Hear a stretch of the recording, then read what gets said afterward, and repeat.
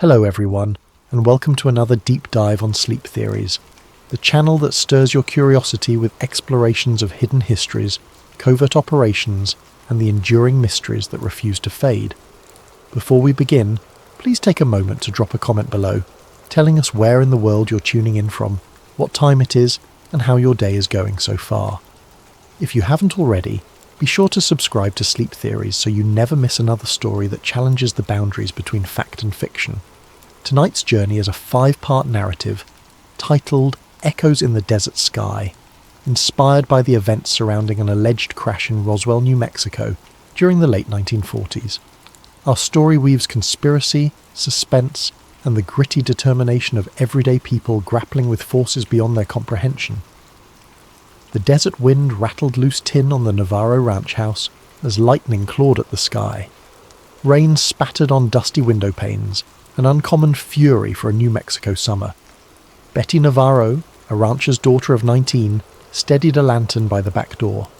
Her father, Miguel Navarro, had hurried out moments ago, muttering about a fierce storm that might spook their livestock. The thunder overhead rumbled, setting Betty's nerves on edge. She paused in the kitchen, about to douse the lantern for a moment's rest, when a flash of brightness cut across the black horizon. Not lightning, but something else. She dashed to the open doorway. A narrow blazing streak arced overhead, sputtering sparks like metal scraping the atmosphere. It vanished behind a ridge just beyond the ranch fields, followed by a bizarre echoing boom. The ground trembled. Betty's heart hammered. Could it be a plane crash? She called out for her father but heard only the storm's roar. Grabbing her slicker, she ran into the rain, scanning the fields for any sign of him. In the distance, an otherworldly glow flickered behind the far fence line. The cattle bellowed in alarm.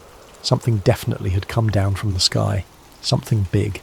It might be debris or wreckage. Gritting her teeth, she pushed through the mud, praying her father was safe. The next morning, word spread through Roswell about a ranch where strange debris had been discovered. Neighbours whispered about metal that bends and then reforms, rumours of symbols etched on scraps. But hours later, the Army Airfield's official statement shifted the story. First, it was said to be a flying disc, then abruptly relabelled a weather balloon. The confusion only fueled speculation. Some insisted the material was too exotic for a mere balloon. Others shrugged it off as a fancy government project. For local folks, it was a passing curiosity, except for those who'd witnessed the lights in the storm. That same day, Daniel "Danny" Cole, an eager junior reporter at the local newspaper, was on the trail of the weirdest assignment of his budding career. He'd heard that Betty Navarro's father had driven into town early, telling a few folks about the odd metal he found in his grazing fields. By the time the army arrived to hush him up, the rumour mill was already blazing. Danny's editor, an older man with a short temper, tossed him a single line of instruction. Go find out if this is news or nonsense. With a pencil behind his ear and a notepad in hand, Danny steered his battered truck toward the Navarro ranch. En route, he spotted a row of army trucks rumbling back to Roswell, tarps covering what appeared to be crates. Odd tension itched at the back of his mind. Why would the military be so secretive about a balloon crash? Arriving at the dusty driveway, he found Betty Navarro standing by a fence, her clothes still stained with mud from the prior night. She eyed him warily, suspecting he might be another official come to strong-arm her father. He introduced himself gently, explaining he was just a local reporter hunting for the truth. That seemed to ease her suspicion. With a tired sigh, she nodded toward the pasture. We're not supposed to talk about it. The army men told us it's classified, but all we want is to understand what happened on our land. Walking alongside Betty, Danny glimpsed the flattened tall grass where something had skidded. A few scorched patches dotted the ground. She recounted how she'd found her father near dawn, staring at twisted shards. He was convinced it wasn't from any typical plane or balloon, like nothing he'd seen in 40 years of ranching. Then soldiers swarmed in, whisked away the wreckage, told him to keep silent or face dire consequences. He now lay in bed, nerves frayed, spouting paranoid worries that he'd be hauled off if he talked. Betty bristled at the thought. He just stumbled on that debris. We're no criminals. She led Danny to a small shed where her father had stashed a single piece he'd pocketed, an L-shaped sliver of dull silver about the size of a paperback. She handed it over with trembling caution. Danny turned it in his hands, marvelling at how lightweight it was. Aluminum, he guessed. But pressing his thumb left no dent. Even repeated attempts to crease it failed. Suddenly Betty took it back, folded it almost in half with surprising ease, then let go, and it snapped back to its original shape. No signs of bending or stress. Danny swallowed hard. This can't be normal metal. From behind them an engine roared, making them jump. The jeep skidded to a stop near the shed. 2 uniformed men hopped out, guns visible at their hips. One barked, "Step away!" "That's government property." They marched over, demanding the piece. Betty clutched it to her chest, her eyes flashing. Danny, pulse racing, tried to calm the situation. "We're just looking, sirs. She's the owner of this ranch." But the men ignored him, forcibly snatching the debris from Betty. They levelled a cold glare. "Stop meddling, or you'll regret it." With that, they drove off in a cloud of dust, leaving Betty trembling in fury. The feeling that something was deeply amiss sank into Danny's gut. That afternoon, a press release from the Army airfield stated unequivocally that the recovered wreckage was a weather balloon. The local sheriff's office parroted the same line. Meanwhile, half the town whispered about flying discs, UFOs, or secret weapon prototypes.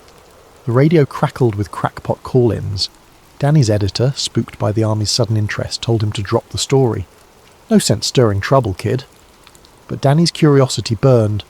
The conflicting accounts, plus the bizarre behaviour of those soldiers, hinted at something bigger. This was no ordinary crash. Back in his small apartment, Danny typed out notes about Betty's testimonies, the odd metal fragment, the ominous warnings. He had no illusions that printing any of it in next morning's edition would be easy. Yet the sense that Roswell was at the centre of a swirling conspiracy made him determined. He needed more angles, more proof. The next step, find out if anyone else had glimpsed the lights or had scraps of wreckage. But as he mulled over names to contact, a knock hammered on his door. Peering through the peephole, he saw 2 strangers in plain suits. He opened the door a crack. One man hissed, "Cole, we know you've been snooping at Navarro's place. Let it go." The second man stepped forward, voice low and menacing. "You didn't see anything unusual. Remember that." Then they left, footsteps echoing in the hallway. Danny's pulse thundered. In one day he'd witnessed a crashed object of unknown origin, encountered bullying soldiers, and now faced intimidation at his own doorstep. He realised that whatever fell in Roswell wasn't just scraps of metal. It might be the key to a story that could upend everything the public had been told. The question was, how far were these unseen forces willing to go to keep a lid on it? And was Danny, a fledgling reporter, brave or foolish enough to push onward? Clutching his notes, he sat on the edge of his bed, mind racing. Something extraordinary had shattered that New Mexico sky last night, and the shadowy efforts to hide it were as real as the desert thunder still rattling in his memory. He decided, I won't be scared off. Tomorrow, he'd dig deeper, step by step, determined to uncover the truth. The day after the men in suits threatened him, Danny Cole woke early, consumed by a sense of purpose. He typed up what he had so far, the unusual debris with shape memory properties, the contradictory official statements, the intimidation attempts. But in rereading it, he realised the piece lacked definitive evidence. A sensational claim needed more than hearsay. He needed additional eyewitnesses or a smoking gun. Without that, his editor would never run the story, and the Army might label him a crank. He headed first to the local sheriff's office, hoping for a chat with the deputy who'd initially tipped him off about the Navarro ranch. The station's waiting area smelled of stale coffee, but the deputy seemed cagey now, eyes darting as he spoke in hushed tones. Look, kid, I told you about the ranch because I figured something smelled fishy, but now folks from the Army in some unknown suits have shown up, telling me to keep quiet. They're using words like national security. The deputy looked genuinely spooked, refusing to say more. Don't drag me deeper into this, Danny. I got a family. With that, the conversation ended. Next, Danny tried visiting local ranchers, who might have glimpsed unusual lights during the thunderstorm. Several admitted hearing a bizarre boom, or seeing flashes that didn't match normal lightning. But none had concrete proof. One ranch hand mumbled about metal scattered across the field, but the Army confiscated everything the next morning. Another said she saw Army trucks hauling large tarps. Still, speculation remained rumour level. Despite the swirl of talk, there was no tangible artefact to show. The net, apparently, had been cast wide. The army seemed determined to erase all physical traces of the crash. As Danny walked down Roswell's main street late that afternoon, a voice hissed from an alley, "Psst! Cole!" He glanced over, startled, to see a tall, lanky figure beckoning. Oliver Grayson, a local recluse known for odd theories about secret government tests. He wore rumpled clothes and clutched a rolled-up sheet of paper. "I have something you'll want to see," he whispered. Danny approached warily. Oliver's eyes darted left and right, as though expecting watchers. Oliver led him to a dingy back room behind a boarded-up photography studio. There, he unrolled the sheet. It was a large negative from a camera, apparently capturing streaks of light in the sky. "Took this the night of the storm," Oliver said, voice trembling with excitement. The negative showed multiple lines, perhaps meteor-like trails, except one line curved oddly, as if under controlled flight. "I was out trying to snap lightning shots. Then I saw these lights. They moved too intelligently to be random." Danny squinted. The negative quality made it difficult to interpret, but it definitely looked peculiar. If real, it might bolster the claim that something extraordinary flew overhead that night. "Why not show the police? Or the paper?" Oliver snorted. "They'd call me a crank. Also, those men in suits rummaged through my place. I barely hid this negative before they arrived. They took everything else." He inhaled shakily. "I know they're covering up something big." That evening, the Roswell Army Airfield held a hasty press conference. Major Harold Tate, a tall, composed officer, took the podium. Beside him, a bland visual display of a weather balloon's diagram was pinned up. Journalists from the local paper asked if the Army still stood by their explanation. Tate nodded gravely. "Yes, we recovered a balloon and related radar reflectors. No evidence suggests anything unusual." He urged citizens to trust official channels, denouncing wild rumours about unknown craft. Danny was in the back, scribbling notes. He saw the tightness in Tate's jaw when asked pointedly about the ranch location, or the rumoured strange metal. Tate repeated the same line. Balloon materials, nothing else. The tension in the room was palpable. Then, in a moment of quiet, Danny asked, "Major, can you confirm you visited or seized property from any civilian homes, like the Navarro Ranch, for purely weather balloon debris?" Tate's eyes flickered. "Those are routine procedures," he replied stiffly. "If folks have mistaken ordinary junk for something else, we clarify and remove what belongs to the government." No further explanation. Over the next few days, Roswell's rumour mill intensified. Some insisted the entire crash was a hoax. Others whispered about little men taken to the base. In local diners, talk alternated between scornful jokes and uneasy speculation. Meanwhile, the army presence around the outskirts grew. Patrols began restricting access to remote desert roads, claiming it was for safety. They're systematically shutting down the story, Danny thought. One morning, Betty Navarro arrived at the newspaper's office, flustered. She explained that her father had been visited again by men in suits, who repeated the weather balloon line and threatened legal trouble if he said otherwise. "He's a proud man, but he's frightened," Betty said, eyes flashing with anger. She placed a battered envelope on Danny's desk. Inside was a second chunk of that bizarre metal. "We'd kept it hidden. I can't just let them stomp on the truth." Danny touched the fragment. Indeed, the same strange properties. He promised to safeguard it. Through a contact at the local airfield, Danny arranged a secret meeting with Dr. Evangeline Parker, rumoured to be an aerospace engineer quietly assisting Major Tate's project. Late one evening, they met in a deserted hangar's shadows. Parker, her face etched with worry, confirmed that the debris was not from any standard balloon or plane. She'd run tests showing unearthly durability and superlight composition, yet official instructions forced her to classify it as common. She felt deeply torn, a sense of duty to her country versus moral unease about perpetuating a lie. She showed him lab notes, incomplete but revealing anomalous chemical structures. "I suspect it's a technology we can't replicate with known alloys," she whispered. "But if I speak openly, I'm done, possibly imprisoned." Danny gulped. "So the army's lying, systematically?" Parker nodded. "They claim it's to prevent mass hysteria or foreign exploitation, but it's bigger than that. They might be dissecting something that rewrites everything we know about flight." She urged him to be cautious. As dawn neared, Dr. Parker disappeared into the gloom, leaving Danny reeling. Advanced metal, reverse engineering. The puzzle pieces aligned. The army's clampdown was more than mere pride or embarrassment. They wanted to harness an unearthly find. Could it truly be from beyond Earth, or was it advanced domestic tech? Regardless, the secrecy suggested a massive conspiracy. With Oliver Grayson's photograph, Betty's second metal piece, and Dr. Parker's hints, Danny now had potential proof. Yet he felt watchers behind every corner. Each phone call crackled suspiciously.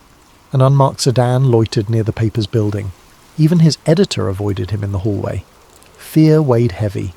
If Danny published, would these men in suits escalate? Could he vanish like some folks rumoured? At midnight in his cramped apartment, Danny typed a draft article titled "Debris in the Desert, More Than a Balloon." He included everything: the rancher testimonies, the inexplicable metal, Oliver's photograph, Parker's anonymised statements. He planned to show it to the editor in the morning. If only I can get the paper to run it. But something told him the next 24 hours would decide whether the truth saw daylight or was buried deeper than the desert dunes. He slept fitfully, the hush of late-night Roswell broken only by the soft hum of passing military vehicles, an ominous lullaby that underscored how close he stood to something bigger than he'd ever imagined. The next morning, Daniel Cole arrived at the paper with a glimmer of hope, only to discover the editor's door locked and a meeting in progress sign. Murmuring voices leaked through. It sounded like the editor was speaking with men who had crisp, authoritative tones. Danny knocked once, hesitated. The door cracked open. A grey-suited man with cold eyes peered out. "We'll be done soon," he said icily. 5 minutes later, both men brushed past Danny without a glance, disappearing down the corridor. Danny entered the office to find his editor, sweaty and shaken, rummaging through some papers. "Kid," the editor began, voice trembling, "I can't run your piece. These, army reps said it's national security. They threatened legal action if we print speculation." Danny's protest died in his throat, seeing the fear in the older man's eyes. He realised the story was effectively blacklisted from local press. "I'm sorry," the editor added quietly, refusing to meet Danny's gaze. "Write about anything else you want, just not this." With the local newspaper gagged, Danny's frustration peaked. That afternoon he found Oliver Grayson hunched in a corner booth at a dusty cafe. The frantic man shoved an envelope across the table, negatives from the prior night's attempt at photographing new lights. "Look at these," Oliver whispered, eyes darting. "I spotted more strange aerial objects over the ranch region, different from standard planes. I tried to call the radio station, but they brushed me off. The local press is compromised. We got to go bigger national." Danny studied the negatives in the dim cafe light. They were faint, but some lines indeed suggested unusual flight patterns. Could be illusions, but combined with Dr. Parker's statements and the metal shard, it formed a mosaic of evidence. "We might have to contact a bigger outlet," Danny said, nodding, "but the army's already breathing down my neck." Oliver shrugged, fear glimmering. "They'll destroy me if they find out. But if we do nothing, they'll bury the truth forever." That night, Danny typed a detailed account from home, 8 pages typed single-spaced, hoping to mail it to a national wire service. The phone rang near midnight. He answered groggily. Static hissed. Then a mechanical-sounding voice said, "We see your typewriter blazing. Stop, or the next knock you hear won't be so polite." The line went dead. Adrenaline spiked. He dashed to his window, peering outside. Sure enough, a dark sedan idled across the street. This was an escalation. They were tapping his calls. I need to vanish if I want to get this out safely, he realised. He stuffed the typed pages, plus Oliver's negative prints, plus Betty's second metal shard into a satchel. Then he wrote a quick note to Betty, telling her to meet him at a deserted gas station near the highway at dawn. After a sleepless night, he quietly slipped out before sunrise. The sedan was still there, but the occupant apparently dozed off, or so Danny hoped. He guided his battered truck onto the dusty roads, heart pounding. At the designated spot, Betty arrived in her father's old pickup. She looked anxious, hair tied back. They compared notes. She'd had more visits from stoic men claiming the family best remain silent. They demanded the last piece of debris. She'd feigned ignorance. "We have to get this to someone who'll help," she said. "But who?" Danny decided to contact Dr. Evangeline Parker again. Maybe she had scientific colleagues outside the region who'd verify the artifact's authenticity. Betty agreed. They set out to find Parker at a secret location, a friend of a friend's empty barn on the outskirts, where Parker occasionally retreated for privacy. The drive felt surreal, desert wind whistling past. Both half expected a military checkpoint at any moment. They found Parker waiting in the barn's shadowy interior, eyes shadowed with fatigue. She had news. The base was intensifying its security. Major Tate was rumoured to have formed a special unit to track subversive elements in Roswell. She also claimed she'd seen glimpses of a second site where more debris had been stored, and possibly biological materials. She refused to elaborate, but her haunted expression said it all. "I'm done playing along," Parker murmured, scanning the artifact shard Betty extended. "We need to publish proof, or history might rewrite itself as a trivial balloon incident." Just then, a booming voice rang out. "Freeze!" A group of uniformed soldiers, led by none other than Major Harold Tate himself, emerged from behind bales of hay, their rifles aimed unwaveringly. The trio, Danny, Betty, Parker, raised their hands in alarm. Tate's eyes glinted with cold triumph. "Breaking onto private property, conspiring to steal government assets, you're all in serious trouble." He nodded at a subordinate who grabbed the metal shard from Parker's hands, sealed it in a pouch. Danny's breath caught. "We're simply verifying the truth, Major. You have no right." Tate cut him off with a sneer. "I have every right. This is a matter of national security. You meddle beyond your depth. People who push too far in matters like these often vanish." Betty bristled, fists clenched, but a soldier pointed a gun barrel her way. She glared silently. Tate motioned for them to be bound with zip ties. Another soldier rummaged through Danny's satchel, extracting the typed documents and Oliver's negatives. Tate eyed them, mouth twisting in disgust. "You journalists think you can decide what's best for the public. Sometimes they must be protected from truths that so panic." He gestured for a nearby soldier to confiscate everything. As Danny was shoved to the ground, he glimpsed Parker trying to maintain composure. She locked eyes with him. Some quiet signal passed between them. Then, unexpectedly, an old caretaker from the barn area stepped in, feigning confusion, stumbling with a lantern that spilled oil, igniting a small flame on the dusty floor. Soldiers panicked, distracted by the sudden smoke and possible barn fire. In the chaos, Parker lunged, snatching a single negative from the soldier's hand. She tucked it into her coat. Another swirl of dust, and the caretaker yanked a side door open, beckoning the captives to flee. Disoriented, Tate barked orders to secure the perimeter, but the smoke gave Danny, Betty and Parker precious seconds. They scrambled out the side door, stumbling across the yard to Betty's truck. Shots rang out, bullets whining overhead. Parker slid into the back, Danny hopped in the passenger seat. Betty gunned the engine, tires spewing gravel as they roared away. Soldiers tried to chase them on foot, but the swirling desert dust obscured the pursuit. In the rearview mirror, Danny saw Tate's furious silhouette receding into the haze. Once they were miles away, hearts pounding, they pulled the truck onto a sidetrack. Parker breathlessly produced that single negative she'd saved. It's not everything, but it's something. She rummaged in her pocket, revealing a crumpled note she'd scribbled about the chain of custody for this exotic metal. A hush fell. They'd lost most of their evidence, again, but they still had enough for a partial exposé, especially with Parker's direct testimony. "We have to leave Roswell," Parker said quietly. "Tate will lock the town down searching for us. The only way is to get these documents to an outside journalist or radio station that's not under their thumb." Betty swallowed, gazing at the desert horizon. "If we vanish, who takes care of my father? The ranch?" Danny placed a reassuring hand on her shoulder. "We'll come back once this is out in the open, but right now, we either reveal it or watch it get buried." Parker nodded resolutely, glancing at the negative. "Let's drive. I know a contact in Santa Fe who might help." And so they set off, headlights cutting through the twilight. The net around them had never been tighter, but they still had one path forward. Gather allies beyond Roswell's borders, show the world a glimmer of the truth, and hope it would spark the unstoppable question: what really happened in the desert sky?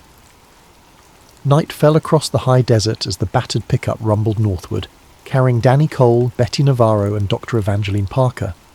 They kept to back roads, skirting major highways where military checkpoints might lurk. The hush was broken only by the whir of the engine and the trio's tense whispers about next steps. Parker clutched the negative and her partial notes like lifelines, conscious that each piece of evidence could vanish with one ill-timed ambush. They arrived in Santa Fe near midnight, parking behind a nondescript boarding house. Dr. Parker led them to a second-floor room lit dimly by a single lamp. Inside waited Hank Beringer, an ex-war correspondent turned freelance journalist known for publishing controversial exposés. Parker had met him briefly at a scientific conference and knew he had a penchant for stirring trouble. He listened wide-eyed as they recounted the Navarro's ranch debris, the Army's hush campaign, Oliver Grayson's photo negatives, and the persistent threats from Major Tate. Hank rubbed his stubble, glancing through the negative. "You sure about the unearthly angle?" he asked, sceptical. Parker offered a battered envelope containing her scribbled analysis of the debris' extraordinary properties. "I can't claim it's alien," she clarified, "but the composition defies known alloys. We suspect the official line is a cover for advanced tech. Possibly foreign, possibly beyond anything we've seen." Hank's eyes flickered. He sensed a goldmine of a story, yet fear tempered his excitement. "This is bigger than a typical scoop. You realise the consequences if they've decided this is top secret." Betty exhaled. "We do, but we can't let them intimidate the entire region. My father's ill, my ranch is crawling with men who bark classified at every turn. People deserve the truth." Hank suggested an immediate plan. Broadcast a shortwave radio bulletin at dawn to a friendly station, then telegram certain national newspapers. "I know some folks in Chicago who might run it if I vouch for authenticity," he mused. That way, the story would break faster than the Army could muzzle it. But the group also realised that if the Army got wind of their location, they might be raided any moment. They set watch shifts, snatching brief hours of restless sleep. At dawn, the group used Hank's radio set to contact a small independent station on the west coast. Parker spoke carefully, summarising, "Unidentified debris, not consistent with weather balloons, suppressed by local authorities, eyewitness intimidation." The station's operator sounded astonished, promising to broadcast snippets soon. Meanwhile, Hank drafted a telegram to a Chicago desk editor, hinting at Roswell fiasco unravelling, unearthly materials confirmed. He left out direct mention of aliens to keep it credible. Then, the group braced themselves. If the cavalry was coming, it'd be soon. They didn't wait long. Mid-morning, a knock rattled the boarding house door, tension spiked. But when Betty cracked it open, it was Oliver Grayson, dusty and dishevelled. He'd hitchhiked after escaping another ransacking of his place, surmising they might have fled to Santa Fe. In his satchel was a battered film canister. "A second set of the best negatives," he wheezed, chest-heaving. "I stashed them in an abandoned well. Good thing, because men came at dawn, turning my place upside down." Oliver's images depicted not just the original streaking lights, but subsequent late-night captures of more patrol flights, possibly the Army searching or retrieving more fragments. "This is proof they're conducting operations out there," Oliver insisted. Hank carefully examined the negatives, nodding. "We can incorporate these into the telegram, combine them with Parker's data to form a cohesive angle. The Army found advanced debris, is conducting covert retrieval, lying about it." Before they could finalise the story, Parker's face fell. She confided that while analysing the material at the base, she'd overheard rumours of a body, some alleged occupant discovered at the crash site.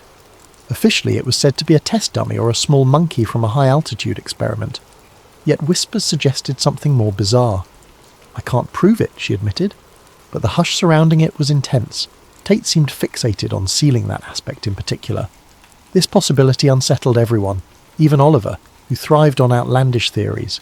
If a body, human or otherwise, existed, the cover-up stakes skyrocketed. "Now we're dealing with cosmic-level secrets," Oliver breathed. Betty, however, maintained composure. "We share only what we can verify.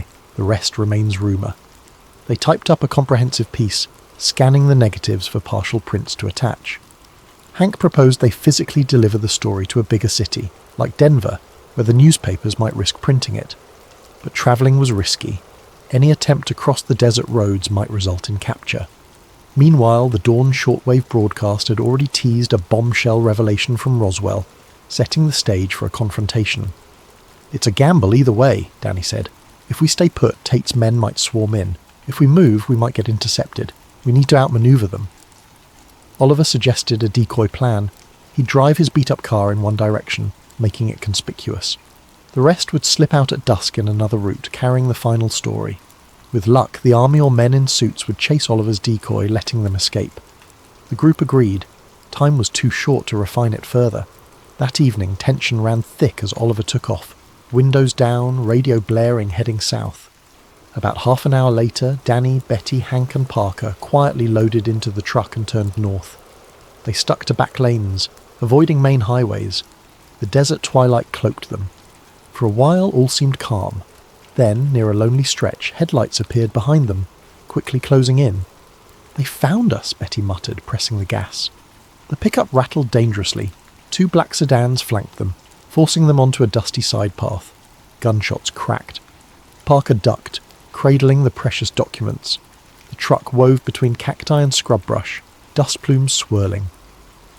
Betty proved an adept driver, swerving at high speeds. The sedans lost traction in the shifting sand, sliding. The truck seized that gap, bounding over a small ravine. The chassis groaned, but held. In the rearview mirror, Danny saw the sedans come to a halt, one stuck in the gully. The men leaped out, shouting, but the truck kept rolling away. Through it all, Hank clutched the seat, white-knuckled, muttering curses under his breath. At last, they rejoined a firmer dirt road. The headlights behind them had vanished. Each occupant exhaled in relief. They pressed on under starlight, aiming for a safe haven rumoured to be a small printing press in the next county. Somebody who might put out a short-run publication, or at least forward their story to a national wire. The sense of dread lingered, but they had come too far to turn back. With every mile, the major pieces of the puzzle, fragments, photos, testimonies, burned in Danny's mind. If they succeeded, the official narrative might shatter. If they failed, the army would bury this story once and for all. In that moment, Danny realised how razor-thin their advantage was. They had the story that could change everything, but that truth carried a heavy cost. Recalling the crashed object's memory metal and the hush around rumoured occupants, he wondered if the public was truly ready. Yet he believed people deserved to decide for themselves, no matter how extraordinary. "We're nearly there," he thought, gripping the satchel. Soon, they'd stand at a press that might finally echo the real events from the desert sky. But fate still had a few moves left in this dangerous game. Under the faint glow of dawn, the pickup rattled into the modest farm where a small independent press was rumoured to operate. An old barn doubled as a printing workspace. The owner, Miriam Solis, greeted them with wary eyes. She'd heard rumours of mysterious soldiers roaming the countryside, but agreed to help, if it truly was as urgent as they claimed. Dr. Parker, with all the seriousness an aerospace engineer could muster, affirmed they carried evidence of an unprecedented find and an active cover-up. Miriam sighed, sensing their desperation. "I can set type for a short print run," she said, "but distributing it widely might be tricky." They hauled in the battered documents and the partial negatives. Hank began writing a final introduction that framed the story for an outsider.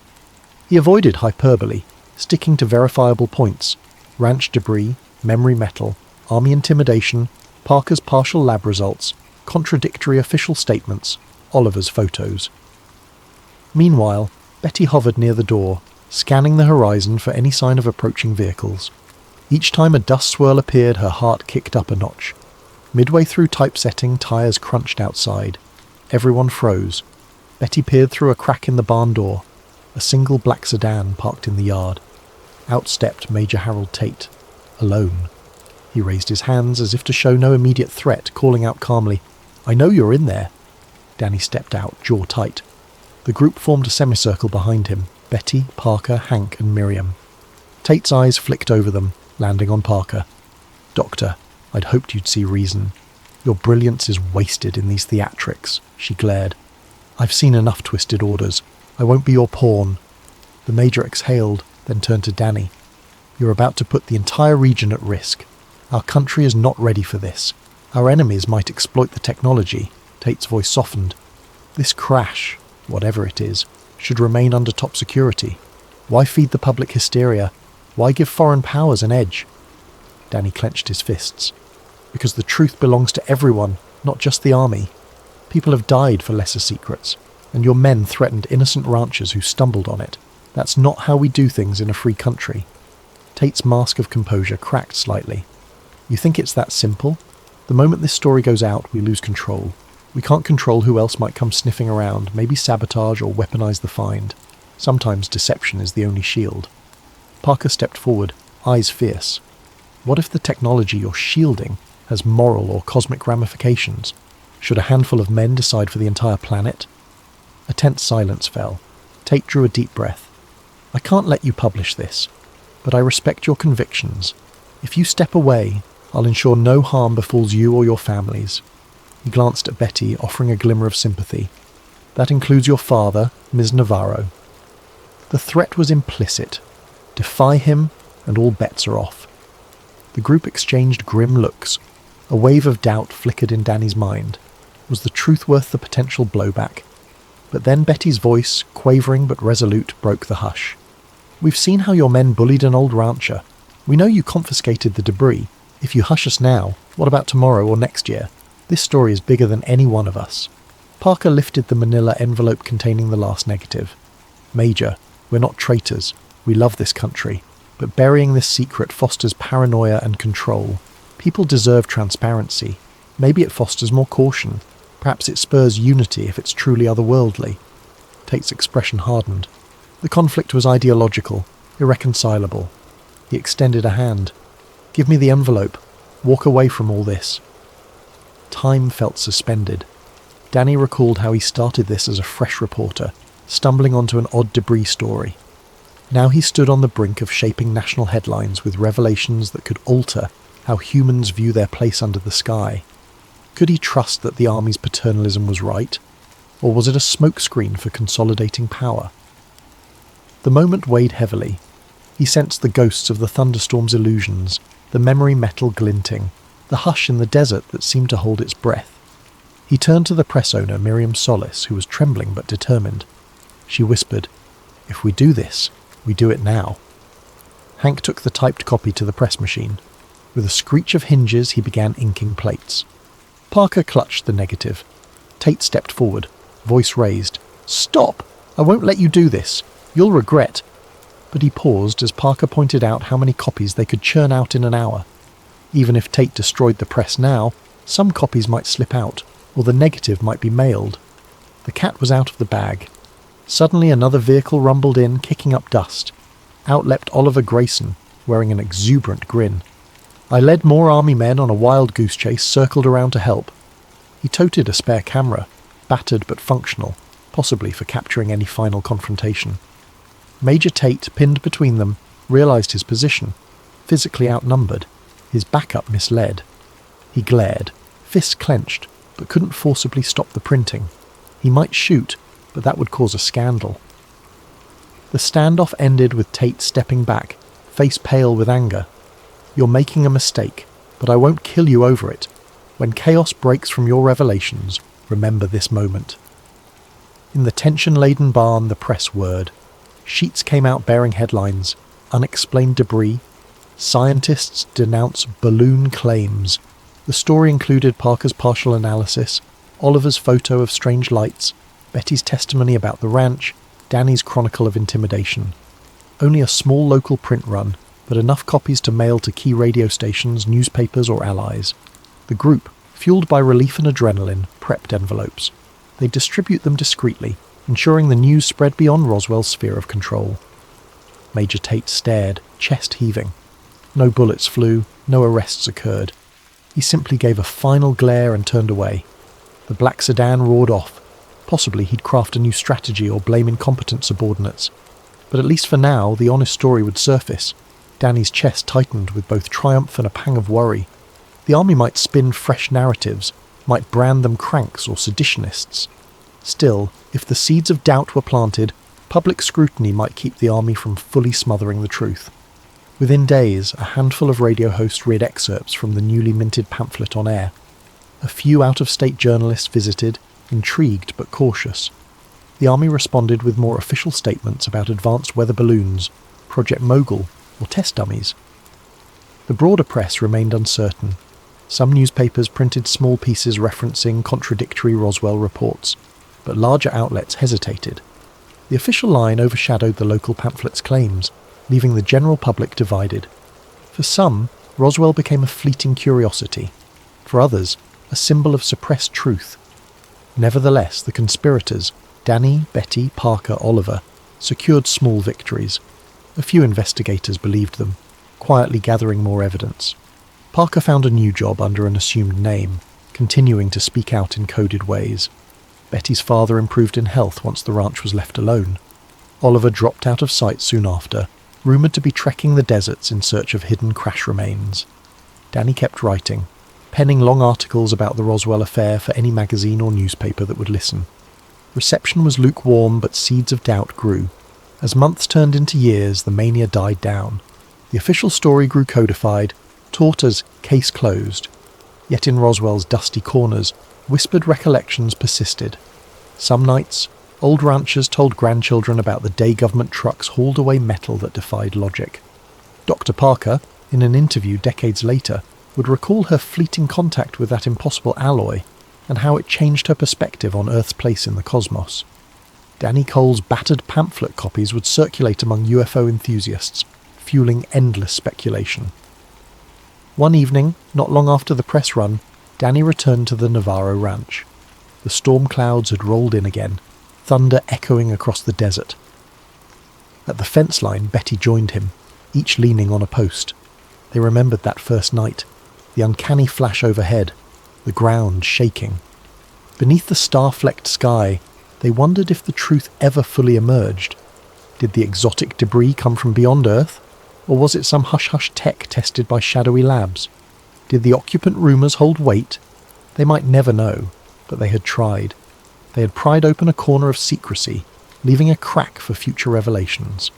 In the hush of that desert evening, an odd hush reminiscent of the calm before a storm, they felt the weight of what they'd ignited. The official narrative might stand for decades, but the real story lived on in these few who had touched the impossible. Echoes in the desert sky lingered, beyond disclaimers, and for those who cared to look, the dusty roads near Roswell still whispered that something extraordinary once fell from above, and the effort to hide it was equally extraordinary. In the end, the story's impact was measured less by immediate media frenzy than by the subtle shift in public imagination. The seeds of suspicion and wonder blossomed into modern UFO lore. Others would pick up the thread, investigating anew. Through it all, the desert wind carried the memory of lightning-scorched nights and metals that wouldn't break. A silent testament that sometimes, in the quiet corners of the earth, bigger truths loom than any single cover-up can fully silence.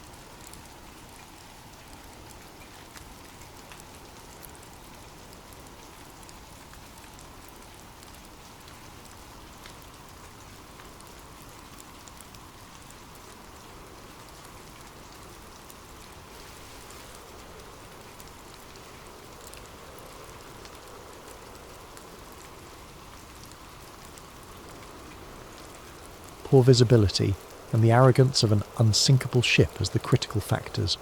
Yet, there have been whispers, hushed speculations about switched ships, potential insurance fraud, rivalries among wealthy men on board, or even bizarre sabotage. Over time, these theories have grown more elaborate. In the story you're about to hear, we'll follow one young man's inexplicable journey from an ordinary life into a realm of dark secrets hidden deep within government files and naval records. It is a journey that will ultimately change him forever. Our main character, Jonah Whitfield, was never a conspiracy buff. He was a rational thinker with dreams shaped not by ghost stories or rumours, but by a sense of duty and a longing for adventure. For him, the Navy represented a chance to see the world, to prove himself, and to uphold a legacy of service that stretched back generations in his family. Little did he know that in the bowels of an old storage room at a naval base, he would stumble upon fragments of information that pointed to a version of the Titanic disaster far more convoluted than he ever imagined. You will follow Jonah as curiosity ensnares him as he attempts to separate fact from fiction. You will see how a single decision, opening a file he was never meant to see, becomes the spark that ignites the fuse of his destiny. Of course, this story is fiction. Or is it? Legends spring from kernels of truth after all. Perhaps all conspiracies do. We ask ourselves, how many hidden documents rest in quiet corners of governmental archives, never meant to see the light of day? Could the Titanic's sinking have been orchestrated for financial gain, or to eliminate certain wealthy individuals who were obstacles to powerful interests? Accounts vary, but the question remains, why do stories like these continue to persist, generation after generation? Is it because we suspect that official records only tell part of the story? That question, dear listener, is yours to consider tonight. As you relax in bed, commuting to work, or simply unwinding at home, Let yourself be drawn into the hidden corridors of Jonah's world. Let your imagination wander through sealed doors and dusty filing cabinets where skeletons of history might still reside. Above all, enjoy this journey into the unknown, one that weaves threads of historical speculation, espionage, and the unwavering human search for truth. Again, if you're new here, remember to comment your location and local time below, and subscribe to Sleep Theories for more stories that challenge the boundaries of what we accept as factual. Let us know your thoughts after you've finished listening or reading, but for now, dim the lights, get comfortable, and allow yourself to drift into the haunting possibilities surrounding the RMS Titanic's untimely demise. Welcome to a tale that merges the fervour of curiosity with the unyielding grip of secrecy, one that may leave you pondering whether some truths are better left buried at the bottom of the sea. Now, let us begin. Jonah Whitfield had grown up listening to his grandfather's stories of the sea, not fairy tales or legends, mind you. His grandfather, a retired naval officer, was far too practical for that. Instead, he spoke of harrowing rescue missions in stormy oceans, the camaraderie of sailors bound by duty, and the quiet moments staring out over endless waves, feeling at once tiny and limitless. Those stories shaped Jonah's boyhood dreams. By the time he turned 18, the stinging smell of salt air and the disciplined life aboard a ship beckoned him more strongly than any college or civilian job could. So it came as no surprise to anyone when Jonah enlisted in the Navy. Boot camp was everything Jonah expected. Physical rigours, mental challenges, and the forging of lifelong bonds. His fascination with maritime history deepened whenever he had spare time. He pored over naval records, read about famous admirals, and studied old ships that had shaped the course of warfare and commerce over centuries. There was a sense of continuity there, a feeling that by joining the Navy, he had become part of a lineage that stretched back through time, connecting him with maritime heroes and tragedies alike. Jonah's thirst for history led him into off-duty research projects whenever he was stationed at a base with a decent library. He'd stay late, flipping through references about everything from Nelson's victory to obscure World War II submarines. That's how, in the quiet recesses of the Stonebridge Naval Base's archives, he first encountered a locked steel cabinet marked simply with stenciled letters, SS Files, Restricted. The red tape was thick. He had no clearance to open it. But there it stood, tempting him with the possibility of secrets just out of reach. He learned from a passing remark that SS might stand for Secret Service or Special Studies or maybe even ship secrets. The rumour mill churned half a dozen guesses. Despite the curiosity, Jonah had no intentions of prying. After all, a sealed cabinet in a restricted corner of the archives was none of his business, and one misstep could jeopardise his Navy career. He had worked too hard to be reckless, but fate sometimes has a way of unravelling the best of intentions. Late one evening, after finishing a logistics inventory assignment, Jonah noticed the base archivist struggling with stacks of documents. Being helpful by nature, he offered to assist in carting the boxes back to storage. The archivist, a weary woman in her 50s named Gladys, gratefully accepted. In the course of shelving them, Jonah realised the boxes were going on the same aisle as that mysterious steel cabinet. That was how he found out the archivist possessed a special key. A minute later, as they were sorting the new materials, the overhead lights flickered, an all-too-common glitch at Stonebridge. Gladys set the key down on a nearby shelf to fiddle with the fuse box, leaving Jonah momentarily alone with that cabinet's looming presence. He wouldn't have considered it, but something about the hush of the corridor, the glint of the key, and the memory of his father's cautionary words, "Sometimes you have to open a door to see if it should remain closed," kindled a spark inside him. Jonah was no thief, yet, against his better judgment, he lifted the key from the shelf and tried it on the cabinet's lock. A loud click startled him. His heart pounded. Time felt suspended as he swung the heavy door open. There were folders, some labelled by ship names he didn't recognise, others by cryptic code names. The label that caught his eye in the second drawer made his breath catch. RMS Titanic, Restricted.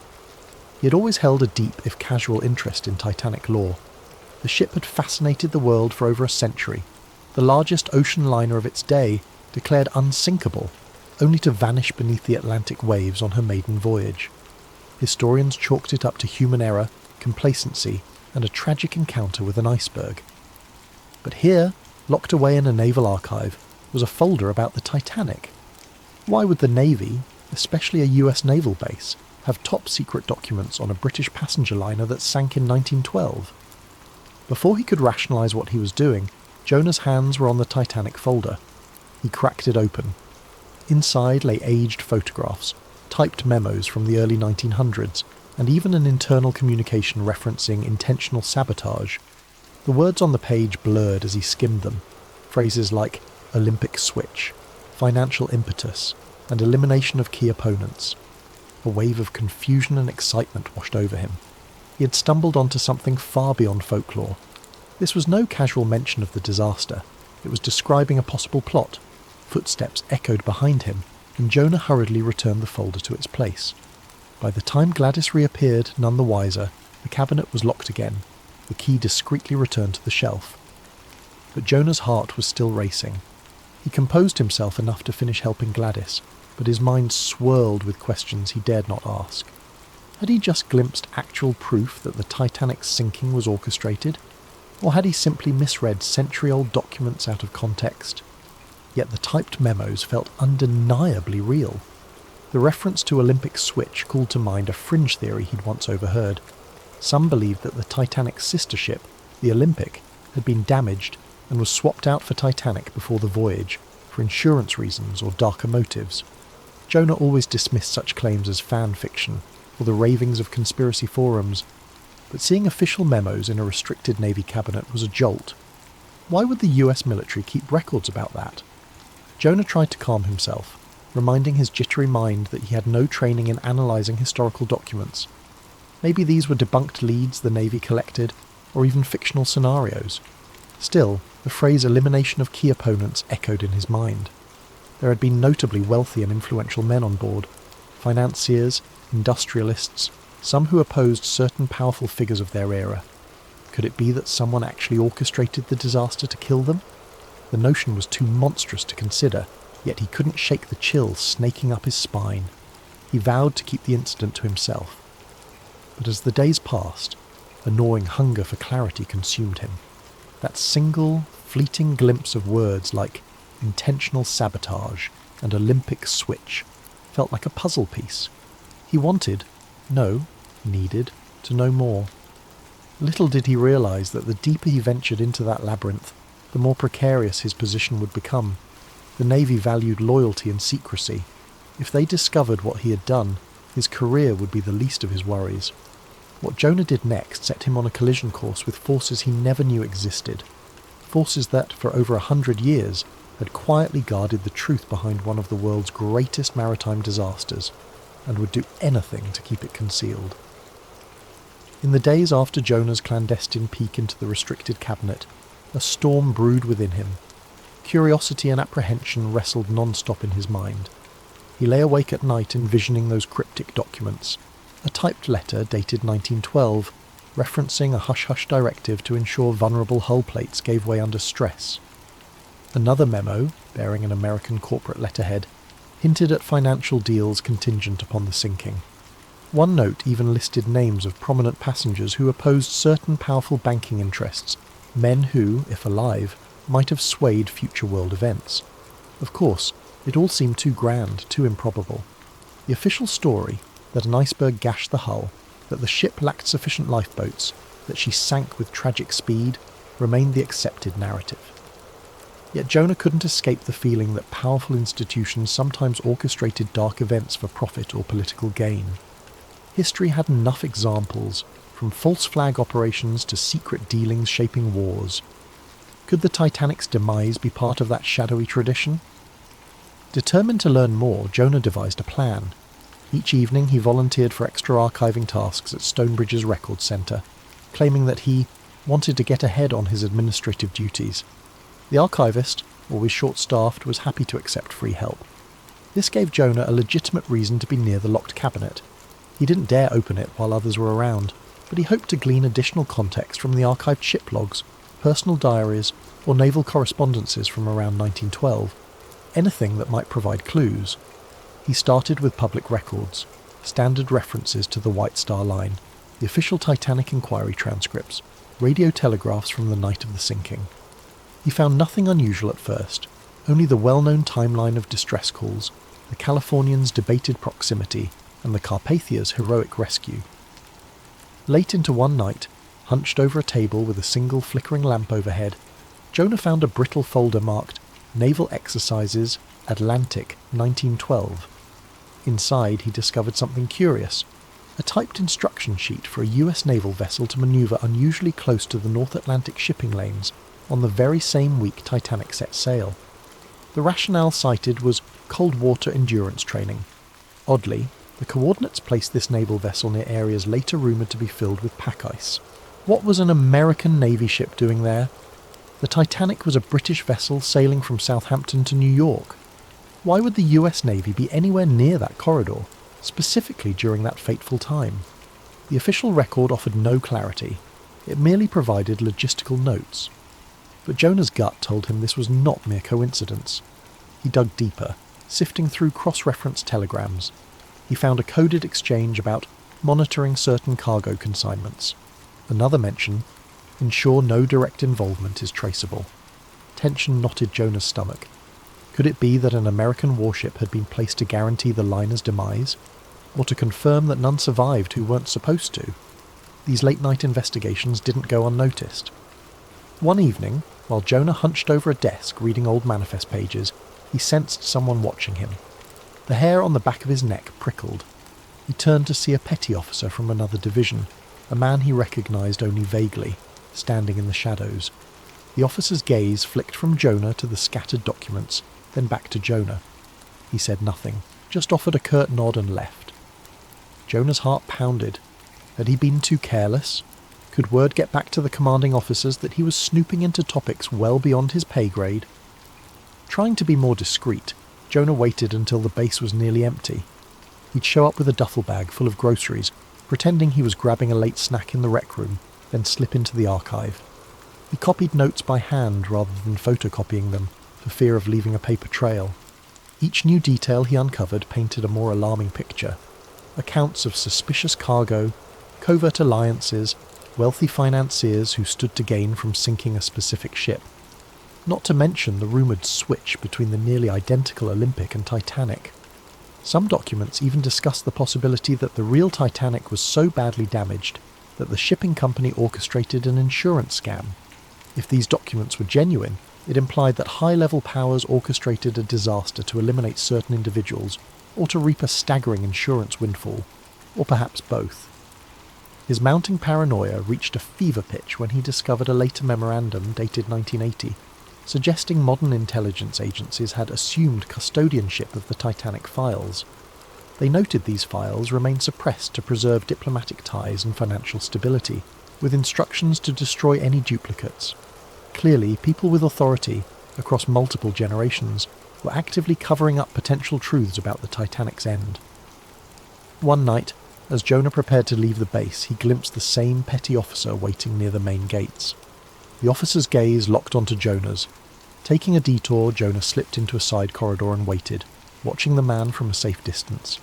After a few moments, the man spoke quietly into a cell phone, then walked off. Jonah exhaled, dread coiling in his chest. He realised he was under surveillance. Perhaps they suspected he was rummaging in the restricted files.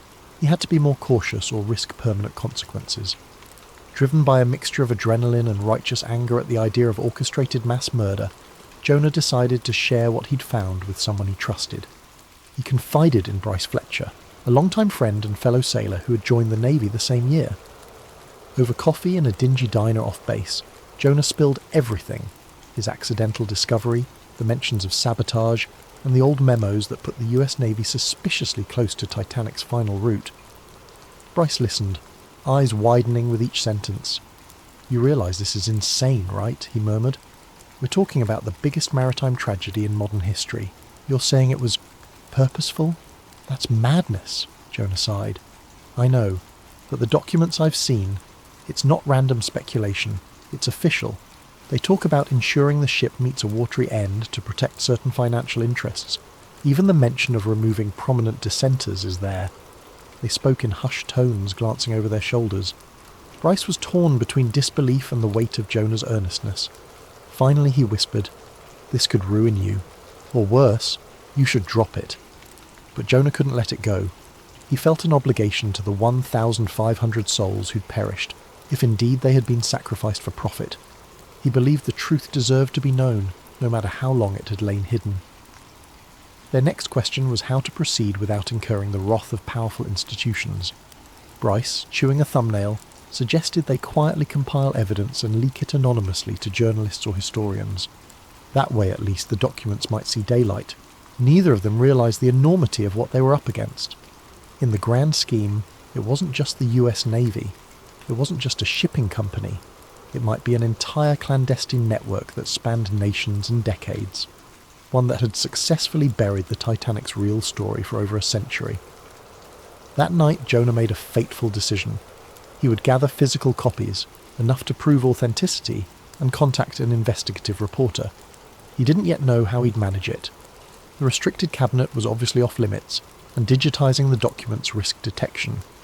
But the idea of doing nothing, of letting the lies remain entombed in watery secrecy, felt unbearable.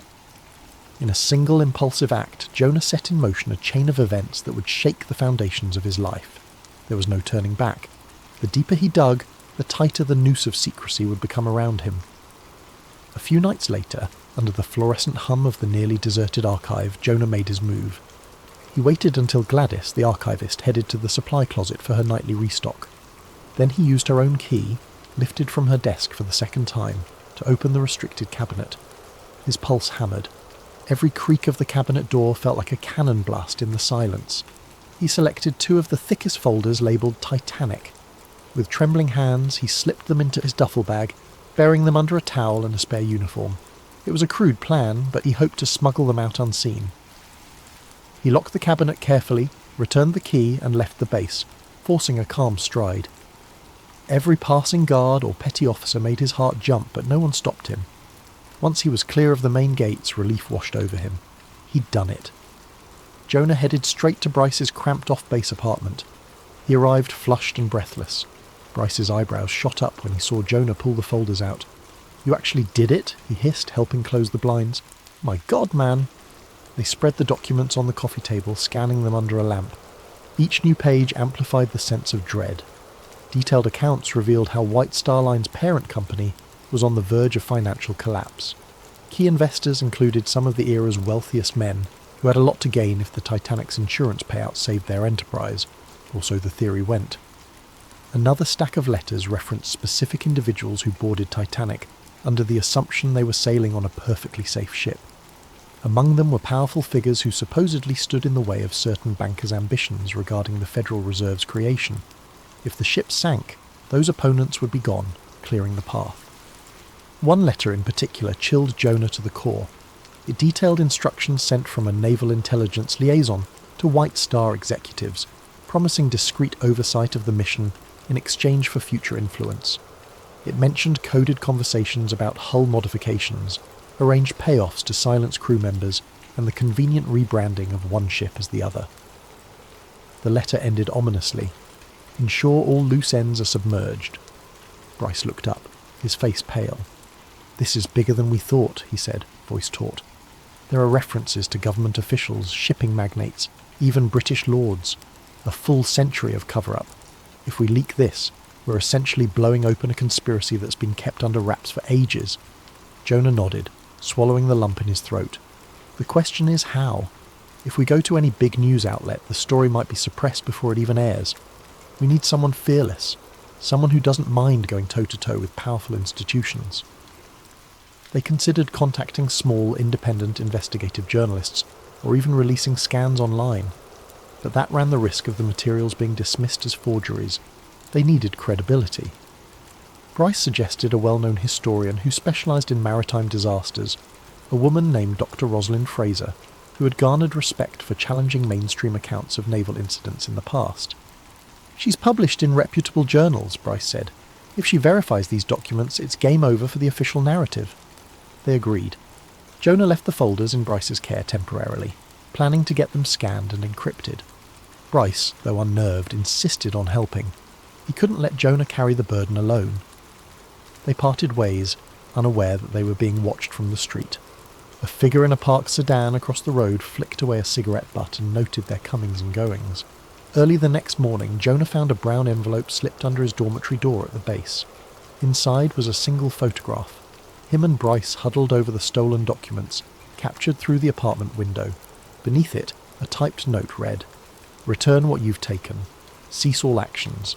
This is your only warning." A chill lanced through him. Someone had followed him, spied on him, documented the theft. He felt the walls closing in. Was it naval intelligence? Some private agency on retainer to old money families? Panicking, he rushed to Bryce's place only to find the door kicked in, furniture overturned. Bryce was gone. So were the documents. Jonah's heart thundered. There were no signs of Bryce or any explanation, just a ransacked apartment. He called Bryce's phone repeatedly, but it went straight to voicemail. Jonah felt numb. Had they taken Bryce? Or had Bryce fled? Searching the wrecked living room, he found Bryce's scanning equipment smashed, the laptop missing. The only clue left behind was a single scrap of paper pinned to the wall with a knife. "You've been warned." His mind raced with horrifying possibilities. He considered going to base security, but what if they were compromised? If this conspiracy extended to the higher-ups, he'd be handing himself over to the enemy. Instead, Jonah decided to call Dr. Rosalind Fraser. Bryce had jotted her phone number down on a notepad earlier. She answered on the third ring, her tone wary. Jonah introduced himself in a rush, explaining that he had crucial documents regarding the Titanic's sinking.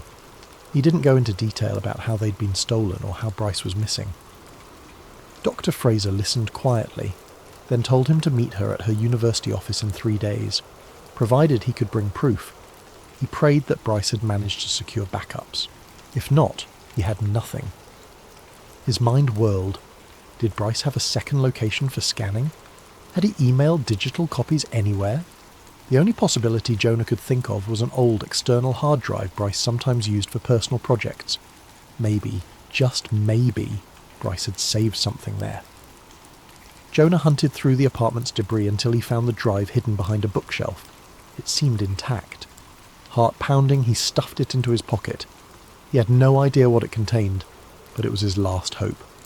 As he exited the building, the floorboards squeaked behind him.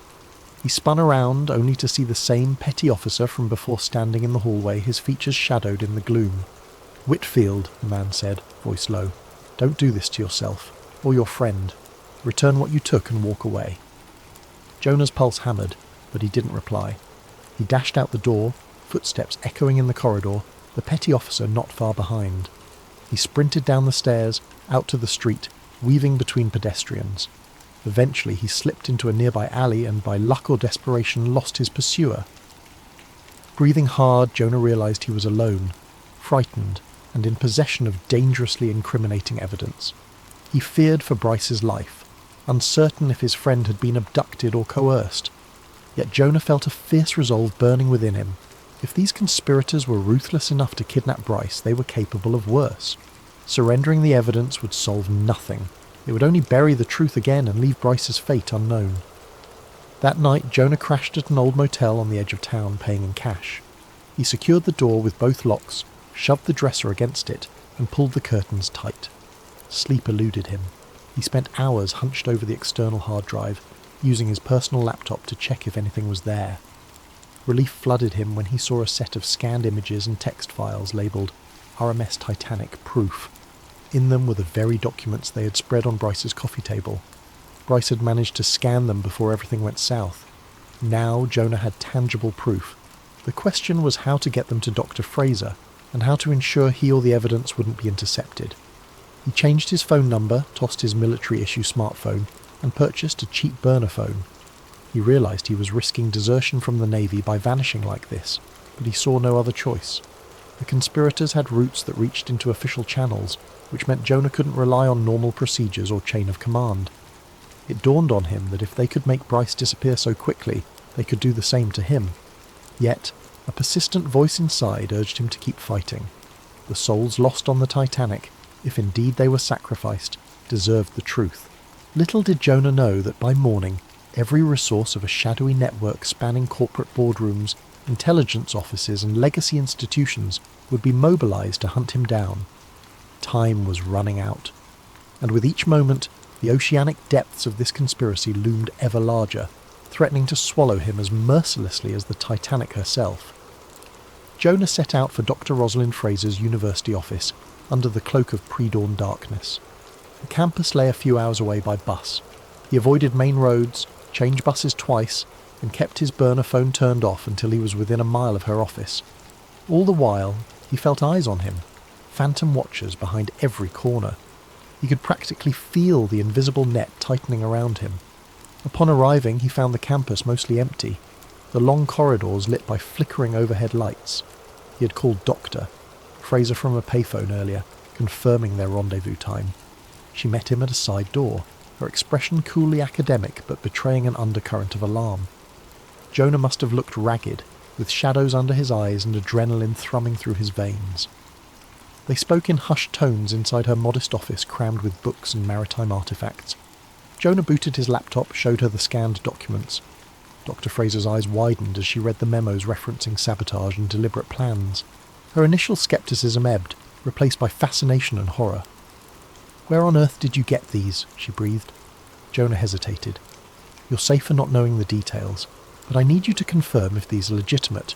If they are, I want the world to know." She nodded gravely, pulling out her reading glasses. For the next hour she pored over each scanned page, cross-checking signatures and letterheads with reference materials in her extensive library. Occasionally she would mutter something like, "This watermark, I recognise it from early 20th century White Star documents," or "This phrase matches the formal naval style of the 1910s. The further she delved, the more her hands seemed to tremble. Finally Dr. Fraser looked up. "In my professional opinion," she said, her voice hushed, "these documents are authentic. Some of the letterheads and ciphers I've never seen before, but they align with archival references. It's potentially the most explosive revelation about the Titanic in a century. If the public sees these, it could rewrite maritime history." Jonah nodded, a swirl of relief and dread. "So you'll help me reveal them?" She took a long breath. "I will, but we must do this carefully. If these are real, then whoever's guarded this secret for so long won't hesitate to silence us." Before Jonah could respond, a thunderous crash broke the silence. The office door splintered as two men in dark suits forced their way in. One brandished a gun. Dr. Fraser gasped. Jonah dove for the laptop, but the nearest intruder's foot slammed down on his wrist, pinning him to the floor. "Don't move!" the man snarled. Jonah struggled, adrenaline surging, but the second intruder aimed the gun at Dr. Fraser. She froze. "You don't understand," Jonah managed. "The world needs to know," the gunman sneered. "The world needs to remain stable, and you're endangering that." With that, the man snatched Jonah's laptop. The other rummaged through Dr. Fraser's desk, seizing her phone, notebooks, anything that might contain a copy of the files. She tried to protest, but he shoved her roughly into a chair. "Let her go!" Jonah shouted, struggling beneath the intruder's weight on his wrist. Dr. Fraser's voice shook with anger. "You can't silence history forever," she spat. The gunman's gaze flicked from her to Jonah. "Keep talking, and we'll see how quickly your academic career comes to an end, along with everything else." Jonah mustered his courage. "What did you do with Bryce Fletcher? Where is he?" The intruders exchanged a glance. "Not your concern anymore," the man pinning him growled. Then, as swiftly as they came, they backed out of the office, carrying Jonah's laptop and Dr. Fraser's materials. One man kept the weapon trained on them while the other slammed the battered door behind them. For a moment, Jonah and Dr. Fraser sat in stunned silence. Then Jonah yanked open the desk drawer where he'd put the external drive. It was gone. They'd taken it. All the physical evidence Jonah had left was now in the hands of those determined to bury it. Dr. Fraser's eyes glistened with unshed tears.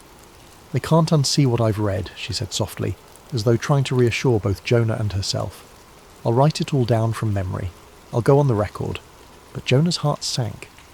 No official channel would believe her without the documents, especially when wealthy, powerful forces denied the story. He could feel the precarious nature of their position. "They'll discredit you," he said, voice shaking. "They'll claim you're a fraud or you fabricated evidence, and they'll come after you again." Dr. Fraser gripped the arms of her chair, knuckles white. "So be it. The truth matters." Yet Jonah wasn't sure how far they could take it before meeting an even grimmer fate. He thought of Bryce, kidnapped, killed, or coerced, perhaps locked away in some black site. The hopelessness gnawed at him. From the hallway came a fresh commotion, raised voices, footsteps pounding. Another set of men in uniform burst into the office, led by the petty officer who'd tailed Jonah before. Without a word, they seized Jonah by the arms.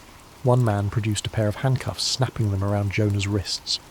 "Jonah Whitfield, you're under arrest for theft of classified materials and desertion," declared the petty officer in a wooden tone. "You will come with us." Dr. Fraser stood, outraged. "He's no criminal. He's—" The petty officer's eyes narrowed. "Stay out of this, man, unless you want to be charged with conspiracy to commit espionage." Jonah, handcuffed and powerless, felt Dr. Fraser's desperate gaze follow him as he was dragged away. He wished he could offer words of comfort or defiance, but the weight of the situation pressed on him like a 1,000-ton hull. If these men were following direct orders from the very conspirators he sought to expose, then Jonah was about to vanish into the labyrinth of clandestine detention, just like Bryce. They hustled him out of the building into a waiting black SUV. As it peeled away, Jonah caught one last glimpse of Dr. Fraser standing in the doorway, dishevelled and frightened, but resolute. He prayed she would keep fighting, though he feared for her safety. The ride felt surreal. Jonah's mind raced, recalling every detail of the stolen documents, every mention of sabotage or financial motive that had led to the Titanic's sinking. He swore he would never forget. But memory alone wasn't enough. He needed the evidence to prove it, and now that evidence belonged to people who would bury it deeper than the ocean floor. Eventually the SUV drove into a naval yard, past multiple security checkpoints. Jonah's attempts to question his captors met with silence.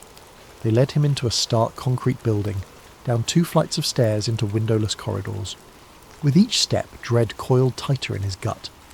By the time they shoved him into a bare interrogation room, the overhead fluorescent light stung his eyes, and the walls felt suffocating. Hours blurred. They left him handcuffed to a metal table, a single camera lens glaring down at him from the ceiling corner. No one came in at first, leaving Jonah alone with his fears. Eventually a man in a crisp uniform, no visible name or rank, entered. His face was like granite. "You've made some powerful enemies, Whitfield," he said, voice low. "But you're still young with a promising future. This can end cleanly if you cooperate." Jonah's mouth felt dry as sand. "What do you want?" The man flipped open a slim file. "All the documents you took from the restricted cabinet, any copies you might have, and the names of anyone else you shared them with. That includes Dr. Fraser." Jonah's thoughts flicked to Bryce, to Dr. Fraser, to the battered remains of all his attempts to reveal the truth. He realised that if he cooperated, he'd condemn them as well. But if he stayed silent, these people could do anything they wanted to him. His future, his freedom, even his life hung by a thread. He mustered a shred of defiance. "I don't have anything left," Jonah said, voice steady, though tears threatened to well in his eyes. "You took it all." The interrogator's lips thinned. Wrong answer. What happened next blurred in Jonah's memory. The door slammed shut. He was left alone again. Hours or days passed in a haze of harsh lights, unanswered questions, and a creeping sense of doom.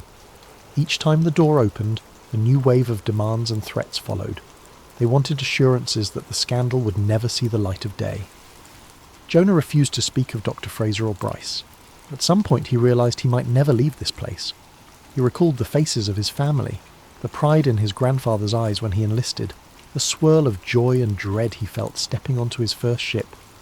Now here he was, a prisoner of the very system he had sworn to serve, all because he'd stumbled upon secrets about a century-old shipwreck.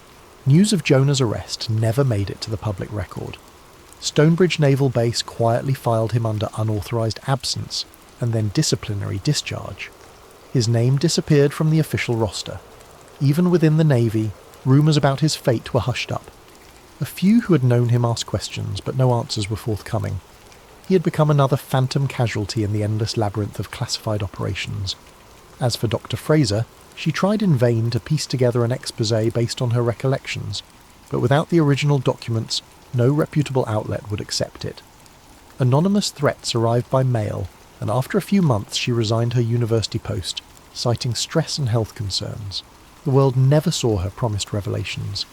In the years that followed, an obscure rumour persisted among certain conspiracy circles that a young sailor named Jonah Whitfield had discovered proof that the RMS Titanic was deliberately sunk, forging a chain of hidden alliances and insidious motives. Some claimed he was still alive, locked away in a secret naval prison. Others insisted he'd been quietly executed. Mainstream historians dismissed these tales as rumour, just another layer to the endless swirl of Titanic myths. Yet, in the corners of hushed conversation, on late-night forums, and at clandestine gatherings of maritime enthusiasts, Jonah's story lived on. They whispered that the Titanic's watery grave was not the sole repository of that ship's ghosts. Somewhere on land, behind steel doors and armed guards, an unbroken young man still carried the truth, if only he could be freed to speak it. That truth, of how a majestic liner, loaded with innocent passengers and marked for destruction by hidden agendas, remains locked away, just like Jonah. And as the decades roll on, the question endures. How many tragedies labelled accidents are, in reality, contrived illusions in service of power and profit? For now, we may never know. But the memory of Jonah Whitfield flickers like a faint light in the darkness, calling us to look beyond official stories and question the illusions cast by those in power. Perhaps one day, that spark will reignite. Perhaps then, the real story of the Titanic will finally rise from the depths. Thank you for joining us for this special 4-part story. Don't forget to drop a comment telling us where you're from in the world and what time it is for you right now. If you enjoyed this journey into the hidden corridors of history, be sure to subscribe to Sleep Theories for more stories that will make you question everything you thought you knew.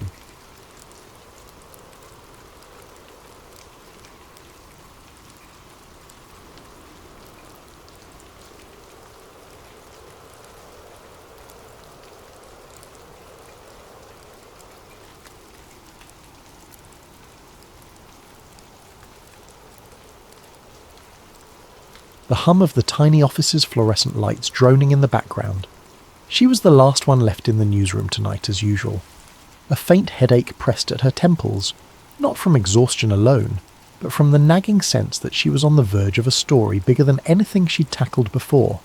The rest of her colleagues had gone home, unconvinced by the cryptic messages referencing long-dead CIA programs that she'd been obsessively researching. Now, illuminated only by the cold glow of the computer screen, Eva reread the tip that had landed in her inbox hours earlier. MK Ultra is just the beginning. Look deeper. They never fully stopped. They only changed names.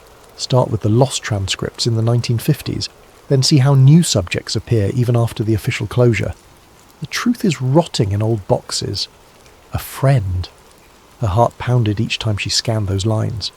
She'd been aware of MK Ultra, the CIA's infamous mind control experiments from the 1950s and 1960s. Everyone with an interest in conspiracy law had heard about LSD trials and rumoured psychological torture. But she'd assumed it was ancient history, relegated to half-baked documentaries and disclaimers about different times. Yet something in the tip implied an ongoing presence, a lingering shadow. Could it be possible? She found herself both sceptical and intrigued. It was this tip that had her rummaging through declassified archives posted online, scanning for anything that might confirm or deny the cryptic claim. So far, she'd found only blacked-out paragraphs, heavily redacted references to code names, talk of safe houses and volunteers, involuntary sedation. Enough to suggest widespread wrongdoing, enough to keep her up at night. But not enough for a solid lead. She needed more, something tangible. A faint squeak in the hallway startled her. She shut her laptop, half expecting a co-worker, but nobody appeared. Probably the old building settling. Eva exhaled, then reopened her laptop. She typed a short piece for the next day's editorial updates, just a small mention of newly revealed CIA documents, but her editor had already made it clear, "We can't run some half-cocked conspiracy as front-page news, Eva." She clenched her jaw, saving her notes in a hidden folder titled MK. At exactly 10:52 p.m, her phone buzzed. An unknown number. She hesitated before picking up. "Hello?" No immediate reply, but she caught breathing. Then a man's voice, low and wavering. "I read your piece about mind control archives. You're onto something. I can't talk freely. Meet me tomorrow, noon, at Crescent Park. I have patient files you need to see." The line clicked dead before she could respond. Her heart hammered. Patient files? Something ongoing? She packed up, a swirl of thoughts fueling a mild adrenaline surge. The tipster sounded spooked. She typed a quick text to her friend Manny from the crime desk. "If I vanish, ask about Crescent Park." Manny had teased her about paranoia, but she'd learned never to take a stranger's call in such matters lightly. Once outside, the cool night air offered a mild relief from her pounding heart. She double-checked the darkened street for suspicious cars, half laughing at her own caution. The only sign of life was a stray cat rummaging near the dumpster. Driving home, she reflected on her last big break, a child trafficking ring case that nearly cost her a lawsuit. Her editor had stuck his neck out for her, but now the paper's budget was shaky. Another fiasco might sink them both. Still, something about potential ongoing mind control experiments, or at least a cover-up, felt too big to ignore. If the CIA or whichever branch was still burying these secrets, it wasn't just old news. Real people might be suffering, or had suffered, without recognition. By the time dawnlight crept through her apartment blinds, Eva had hardly slept. She dragged herself to the tiny kitchen, slurping coffee that tasted burnt. The TV on low volume recapped mundane local updates. No mention of secret experiments or covert operations, just typical morning chatter. She turned it off, unsettled. Maybe she was chasing a ghost, but what if there's substance to it? She recalled Watergate once started as a seemingly small burglary story. Maybe this was her chance to unearth a revelation. At her desk by mid-morning, she tried to focus on routine tasks, but anxiety gnawed. The hush in the office told her the place was half empty. Manny teased her from across the aisle. "You look like you saw a ghost, kiddo." She gave him a half smile, reminded him about the text. He teased back, "Better not vanish, or I'll have to run your story." She muttered a thanks, feeling only slightly reassured. Noon arrived. She parked near the park's entrance, scanning for watchers. People strolled with dogs, kids played around the swings, an old man fed pigeons. A normal midday scene. She wandered the walking path, nerves on high alert. Then she spotted a man leaning against a large oak tree, looking distinctly uneasy. 30s, short hair, dark-rimmed glasses, clutching a manila folder. He locked eyes with her and gave a small nod. "Ms. Moreno?" he asked. She nodded. He introduced himself as Doctor Samuel Green, a psychiatrist who had stumbled upon irregularities in certain patients' backgrounds, cases that seemed linked to bizarre LSD-induced trauma from decades past. But these patients were younger, not old enough to have participated in the historical MKULTRA. "I suspect a follow-up program, or inherited impact. I'm not sure. But their nightmares, phobias, they mirror something deeper. And I found partial mention of questionable sessions in old files." Dr. Green's voice quivered. He handed over a few pages. "I can't go public alone. The hospital board would discredit me. But maybe you can gather enough to make them speak." Eva skimmed the pages, glimpsing references to unusual therapy sessions, sensory deprivation, and dose regimens. The language was reminiscent of those old CIA docs, yet these logs were dated within the last decade. Chills ran down her spine. Could it be a direct link or a copycat operation? As they spoke, Dr. Green's phone buzzed. He glanced at it, face blanching. "I have to go. They're calling me in. Just be careful, Ms. Moreno. I fear we're stirring something bigger. If you dig deeper, try to find an ex-operative named Renee Walker. She might talk, or she might vanish first." With that, he hurried off, disappearing behind a hedge, leaving Eva with the folder in hand. She sat on a park bench reading over the patient notes, disjointed references to memory wiping, reinforcement loops, post-hypnotic triggers. If authentic, it was horrifying. Then a presence behind her made her jump, a well-dressed man with a calm smile. "Researching old conspiracy myths?" he asked, voice smoothly polite. She recognized the chill that overcame her.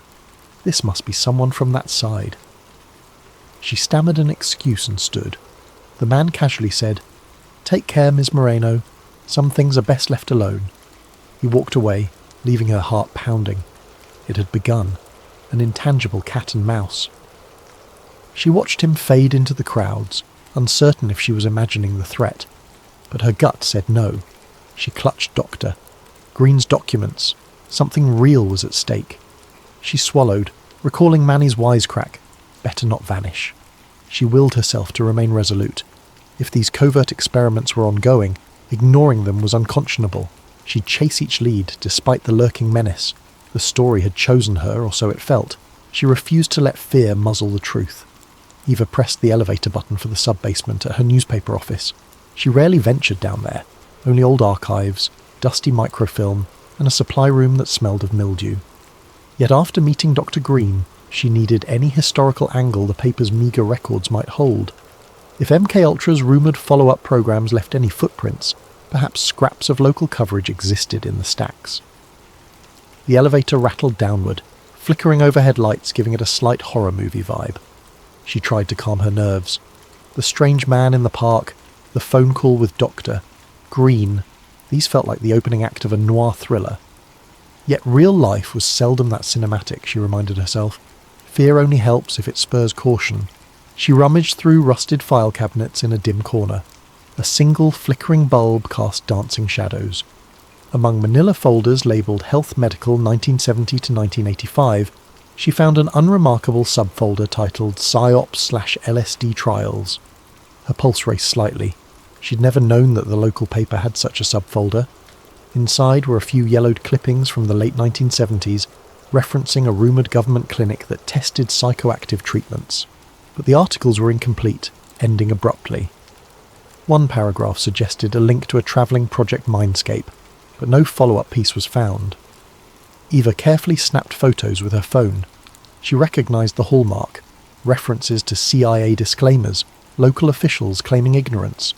The bylines were from a now-deceased reporter, Margaret Allen. If only Margaret were alive to share her notes. Maybe Manny, the crime reporter, could help her find more leads on Margaret's old records. She swallowed the dryness in her throat, trying to quell the sense that she was venturing into territory that left previous reporters spooked or worse. Late that afternoon, Eva followed up on the phone numbers listed in Dr.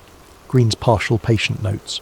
Many were out of service, but one answered, the trembling voice of a middle-aged woman named Anya Caldwell. She was hesitant. "I'm not sure I can trust you," she said, stammering. Eva explained that, Doctor. Green pointed her toward Anya, promising confidentiality. After a long pause, Anya invited Eva to come by her apartment at dusk. "I just want the nightmares to stop," she murmured. Nervous but determined, Eva arrived at a modest, slightly run-down building on the city's outskirts. Anya greeted her with wary eyes, ushering her into a living room cluttered with half-finished puzzles and stacks of self-help books. She looked exhausted, with dark circles beneath her eyes. Over a shared cup of lukewarm tea, she recounted bizarre fragments. "I remember, being a teenager, told I was going to therapy for depression, but it felt more like tests. They'd show me swirling lights, ask questions while I was half-dazed. Sometimes I'd wake up not knowing how I got there." Her voice shook. "They kept calling it a clinical trial for advanced therapy. My mother said it was recommended by a government-sponsored mental health initiative. That was decades ago, but even as an adult I have these triggers, flashes of a cold lab, men in suits, strange tones piped into headphones." She pressed her hands together, trembling. "If your Dr. Green is right, I was part of something bigger. The idea that it's connected to MKUltra terrifies me." Eva fought an impulse to comfort Anya physically. She settled for a gentle, reassuring tone. "You'll find the truth," she promised softly. She felt a deep ache in her chest. This woman's trauma wasn't a sensational story. It was heartbreak. The impetus to expose the conspiracy became more personal. She took careful notes, then offered Anya a contact for a free legal advisor if needed. In that moment, Eva realised she was crossing from mere observer to advocate, whether she liked it or not. That evening, Manny called unexpectedly. "Eva, I was rummaging in the old broadcast tapes from the 1980s, found something labelled Mindscape Test in a dusty corner. Want to see?" She drove over to Manny's place. They watched the battered VHS on his ancient player. Grainy black and white footage flickered. A panel discussion, presumably from a local TV show, featuring a stern older man who claimed to be a psychological consultant, discussing LSD therapy and hush-hush government cooperation. Another figure's face was blurred. Manny tapped the screen. "Look at that silhouette. Doesn't it remind you of Dr. Green's mention of an operative named... Oh, was it R. Walker or something?" The name Renee Walker flared in Eva's mind. In Dr. Green's notes, he'd suggested a Renee W. might be an ex-operative. The blurred figure indeed had a female voice, talking about the moral conflict of messing with minds in a monotone heavily disguised. Manny's eyebrows rose. Could this be her? If so, she's been trying to blow the whistle for decades. The final frames froze on the older man referencing national security as reason for secrecy. The show ended abruptly with a sign-off date of 1983. They made a copy of the VHS on Manny's digital converter. This might be precious evidence if it linked a real face to a hidden operation. Manny agreed to keep quiet while Eva pursued the lead further.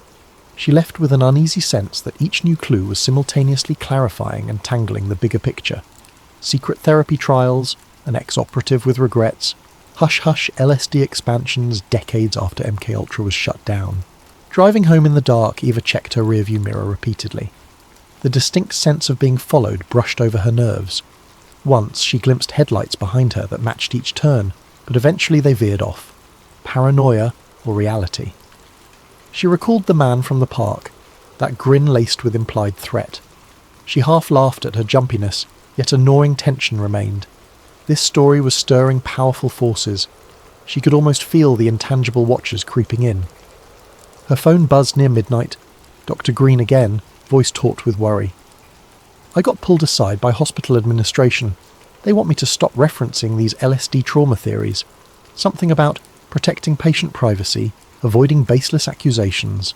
I sense official pressure. We must move quickly, Ms. Moreno, or we lose momentum. She responded that she'd discovered a possible lead. Someone named Renee Walker might have crucial knowledge. Green said he'd heard that name whispered in old psychosurgeon circles. I'll see if I can find a contact for her, he offered. They agreed to meet discreetly soon. Before hanging up, he added, Be careful. I suspect we're hitting a nerve with the agency folks. That night, Eva double-locked her apartment door. She rummaged through her laptop, printing out the newly found documents. She didn't want them only in digital form. Too easy to alter or delete if her system was hacked. She stashed the physical copies in a taped-up binder under her bed. A flicker in her computer screen made her heart jolt, as if someone might be remotely accessing it. She quickly turned off Wi-Fi. Possibly a glitch. Possibly not. She laid in bed, thoughts whirling. So far, she had a meltdown tapestry of half-truths. Old LSD projects, traumatized patients, clandestine 1980s interviews, a possible ex-operative named Walker. The pattern suggested that the original MKUltra's dark legacy had mutated or never fully ended. If she published now, she'd face immediate pushback. If she delayed, she risked losing Dr. Green or Anya's cooperation under intimidation. Balancing these risks felt like treading a razor's edge. In the stillness, she recalled how Anya's eyes brimmed with fear, how Manny bravely rummaged archives for her. She wanted to protect them, to do justice by their stories. Sleep crept in slowly. Outside, city lights glowed, oblivious to the hidden war for truth happening in shadowy corners. As she drifted off, the last thought crossing her mind was the question, if I push deeper, how far will they go to silence me? And am I truly ready for that fight? Eva's editor glowered at her from behind a cluttered desk the next morning. I'm not shutting down your story, he clarified, but you'd better bring me something solid. No cloak and dagger rumours. I can't risk a defamation lawsuit or a government clampdown. This paper's fragile enough, kid. She nodded, biting back a retort. She understood the precarious finances. She also knew she had more leads to chase, so any immediate confrontation here was pointless. Around lunchtime, a call came in from a blocked number. She picked up, half expecting Doctor, Green or Manny. Instead, a woman's voice, husky with a slight rasp, spoke. I read your piece on historical LSD trials in the local aggregator. You're more correct than you realise. If you want real answers, meet me at the old bridge, 9 p.m. tomorrow. Park discreetly. Come alone. Click. The line died. Eva's pulse spiked. Another tipster? She guessed this might be Renee Walker, the ex-operative. The hush in that voice suggested caution. She decided to keep the meeting from Manny for now, not wanting more people at risk. She texted Doctor. Green. Potential major source. Will update if it pans out. He simply responded, Watch your back. That evening, as Eva locked up her desk, she nearly collided with a tall man stepping into the hallway. He wore a tailored suit, eyes cool with confidence. Ms. Moreno, he said softly, I'm Marcus Tate, Government Relations. We appreciate your interest in historical CIA documents, but caution you to verify authenticity. Many fabricated stories circulate. The tone was polite, but the underlying message bristled. She recognised that name, Marcus Tate, someone rumoured to hold a senior intelligence position, known for smoothing over controversies. She forced a tight smile. "Thanks for the tip. I always verify sources." He nodded, letting a silence hang. Then he said, "We wouldn't want your publication to inadvertently publish disinformation. It could harm reputations. Be sure you have facts, not fantasies." With a parting nod, he vanished into the corridor. She stood there, adrenaline surging. He'd found her. The friendly facade was a classic intimidation tactic. She breathed deeply, reaffirming her resolve. That night she dreamt of interviews with masked figures, swirling records, half-lost diaries. She awoke in a cold sweat. Checking the time, 4 a.m., she realised she wouldn't sleep further. She rummaged through her notes. Anya Caldwell's anguished recollections, Dr. Green's partial patient logs, the hush around Project Mindscape, plus Manny's discovered VHS clip. The puzzle edges were forming. They all indicated that MKUltra had spawned follow-ups under different names. The cruelty of it, unwitting subjects manipulated for psychological experiments, fired her outrage. She jumped at the ping of an incoming email. A hush of dread passed over her. Possibly Manny with a new find. She opened it to see a single line. "Stop. We see you. Remember the children's story that ended in tragedy. No sender, no signature." Her hands trembled. She quickly forwarded it to Manny with the subject line, "Threat." Fear and anger twisted in her chest, but backing off now would be cowardly. She decided to press forward. Come morning, Manny visited her desk, eyes grim. "That threat email. Should we call the police?" She shrugged wearily. "The police might brush it off as a random troll, or they might be compromised if this is deeper. I'll keep it documented, though." Manny frowned, placing a small digital recorder in her hand. "At least carry this for tomorrow's meeting. Record everything. If you vanish, we'll have a clue." She gave a shaky smile, appreciating the support. She also texted Dr. Green to ensure he was safe. He answered that nothing new had happened, though he felt uneasy at the hospital, noticing a suspicious stranger loitering outside his office. The sense of watchers multiplied, as if a net tightened around them. That afternoon, Eva visited Anya Caldwell's apartment again, bringing groceries as a small gesture of kindness. Anya looked more frazzled than before, eyes red, hands trembling. She said she'd had another flashback. "I woke at 2 a.m., hearing the voice of a man telling me to recite phrases. My heart pounded. Then I realised it was a dream, or a memory." She rubbed her temples. "It feels like they planted triggers in me, half-lost commands. I can't separate reality from induced illusions." Eva consoled her gently, promising progress was being made. She didn't mention the upcoming clandestine meeting. The last thing Anya needed was further agitation. Instead, Eva recorded a short statement from her about the therapy sessions as a child. Tears welled in Anya's eyes as she recalled a windowless room, swirling colours, the smell of antiseptic. "They'd strap me to a seat, talk about unlocking hidden recesses of the mind. I was just a kid," her voice cracked. Then it all went black. Leaving Anya's place, Eva felt both anger and heartbreak. This woman was living in a psychological labyrinth shaped by monstrous experiments. She clenched her fists. No matter the risk, the truth must surface. As dusk approached, Eva found her mind swarming with scenarios of the next day's meeting. She packed a small messenger bag with essential items: phone, digital recorder Manny gave her, spare battery, some printed docs for reference. She wore comfortable dark clothing, wanting to blend in at night. She half expected a spy novel twist, pursuit by unmarked cars. But the actual day remained quiet, as if the forces arrayed against her were letting her approach the meeting unimpeded. Her phone chimed. Manny again, urging caution. "If anything goes sideways, call me, or text a single letter to indicate trouble."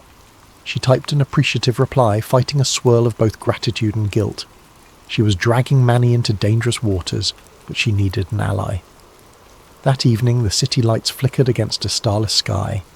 Eva rummaged for the steel in her spine that had propelled her through tough stories before. Yet tonight felt different.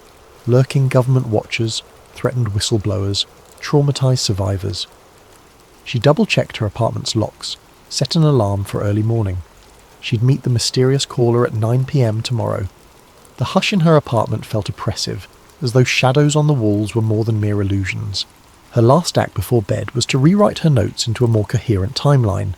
1950s to 1970s, MK Ultra official timeline. 1983, local TV interview with an ex-operative, likely R. Walker, discussing a spin-off project.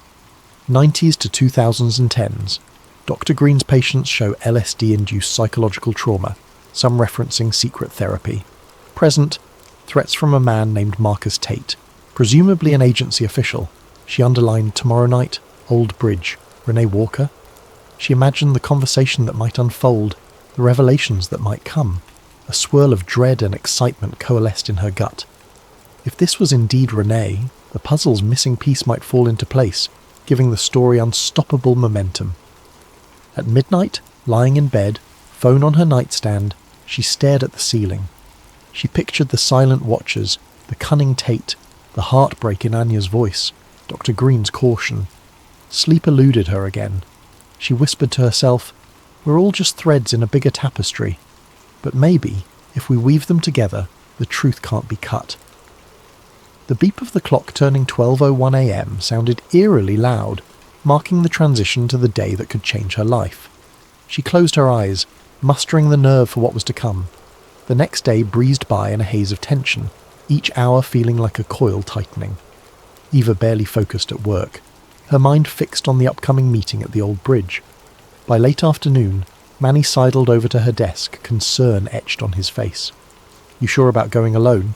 She nodded, feigning confidence. "If I show up with a crowd, this source might vanish," Manny exhaled. "Then keep me posted. We can't lose you to some dark fiasco." She promised she'd text him the moment she left the meeting. The unspoken fear hung between them, that these conspirators played dirty. Just before 9 p.m, Eva parked a few blocks away and walked the rest. The Old Bridge, a disused iron span over a shallow river, sat in a dimly lit portion of the city seldom patrolled by normal evening crowds. Broken street lamps gave it a half-forgotten gloom. She clutched her phone and Manny's digital recorder, scanning the area for watchers. A solitary lamp at the bridge's midpoint cast a sickly glow on corroded metal beams. The hush here felt oppressive. Near the lamppost, a cloaked figure stood with hunched shoulders. Eva approached cautiously, heart thudding. As she drew near, the figure lifted a hood, revealing an older woman's face lined with weariness. She spoke first, voice rough but subdued. "You're Eva. I'm Renee Walker. That's all the introduction we have time for." Renee's gaze flicked about as though expecting an ambush. "Listen closely. I used to work for the agency. Not full field ops, more like logistical tasks. But I saw enough. MK Ultra was official from mid-50s to 73, we know that. But they rebranded. They carried on select sub-projects under new code names, tested mind manipulation on unsuspecting people. LSD was just one tool. They tried hypnosis, synthetic compounds, memory erasure. It goes deeper than official records show." Eva's pulse quickened. She pressed record discreetly. "And does it continue to the present day?" she asked. Renee inhaled shakily. "In fragments, yes. Various labs quietly funded. Some doctors recruited. I parted ways decades ago, overwhelmed by guilt. I tried hinting at the truth in that old 1983 broadcast, but I was discredited, threatened." Renee handed Eva a small flash drive. On here are partial logs from the 1990s. They mention a Project Halcyon, a newer iteration focusing on advanced mind conditioning. I can't confirm if it's fully active now, but I suspect it never ended. She paused, scanning the darkness. They never fully let go of the dream of controlling thoughts, altering behaviours, and the worst part, many subjects have no idea they were used. Eva pressed for specifics about LSD experiments. "From what I gather, Anya Caldwell might be a victim." Renee frowned. "Yes, that name surfaces in old rosters. She was one of the teenage participants identified as emotional vulnerability prospects. They used sedation, subliminal triggers, aiming to shape behaviour patterns. It was monstrous. Some attempts at total reprogramming, they said. A tremor passed across her lips. "I can't undo the past, but I can help you expose it." The hush of the night weighed on them. The dull roar of the distant city traffic underscored how separate they were from normal life. Eva felt sick imagining countless lives like Anya's. She asked, "Who's directing it now? Is it the CIA, a private contractor?" Renee shook her head. "Could be a black-budget wing. Marcus Tate is a top figure in suppressing all public references. If he's after you, be extremely careful. He's cunning, well-connected. Suddenly footsteps echoed on the far side of the bridge. A flashlight beam swept across rusted railings. Eva's heart lurched. 2 silhouettes approached. "We need to go," Renee hissed, pulling Eva aside. The footsteps quickened. Eva glimpsed suits and glints of drawn handguns. Possibly Tate's men. "Split up," Renee whispered, "and hide the flash drive." Eva stuffed the drive into her jacket pocket. They parted ways at the middle of the bridge, each slipping into darkness behind opposite support beams. The footsteps reached the lamppost, a hushed voice speaking. They were just here. Another answered, "Spread out. Check the perimeter." A chill of adrenaline shot through Eva. She crouched low, quietly texting Manny. "Bridge. Surrounded. May need help." Peering from behind the beam, Eva watched one agent pass mere feet away. She held her breath. He scanned the shadows with a small flashlight. Luckily, a shrill siren from a distant street corner spooked them. Perhaps a random police cruiser. The men, evidently not wanting a confrontation, retreated. Eva seized the moment, creeping in the opposite direction along a narrow catwalk under the bridge. Heart pounding, she emerged onto a deserted side street, then sprinted to her car blocks away. No sign of Renee. She hoped the ex-operative also escaped. She hopped in her car, hands trembling, and sped off, only allowing herself to exhale when the headlights behind her revealed no pursuers. Her phone beeped, a text from Manny. "Hang tight, on my way." She replied that she was safe for now, heading to an all-night diner. Manny insisted on meeting. The swirl of fear and relief left her half nauseous. Manny slid into the diner booth, breath ragged. Eva recounted the confrontation. Manny looked alarmed, but also intrigued. "So now you've got a flash drive from a presumably high-level operative. That's gold, or a hornet's nest," she nodded. "Both, likely." She'd scrolled quickly on her phone, discovering the flash drive was encrypted. She'd need a friend skilled in decryption, someone not easily traced. Manny offered a contact, a freelance hacker named Jules who owed him a favour. They ordered coffee and greasy fries, neither having eaten. In a subdued tone, Manny murmured, "We should confirm, Doctor. Green's safe. If Tate's men are stepping up, Green might be a target too." Eva texted Green. No immediate reply. Anxiety spiked. "We might check his office tomorrow if we don't hear back." Their phones buzzed simultaneously with news alerts. Local psychiatrist under investigation for data breach. Manny read the headlines in dismay. They're going after Green's professional license. Could be Tate's doing, trying to muzzle him. Eva felt a pang of guilt. Her story might have put Green in the crosshairs. She resolved to push forward faster. The unstoppable momentum of a cover-up often thrives on time. If they revealed enough evidence soon, the conspirators might not contain the fallout. They parted near dawn, Manny heading home to rest, Eva returning to her apartment. The memory of the men on the bridge lingered in her mind. The hush in her living room felt oppressive. She locked her door, triple-checking. Renee risked her life to supply that flash drive. I can't let it go to waste. She shot a final text to Manny. "We'll decode the drive tomorrow. Then we blow the lid off. I won't let them bury this." As she sank onto her sofa, she wondered about the moral weight of dragging all these people into a confrontation with an invisible machine that had been perfecting secrecy for decades. The lingering question, how many times had truth been stifled before? Yet the small voices of survivors, the haunting guilt in Renee's eyes, the betrayal felt by Dr. Green, all demanded an answer. Sleep eluded her once more. Outside, the city's neon glow tinted the horizon. She pictured the blank expressions of Tate's men, the relentless push to keep everything hidden. In the hush of her sleeplessness, she vowed to see the mission through, no matter how deep the shadows extended. Sunlight streamed through the blinds as Eva woke from a fitful doze on her sofa. Her phone beeped incessantly with notifications. She rubbed her eyes, glancing at the screen. Manny's messages and missed calls. "Where are you? Green's gone. His clinic says he's on emergency leave, possibly forcibly taken." Fear jolted her awake. She quickly phoned Manny. He answered breathlessly. "Security cameras at the hospital show men escorting Green into a black SUV last night. Some hush-hush official paperwork. He's vanished." Eva felt her stomach lurch. They'd struck back swiftly, removing Dr. Green. She realized the time for caution was past. She had to blow the story open before more vanishings occurred. Manny reminded her that they had the flash drive from Renee to decrypt. "Jules is waiting in a cafe basement," he said. "We can do it now, then we release everything online." Eva nodded, mind whirling. She grabbed her laptop, the flash drive, and an external battery. They met at a dingy cafe's back room. Manny's contact, Jules, was a small woman with spiky hair, hunched over a battered MacBook. The basement smelled of coffee grounds and dust. Without preamble, Jules accepted the flash drive, then typed feverishly. "High-level encryption, but let's see. Must be older code." A swirl of lines scrolled on the screen. Manny and Eva hovered, tension mounting. Minutes became an hour. Jules cursed softly, then grinned. "Got it. Directory of PDFs, some video files, a few text logs.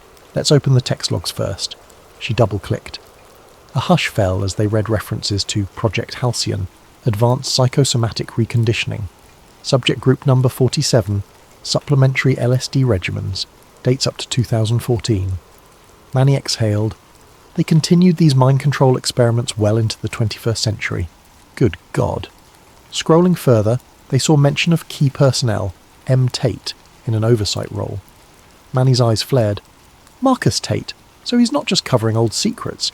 He's actively overseeing a new iteration. This is the smoking gun. Additional lines detailed sedation protocols, session durations, and modifications to memory imprint techniques. The moral horror was tangible. One PDF attached, titled Survivor Case Anya C. 1979, revealed Anya Caldwell's role in an adolescent program. Another named Doctor. Green recognized him as a potential risk if discovered. Manny and Eva exchanged grim looks. They'd found clear proof that Green was in danger for a reason. Manny hissed, "We must publish. Now." As they prepared to upload the files to their paper's server, Eva's phone rang. Marcus Tate's number displayed, a twist in her gut. She answered with trembling calm. Tate's voice was clipped. "I assume you have something from Ms. Walker. We have Doctor. Green in custody for national security reasons. We can talk terms." Her anger flared. "You kidnapped a psychiatrist? You're insane." Tate responded calmly. "He's alive, Ms. Moreno, but release that data and events may escalate unpredictably. The government will deny everything, brand you a hoaxer, maybe a traitor." Eva's gaze flicked to Manny. She put the call on speaker. Tate continued, "We can handle Ms. Caldwell's claims as mental illness. The ex-operative Walker's testimony is hearsay. We only fear if you tie it all with falsified documents. Step away, and Dr. Green's life returns to normal. He might even reappear, cross us, and we can't guarantee anything." The line clicked dead. Manny shook his head in disgust. "He's basically blackmailing you with Green's safety."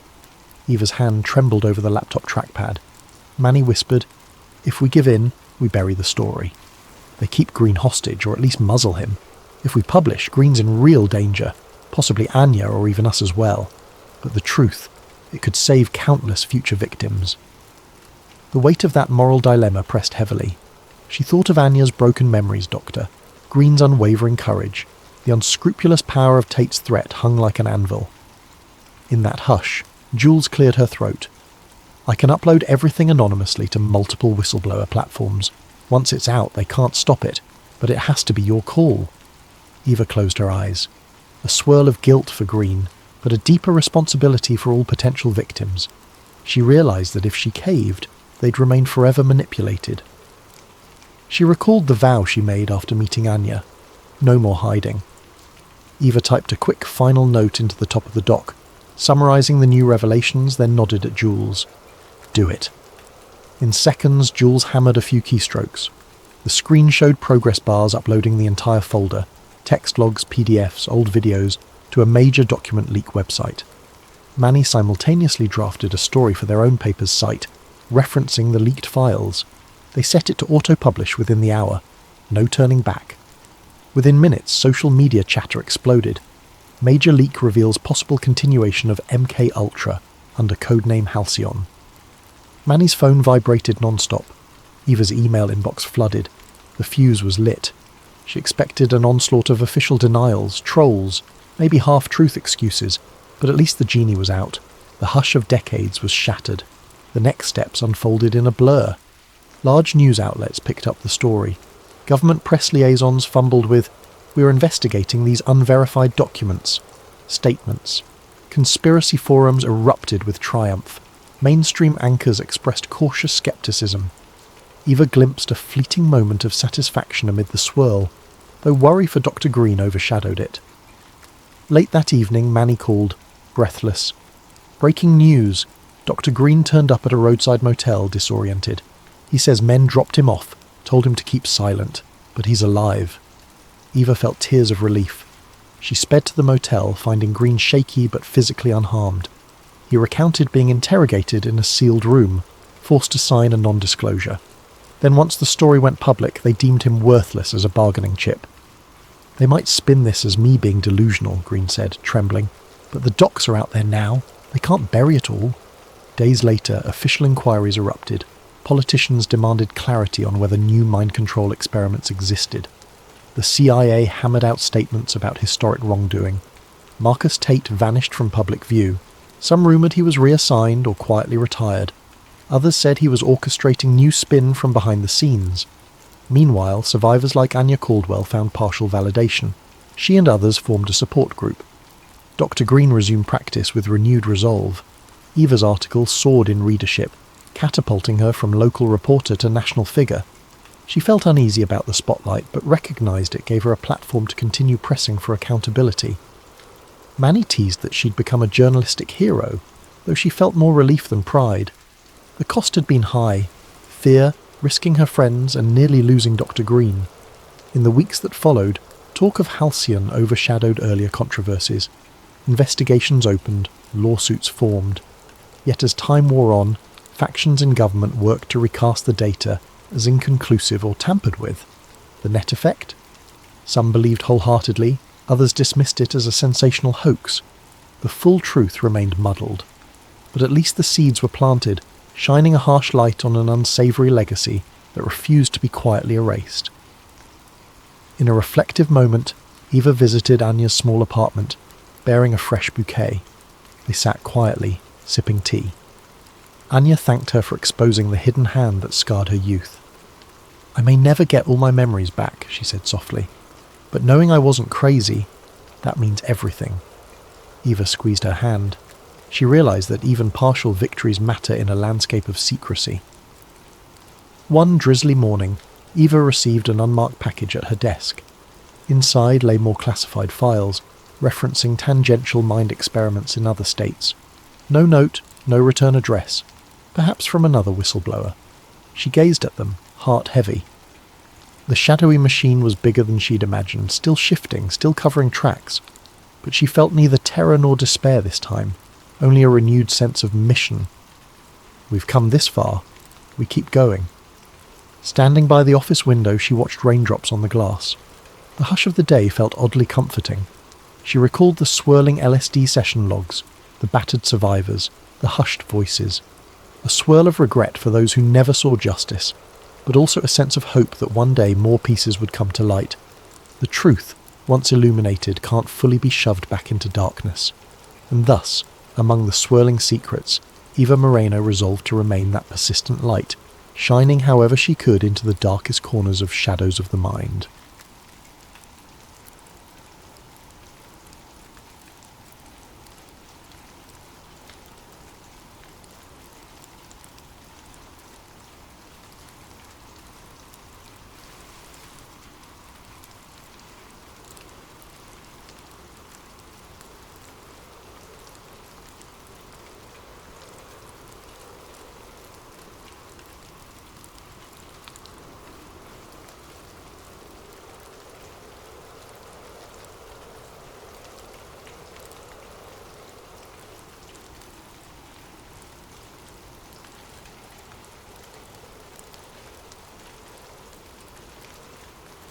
James Hart stood there, his breath hanging in the cool morning air as he stared at the sign.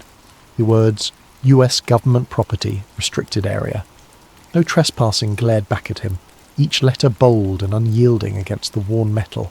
It was the kind of warning you didn't take lightly, the kind that usually sent law-abiding citizens like James turning back the way they came. And yet, he couldn't move. His boots stayed planted in the damp earth, his curiosity outweighing the rational part of his brain that screamed for him to leave. He scanned the area, turning his head slowly to look down the length of the fence. It was taller than he had realised, with rows of rusting barbed wire curling menacingly at the top. The trees around it were dense, their branches clawing at the metal like nature itself was trying to reclaim the land. What struck him most was the silence.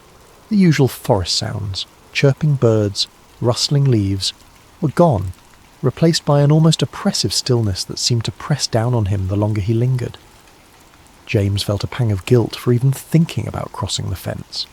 He was a man who followed the rules, who had lived his life avoiding unnecessary risks. But something about the place gnawed at him. It wasn't just the fence or the sign. It was the feeling that he had stumbled onto something significant, something he wasn't supposed to see. He told himself it was probably nothing. Maybe an old military outpost long abandoned. Maybe a weather station. Maybe, but his gut told him otherwise. That's when he noticed the gap. It was small, almost hidden by a cluster of shrubs growing at the base of the fence. James wouldn't have seen it if the sunlight hadn't caught the glint of metal where the barbed wire had been cut. The gap was jagged, as though whoever had made it hadn't cared much for precision. It looked fresh, too. Bits of the metal fencing still clung to the ground, as if it had been forced apart recently. He stepped closer, his heart beginning to pound. The gap didn't look like an official entrance. It looked unauthorized, like someone else had been here, someone who wasn't supposed to be. The thought made James hesitate, a chill running down his spine. If someone had cut their way in, they'd done so for a reason, and if they'd gone to that much trouble, whatever lay beyond the fence was likely worth hiding, or discovering. James knelt down, brushing a hand over the torn edges of the wire. His fingers trembled slightly as he touched the cold, sharp metal. He glanced around, half expecting to see a patrol or hear the bark of a guard dog. But the forest remained silent.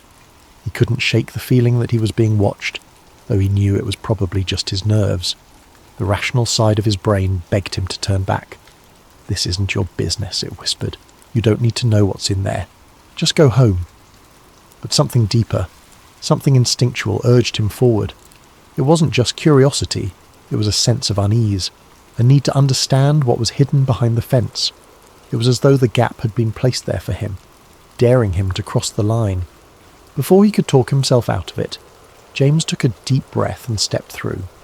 The world seemed to change the moment he crossed the threshold.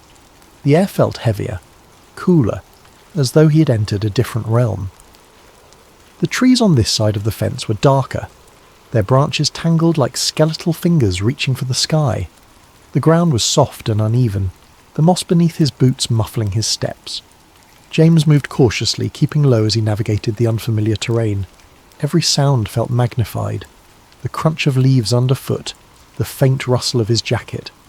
His pulse thundered in his ears, but he kept moving, drawn forward by an invisible force. He didn't know what he was looking for, but he felt certain he would know it when he found it. The forest seemed to close in around him as he pressed deeper. The light filtering through the canopy grew dimmer, casting long shadows that danced with every movement of the trees. James felt a growing sense of unease, like he was being funneled towards something he couldn't yet see. He paused to catch his breath, leaning against a tree and glancing back the way he had come. The fence was no longer in sight, obscured by the dense undergrowth. For a moment he considered turning back, but the thought of leaving without answers felt unbearable. He pressed on, his senses on high alert. Then, through the thick curtain of trees, he saw it. A clearing. The sight made him stop in his tracks, his breath catching in his throat. It was unlike anything he had expected. He crouched low, creeping toward the edge of the clearing to get a better look. As he drew closer, details began to emerge. It wasn't just the clearing that was unusual. It was what stood in its centre. James squinted, his pulse quickening as he realised what he was looking at. A cluster of buildings, squat and nondescript, stood in the middle of the forest. Their concrete walls were stained with moss and streaked with rust, their windows covered with wire mesh. The dirt road wound through the clearing, leading to a set of large steel gates. Nearby, a handful of vehicles sat parked in a neat row, trucks with government plates, their sides marked with stenciled letters he couldn't quite make out. James ducked behind a tree, his mind racing. What was this place? It didn't look abandoned. Lights flickered in the windows and faint voices carried on the wind. He spotted figures moving between the buildings, some in lab coats, others in military uniforms. They moved with purpose, as though part of a carefully choreographed routine.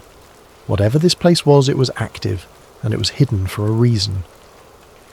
James's heart pounded as he crouched in the shadows, watching the scene unfold. Every instinct told him he shouldn't be here, that he was stepping into something far bigger than he could understand, but he couldn't look away. Something about the place drew him in, a nagging sense that he had stumbled onto something important, something he wasn't supposed to see.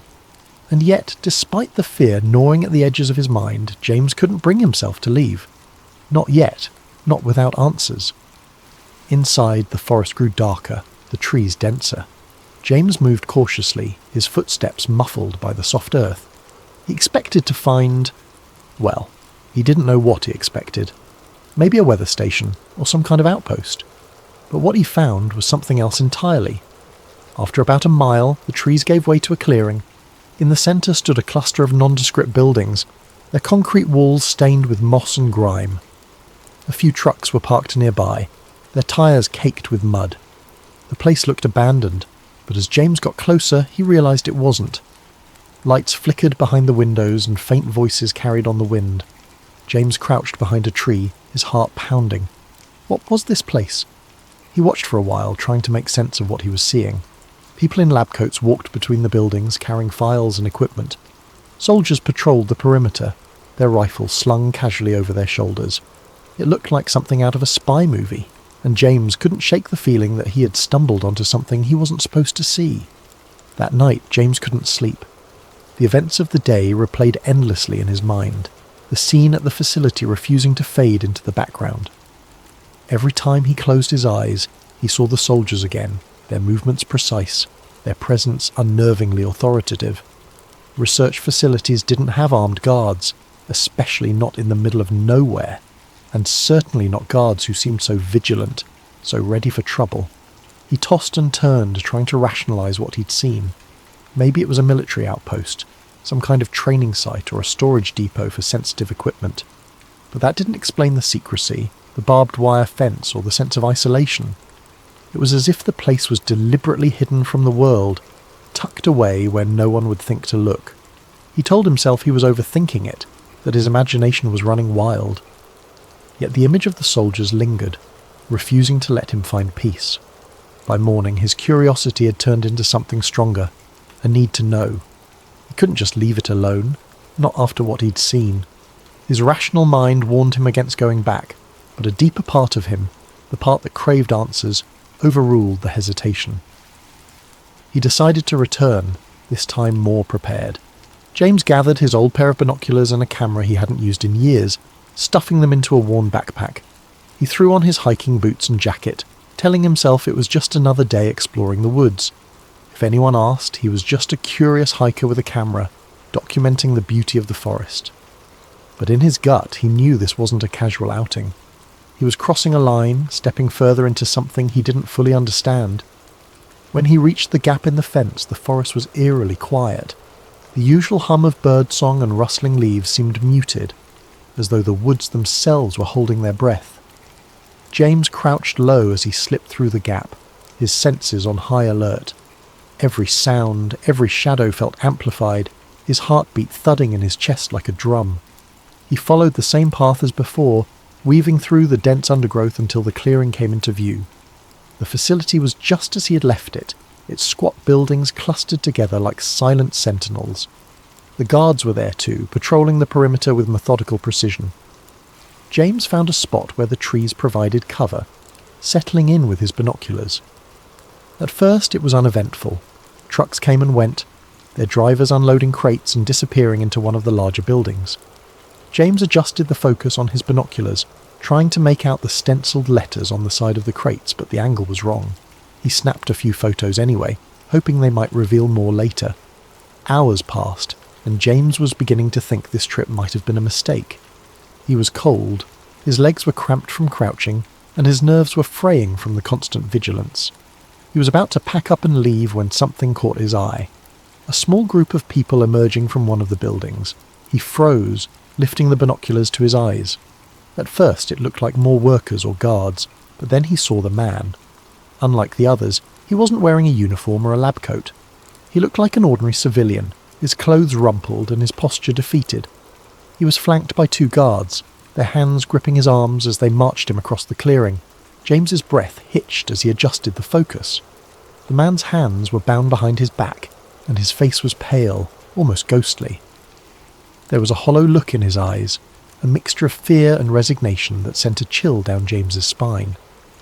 He watched as the man turned his head, glancing over his shoulder as if searching for a way out, or perhaps for someone who might come to his aid. The guards didn't give him a chance to hesitate. One of them shoved him roughly, forcing him to quicken his pace. James followed their movements through the binoculars, his grip tightening as they approached a building with heavy steel doors. The building was unlike the others. Its walls were reinforced, its windows small and barred. It radiated an aura of foreboding, as though it held secrets too dangerous to escape. The guards stopped in front of the doors, one of them stepping forward to punch a code into a keypad. James watched as the doors slid open with a low mechanical hum. For a moment the man hesitated, his body stiffening as though he might resist. But the guards didn't give him a choice. They shoved him inside, the doors sealing shut behind them with a finality that sent a shiver through James. He lowered the binoculars, his mind racing. Who was that man? Why was he being treated like a prisoner in what was supposed to be a government facility? Nothing about this made sense. James felt a surge of unease, the questions piling up faster than he could process them. He had stumbled onto something much bigger than he had imagined, something that felt wrong in every possible way. He debated leaving, retreating to the safety of his normal life. But as he crouched there in the shadows, watching the facility from a distance, he knew he couldn't walk away. Not yet. Not without answers. James's stomach turned. Whatever was happening here, it wasn't normal. He knew he should leave it alone, but he couldn't. He spent the next week digging for information, searching the internet for any mention of a government facility near his town. He found nothing. No maps, no records, not even a rumour. But James wasn't ready to give up. The questions gnawed at him, consuming his thoughts and erasing the boundaries of his once quiet life. Each day at the post office felt like an eternity, his mind drifting back to the strange facility hidden in the woods. At night, his resolve only deepened. He had to know more, even if it meant taking greater risks. He began his nighttime visits cautiously, dressing in dark clothing and timing his excursions to align with the guards' shift changes. Through careful observation, he mapped the layout of the facility. There were at least 6 buildings, each with its own purpose. One seemed to be a storage depot, where crates were unloaded and stacked before being transported elsewhere. Another appeared to house the guards, a smaller structure with a steady glow of light and the occasional sound of muffled laughter or clinking cups. But it was the larger, heavily fortified building, the one with the steel doors, that intrigued him most. It exuded an air of secrecy that demanded further investigation. James kept his distance at first, watching from the tree line with his binoculars. He noted the times of deliveries, the duration of guard patrols, and the comings and goings of people in lab coats. His camera captured grainy images of crates being unloaded, their labels too obscured to read clearly. He studied the way the guards moved, the blind spots in their patrols, and the weak points in the facility's perimeter. With each visit he inched closer, his confidence growing alongside his determination. One night, James found himself crouched behind a row of bushes, no more than 20 feet from one of the buildings. A single window was left slightly ajar, allowing faint voices to drift into the night air. He strained to listen, his heart pounding as he caught fragments of a conversation. Latest subject showed increased resistance, one voice said, firm and clinical. We'll adjust the dosage tomorrow, another replied, colder, more detached. James froze, his mind racing. What subject? What dosage? He pressed himself closer to the ground, his ears straining to catch more. Erasure protocols need to be flawless. We can't afford another incident. The words sent a chill down his spine. Erasure protocols? What could that mean? He had heard enough whispers of government experiments in the past to know this wasn't ordinary research. He remained still until the voices faded, replaced by the hum of machinery and the distant chirping of crickets. Emboldened by what he'd overheard, James returned night after night, slipping closer to the facility. He began to piece together a troubling narrative, one small fragment at a time. On one of his visits, he managed to slip into the shadows of an open loading dock, hiding behind stacks of crates as workers moved about. The crates were marked with cryptic codes, but a few bore labels that made his stomach drop. Test Compound 47A, Behavioural Protocols, Cognitive Analysis. As the workers left, their voices echoed faintly in the cavernous space. James crouched low, his camera forgotten as he strained to listen. Dr. Reinhardt wants the new batch prepped by Monday. Has Subject 18 stabilised yet? Not after the last round. They're talking full sedation this time. The words painted a grim picture. James felt his pulse quicken as he realised the scale of what he was uncovering. These weren't just experiments. They were human experiments. His suspicions were confirmed a week later when he found an unguarded corner of the facility, where a small vent emitted a low hum. The air smelled faintly of chemicals, and through the grate he could hear voices, clearer this time. Initial trials showed significant memory suppression. Hallucinations are an acceptable side effect as long as obedience metrics remain stable. James barely dared to breathe. He fished a small audio recorder from his backpack and held it close to the vent, capturing every word. The voices continued, their tone cold and detached, as though discussing a set of tools rather than human lives. MKUltra is yielding promising results in behavioural modification. We'll present the findings to the higher-ups next quarter. James's blood ran cold. MKUltra.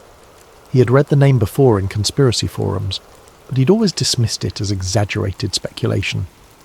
Yet here it was, spoken aloud in the dead of night, in a hidden facility guarded like a fortress. The pieces began to fall into place. The mind control experiments, the forced drug trials, the psychological manipulation. It wasn't just a theory. It was real. And it was happening right here, in the woods he had hiked so many times before. Driven by a mix of horror and determination, James began to push his limits. He found an unlocked utility shed near the facility, a cluttered space filled with tools and discarded paperwork. In the dim light of his flashlight he discovered a stack of files that appeared hastily stashed. He flipped through them, his heart pounding as he read terms like hypnotic induction, psychoactive administration, and neurological reprogramming. One file stood out. It contained a list of names, some crossed out, others annotated with cryptic notes. One name was circled with the words Phase 3, Complete Erasure, scrawled in the margins. James stared at the page, his hands trembling. These weren't just experiments. They were controlling people, erasing their memories, turning them into... what? He didn't know, but the implications were too terrible to ignore. It wasn't long before James became a regular visitor to the facility, slipping past guards and documenting everything he could. He sketched crude maps, took photos of documents and buildings, and recorded snippets of conversations. Each night he returned home with more evidence, his small apartment becoming a chaotic archive of secrets. But the closer he got to the truth, the more the weight of his discovery began to press down on him. He knew he was walking a dangerous line. The facility was guarded for a reason, and the people running it clearly had no intention of letting their secrets escape. Yet James couldn't stop. He was driven by a need to expose what he'd found, to pull back the curtain on a conspiracy that had remained hidden for too long. He didn't know it yet, but his time was running out. But James made a mistake. On his final visit to the mysterious facility, James's growing confidence got the better of him. It was late, the forest cloaked in the thick silence of the night. He had planned this visit meticulously, timing his movements with the guards' rotations and using every shortcut he'd learned over weeks of careful observation. This time, he was determined to get inside the main building, the one with the steel doors and faint flickering lights that seemed to pulse with a sinister rhythm. He slipped through the gap in the fence as he had done before, his heart pounding in his chest. Armed with a flashlight, a notebook, and a new camera, James crept closer to the structure. As he approached the building, he noticed a delivery truck parked near the loading dock. Its back was open, revealing rows of metal crates with cryptic labels. He crouched low behind a stack of barrels, taking photos of the crates, hoping the camera's silent shutter wouldn't betray him. But then he heard it, a sharp crack. The the unmistakable sound of a branch snapping underfoot. His body froze as the beam of a flashlight swept through the darkness, illuminating the area just feet from his hiding spot. A guard's voice broke the silence, gruff and alarmed. "Who's there?" Panic surged through James. He bolted, his boots pounding against the forest floor as he darted back toward the fence. The shouts of the guards followed him, along with the heavy thud of their boots as they pursued him. His breath came in ragged gasps, his chest burning as he pushed himself harder, faster. But the guards were trained, and they were gaining on him. He felt the impact before he saw it, a crushing weight against his side as one of the guards tackled him to the ground. His camera skittered across the dirt, landing out of reach. A second guard grabbed his arms, pinning him as he struggled. "Don't move!" one of them barked, his voice cold and commanding. James's mind raced, scrambling for an explanation, an excuse, anything that might save him. But no words came. He was yanked to his feet, his wrists bound tightly with a rough rope, and dragged toward the facility. The camera, his notebook, and any shred of evidence he'd gathered were confiscated, leaving him defenseless. Inside the compound, James was shoved into a small, dimly lit room. The walls were concrete, the air stale and suffocating. A single overhead light buzzed faintly, casting harsh shadows that seemed to dance menacingly on the walls. He sat in a metal chair, his wrists still bound, as a man in a dark suit entered the room. The man's face was expressionless, his eyes cold and calculating. "Who are you?" the man demanded, his voice sharp and clipped. James swallowed hard, his mouth dry. I'm no one. I was just hiking. I got lost." "Don't lie to me," the man interrupted, slamming a file onto the table. Papers spilled out, some of them familiar to James. Copies of photos he'd taken, sketches of the facility's layout, and notes he'd written about what he'd overheard. The sight of them made his stomach drop. "How did you find this place?" the man continued. "Who else knows about it?" James stammered, trying to come up with a plausible explanation, but his mind was blank. He could feel the intensity of the man's gaze, like a spotlight boring into his very soul. "I swear I didn't tell anyone," James said, his voice trembling. "I don't even know what this place is." The man leaned in closer, his face mere inches from James's. "And you never will." Before James could respond, a guard entered the room carrying a syringe. James's eyes widened, his pulse spiking as he realized what was about to happen. "No, wait," he shouted, struggling against the restraints, but it was no use. The needle pierced his arm, and within moments the world around him began to blur and fade. The last thing he saw was the man in the suit, his expression unreadable as darkness consumed him. When James woke up, he was lying in his own bed. At first, he thought it had all been a dream. The sunlight streaming through the window, the familiar hum of his apartment, all of it felt so ordinary, so normal. But as he sat up, his head spinning, a wave of unease washed over him. His camera was gone.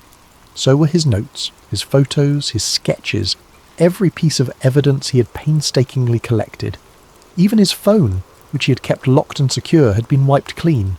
There were no messages, no photos, no browser history. It was as if the last few weeks had been erased entirely. James stumbled to the bathroom, splashing cold water on his face. But when he looked at himself in the mirror, he noticed something strange. A faint bruise on his arm, right where the needle had gone in. The sight of it sent a chill down his spine, confirming that what had happened wasn't just a bad dream. Over the following days, James tried to piece together what had happened, but his memories felt fragmented, like a puzzle with missing pieces. He could recall the facility, the guards, the files marked MK Ultra, but there was a strange emptiness in his mind, as though something had been taken from him. Every time he tried to focus on the details, his thoughts slipped away, replaced by a dull, throbbing headache. He tried to tell his story, to his friends, to anyone who would listen, but no one believed him. His friends chalked it up to stress, suggesting he take a break and get some rest. Even James began to doubt himself, wondering if the memories were real or if they had been planted there, part of some twisted experiment. When he returned to the trail where it had all begun, the facility was gone. The clearing was empty, the chain-link fence and buildings erased as if they had never existed. The only sign that anything had been there was a patch of disturbed earth, overgrown with weeds. James searched desperately for any trace, but there was nothing. As he stood in the clearing, staring at the emptiness, A sense of futility washed over him. Whatever had happened, whoever had taken him, they had erased their tracks and part of him with surgical precision. James knew what he had seen, what he had heard, but without evidence, without proof, the truth was as elusive as a shadow.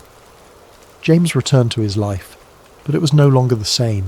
The quiet predictability he had once cherished was gone, replaced by a gnawing paranoia. Every shadow, every flicker of movement in the corner of his eye felt like a threat. He avoided the woods, avoided conversations about conspiracy theories, and avoided questioning what had happened. But deep down, he knew the truth. Some secrets were never meant to be uncovered, and some questions once asked could never be unasked. Thank you for joining us tonight on Sleep Theories. May this story of secrets and shadows inspire you to reflect, to wonder, and to dream. Sleep well, and let your imagination carry you to places where the mysteries of the world unfold. Sweet dreams.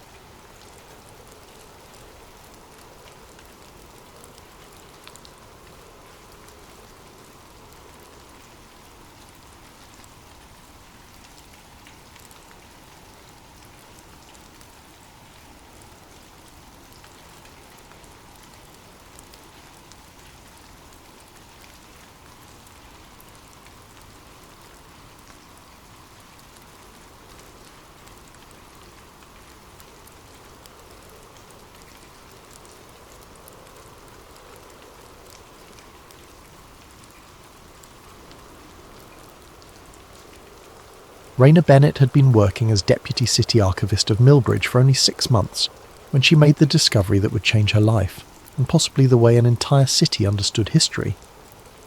Millbridge wasn't a large metropolis, but it wasn't a rural backwater either. It existed in that liminal space where the hustle of daily life met a tight-knit sense of community. The city archives, housed in a squat, blocky building on Belmont Avenue, were seldom visited by anyone other than genealogists researching their family trees or local journalists digging for old planning permits. Raina found the job easy enough. She spent her days processing requests for historical documents, sifting through old maps and city council meeting transcripts. Occasionally, she uncovered something unusual, an old love letter slipped between official papers, a black and white photograph nobody recognised. Most of the time, these oddities were interesting only for a moment before losing their novelty. But on this particular afternoon, as she was reorganising a set of mislabelled boxes in the far corner of the archival storage room, she discovered a sealed cardboard box with no official city label. Its only identifying mark was a handwritten scrawl in black marker, Renewal 2008. Curious, she opened it carefully. Inside, she found a set of tapes, actual videotapes, labelled with cryptic codes, OBJ-X, TT-Preel, and OPCVR. There were about 7 in total, some in battered plastic sleeves. All had a city seal that looked legitimate, but none bore any standard reference number. Puzzled, Raina dusted them off and placed them gingerly on her sorting cart. She walked the short distance down the hall to the seldom-used media viewing room. This small windowless chamber contained a dusty old VHS player and a handful of monitors. Almost nobody used the old equipment anymore, but the city archivist kept them around for just such an occasion. Raina shut the door behind her, took a seat, and inserted the first tape labelled TT-Preel into the machine. At first, the footage was grainy. An off-center camera angle revealed a table in a stark fluorescent-lit room. She saw a man, seemingly middle-aged, wearing a dark suit. Another figure, off-screen but possibly behind the camera, cleared their throat. A voice said, "This is an official record for the eyes of top-tier clearance only." After a few more seconds of distortion, the man in the suit leaned forward and began to speak. The events of September 11th, 2001 must remain consistent with the narrative approved by the Commission. The public is not prepared for the alternatives that might arise should these details become scrutinized. Our team has successfully...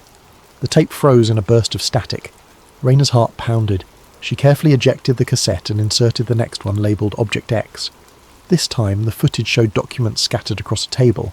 Technical diagrams flashed on screen, some referencing the structural components of the Twin Towers in New York, with notations hinting at internal shaping charges. The plans bore official-looking stamps and engineering seals, but it was impossible to read them clearly. Words like demolition, support columns, and materials analysis were repeated. Raina had read internet theories about 9/11 conspiracies, controlled demolition, holograms in the sky, missiles disguised as planes, but she'd always assumed these were fringe ideas. Nonsense. Yet here, in front of her, was something that looked alarmingly official. Her mind spun. These tapes appeared to suggest a cover-up linking local city officials to an alternative explanation of the 9/11 attacks, one that aligned more with conspiracy theories than with the official story. The next tape was labelled OPC-VR, short for Operation Cover, she wondered, but the tape was jammed, refusing to play. Overwhelmed, Raina realised she needed to step back. The very idea that these tapes existed in her small city's archives was surreal. Why would a town like Millbridge have records that even hinted at a cover-up of the most scrutinised and monumental event of the early 21st century? She checked the hallway to see if anyone was around. Certain her face must have been pale as a sheet. The corridor was empty. Everyone else was likely getting ready for the weekend, finishing up their Friday tasks. She decided to lock these tapes in her personal storage cabinet and investigate further on her own time. As the evening sky darkened, she signed out of work, her thoughts racing. Raina didn't know if what she'd seen was real, staged for some reason, or part of some elaborate hoax. But she suspected the tapes might be connected to city officials, past or present, who had ties to certain nationwide agencies. Maybe an old mayor or city council member had once worked in intelligence, or had been close to someone who did, but even that seemed far-fetched. Walking to her car, Raina felt a creeping sense of paranoia. She glanced over her shoulder more than once, half expecting to see someone watching her. The night air was crisp, the street lamps humming. She tried to tell herself that these tapes were either mislabelled or part of some half-baked local documentary project, but the knot in her stomach refused to loosen. She spent a sleepless night, replaying those images in her head. After a few hours of tossing and turning, she decided she had to keep digging. A single night's rest wouldn't change what she'd found. Something monumental lay hidden in those tapes, something that might well rewrite the official narrative about a pivotal moment in American history, or at least tie this small city to a clandestine effort to keep the truth hidden. Unbeknownst to her, as she stared at her bedroom ceiling, her phone buzzed with an unfamiliar unlisted number. Somewhere in Millbridge, or possibly beyond, someone knew that the tapes had been discovered. And now, the real danger was only just beginning. Raina returned to the archives early the next morning, slipping inside the building with a sense of determination that battled her growing apprehension. Over a strong cup of black coffee, she stared at the tapes in her private cabinet. She had brought an external VHS to digital converter, an archaic piece of equipment from her university days. If these tapes held sensitive information, the best move would be to digitize them for safer storage and easier analysis. Before she could begin, her boss, Dr. Harold Gwenther, poked his head through the door. "Morning, Raina. You're in early." She forced a casual smile. "Yeah, wanted to get a head start on the backlog." She watched his eyes flick to the cabinet, then back to her face. He looked puzzled for a moment, but said nothing. "I'm impressed," he replied. "Maybe all of us should take a page from your book." With a nod, he left. Once Dr. Gwenther was gone, Raina locked the door and popped in the jammed tape labelled OPC-VR. With some coaxing, the machine whirred, and a garbled image flickered on screen. She knew from experience that these old tapes could degrade over time, especially if stored improperly. But after a moment, the visual stabilized. A female voice, crisp and authoritative, began to speak over a slideshow of heavily redacted documents. Operation Cover was initiated to ensure all engineering assessments align with official findings regarding the collapse of the World Trade Center towers. The ongoing narrative as presented by the 9/11 Commission must remain unchallenged by outside experts. Raina pressed pause, her heart hammering. Operation Cover? So this was more than just a glitch in the official story. This was a deliberate effort to manipulate or suppress alternative explanations. The voice continued, any references to missile or holographic technology used to create illusions of aircraft or to control demolition must be swiftly discredited. Our cooperation with local officials in strategic locations ensures that any accidental revelations or documentation are intercepted. A jolt of realization coursed through her. Millbridge, being near a major defense contractor's satellite office, could be one of these strategic locations. In the tape, a bullet point list flashed on screen, each line too brief to read in full. But Raina caught glimpses. Engineering profession stance, official line only, 9/11 Commission, partial truths, controlled demolitions, tested scenario. Her mind reeled. If even a fraction of this was genuine, it meant the city archives were storing top-secret materials that contradicted the entire official stance on 9/11. She didn't consider herself a conspiratorial person. She believed facts and evidence. Yet here was evidence, albeit cryptic and unsettling, that conspiracies might not only be rumours of the internet fringe. As the tape sputtered to an end, the last frames showed a black screen with white text. File in compliance with NDA 713, sealed for 25 years from date. Violations punishable by federal law. Raina took a shaky breath and ejected the tape. She realised she was probably already deep in violation territory.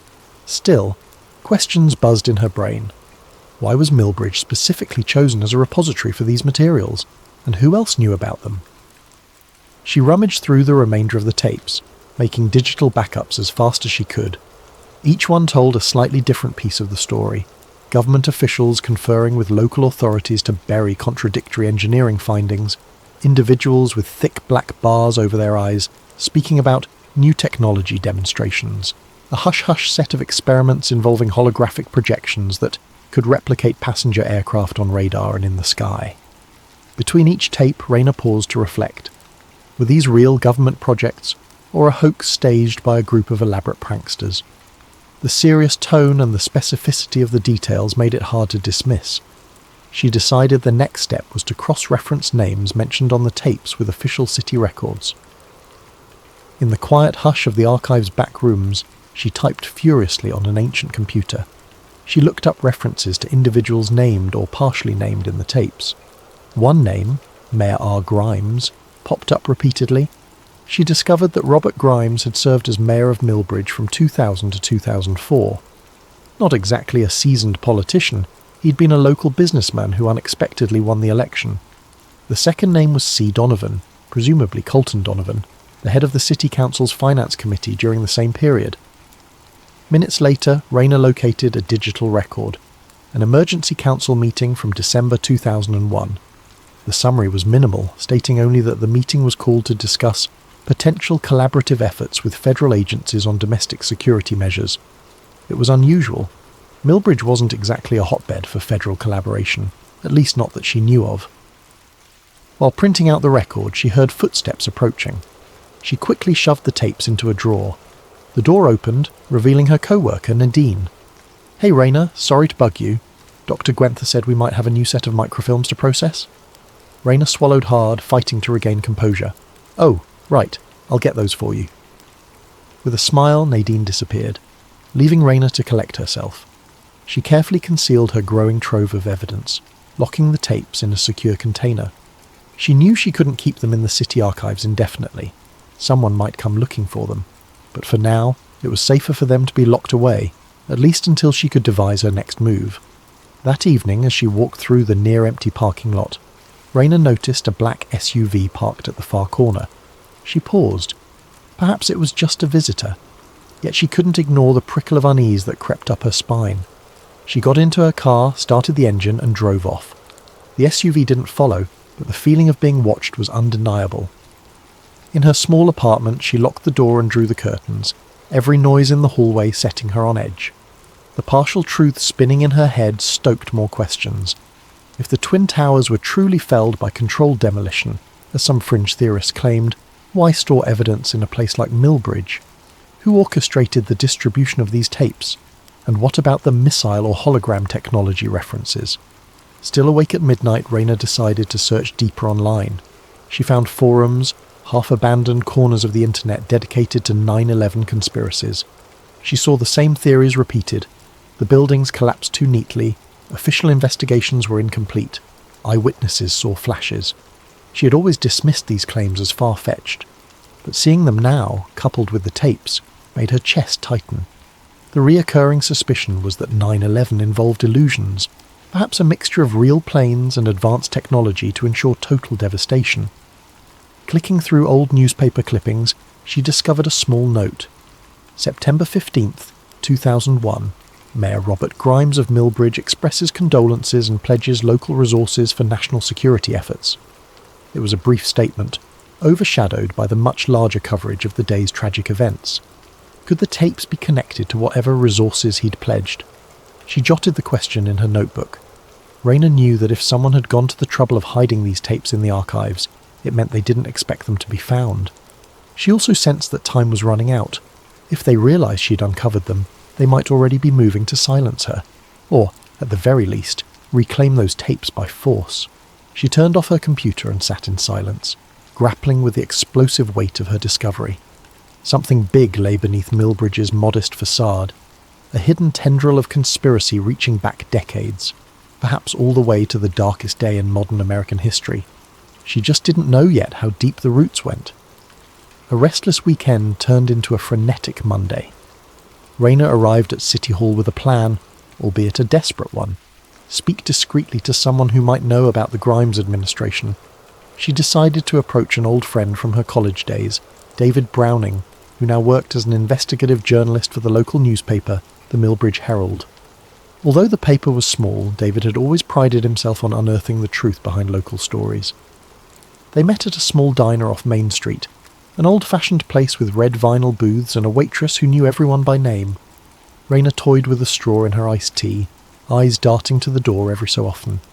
David arrived, looking both intrigued and concerned.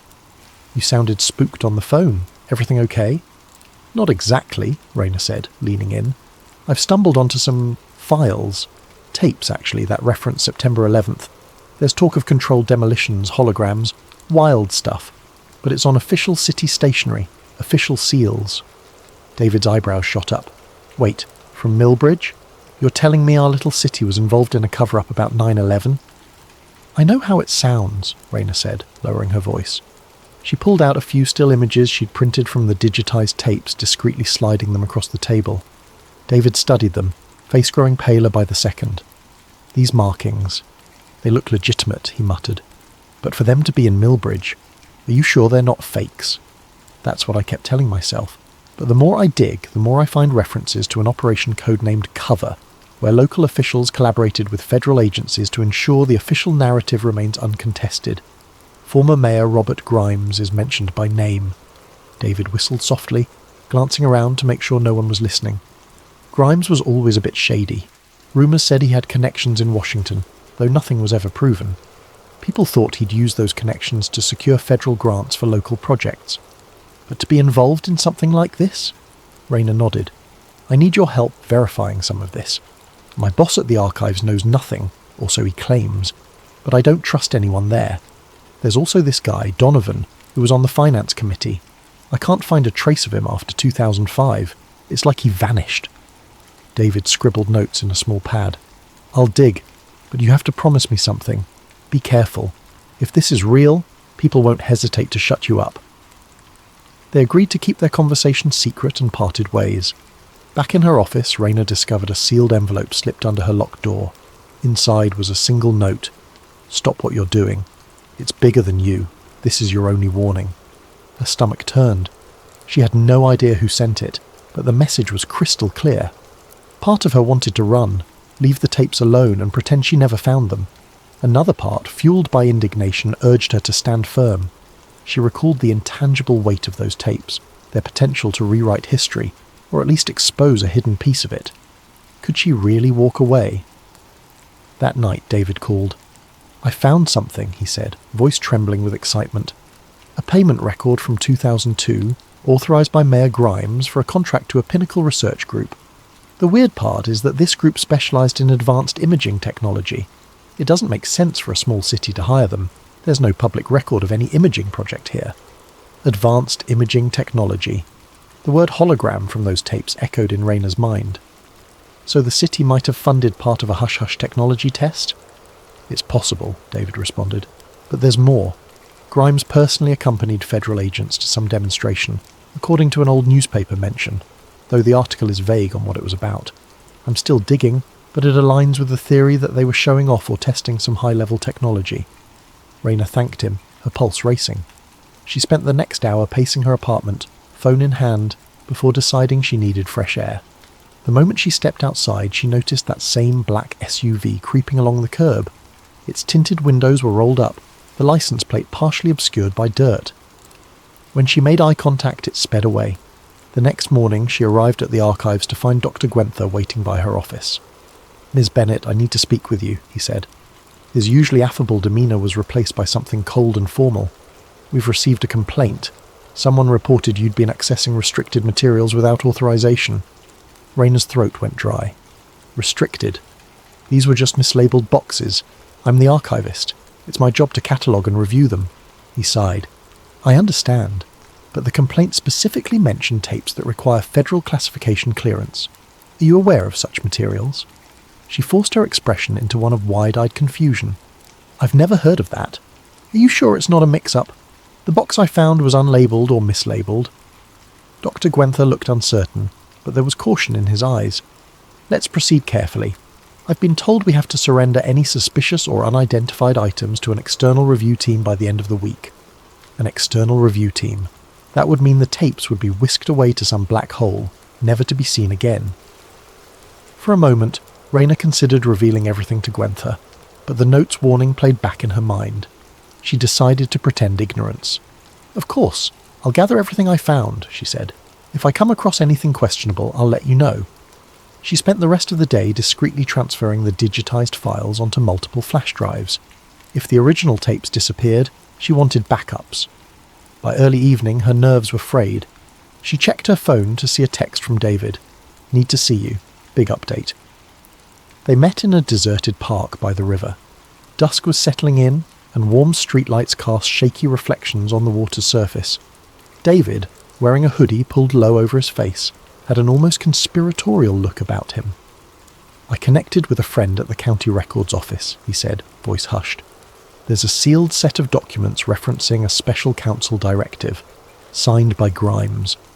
The directive was about relocating or archiving sensitive federal materials in exchange for federal development grants. The city essentially got hush money, and guess what else? Donovan was the liaison. After leaving city council, he somehow joined a consulting firm in Washington. No trace of him after 2005 is a cover. He's not vanished. He's just operating under a different identity." Rayna's eyes widened. So the city knowingly stored these tapes, the ones referencing September 11th conspiracies, in exchange for funding. Why? David shrugged. Maybe to keep them off the radar in a nondescript place, overshadowed by bigger cities' archives. Or maybe they were planning to destroy them but never did. A sense of vindication mixed with dread. So far, everything lined up. The hush-hush contract, the hidden tapes, the reference to advanced imaging or holograms that might have been tested. It still felt surreal, but piece by piece the puzzle was forming a coherent, if horrifying, picture. "You have to go public," David urged. "This is bigger than Millbridge, but we need more than tapes. We need someone who was part of the operation, an eyewitness, a whistleblower, or else it's just speculation." Rayna knew he was right, but who could she approach? The only living link seemed to be Grimes and Donovan. She had no idea where to find either. "I'll try to find contact info for Grimes," she said. "If I get him to talk." "Then we both better watch our backs," David finished grimly. They parted ways, each consumed by the weight of what they now carried. Rayna returned to her car, once again noticing the black SUV parked nearby. This time its headlights flared to life as she approached. Terrified, she hurried into the driver's seat and sped away, the SUV following at a distance for several blocks. Eventually it turned off onto a side street, leaving her shaken but unharmed. In the quiet of her living room, Raina laid out every clue. Grimes, Donovan, the sealed directive, the tapes referencing controlled demolitions and illusions, the hush money from federal sources. Something dark was brewing, a conspiracy that had lain dormant for years, never meant to be exposed. In that moment, she understood the gravity of her choices. If she pushed forward, she risked her reputation, possibly her safety. But if she didn't, the tapes might vanish forever, and a piece of the truth, whatever it might be, would remain buried. She clenched her fists, determination warming her veins. One way or another, she would see this through. 3 days later, Raina managed to track down a lead on Robert Grimes. He was rumoured to be living quietly on the outskirts of a neighbouring county. Under the pretense of researching an article for the Millbridge Herald, she convinced him to give her a brief interview. She didn't mention the tapes, not yet. On a grey Saturday afternoon, she drove out to meet him. His home was a modest ranch-style house surrounded by a chain-link fence. No glimmer of the ambitious mayor remained in the chipped paint or overgrown lawn. Raina knocked on the door, half expecting no answer. But a moment later the door cracked open to reveal an older man with stooped shoulders and weary eyes. "You must be from the newspaper," he said. "Come in." The interior was dim, smelling faintly of old coffee and dusty carpets. She followed him into a small living room, where he motioned for her to sit on a worn sofa. "Mr. Grimes, thank you for agreeing to speak with me," she began. "I'm working on a piece about notable past mayors of Millbridge and their contributions, especially around the early 2000s. He coughed, a raspy sound. "Contributions. That's a charitable word. I did what I had to for Millbridge, but people never understood." Raina leaned forward, deciding to take a calculated risk. "Mr. Grimes, were you aware of any special agreements between the city and certain federal entities around 2001 or 2002? He fell silent. His expression turned grim. "I don't know who you've been talking to," he said slowly, "but that's classified information. Has been for years." Taking a breath, Raina pressed on. "Does it have anything to do with the official narratives around the events of September 11th? His eyes flared with a mixture of anger and fear. "You have no idea what you're getting into," he stood abruptly. "Interview's over. I'm sorry." She stood too, rummaging in her bag. "What if I told you I've seen tapes? Documents referencing something called Operation Cover, tying Millbridge officials to the concealment of contradictory evidence, technical diagrams, references to hologram technology." Grimes's entire posture stiffened. His shoulders locked, and he stared at her with a mixture of shock and resignation. "You found them," he whispered. "They told me everything was destroyed. That was part of the deal." Raina's heart pounded. "So it's true? The city was used as a repository for the real details of September 11th? He sank into his armchair, head in his hands. "Not just 9/11, that's the big one, but there were other hush-hush projects. Federal agencies needed small, out-of-the-way places to store certain records. In exchange, we got federal investment, new roads, expansions to our industrial park. Everybody was happy, or so I thought. Then, one day, they said they'd destroyed all the sensitive materials." Raina showed him a still image from the tapes. His face drained of colour. "I thought I'd buried this part of my life," he murmured. "Those tapes detail preliminary engineering reports that suggested the towers didn't fall the way the 9/11 Commission stated. Some reports even mentioned projected illusions, the possibility that the second impact was partially orchestrated with advanced imaging to ensure maximum psychological impact.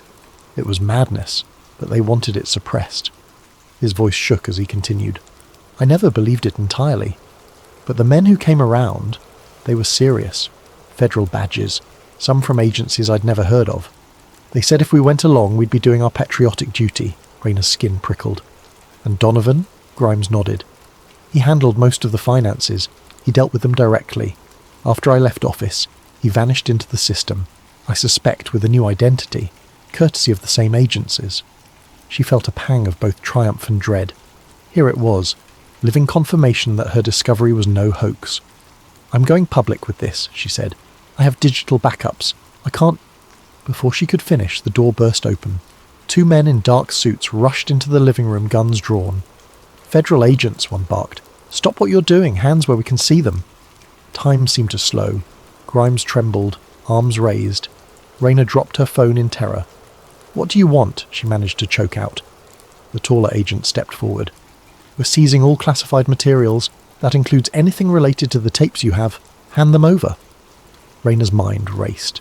She had left the tape secured in her home safe, but she did have a flash drive in her purse. If these agents confiscated it, they might erase her only leverage. Her eyes darted to Grimes, who stared at her silent, guilt-ridden.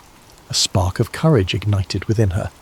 "These tapes prove a massive cover-up. You can't just—" The second agent interrupted with a snarl. "We can and we will. Your naive attempts to expose national security secrets end here." Just then, another figure appeared at the doorway. David. He had followed Rayna out of caution. Holding up his phone, he said, "Smile, gentlemen. You're on a live stream." The agents hesitated, glancing at each other. David had the camera rolling, broadcasting to an online platform. "If you do anything rash, it's all on record," he said, his voice wavering but resolute.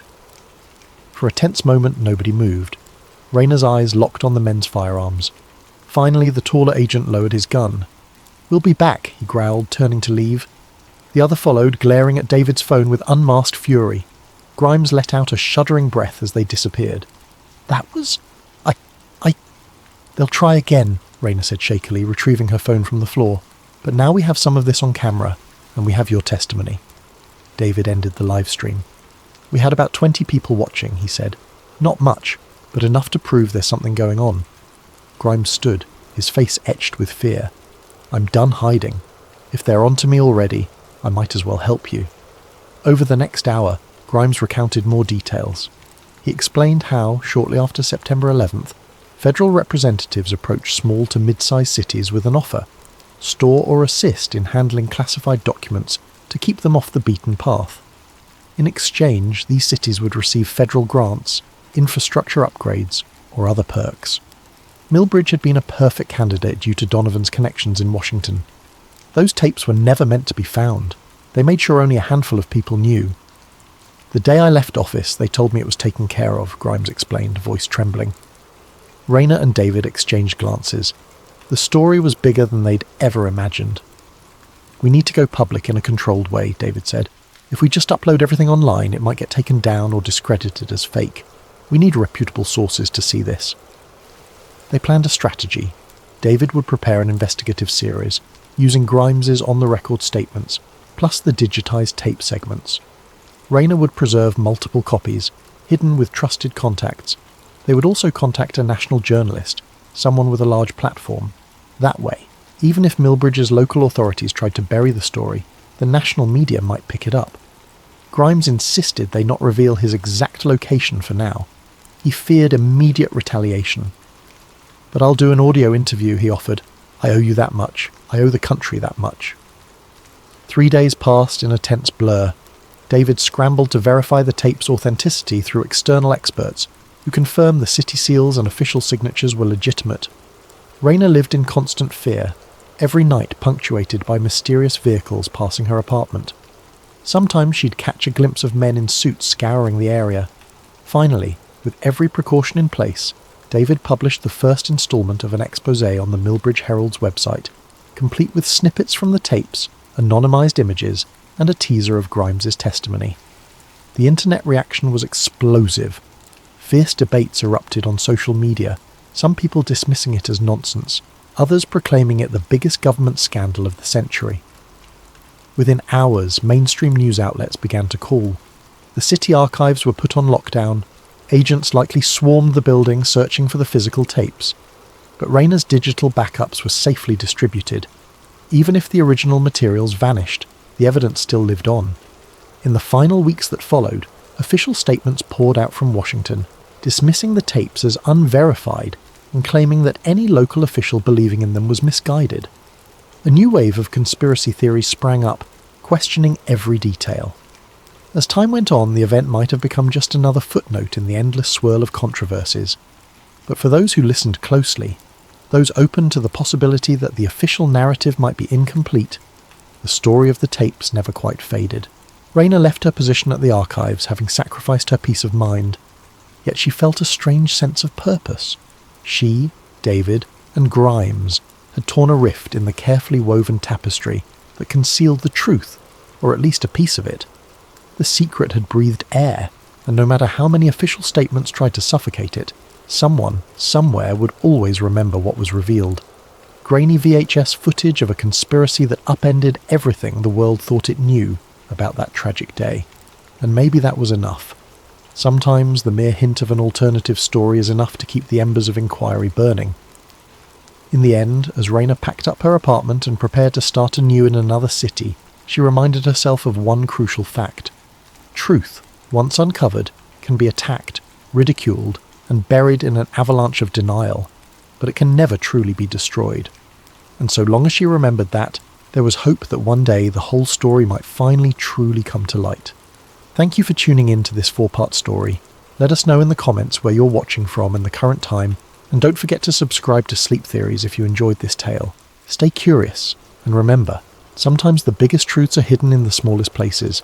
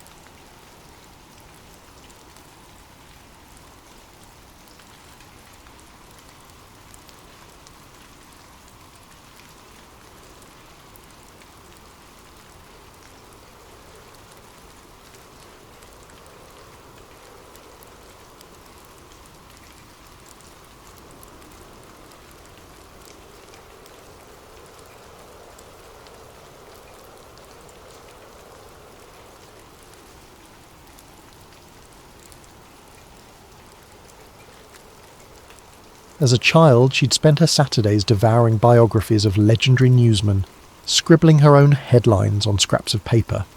Her parents, humble folks in a small Ohio town, nurtured that spark, proud their daughter aspired to uphold journalistic integrity in an era defined by fast-click sensationalism. As an adult, Natalie landed a job at Veritas Web News, an up-and-coming independent media site. It wasn't a mainstream newspaper, but it had a loyal readership that appreciated long-form investigations rather than clickbait. She poured her heart into each story, determined to tell narratives that mattered. But the reality of modern journalism soon tempered some of her starry-eyed dreams. Budget constraints, editorial pressures, and the constant deluge of superficial trending topics pulled attention away from deeper digs. Still, she persisted. Her big break, or so she thought, arrived one brisk fall morning when she was assigned to cover a press conference at the Capitol. A political scandal had erupted around a senator suspected of funneling federal grants to a dubious private contractor. The briefing was standard fare. A gaggle of reporters swarmed a podium, each trying to capture the day's soundbite. But Natalie noticed something peculiar. The questions, posed by journalists from major outlets, were strangely uniform, as if reading from the same script. It struck her as off. After the third nearly identical query, a chill trickled down her spine. Later that evening, as she typed up her piece, an email popped into her inbox. The subject line read, "Mockingbird resurrected." It came from a burner account with a string of random letters and numbers. At first she assumed it was spam, but curiosity piqued. She opened it. The message was brief. "If you care about real journalism, look into the history." Operation Mockingbird never died, only changed its feathers. Don't trust the silence. Operation Mockingbird?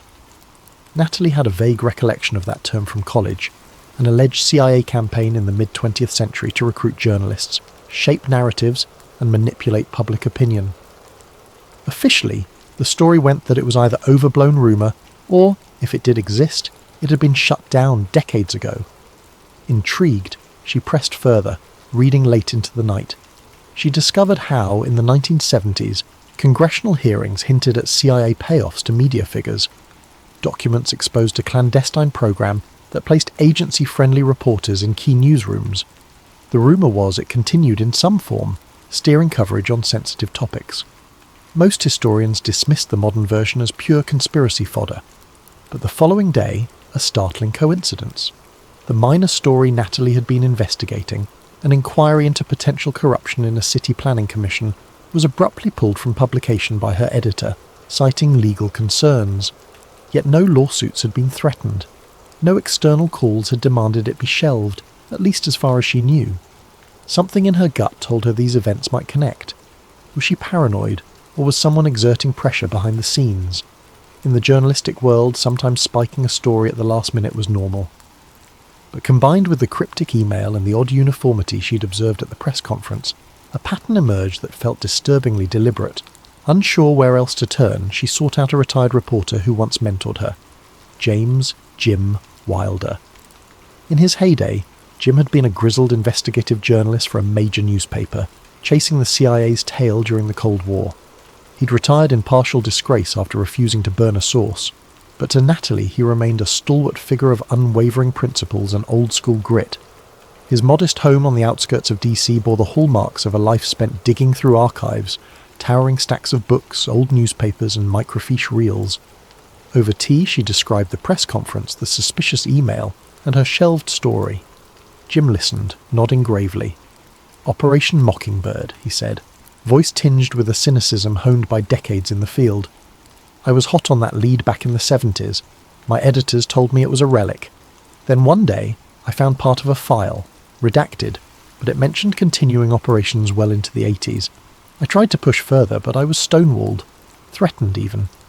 He leaned back, a nostalgic gleam in his eyes. "I always suspected it never really ended. Why would it? If you have a program that effectively shapes public opinion, you don't just toss it away. You adapt." Natalie felt both a thrill of validation and a pang of worry. "You have any proof left, Jim? Anything I can use to confirm or deny the rumour?" "Got a few pages locked up. They're not exactly conclusive, more like puzzle pieces. But if you're determined, maybe you can do what I never did. Find the missing links." He sighed. "Just be careful, kid. The CIA doesn't mess around when it comes to controlling narratives." From an old filing cabinet, he withdrew a battered folder stuffed with yellowed papers. Natalie flipped through them, seeing references to assets in major newspapers, coded code names, partial financial ledgers with blacked-out lines. One note read, "Coordination for Maximum Impact, RE, Foreign Policy Coverage." Another referenced journalists receiving monthly retainer fees from front organisations. The cryptic nature made it tough to pinpoint exact individuals or timeframes. She left Jim's house with the folder tucked under her arm, mind buzzing. If Operation Mockingbird had indeed gone underground, who was running it now, and how widespread was it? The next day she approached her editor, a pragmatic, overworked woman named Roslyn. Cautiously, Natalie broached the topic of her cancelled story, asking why it was shot down so abruptly. Roslyn offered a vague explanation about concerns from higher-ups, which was odd because their publication was independently funded. Higher-ups? Who exactly? As Natalie pressed, Roslyn snapped, "We can't fight every battle, Natalie. We've got a lawsuit on our hands if we're not careful." And that was that. The conversation ended with a finality that unsettled Natalie. She could practically smell the unspoken fear. That evening, unable to let it go, she typed out a summary of her Operation Mockingbird suspicions, intending to pitch it as her next investigation. She laid out the facts, historical background, the bizarre press conference uniformity, Jim's half-buried leads, her own cancelled story. But she hesitated before sending it. The risk of being branded a conspiracy theorist was high. She decided first to poke around quietly, test the waters. Her next step was to track digital breadcrumbs. That's when she called in a favour from her friend Alison Wu, a cybersecurity specialist with a reputation for finding invisible connections in massive data sets. Alison worked freelance for non-profits and had a soft spot for Natalie's dogged pursuit of truth. She agreed to help, intrigued by the challenge. Within hours, Alison sent a cryptic text. "I found something. Let's talk in person." They met at a quiet cafe, away from the usual DC journalist hangouts.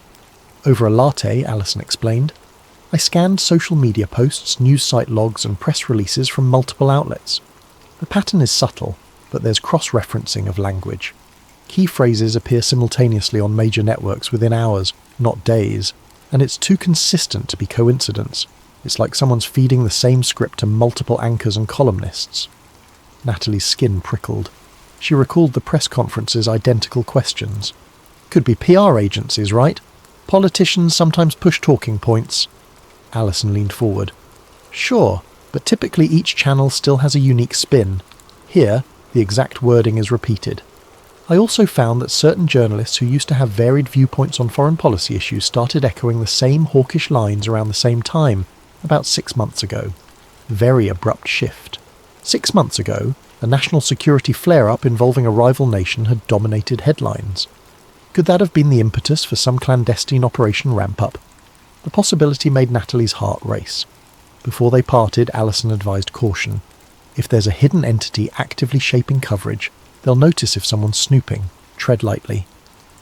That night, the intangible sense of being watched crept in. While drafting an article about an unrelated topic, Natalie thought she saw a flicker on her laptop screen, like a remote access attempt. Paranoia or reality? In bed, she tried to quell the gnawing apprehension. She reminded herself that conspiracies often turn out to be simpler stories of bureaucratic bungling. But Jim's fearful recollection and Alison's data analysis kept returning to her mind. A question loomed. If Operation Mockingbird is still alive, how far does it reach now? And what lines will its guardians cross to keep it secret? Unknown to her, the chain reaction had already begun.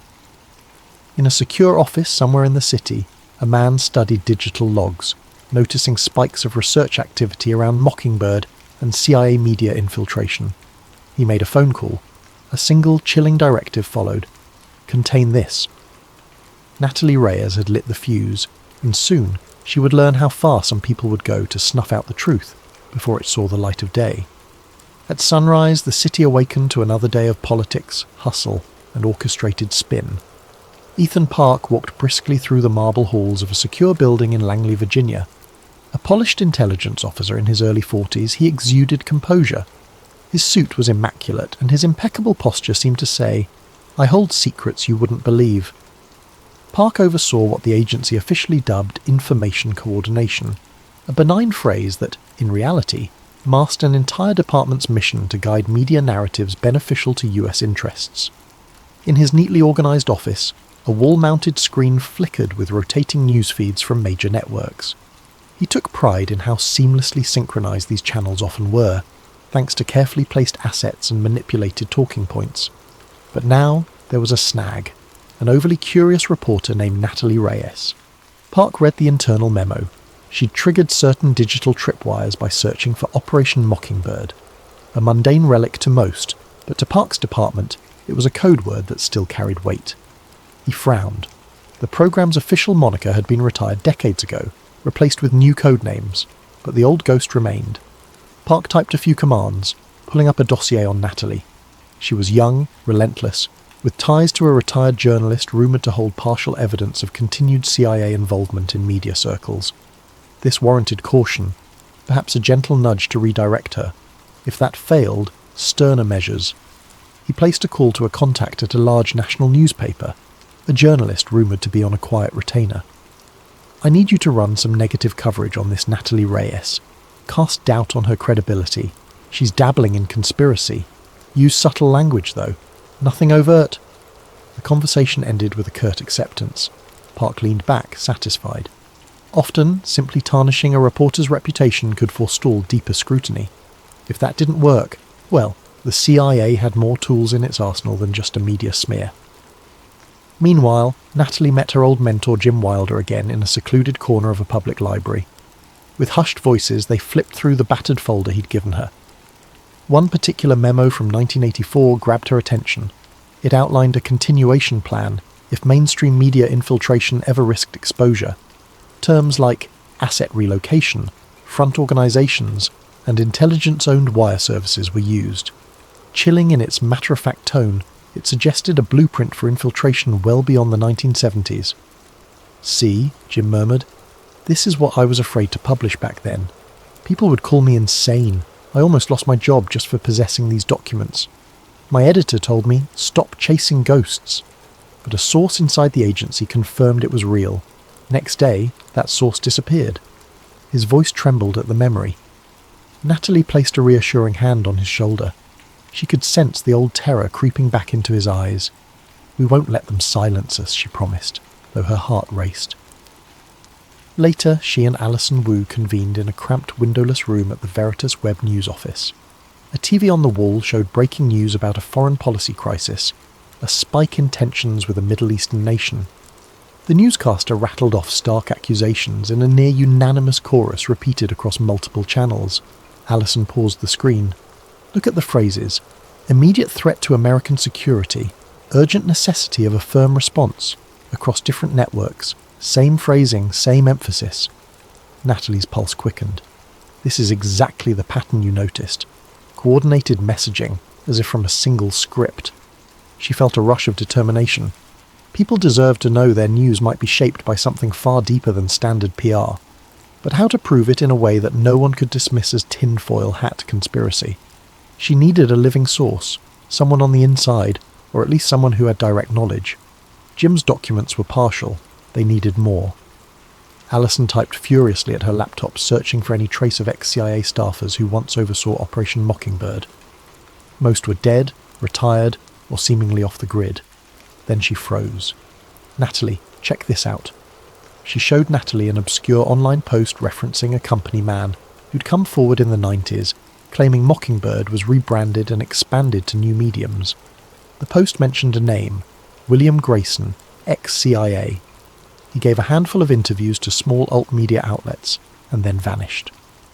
Could he still be alive, Natalie wondered aloud, and if so, could we track him down? It was a long shot, but no other leads looked promising. They rummaged through old digital archives, scouring references to Grayson. Eventually they uncovered a half-baked clue. A user on a conspiracy forum claimed to have spotted him living under an alias in rural Pennsylvania. No verification, though. The search consumed hours. Their editor, Roslyn, passed by, frowning. Are you two focusing on anything we can actually publish soon? We're behind on clicks this week. Natalie feigned a polite smile.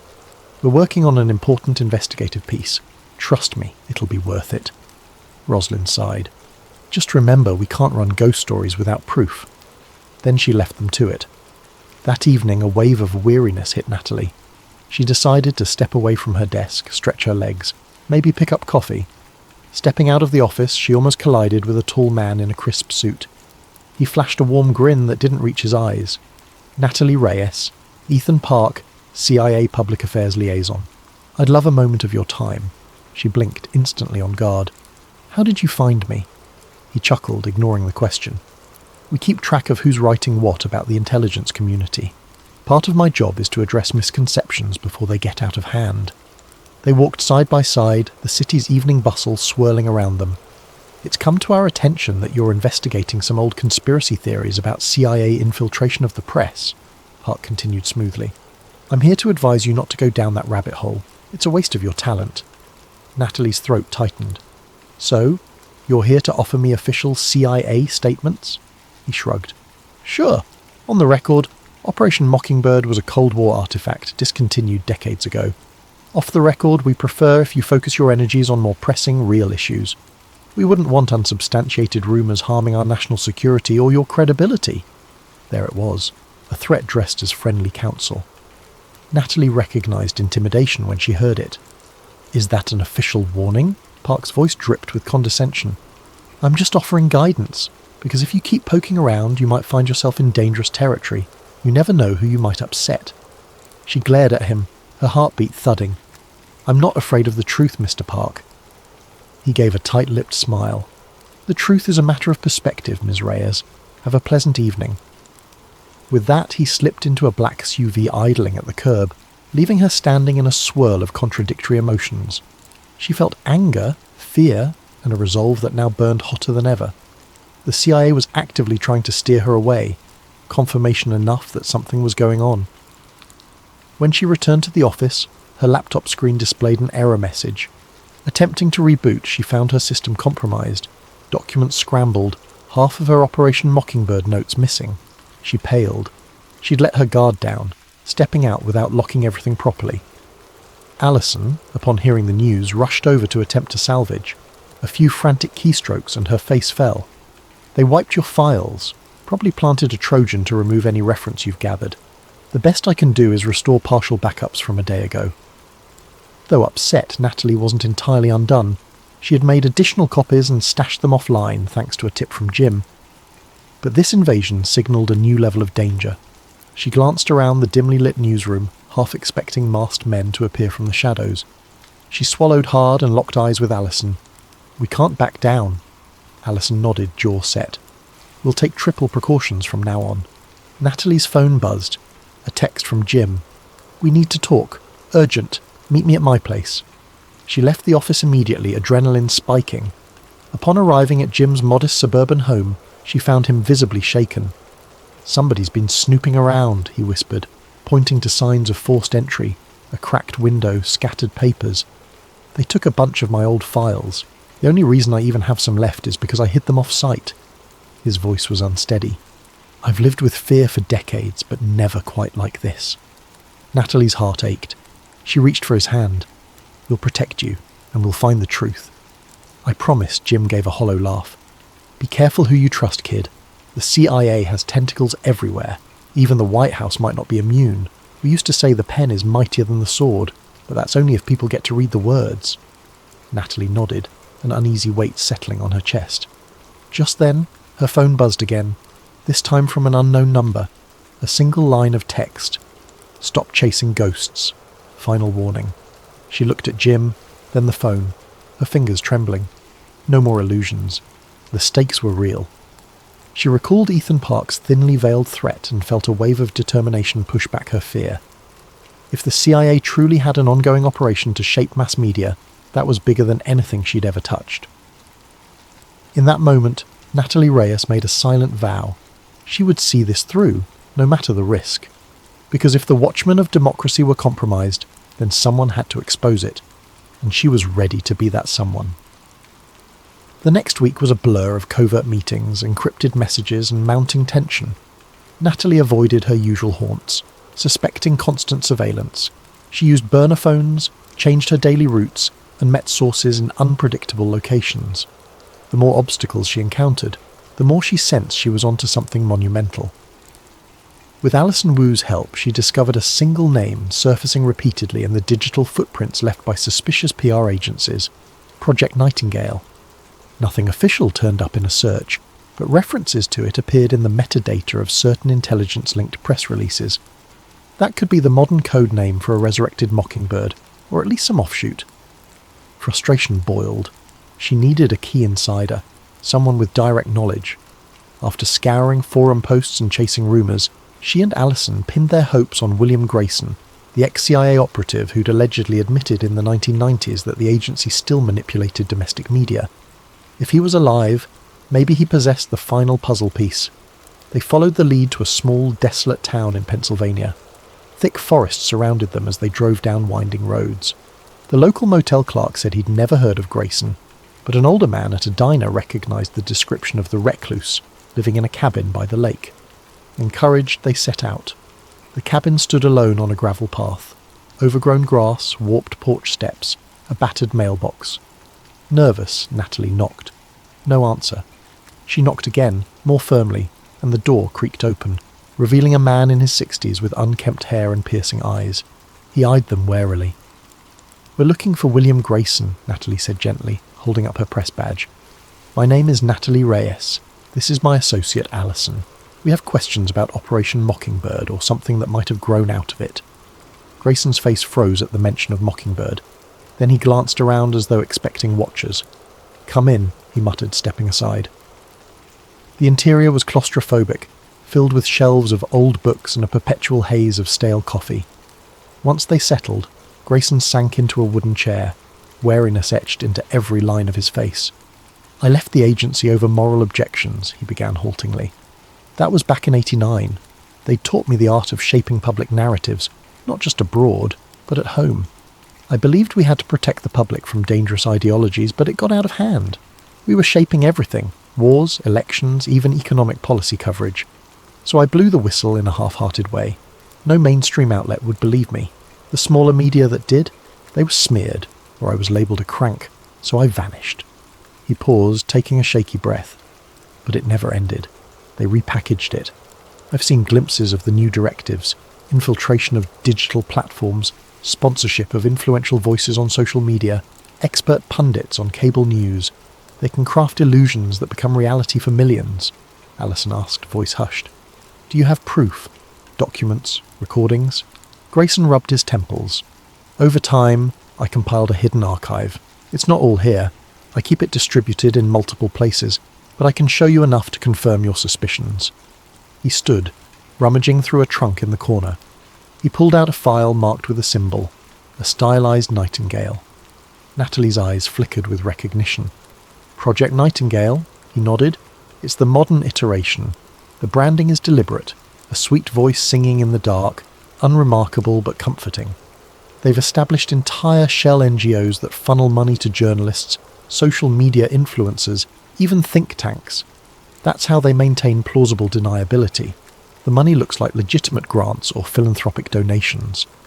Before Natalie could ask more, headlights swept across the window. A car approaching. Grayson stiffened, his face contorted with alarm. No one ever comes here at this hour, he hissed. Alison peered out the window. A black SUV. Could be locals, or not. Grayson's eyes blazed. We need to leave. Now they must have tracked you. He shoved the file into Natalie's arms. Take this. It's partial but damning. I'll hold them off. Natalie opened her mouth to protest, but Grayson urged them urgently. Go out the back. There's a path through the woods. Don't look back. The next moments were a scramble. They slipped out a rear door, hearts pounding. Behind them they heard loud knocking, a muffled confrontation, then Grayson's raised voice. Natalie's stomach twisted with guilt leaving him there, but she sensed he wanted them to protect the evidence at all costs. She and Alison fled into the forest, stumbling through moonlit undergrowth until they reached their car. They sped away, hands trembling on the wheel. Hours later, back in DC, they combed through the file. Even half intact, it was explosive. Internal memos naming corporate media partners, bullet point strategies for amplifying particular foreign policy lines, lists of favoured journalists with coded references to monthly payments. The date stamps were recent, some less than a year old. They had exactly what they needed to blow the lid off a modern-day Mockingbird scheme, but they also feared immediate retaliation. Natalie's phone soon confirmed that fear. A barrage of missed calls from Jim Wilder, each more frantic. She called him back, but only got his voicemail. Then a single text arrived from an unknown number. Grayson is gone. Next is Wilder. Surrender the files. Terror and rage roared in her chest. She had to protect Jim. She tried calling him repeatedly. No answer. She rushed to his home with Alison. When they arrived, the front door was ajar and the living room a ransacked mess. Jim was nowhere to be found. Police arrived shortly after, summoned by a neighbour who heard suspicious noises, but there was little for them to do except file a missing persons report. Natalie insisted Jim was abducted, but the sceptical officer only nodded politely. No sign of forced entry, he observed. He might have left voluntarily. The subtle condescension in his tone stung. Reeling from the loss, Natalie recognised the gravity of the situation. If they had the gall to abduct Jim, they wouldn't hesitate to come after her or Alison next. But if they hid, who would expose the truth? In the hush of her battered office at Veritas, she laid out the dire facts. They have Jim, and we have evidence. Our only leverage is going public. If we sit on this, they'll pick us off. If we release it with no plan, it'll be spun as fake. We need maximum impact, an unstoppable wave of coverage. Alison nodded. We can set up a secure live stream. Once it's broadcast widely, it becomes nearly impossible for them to scrub. Natalie pictured Jim's face, remembering how he once told her, "We can't let fear bury the truth. We either fight or fold." She inhaled shakily. "Okay, let's do it. We'll gather everything. Grayson's docs, Jim's old memos, your data analysis. Then we'll call out the CIA by name and present the evidence." It was a bold, borderline reckless plan. They faced smear campaigns, hacking, or worse. But enough was enough. Too many good people had been silenced, and the manipulative machine would keep turning unless someone jammed a wrench into its gears. That night, as they prepared, the building's power cut out, plunging the newsroom into darkness. Footsteps echoed in the corridor. Alison grabbed her laptop, adrenaline surging. Natalie's heart hammered. They locked the door, hearing men's voices outside, possibly CIA ops, possibly mercenaries on their payroll. Scrambling, they uploaded files to multiple cloud storages, setting timed social media posts. If the men outside broke in, At least their progress wouldn't vanish. With each passing second, the footsteps drew closer. A crash in the hallway signalled forced entry, curses in hushed tones. Alison typed a final command, then turned to Natalie. "We're out of time." A battering ram slammed against the door, splitting the frame. The door burst open. 2 men in dark clothing rushed in, weapons drawn. "Don't move!" one snarled. Natalie and Alison stared at them, braced for the worst. The man advanced, seizing Natalie's laptop. He ripped cables from the server. "Where are the documents?" he demanded. She thought of Jim's abduction, of Grayson's cabin. Her voice shook with defiance. Too late, they're already out. Which wasn't entirely true, yet. But the partial uploads might buy them seconds. Suddenly a shout from behind. Veritas's security guard had returned from his rounds. "Freeze!" he yelled, brandishing a flashlight. The intruders turned just for a moment. It was enough for Alison to slam the enter key on her phone, triggering a mass upload. The men lunged, but the digital die was cast. In the confusion, Natalie and Alison dove past the intruders, sprinting down the corridor. Another crash of footsteps, shouts, confusion. They spilled onto the street, gasping for air, and flagged a passing car for help. Miraculously, the driver recognized Natalie from her bylines. He sped them away into the night. Breathless, they realized the final, crucial step remained. The public reveal. Sure, they had begun the upload, but it needed an accompanying explanation. A moment in front of the world's eyes. The only question was, how do they announce it without being immediately discredited or cut off? Alison clutched a small flash drive, the fallback plan. "We need a secure platform for a live broadcast, not just a file dump, something unstoppable." Natalie nodded, tears in her eyes. "And we have to do it soon. They might still track us." In the swirling neon lights of city streets, they huddled in the car's back seat, forging a last-ditch plan. Tomorrow they'd attempt the biggest exposé of their careers. They'd go live, on camera with proof in hand, naming names. If that meant risking everything, so be it. Because if no one else would blow the whistle on a resurrected Operation Mockingbird, then Natalie Reyes would. And she would do it with the entire world watching, or die trying. Morning dawned on a tense Washington, D.C. The sky was grey, promising rain. Natalie Reyes and Alison Wu had scarcely slept, huddled in a borrowed loft courtesy of an old college friend. Their enemies had advanced on them so forcefully that they couldn't risk returning home. They needed a new vantage, a chance to strike back. Over lukewarm coffee, they finalised the plan, a live-streamed press conference via multiple platforms. Social media would be the engine, Twitter, YouTube, independent streaming sites. Once the feed went live, viewers could download and mirror it faster than any entity could scrub it. They would drop everything. Grayson's documents, digital footprints, references to the CIA's direct meddling in mainstream media.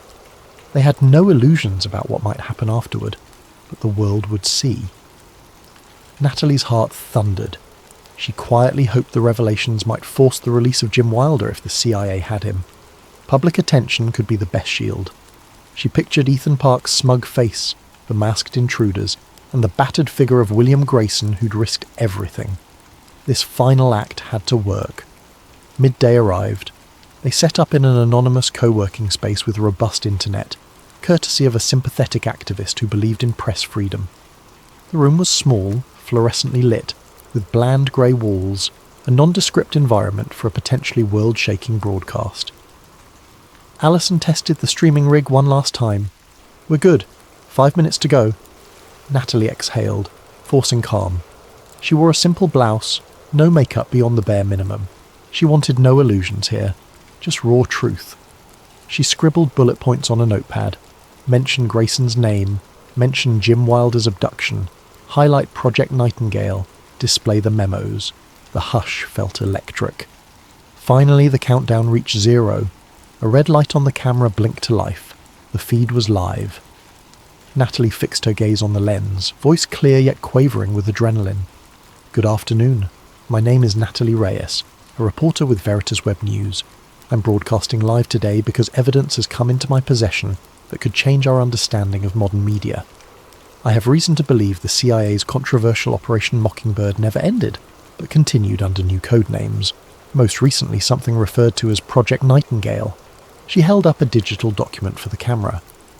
This file, obtained from a former CIA operative named William Grayson, details the infiltration of mainstream and online media by intelligence operatives. We have discovered that journalists, anchors and influencers may be receiving talking points directly from intelligence agencies. These documents indicate the shaping of narratives around foreign conflicts and political scandals, all to maintain certain agendas. Alison switched to slides on the screen, scans of memos, partial financial logs, coded references to major networks. The feed soared in viewership, thousands, then tens of thousands, quickly escalating. Comments poured in with shock, skepticism and occasional vitriol. But the story was out. Natalie continued, "We believe individuals connected to this project are orchestrating uniform messaging across multiple outlets. In recent weeks, I and my colleagues have endured surveillance threats and attacks. My mentor, journalist James Wilder, has disappeared under suspicious circumstances. This is direct assault on press freedom." She paused, struggling to steady her breath. "I urge you to examine these documents for yourself. We're releasing them to the public domain. They are available at multiple mirror sites. Should one link go down, others will remain. This is bigger than political partisanship or fleeting headlines. It's about the integrity of our news and the question of who really decides what Americans see and believe." Alison flicked to the final set of documents. Internal CIA memos referencing nightly sync calls with select anchors. The text was partially redacted but still telling. At that moment the chat feed exploded. The viewer count soared past 100,000, then 200,000. The story was viral. Mid-sentence, the room's overhead lights flickered. Natalie's stomach clenched, a sign that someone might be trying to cut the power. But so far the feed continued. She pressed on. "We name these figures not to smear every journalist, but to highlight that some, listed in these pages, may have compromised their integrity. We call on them to respond, to prove us wrong, or come clean if they've been pressured." As the final slides concluded, Alison ended the broadcast. The entire stream, just under 20 minutes, was archived in real time across countless channels. By now, it was unstoppable. Breath shuddering, they ended the feed. Then they heard it, a pounding on the door. Fear twisted in Natalie's gut. Alison braced herself. They expected suits with guns, maybe Ethan Park himself. But when the door swung open, in strode a pair of men in plain suits. One flashed credentials, FBI. Natalie felt her heart skip. The lead agent spoke. "Ms. Reyes, Ms. Wu, we're here to ensure your safety. We've received credible intel of a threat against you." He held up a phone showing frantic orders from higher-up officials. "We need to get you out now." They didn't resist. In the corridor, they glimpsed more agents, guns drawn, scanning for threats. The entire co-working building was on lockdown. Outside, a throng of curious onlookers formed, presumably alerted by the viral broadcast. As they were escorted to a waiting vehicle, Natalie noticed Ethan Park standing nearby, partially obscured behind a car. They locked eyes. His expression burned with fury. For a moment she thought he might approach. Instead, he slunk into the crowd and disappeared. In the hours that followed, the internet roiled. Major news outlets scrambled to respond. Some anchors ridiculed the evidence as baseless. Others demanded investigations. Social media brimmed with conspiracy theories, jokes, and heartfelt calls for accountability. The White House press secretary fielded relentless questions about the CIA's involvement in domestic media. Official statements alternated between denial and promises of a full inquiry. As the clamour rose, the FBI placed Natalie and Alison under protective status, citing genuine threats. Representatives from civil liberties organisations arrived at the safe house, offering legal counsel. Natalie felt simultaneously relieved and overwhelmed.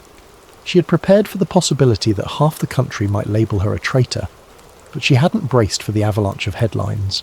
In the swirling news coverage, a story emerged. Jim Wilder was found at an undisclosed medical facility, unconscious but alive. Preliminary statements suggested an accident, yet the details were murky, fueling speculation that he'd been forcibly drugged or injured in captivity. Natalie pressed for more information, but the FBI withheld specifics, claiming an ongoing investigation. She refused to let them bury his case in secrecy. Days later, a somber press conference took place on Capitol Hill. A handful of courageous lawmakers, spurred by public outcry, promised to form a special subcommittee to look into the allegations. Whether it would be a genuine investigation or a whitewash remained uncertain. Ethan Park, for his part, vanished from public record. Sources claimed he was placed on administrative leave or reassigned. Others whispered that he'd left the country. The CIA's official stance: no comment on personnel matters. As time wore on, the immediate storm of coverage gave way to endless debate. Some journalists dug deeper, finding corroborations of infiltration. Others hammered Natalie, Allison and Grayson's story as selective evidence. Meanwhile, the Mockingbird trended on social media. People demanded answers. How many anchors were compromised? Which stories were shaped? Was foreign policy manipulated to justify wars? For Natalie Reyes, a bittersweet triumph lingered. She had sacrificed her normal life to reveal what she believed was a crucial truth. She'd lost her sense of personal safety, and yet she'd ignited a national conversation about press integrity and the invisible hands shaping public discourse. The next steps, congressional hearings, investigations, potential trials, would be slow and rife with political manoeuvring. But at least the taboo was broken.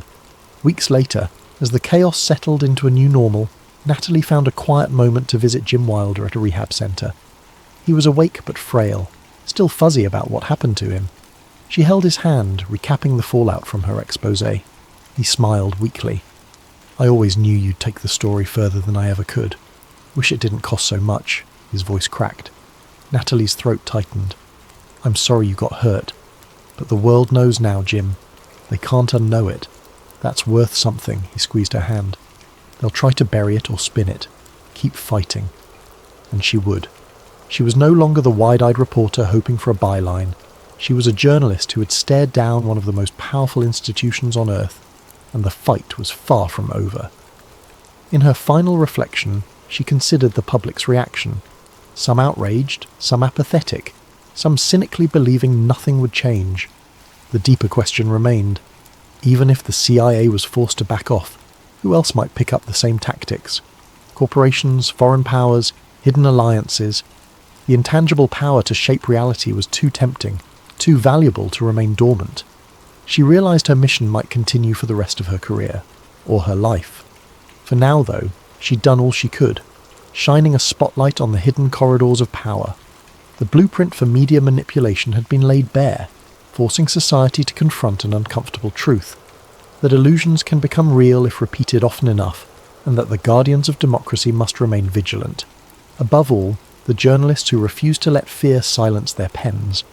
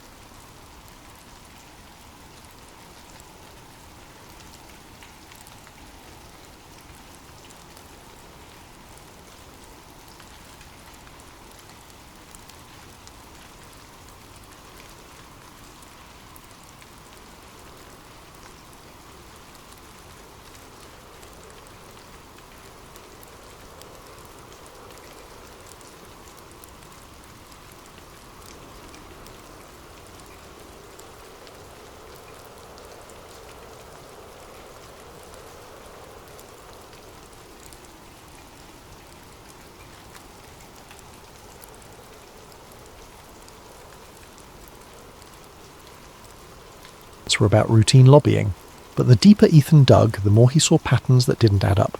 Names recurred in odd contexts, referencing hush-hush policy summits that no mainstream coverage ever touched. What caught his eye one late night was a recurring symbol in the margins of certain files, a faint watermark shaped like an all-seeing eye perched above stylized wings. Next to that watermark, the name V. Holt appeared again and again.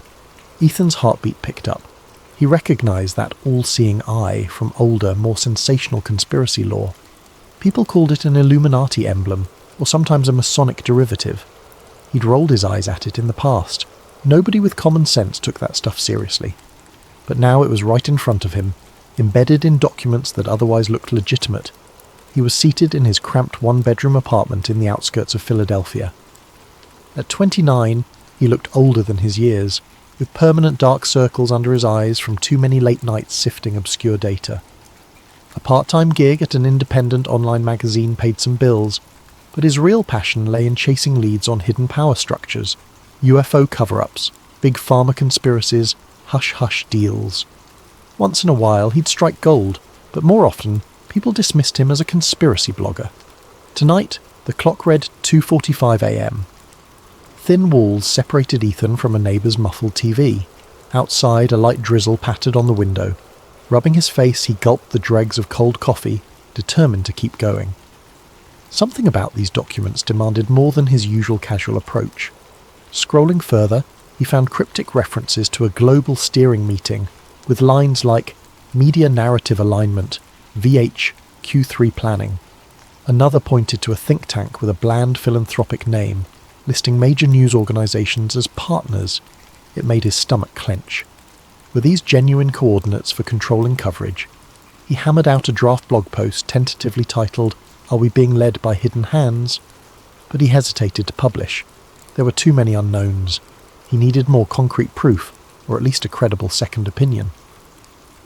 The next day, stiff from lack of sleep, Ethan rode the subway to a local library, where he'd arranged to meet a friend, Dr. Celia Monroe. She was a visiting historian at Temple University, known for her published research on Renaissance-era secret societies in Italy. They'd become acquaintances after Ethan pestered her for background on some papal conspiracy for an older piece. In the library's hushed reading room, Celia gave him a polite if tired smile.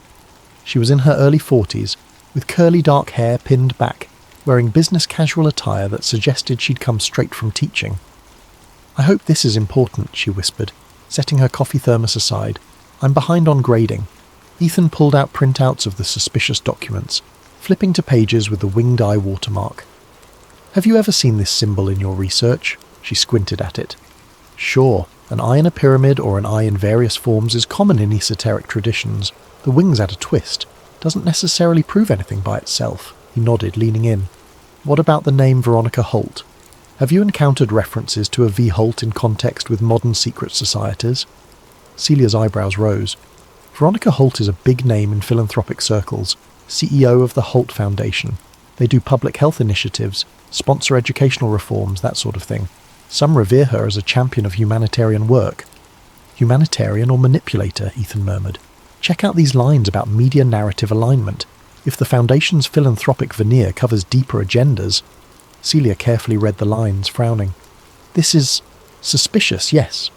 But do you realise how many conspiracies revolve around wealthy foundations? The Illuminati rumour surfaces every time a billionaire invests in global policy."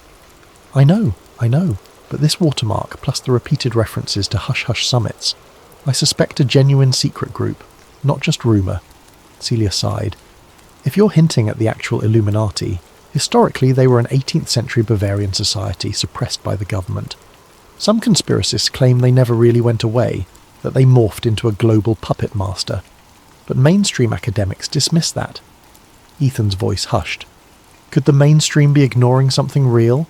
Maybe they exist under different names, controlling philanthropic organisations to shape world events.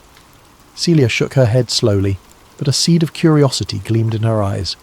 "All right, I can't promise anything, but let me see if I can trace that symbol in archival references." They parted with an air of unresolved tension. Ethan felt a flicker of optimism. Celia's practical approach could yield tangible leads, or confirm he was chasing phantoms.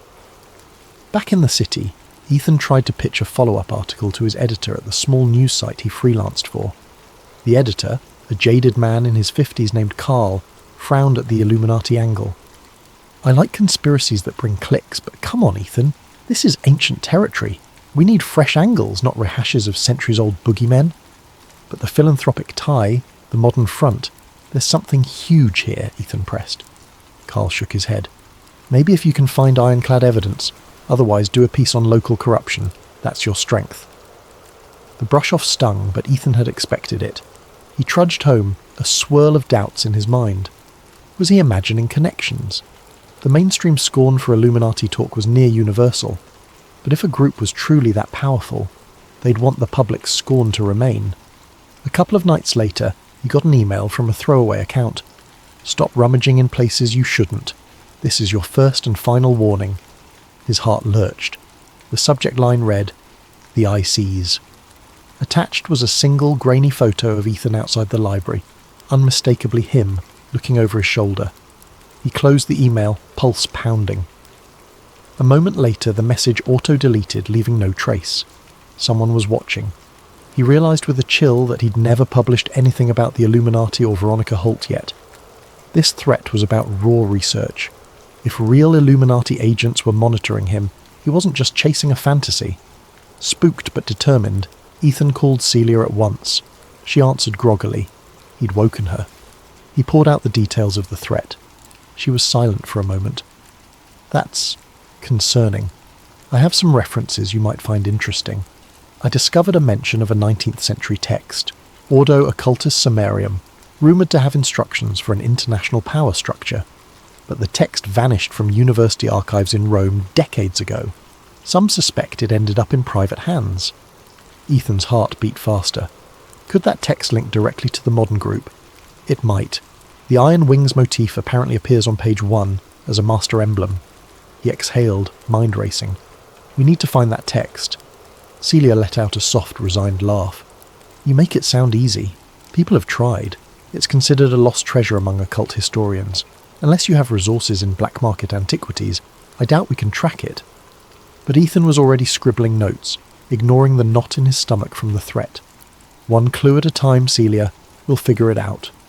Hanging up, he felt a spark of purpose. The fear lingered, but the puzzle beckoned. He'd gleaned from every corner. Old librarians, fringe collectors, who knows? If the real Illuminati existed, they might have left a paper trail once upon a time, and Ordo Occultus Sumerium could confirm it. That same week, Ethan posted a short cryptic teaser on his personal blog. The Eye in the Wing, corruption at the highest levels. He withheld details, but implied a major exposé was coming. The response was mild. His followers were used to big conspiratorial claims, but one email arrived from a new address. "I can help. Luke." At first, Ethan assumed spam, but the message read simply, "We share a common interest. I once walked among them. They are real, but you must be cautious. They watch everything." Attaching a phone number, the email vanished from his inbox soon after, as though it self-destructed. Ethan's skin prickled.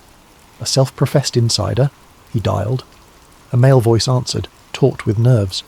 "So, you're the blogger stirring up illusions about the Illuminati." "Not illusions, evidence," Ethan retorted, a dry chuckle. "Evidence. If only you knew how deep it goes. I used to be close with them, or at least a branch of them. We parted ways. I want to help, but not over the phone. Meet me in DC?" Ethan's anxiety soared. This could be a trap, but if the man was legitimate... "Fine," Ethan forced calm. "A public place. Send me details." Luke murmured agreement and hung up abruptly. Ethan sank onto his couch, mind spinning. In 1 week he'd gone from chasing symbolic scraps to clandestine phone calls and threats. If these forces were real, his life was about to get complicated. He remembered reading about journalists who claimed to expose major conspiracies, only to be discredited, financially ruined, or worse. He glanced at a framed photo of his sister and niece smiling at a family barbecue. He felt a pang. He'd hardly visited them lately, too consumed by the next big story. If the Illuminati was truly after him, they might threaten the people he cared about. Yet turning back now seemed impossible. The puzzle's gravity pulled him forward. He felt an odd sense of destiny, or at least unstoppable curiosity. As dawn's light seeped through the window, he pressed his laptop open one more time, scanning flight prices to Washington, D.C. All the while, that symbol of the winged eye lingered in his thoughts, a silent challenge from the shadows. He murmured aloud, "Let's see how far down the rabbit hole goes." Little did he know, the journey would lead him across continents, into centuries of hidden history, and force him to confront the biggest question of all. Did the world even want the truth, if it might undermine everything they believed? Ethan arrived in Washington, D.C. on a dreary afternoon. The sky brooded with grey clouds that matched the city's austere architecture. He trudged off a budget bus that smelled of stale coffee, shoulders tense. For a moment, he questioned the wisdom of meeting a stranger who claimed, "I once walked among them." But curiosity and the thrill of a potential breakthrough overrode caution. He'd chosen a busy cafe near Capitol Hill for the rendezvous, public enough to deter violence, but discreet enough for a hushed conversation.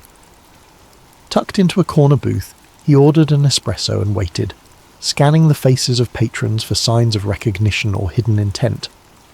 About 15 minutes in, a middle-aged man with salt and pepper hair approached. He wore a cheap baseball cap and carried a battered briefcase. With a quick glance around, he slid into the booth across from Ethan. "You must be Ethan," the man said in a subdued voice. "I'm Luca Desi." Ethan sized him up. Luke's eyes held a haunted look, like someone who'd known both privilege and betrayal. Fine lines creased his face, and his posture was guarded. "Luke," Ethan began, voice tight. "You said you were close with them." "The Illuminati," Luke grimaced. "They don't call themselves that. Not these days. But yes, it's the same lineage. The group has rebranded, merged with other networks, and infiltrated everything from philanthropic boards to intelligence agencies. I was part of a major think tank. On the surface, we were economists and policy experts. Underneath, we had an unspoken code."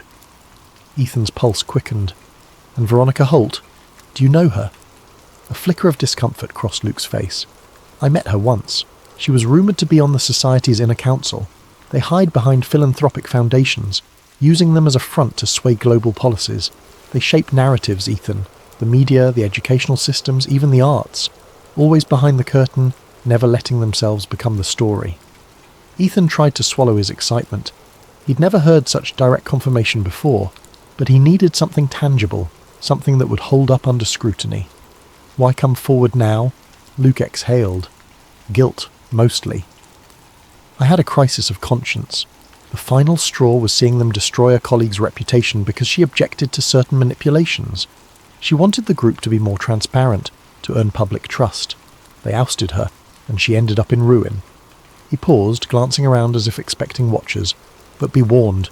If you push too hard, they'll come for you in ways you can't imagine. They can freeze bank accounts, sabotage your credibility, pit law enforcement against you, or worse." Ethan's stomach churned, recalling the threatening email. "I've had a taste, but that only proves I'm onto something real." Luke slid a worn envelope across the table. "Inside, you'll find partial membership rosters, though heavily coded, and references to certain special gatherings. Pay attention to the location code names. Rome, London, stateside enclaves. They rotate. A major gathering is rumoured soon. Maybe they'll finalise some global reorganisation, monetary policies, digital tracking expansions, things that seem unconnected but yield enormous control." Ethan opened the envelope discreetly. Pages of cryptic columns, code names, some repeated references to OWS, Delta Group, Project Aurora. Then he saw the winged eye symbol scrawled at the top of one sheet. He felt a jolt of validation. "This is... thank you. But how do I decode the membership list?" Luke offered a thin, pained smile. "They use classical ciphers, partial shifts referencing key historical events. My mind's too rattled to recall every detail. But you have an ally, right? The historian, Dr. Monroe? She might crack it if she recognises the references." Ethan nodded, adrenaline coursing. "Yes, Celia. She started researching that symbol." Luke's gaze hardened. "Ethan, they won't let you waltz away with this knowledge. If you plan to expose them, be prepared for personal ruin. They truly believe society can't handle full disclosure. The masses would tear civilization apart if left to their own devices, they say." Ethan's voice was a near whisper. "I can't let fear stifle the truth." Luke studied him for a moment, seeming to weigh sincerity. "Then watch your back," he rose. "I'll be in touch if I survive." He left money for coffee and slipped out. Ethan stared after him, a swirl of exhilaration and dread. The envelope felt heavier than mere paper. Outside, the city's hustle pressed in. Politicians, lobbyists, tourists scurried around Capitol Hill. Ethan slipped into anonymity among them, but a seed of paranoia grew in his mind. Anyone could be an operative. Any camera could be feeding watchers. He wasted no time returning to Philadelphia, stashing copies of Luke's documents in multiple secure cloud drives. Then he called Celia Monroe. She answered after a few rings, sounding distracted. "Celia, I have something big. Membership rosters, coded references to gatherings. We need to decipher them." She inhaled sharply. "All right, come by my office tomorrow, but Ethan, are you sure about this? You're messing with forces that might be unstoppable." His throat tightened. "All the more reason to keep going." The next morning, Celia's office in Temple University's history department was a cramped space lined with books on medieval and Renaissance secret societies. Ethan arrived early, locking the door behind him. He spread out Luke's cryptic pages on her desk. Celia donned reading glasses, scanning the coded lines. These references: Alpha 19, Beta 23, Ecliptic, Aeneas. Possibly classical allusions. Aeneas might refer to Virgil's Aeneid, used as a key text for some shift cipher. Or it could be code for an upcoming event in Rome, since the story is deeply tied to Rome's mythical foundation. Ethan's pulse quickened. Luke hinted they hold a major gathering in Rome. Could that be next on the calendar? Celia flipped another page. "Look here, September 15. Apparatus Mundi initiation, 66.6%. The date is coming up in 2 months. Apparatus Mundi might be a cryptic name for their overarching plan. 66.6% could imply 2/3 completion of something." He scratched his chin. "Wait, do you recall any historical references to an apparatus mundi from older texts?" Celia typed rapidly on her laptop, cross-referencing digital archives. "Yes, there's a 17th century treatise rumoured to describe a method of controlling social frameworks, economics, religion, media.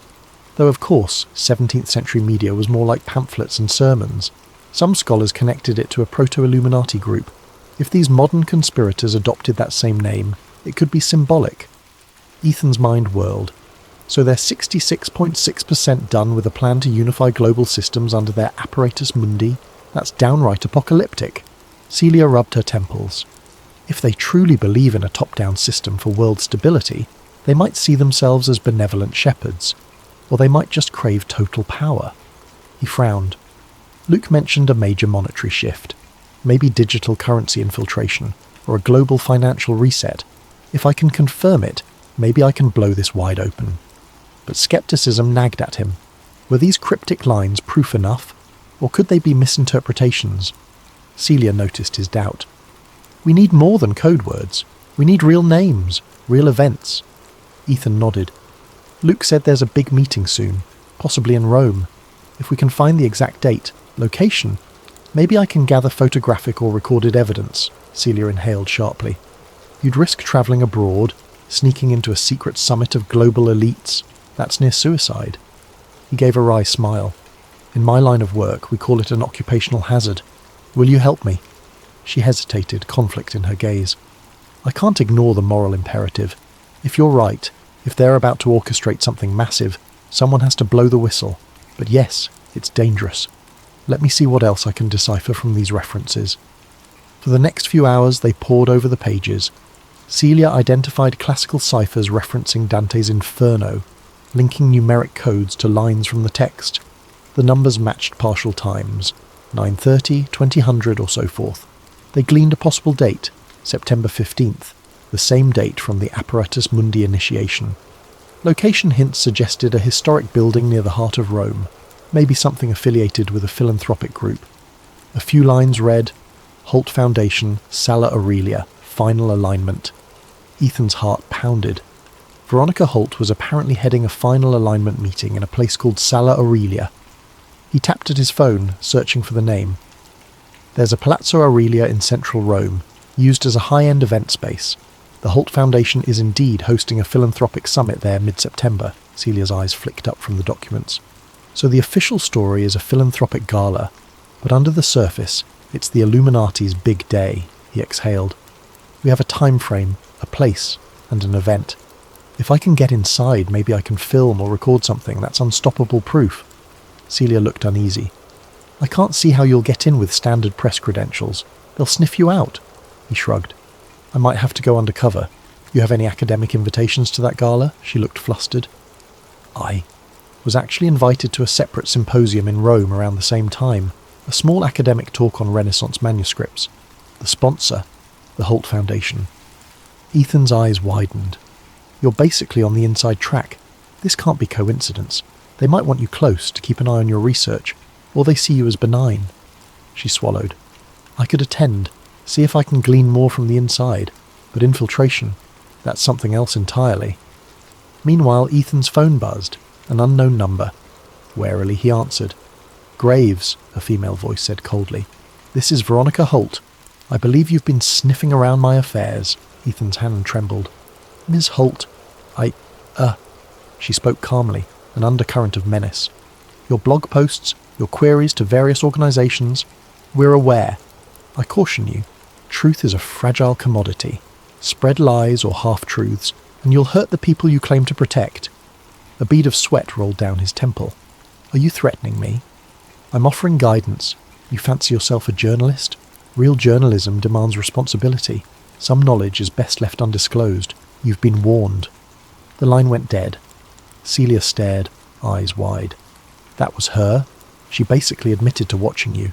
That's huge. Ethan's stomach churned. She's brazen. She wouldn't call if she wasn't sure she could neutralise me. We need that proof soon. His mind reeled with possibilities.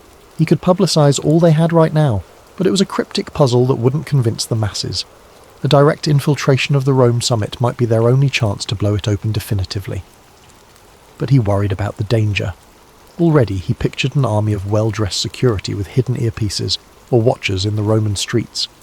And if this secret society had centuries of experience, they'd be masters at eliminating threats.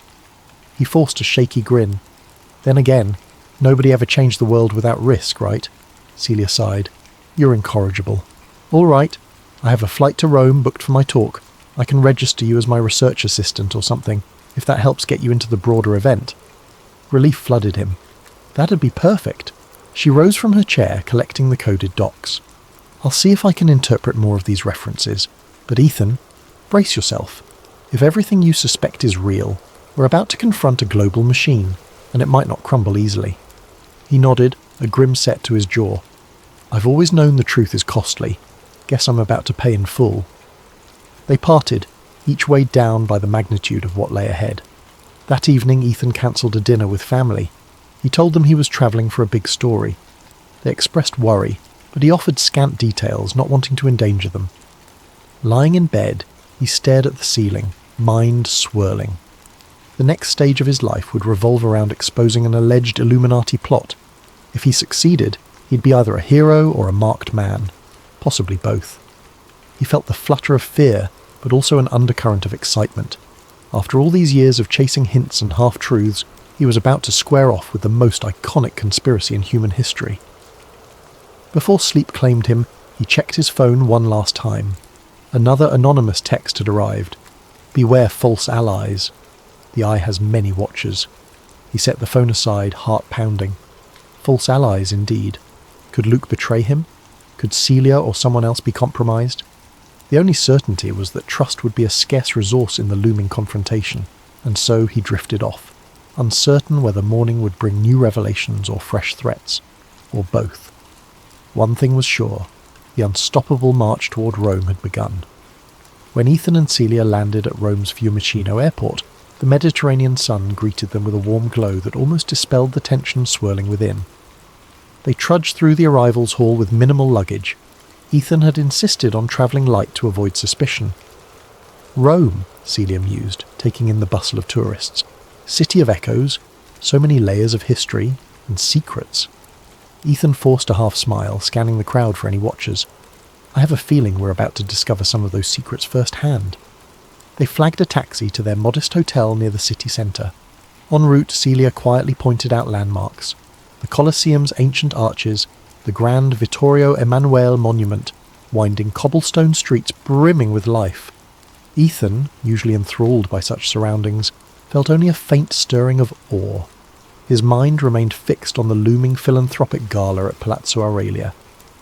At the hotel, they were greeted by an envelope at the front desk. Inside, a formal invitation to the Holt Foundation Cultural Preservation Gala, scheduled in 3 days' time, addressed to Dr.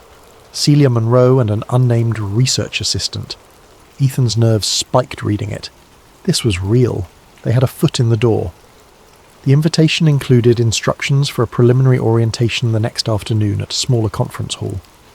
After dumping their bags in their shared suite, a cramped space with a single desk, Celia opened her laptop. I have my academic panel tomorrow, but we can finalise our infiltration plan after that. Maybe we can gather intel during orientation. Ethan nodded, pacing. Right. Let's keep our eyes peeled for any signs of tight security or suspicious individuals. Meanwhile, I'd like to see if we can glean more from local archives. Maybe dig up the Ordo Occultus Summarium or references to it. Celia raised an eyebrow. You realise that text has been lost for decades. But sure, we can try. The National Library or certain church archives might hold clues. He rubbed his hands together. We have 2 or 3 days before the big event. Let's use them. They parted ways the next morning. Celia headed to her academic talk, while Ethan visited the Biblioteca Nazionale. The library's grand halls smelled of old books and polished wood. Despite the presence of digital catalogues, many rare collections were off limits to the general public. At a desk labelled Special Collections, Ethan politely requested access to manuscripts referencing the rumoured text. The librarian, a stern older woman, shook her head. Mi dispiace, signore, but these volumes are restricted. You need special permits from the Ministry of Culture. He attempted his best persuasive smile. Could I see just an index of them, to confirm references for academic research? She regarded him with thinly veiled suspicion. One moment. Leaving him alone briefly, she returned with a battered index book. These records are incomplete. You have 15 minutes. Ethan scanned the entries, heart pounding. He found a listing from 1865.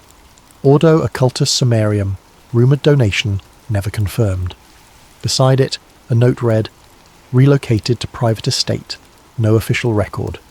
He jotted it down. Private estate. Where? Another line referenced a partial translation done by an Italian scholar in 1902 stored in the library's archives, Shelf M21, but a subsequent note read, M21 missing since 1937. He sighed. The text had apparently eluded countless seekers. This was a dead end for now. Still, he left with renewed conviction. So many references to this text. If the Illuminati had it, they were guarding it fiercely. Maybe he'd find out more at the gala. That afternoon, Celia texted him from the orientation site. You have to see this. Security is intense. I told them you're my assistant. No issues yet, but they're scanning IDs, taking photos, possibly facial recognition. Careful. Ethan hurried to join her, arriving at a stately conference hall near the Tiber River. The place was swarming with staff wearing Holt Foundation badges, some in suits with earpieces. A suspiciously high ratio of them moved with practiced vigilance. He stepped inside a mosaic-floored foyer, greeted by Celia, who handed him a visitor's pass. She leaned close, whispering, They've got uniformed guards, plus hidden muscle. I recognised at least 3 men who looked like ex-military, possibly private security. He forced a casual nod, scanning the room. Attendees milled about, discussing heritage restoration, cultural archives. Among them, Ethan spotted 2 well-dressed individuals wearing subtle lapel pins of the winged eye symbol, just like the watermark. A chill shot through him. He approached a refreshment table, feigning interest in pastries, while covertly eavesdropping on these pinned individuals. They spoke in hushed tones, a melodic accent that might be Spanish or Portuguese. He caught a snippet. The final alignment meeting is strictly invitation only. Ms. Holt arrives tomorrow. We must ensure no infiltration. Ethan's breath caught. They were referencing infiltration. They definitely suspected infiltration was possible. That spelled danger. Celia sidled over, apparently studying a schedule pamphlet. We got to tread lightly, she murmured. If they sense we're suspicious, we'll be barred from the main event. He nodded, taking a pastry to appear casual. What's next on the orientation schedule? Short keynote about global cultural cooperation, then a guided tour of the Palazzo Aurelia's exhibit halls. We can see the main gala area. Sure enough, a polite hostess announced they'd be going to Palazzo Aurelia next. Celia and Ethan joined a small group of scholars, artists, and Foundation staff boarding a luxury shuttle bus. The staff pinned with the eye symbol boarded a separate tinted SUV, no doubt top tier. Palazzo Aurelia stood near the outskirts of central Rome, perched on a gentle hill. The building exuded Renaissance elegance with tall windows, ornate columns and sprawling gardens. A perfect place for a philanthropic gala, and apparently a clandestine Illuminati conclave. Guides welcomed the group inside, leading them through marble corridors. Busts of Roman emperors dotted the halls. Gilded frames displayed classical paintings. All the while, discreet cameras lined the ceiling corners. At last, they reached the main ballroom, where dozens of workers set up stages, lighting rigs, and plush seating. The hostess explained the gala would feature philanthropic panels, cultural exhibits, and an exclusive dinner for high-level guests. Ethan hung back, capturing mental snapshots of vantage points and possible hidden access doors. He noticed a locked set of double doors guarded by a stern-faced man. A sign in Italian read, "Private, authorized access only." He whispered to Celia, "I'd bet good money that's where the real meeting will happen." She pursed her lips. "We can't just waltz in." "Of course not," he murmured. "We'll need cunning. Maybe slip away during the dinner portion." After the tour concluded, they returned to the shuttle. On the ride back, one of the pinned staffers gave Ethan a lingering stare as if memorizing his face. Ethan kept his expression neutral, but inside tension coiled. They were definitely suspected. That evening, back at their hotel, they strategized in hushed tones. "We have 2 days until the gala," Celia began. "Tomorrow Ms. Holt arrives. The final day is the event. We need to confirm exactly when the hidden conclave meets." Ethan nodded. "One approach. If you're recognized academically, you might get invited to sub-events. I can shadow you. Alternatively, we scout the layout, find a discreet place to hide during the day, then emerge during the meeting." Celia frowned, scanning the gala's printed schedule. "I see references to breakout sessions tomorrow evening, but no detail. That might be it. Or maybe the real meeting is after midnight." He tapped the schedule. "Luke's documents mention a time, 9:30 p.m. That might align with a hush-hush late session, possibly after the official dinner." Celia drummed her fingers. "If we do sneak in, can we film or record? We need more than hearsay, but phones might be jammed or confiscated." Ethan revealed a small pen-like camera. "I brought a micro camera, local storage. Might slip it in my coat pocket, aim it discreetly." She shook her head, a faint smile. "You came prepared." He attempted a grin. "I try, but let's be mindful we might only get one shot. If we get caught, who knows what they'll do." They paused, the enormity of the risk pressing down. Then Celia inhaled. "All right, we proceed. Tomorrow I'll try to glean info from the staffers or see if any invitations come my way. Meanwhile, you observe and plan entry routes." The next morning, a swirl of tension roused Ethan early. He used a burner phone to call Luke, hoping for last-minute tips. It rang unanswered. Strange. Luke had said he'd remain cautious but available. Had something happened? Midday, Celia texted that she'd been invited to an evening reception at Palazzo Aurelia for VIP guests. She was told to bring one assistant if she wished. "They're letting you come," her text read, "but keep low." Ethan's gut twisted. Could it be a trap? Still, refusal would blow their cover. He quickly ironed the only decent blazer he owned. By dusk, they arrived at the palazzo's main entrance. A string quartet played softly in the courtyard. Candle-lit lanterns lined the walkway. Men and women in formal wear chatted, sipping champagne. Ethan felt out of place among the high society atmosphere. Holt Foundation staff greeted them politely, scanning their invitations. Ethan tried to stay calm under the suspicious gazes. Inside, waiters circulated with hors d'oeuvres. The chatter of polite conversation hung in the air, occasionally punctuated by laughter. Chandeliers cast warm light across frescoed ceilings. Celia glided through the crowd, exchanging pleasantries with fellow academics, while Ethan lingered near the edges. He spotted high-profile attendees, a foreign diplomat, a billionaire tech mogul, a famed neurosurgeon, all presumably enticed by the Foundation's philanthropic facade. Suddenly a hush spread. Veronica Holt entered, flanked by aides. She was taller than Ethan expected, her silver hair swept into a graceful style. She wore a dark, elegant dress, exuding confidence. Applause rippled as she greeted the gathering, praising their dedication to cultural heritage and global unity. Ethan's pulse hammered. So there she was, rumoured Illuminati ringmaster.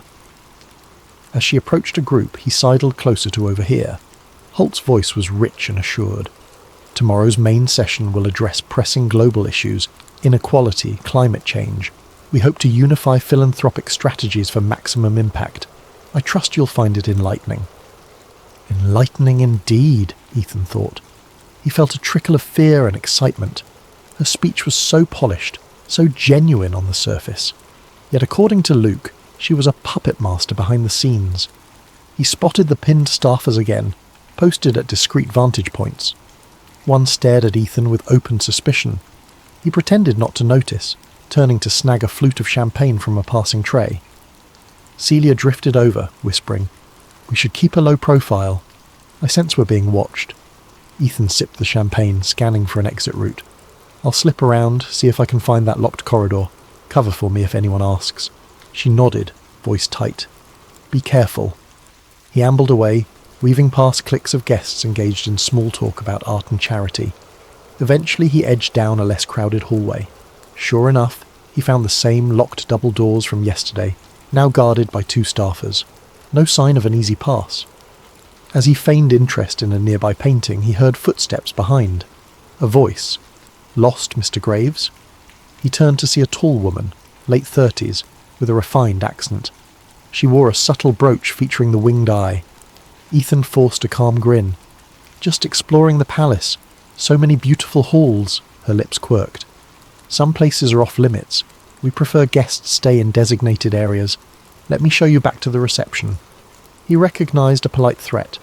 "Of course." Reluctantly, he let her guide him away. The hint of intimidation confirmed they weren't messing around. Back in the main hall, Veronica Holt herself was wrapping up a short speech on transformative philanthropy. Applause followed. Then she mingled briefly, drifting within a few feet of Ethan. He felt the hair on the back of his neck stand. She glanced at him, her expression polite but distant. "Dr. Monroe, is this your assistant?" Celia introduced Ethan. Holt's gaze flicked over him, calculating. "I hope you enjoy tomorrow's sessions, Mr. Graves. We're keen to show the world how collaborative effort can truly shape the future." Her handshake was cool, her smile unwavering. Ethan managed a polite nod, hiding the swirl of tension. This was the woman who'd threatened him on the phone. Face to face, she seemed flawlessly charming, but he sensed the steel beneath. Soon after, the event wound down. As the last guests filtered out, Ethan and Celia exchanged glances. Tomorrow would bring the official gala, and presumably the covert final alignment behind closed doors. They had to be ready. Outside, night had fallen over Rome's ancient streets. They caught a taxi, neither speaking much. The magnitude of the next day pressed upon them. Somewhere behind Palazzo Aurelia's locked doors, a centuries-old society would gather to finalise a plan that could reshape global power. Back at the hotel, Ethan tried calling Luke again. No response. Anxiety gnawed at him. Could Luke have been compromised? Celia laid out a battered notebook. "We have to assume tomorrow night is the moment. We'll blend in during the official dinner, then slip away. If we catch them in secret deliberations, we record everything. That's our shot." Ethan exhaled, exhausted yet wired. "Yeah, if we vanish, well, at least we tried." She managed a shaky laugh. "Encouraging." They turned in for the night, though sleep was elusive. Ethan replayed the day's events in his mind. Veronica Holt's commanding presence, the pinned staffers, the security. He clutched the pen camera he planned to hide in his jacket. If all went right, soon he'd have footage that could expose a global conspiracy older than modern history. But beneath his determination lay a flicker of dread. What if they were 2 steps ahead, luring him into a trap? He set that fear aside. No turning back now. As Roman church bells chimed midnight, he drifted off into uneasy dreams filled with winged eyes, labyrinthine corridors, and faint echoes of the word apparatus mundi. Ethan awoke to the sound of distant church bells tolling in the early Roman morning. A sliver of light peeked through the drapes of the small hotel room, illuminating dust motes dancing in the still air. He stretched, feeling the stiffness in his back from a night spent half awake, haunted by visions of locked doors and winged eye emblems. Across the cramped space, Celia sat at the tiny desk, already poring over documents on her laptop, hair still a mess from sleep. She glanced up with a tired smile. "Morning. I've been reading up on the Ordo Occultus Sumerium references again. If it really is tied to the Illuminati's tradition, it could outline their entire philosophy and methods." Ethan rubbed his eyes. "And the day of the gala is finally here. We're out of time to do more research. Tonight's our only window to catch them in the act." Celia nodded, then gestured to her screen. "I found a nugget. There's a mention in an old scholarly article that Ordo Occultus Sumerium contained elaborate instructions on rituals or initiations that revolve around symbolic gestures, handshakes, coded phrases, that kind of thing. Maybe that's relevant to how they recognize each other. If we spot something at the gala, we'll know." Ethan's nerves fluttered. We can't exactly watch for secret handshakes without drawing attention, but every clue helps, and it might confirm we're seeing the real Illuminati. This event, it's a high-stakes infiltration. Celia closed the laptop. "We also have to consider an escape plan in case it goes sideways. That building will be full of security." He exhaled, going over mental checklists. The microcamera pen was ready. He had a digital audio recorder disguised as a key fob. "We record everything, then slip out. If we can't get away, we'll upload our evidence from within. I have a script that auto-sends the files to multiple servers once my phone detects a specific keyword." Celia raised an eyebrow. "Impressive, but let's hope it doesn't come to an all-out chase in the palazzo corridors." They spent the morning in tense readiness. Around noon, they ventured out for a final reconnaissance walk near Palazzo Aurelia. The city was bustling. Tourists snapped photos of statues and fountains, unaware of the clandestine gathering about to take place behind the majestic palace walls. By early afternoon, they returned to the hotel to rest and prep. At 6 in the evening, they changed into their formal attire, Celia in a sleek black dress that lent her an air of quiet confidence, Ethan in a dark suit borrowed from a friend back home. It was slightly tight in the shoulders, but it would have to do. The pen camera clipped inside his jacket pocket. The key fob recorder slipped in an interior fold. They arrived at the Palazzo Aurelia just as the sun dipped low over the rooftops. The courtyard bustled with black cars delivering VIPs in designer evening wear. A string quartet played softly. Staffers scanned invitations under golden lights. The main gates were decorated with lush floral arrangements, giving the entire scene a veneer of opulence and warmth. But Ethan's unease only grew as he recognized some of the security personnel from the orientation, unsmiling men with watchful eyes. Celia gripped his arm lightly. "Steady," she whispered. "We belong here, remember?" They handed over their invites. A flight attendant nodded and waved them inside the grand foyer, where sparkling chandeliers illuminated polished marble floors. Waiters offered champagne flutes. The hum of refined conversation filled the space. Painted ceilings depicted classical gods and angels looking down from swirling clouds. Celia gently steered them near a side corridor, scanning the area. "We should mingle first, not vanish too soon. Otherwise they'll suspect we're snooping." Ethan agreed. As they meandered among the crowd, they spotted familiar faces, philanthropic leaders, university deans, ambassadors. Veronica Holt stood near the centre, engaged in lively conversation with a small group of dignitaries.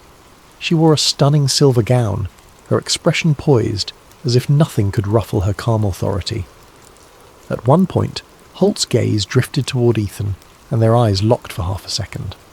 Her lips curved in an almost imperceptible smirk, acknowledgement that she knew precisely who he was. The moment felt like a minor jolt of electricity. Then she returned to her conversation, dismissing him as if he were of no concern, or so it appeared. Staffers soon ushered attendees to the main ballroom for the official dinner.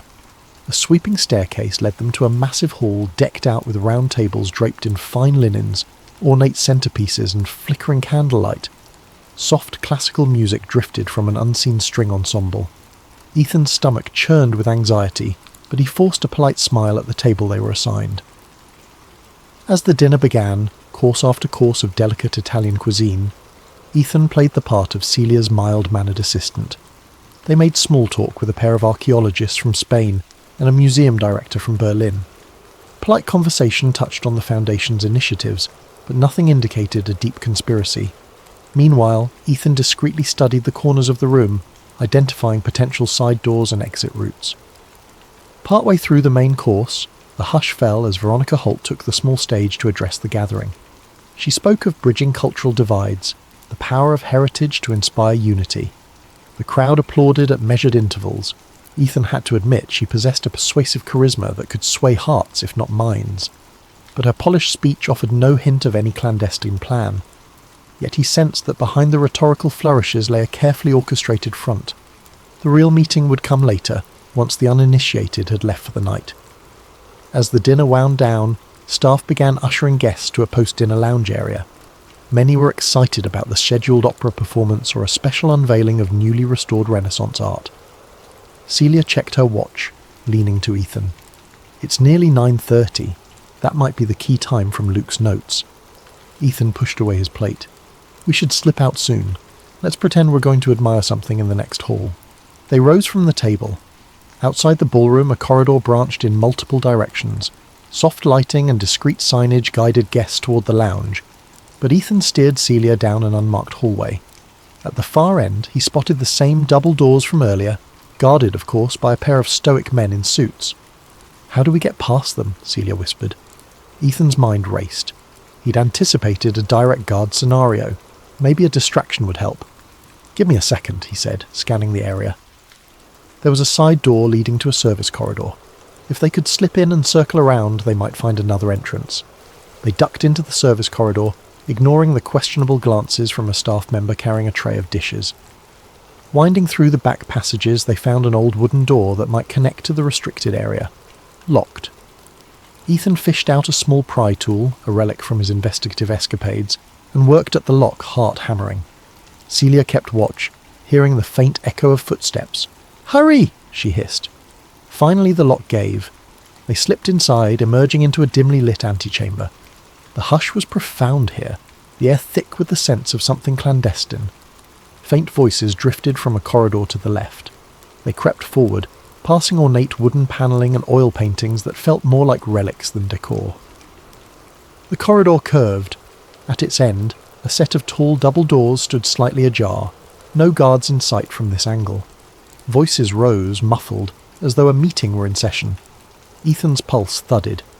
"We found them," he mouthed, pointing at the door. Celia nodded, face tense. Carefully they inched closer. Through the gap they glimpsed a smaller but opulent chamber, a long table flanked by men and women in formal attire. The winged eye symbol was visible on the wall above, rendered in subtle gold relief.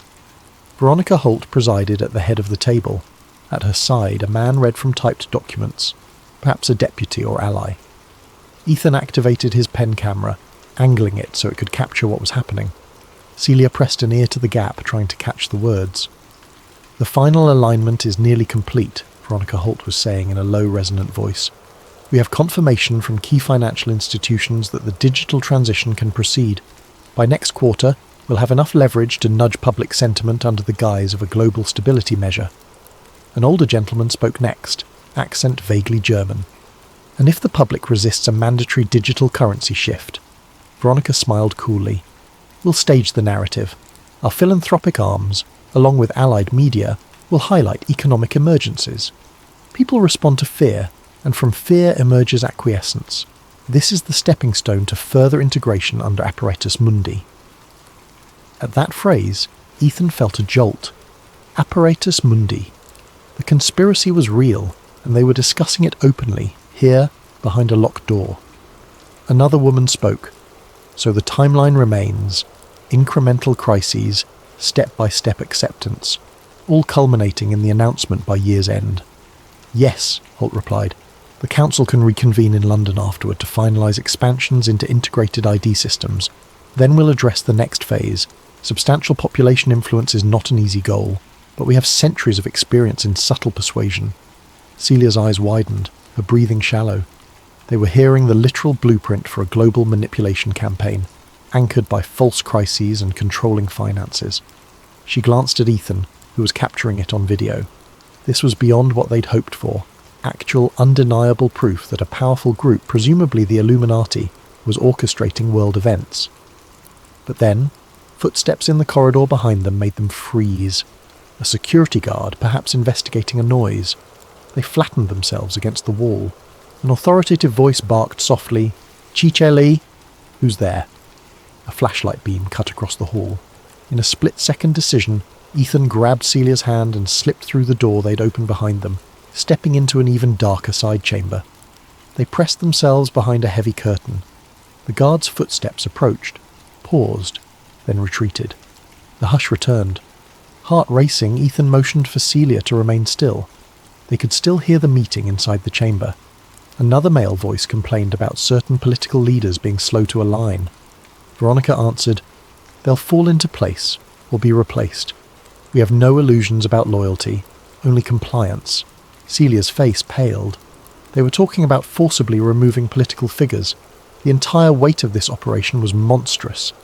Ethan carefully nudged the pen camera forward, capturing the full audio and partial visuals through the door gap. They had what they came for, and more. He signalled to Celia that they should leave before the guard returned or the meeting ended. Yet part of him yearned to keep recording. The revelations were staggering. A staged economic crisis, mandatory digital currency, orchestrated fear campaigns. But staying longer might mean capture. With a reluctant heart, he began to pull away, ensuring the pen camera faced the meeting for a last few seconds. As they retreated down the corridor, every step felt like an echoing betrayal of their presence. They found the service door again, slipping back into the staff corridors. The sense of relief at escaping unseen warred with the terror that at any moment an alarm or pursuit might erupt. Only once they'd returned to the main gala area, where lounge music tinkled and guests chattered, did they allow themselves to breathe. The official dinner was ending. People were trickling out, discussing the wonderful philanthropic speeches and upcoming cultural initiatives. None had any clue about the high-level manipulations happening just behind locked doors. Celia clutched Ethan's arm. We got it. You recorded them. We have living proof." Ethan nodded, struggling to keep composure. "It's bigger than I ever imagined. We need to get this out fast before they sense a breach and come after us." But even as the adrenaline surged, a cold fear crept in. Veronica Holt and her cohorts wouldn't let such incriminating evidence slip away easily. The road ahead would be perilous. They had to leave the palazzo discreetly, secure the footage, and brace for the storm that would follow. They made their way to the exit, hearts still pounding. Outside, the Roman night greeted them with a warm breeze. They forced themselves not to hurry or look rattled. Out on the street, they flagged a taxi. As the car pulled away from the palazzo's grand facade, Ethan stared back at the illuminated structure. He'd come to Rome seeking the truth about an ancient conspiracy. Now, he had it. Raw, explosive truth that could shake the world. But unleashing it might bring powerful retaliation. The question was no longer whether the Illuminati existed, but whether he and Celia could survive exposing them. For now, though, he clutched the micro-camera pen in his pocket like a talisman of hope. We have them on record. The tide had turned. If they acted quickly, the Illuminati's centuries of secrecy might be one step closer to collapse. They arrived at the hotel after midnight, the adrenaline still coursing through their veins. Ethan practically sprinted to their room, Celia close behind, each scanning the hallway for suspicious figures. Once inside, they locked the door, shoved a chair under the handle and turned on the lone desk lamp. Ethan pulled out the pen camera, carefully ejecting its micro SD card. His fingers trembled as he slotted it into a small USB reader attached to his laptop. Celia hovered anxiously. Seconds ticked by, the computer reading the data. Then a folder of video files appeared. The largest one was time-stamped just minutes earlier, labelled by the device's default naming system. He double-clicked it. Grainy footage, partially off-angle, showed a portion of the table, silhouettes of seated figures, and a decent shot of Veronica Holt at the head. The audio was faint but discernible. Ethan scrubbed through. Yes, there was the portion about controlling finances, about using fear to drive acceptance of a new system. Their voices were distinct, naming Apparatus Mundi and referencing a council meeting in London. Celia placed a hand to her mouth. This is everything. Actual conspirators, in their own words. Ethan's heart hammered in triumph and dread. We need multiple backups now. If they trace us, they'll try to wipe it out. They methodically copied the video to various encrypted cloud accounts, sending links to each other's private email addresses. Ethan also uploaded it to a hidden server he'd rented under an alias, just in case everything else was compromised. The process took half an hour, each minute feeling like an eternity. At last they sat back. exhausted but relieved. The precious evidence was safe, at least digitally. Celia let out a shaky exhale. What's our next move? We can't just post it on social media. They'd discredit or bury it. We need a platform that can't be easily attacked. Ethan rubbed his temples. In an ideal world, I'd go mainstream, contact a major journalist or an influential platform, but the Illuminati infiltration runs deep. They might have allies in major media. The video could vanish, or worse, we'd vanish. She nodded grimly. We could attempt a live press conference, but we're nobody. They'd brand us conspiracy nuts. The best approach might be a combination. Push the footage to multiple high-credibility outlets simultaneously, so it's impossible to contain. We can also leak it to smaller independent sites, generating a viral effect. Ethan considered the risk.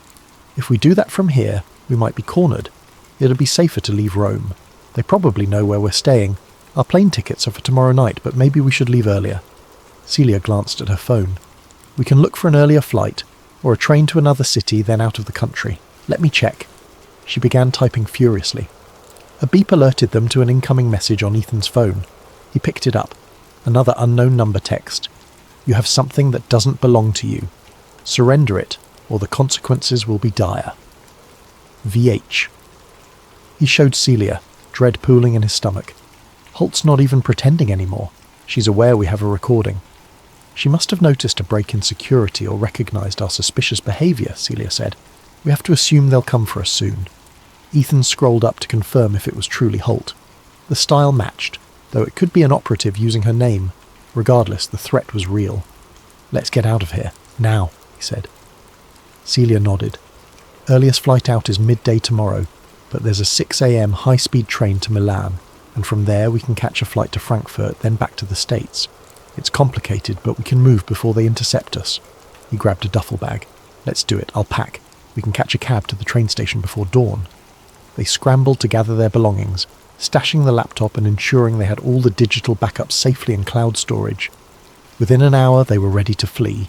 The tension in the small room felt suffocating. At 3 a.m., they checked out quietly, creeping down the hotel stairs to avoid the elevator and any potential watchers. Outside, the Roman streets were eerily quiet. They dragged their suitcases a few blocks until they found a taxi rank, hopped into the first available cab.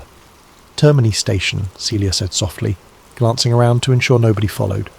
The taxi ride was uneventful, but Ethan's nerves remained taut.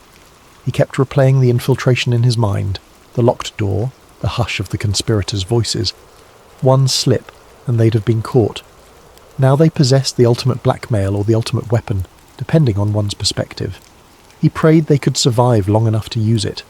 Termini station bustled even in pre-dawn hours, with travellers dozing on benches or rushing for early trains. Celia purchased tickets for the 6 a.m. bullet train to Milan. They found a spot on the platform, tension thrumming. 5 minutes before departure, Ethan spotted a well-dressed man stepping off an incoming train. The man briefly locked eyes with Ethan. Something about his posture screamed security. The man frowned, tapped his phone, and started walking toward them. Ethan's stomach flipped. Celia, I think we're made. Let's go, now. They rushed to the train doors. The man broke into a jog. "Scusy," he called out, voice low but urgent. Ethan and Celia shoved onto the train, weaving through passengers. The overhead announcement signalled departure.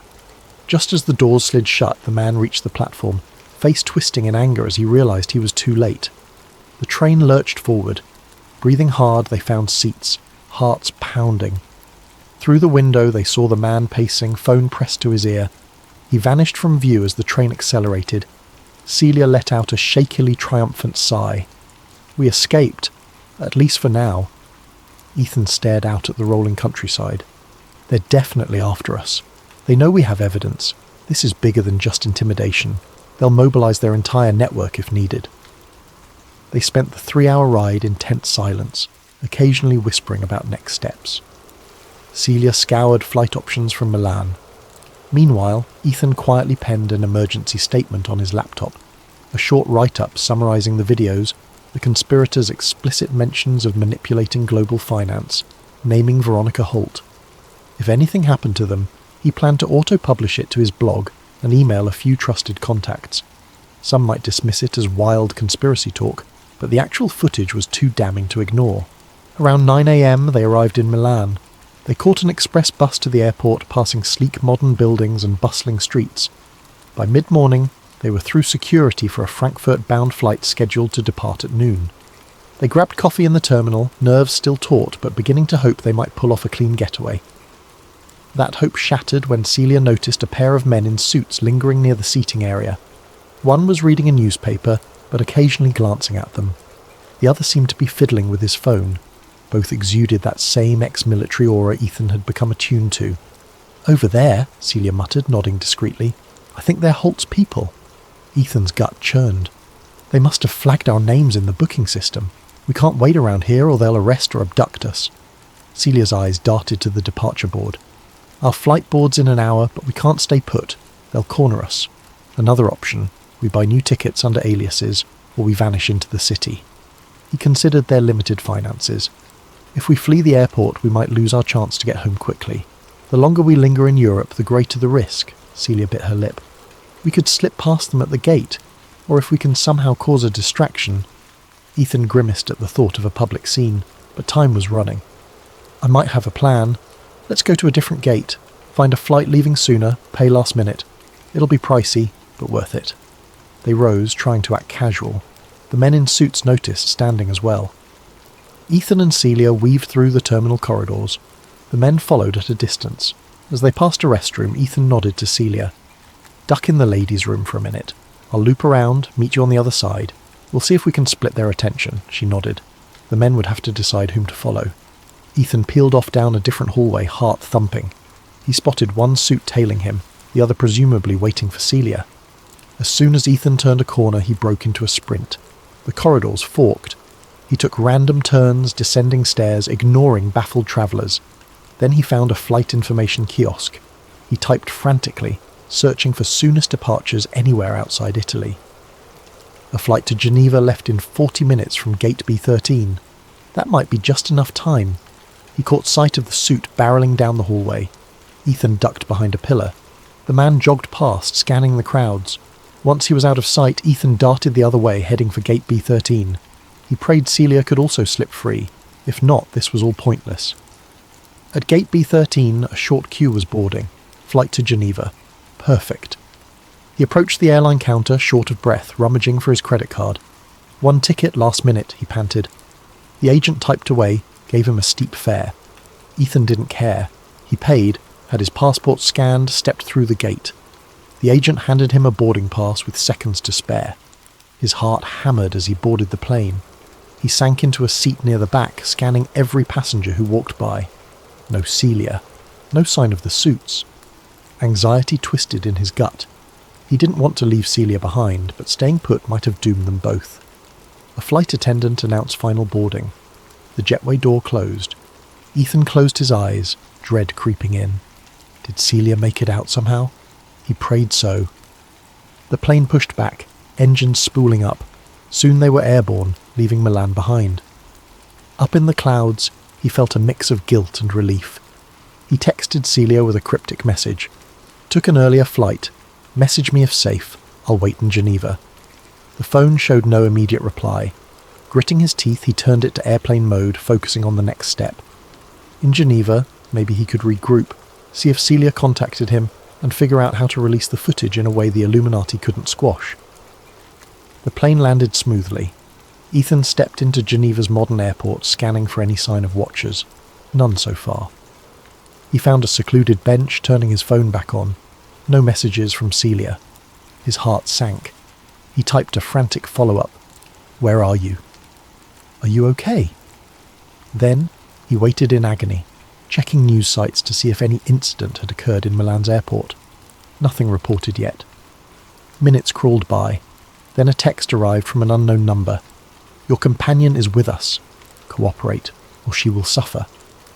Attached was a blurred photo of Celia, looking terrified, with arms pinned behind her back. Ethan's vision dimmed with panic. They had Celia. The Illuminati or its operatives had moved swiftly. Now they threatened her life if he didn't hand over the evidence. He typed a furious reply. "Release her, or the footage goes public now." A response came almost instantly. "If you do that, you seal her fate. We can always spin or bury your evidence. Return to Italy. Come alone." Ethan's hands shook, rage boiling in him. They had Celia, the friend who'd risked everything to help him. He had the footage that could topple the conspiracy, but saving her seemed impossible if he exposed them now. He realised with a cold knot that they were forcing a choice, truth or friend. Another message arrived. "You have 48 hours to comply, or we end her life." Staring at the phone, Ethan felt tears sting his eyes. The Illuminati, whatever they called themselves, had centuries of practice in manipulation. Now, they wanted him to trade the precious evidence for Celia's safety, or perhaps walk into a trap that cost him both the evidence and his life. Could he rely on them keeping their word? Yet he couldn't abandon Celia. Anguish tore at him. He typed a single word back. "Agreed." Setting the phone aside, he tried to steady his breathing. He'd just committed to returning to the lion's den. The conspirators might kill them both anyway, but he had to try. She'd risked everything to help him. He couldn't let her suffer for his choices. He had 48 hours to plan a rescue or some cunning maneuver. The question was whether he could outsmart an ancient global power. And so, with the precious footage secured in distant clouds, Ethan Graves, armed with fury, desperation, and a flicker of hope, prepared to face the Illuminati on their terms. The price of truth had never felt so high. Ethan slumped on a cold metal bench in Geneva's airport, trembling with rage and fear. The text from Celia's captors repeated in his mind, "Return to Italy. Come alone." If they truly held her, he had no choice but to comply. Yet how could he rescue her without losing the footage or his life? Wiping sweat from his brow, he composed himself. They gave him 48 hours. That was a sliver of time. He needed to craft a plan, something that allowed him to keep the evidence safe yet get Celia out. But how to do that against the Illuminati's vast resources? He typed a message to the unknown number. "I need a location to meet you. I'll come." The phone buzzed minutes later with coordinates near Lake Como, Italy, along with a time, tomorrow night, 10 p.m. The text ended, "No games, bring all copies." Ethan swallowed thickly. They wanted the footage. Of course they did. He jammed his phone into his pocket, considering his options. He had backups stored in the cloud. Killing him wouldn't delete the evidence. But maybe the Illuminati believed they could extract the decryption keys from him, or force him to sign disclaimers claiming it was staged.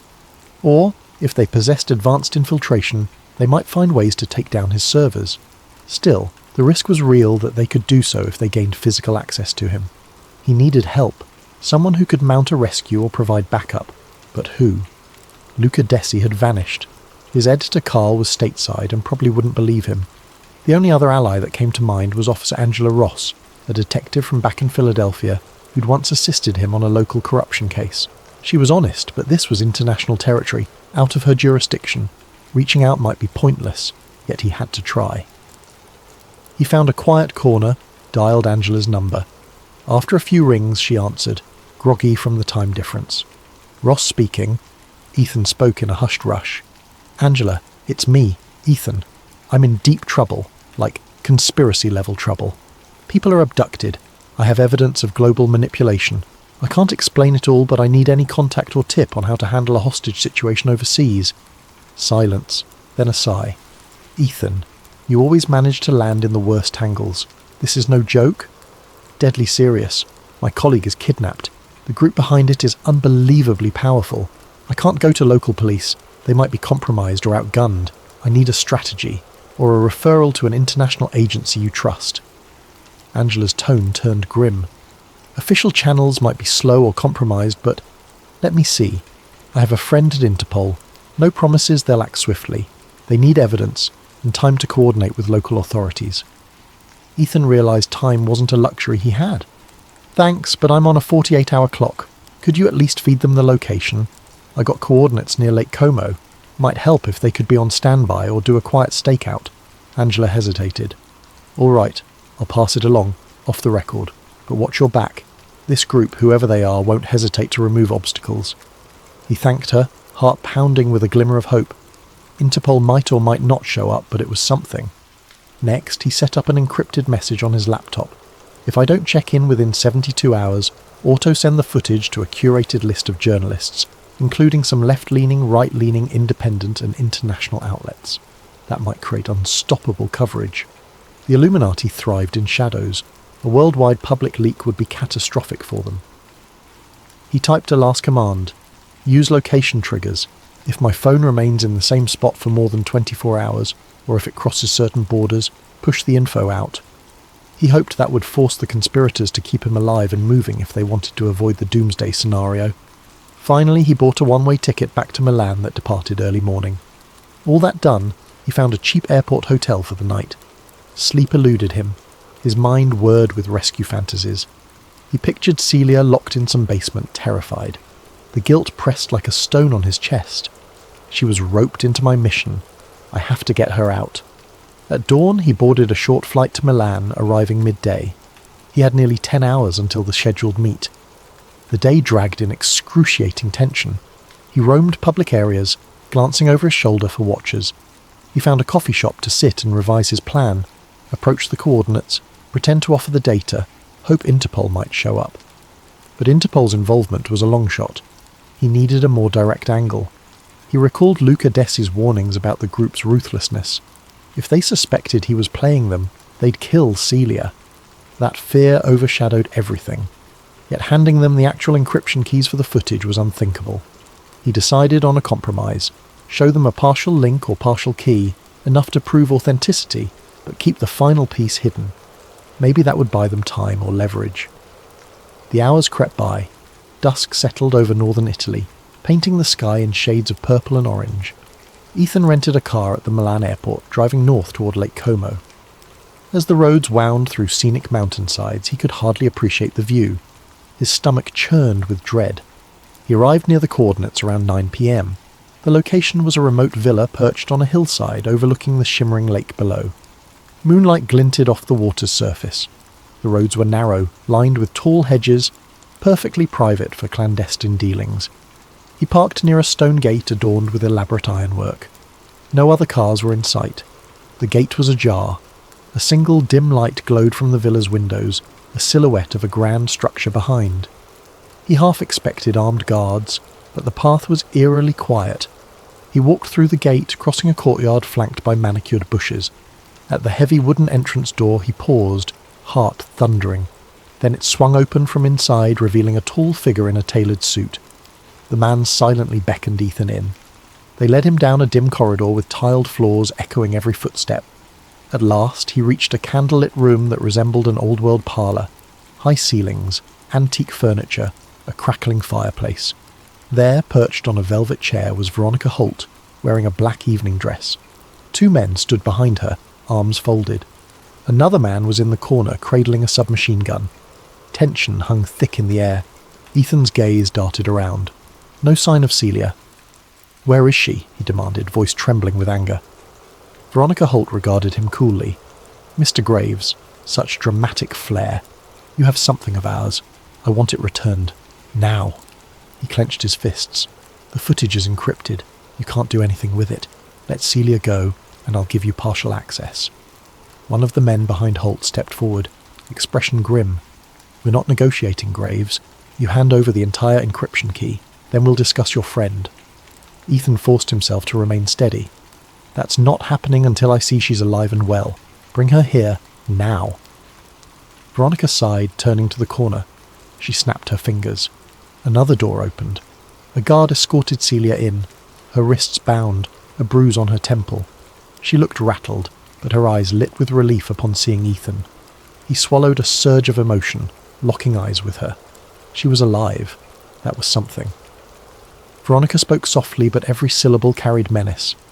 "I trust you see we're serious. Release her? Possibly.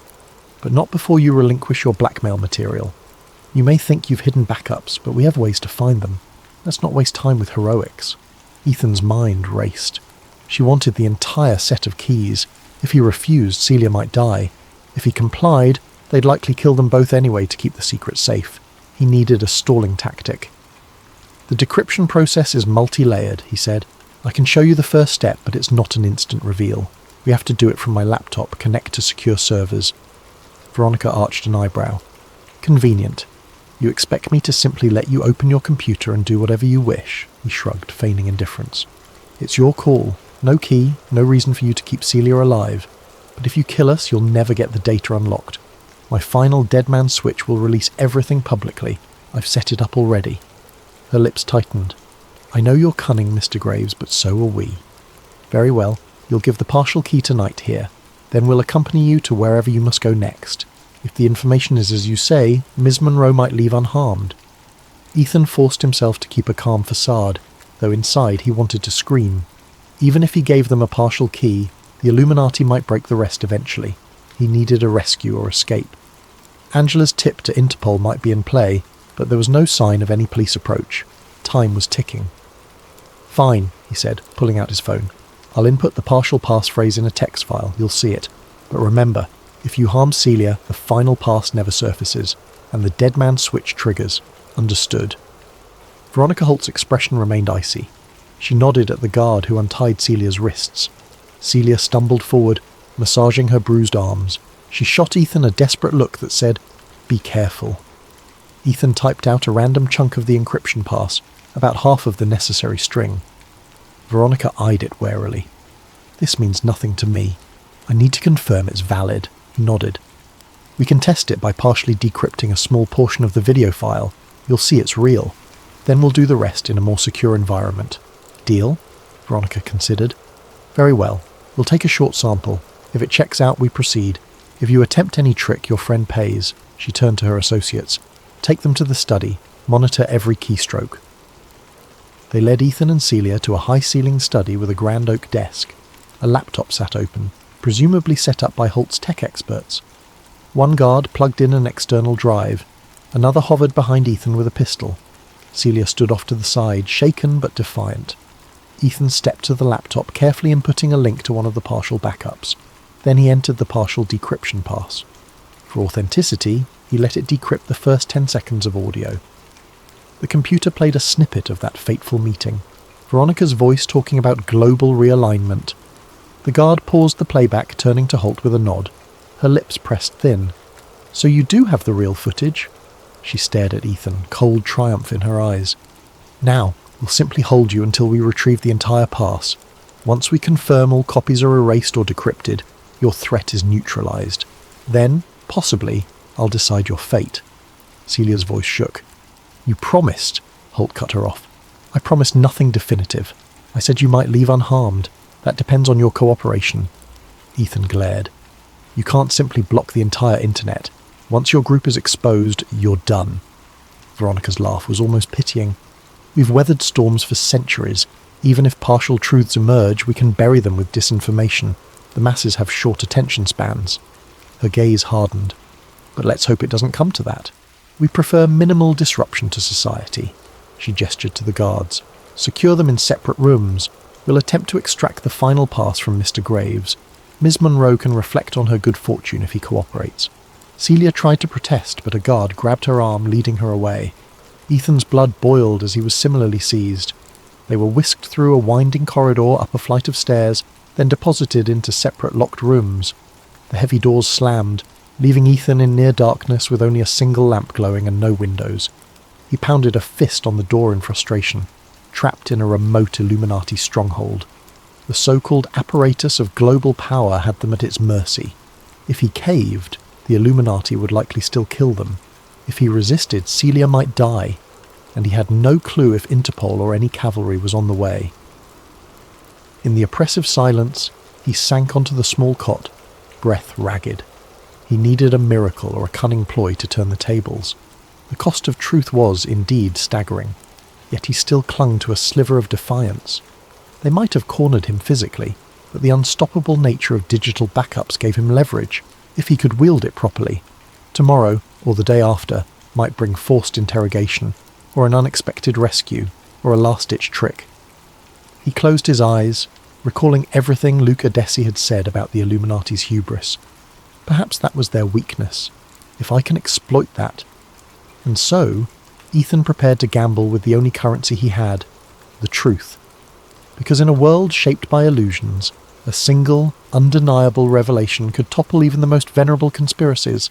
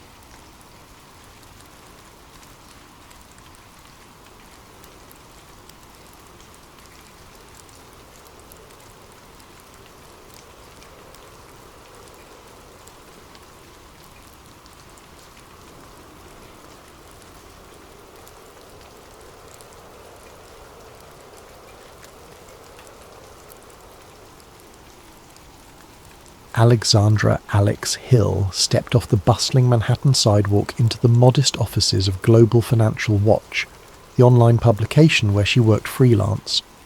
The day's assignment seemed straightforward. Investigate odd currency fluctuations and rumours of a manipulated market crash. Nothing unusual in a world where financial markets soared or dipped daily. Alex, in her late 20s, had cut her journalistic teeth exposing minor corporate fraud, never imagining she might stumble on something with implications beyond a few shady execs. She settled into a cramped corner desk, flipping through reports about last week's currency swings. The data was dry, short-selling, suspicious spikes in commodity trades. Something about the pattern nagged her. She'd handled mundane finance stories before, but a random tipster had emailed a cryptic note. These trades aren't random. The puppet strings lead to bigger hands. The sender's address was scrambled. No clue who it might be. She considered ignoring it. Anonymous tips often proved baseless. Yet a voice inside her itched to dig deeper. At day's end, she found herself in the building's cafeteria with her laptop, cross-referencing data. She noticed certain corporations had made fortunes from the abrupt currency slump. Behind them lay shell companies traced back to holding firms in places like Luxembourg and the Cayman Islands. Typical corporate secrecy. But the speed and precision of their trade suggested foreknowledge. She typed frantic notes. Inside info.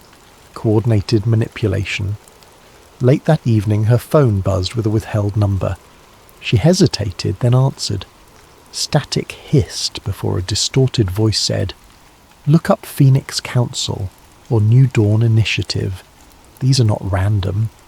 If you want proof, check the leaked doc I sent." Alex's eyes widened. "Who are you?" she demanded, but the line went dead. Checking her email spam folder, she indeed found an attachment labelled projectphoenix.xlz. Some sort of encrypted file. Anxiety prickled. This was no ordinary lead. Her heart thumped as she realised she might be stepping into something well beyond a typical financial scandal. The next day, uncertain how to handle the suspicious file, Alex reached out to Julian Park, a freelance tech wizard she'd known from earlier investigations. They'd parted ways after a minor story about data breaches, but she trusted his encryption skills. She arranged to meet him in a dingy coffee shop across town. Julian, tall and wiry, wore a hoodie and the air of a man who valued anonymity. He frowned at her screen, muttering, "This is advanced encryption. Definitely beyond standard corporate emails." He mentioned glimpsing references to ARC hush codes in the metadata, a sign of top-tier hush systems used by intelligence agencies. While Julian tinkered with the file, Alex explained how she'd come across it, describing the weird tipster call and the name Phoenix Council, or New Dawn. Julian's expression grew serious. Online conspiracy circles have rumoured for years about a new world order, or secret councils shaping world events. Usually fringe talk, but if these references are real, we're talking about people so high up that governments might just be fronts for their agenda. The notion felt outlandish to Alex. She'd never been a big conspiracy believer, preferring facts. But the puzzle pieces unsettled her. "Let's see if the data reveals anything," she said. "If it's nonsense, we drop it." Julian nodded, stashing the file. He promised to attempt decryption from his safe rig at home. That evening, as Alex walked home on quiet city streets, she felt an odd presence, like someone tracking her. She glanced back, saw no one, possibly paranoia. But her phone beeped, displaying another unknown text. "You're prying open a door. Stop now for your own good." She swallowed, tension rising. She typed back, "Who are you?" No reply. A tremor of fear told her this was bigger than just a financial tip. The next morning the phone beeped again. A cryptic, "We see you." She reported the harassment to her editor, who shrugged, cautioning her not to chase tin-foil hat stuff. Annoyed, Alex realised Global Financial Watch was squeamish about major conspiracies. Her editor insisted they had no budget for a deep dive on wild leads, especially if it risked lawsuits from powerful firms. "Keep the story in normal scope," he said. She bit her lip. Part of her wanted to drop it. Another part, that sense of a real story in the making, refused to let go. Days later, Julian summoned her to his cluttered studio apartment. She arrived to find him bleary-eyed, having spent nights on the encryption. He'd partially cracked it. The doc references council summits, media infiltration strategies, and a plan labelled Project Crosswinds. Also mentions direct control of some central bank decisions. The language implies a global group, not just a random hedge fund. Alex's pulse raced. Could a clandestine organisation hold sway over entire economies and central banks? They pored over lines referencing notifying top-level council operatives in government before orchestrating a market crash that served a strategic restructuring agenda. The doc ended with a phrase, "All must serve the new dawn." The references to puppet governments, colluding financiers, even manipulative media infiltration pointed to a hidden network shaping world events. This was beyond typical corruption, a broad, coordinated conspiracy that the mainstream might label New World Order. Torn between excitement and dread, Alex recognized that if these files were genuine, she'd stumbled upon a massive story. On the other hand, exposing it could endanger her career and safety. She asked Julian if he had more to confirm authenticity. He smirked wryly. Partial digital signatures match certain intelligence crypt stamps used by major agencies. This is real, and if it is, they will come for us. Hard. Their conversation was cut short by a noise outside, someone jiggling the doorknob. Julian peered through the peephole, a figure in a suit scanning the hallway. They froze in tense silence, hearts pounding. After a minute, the figure moved on, but the message was clear. They were being watched. Julian exhaled. "We're in deep now." At that moment, Alex's phone buzzed with a new text. "Walk away. You can't stop the new dawn." The timing was too precise for coincidence. She glanced at Julian. "We can't just walk away. If we do, who'll expose them?" He nodded, though fear flickered in his eyes. The next step was to find additional leads, confirm the doc's claims, and see if there were other whistleblowers or relevant events indicating a covert plan. They had no illusions this would be easy or safe. But something about the scale of the conspiracy steeled their resolve. Thus, the illusions of a routine financial piece had shattered, replaced by a grim sense that the world's big financial shifts might be orchestrated by hidden elites. Alex realized the journey ahead demanded cunning, nerve, and alliances. A single mistake could cost her life.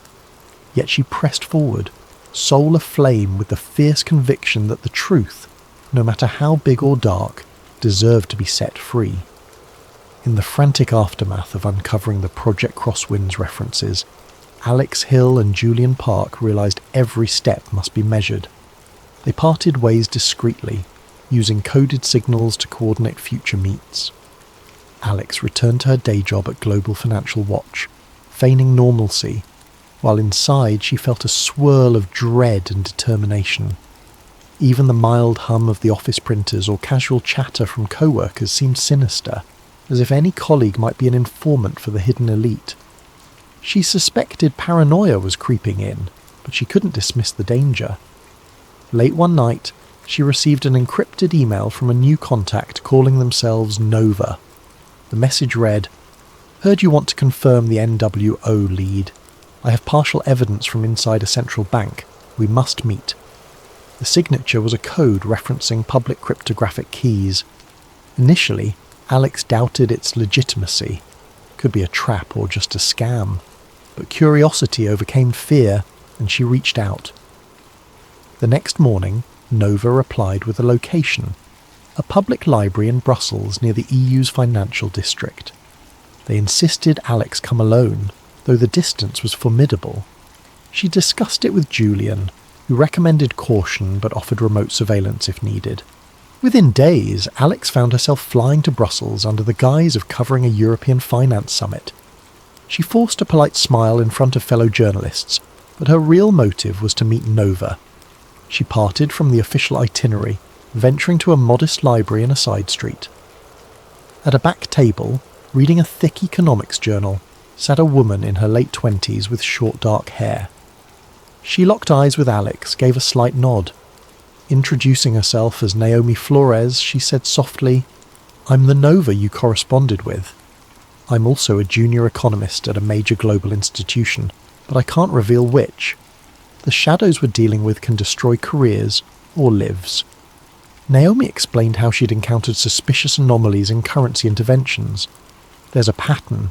Always the same unnamed special committee instructing abrupt policy shifts, benefiting a small circle of unknown beneficiaries. It's not official channels, it's an invisible hand. My attempts to question it were met with silence or subtle intimidation.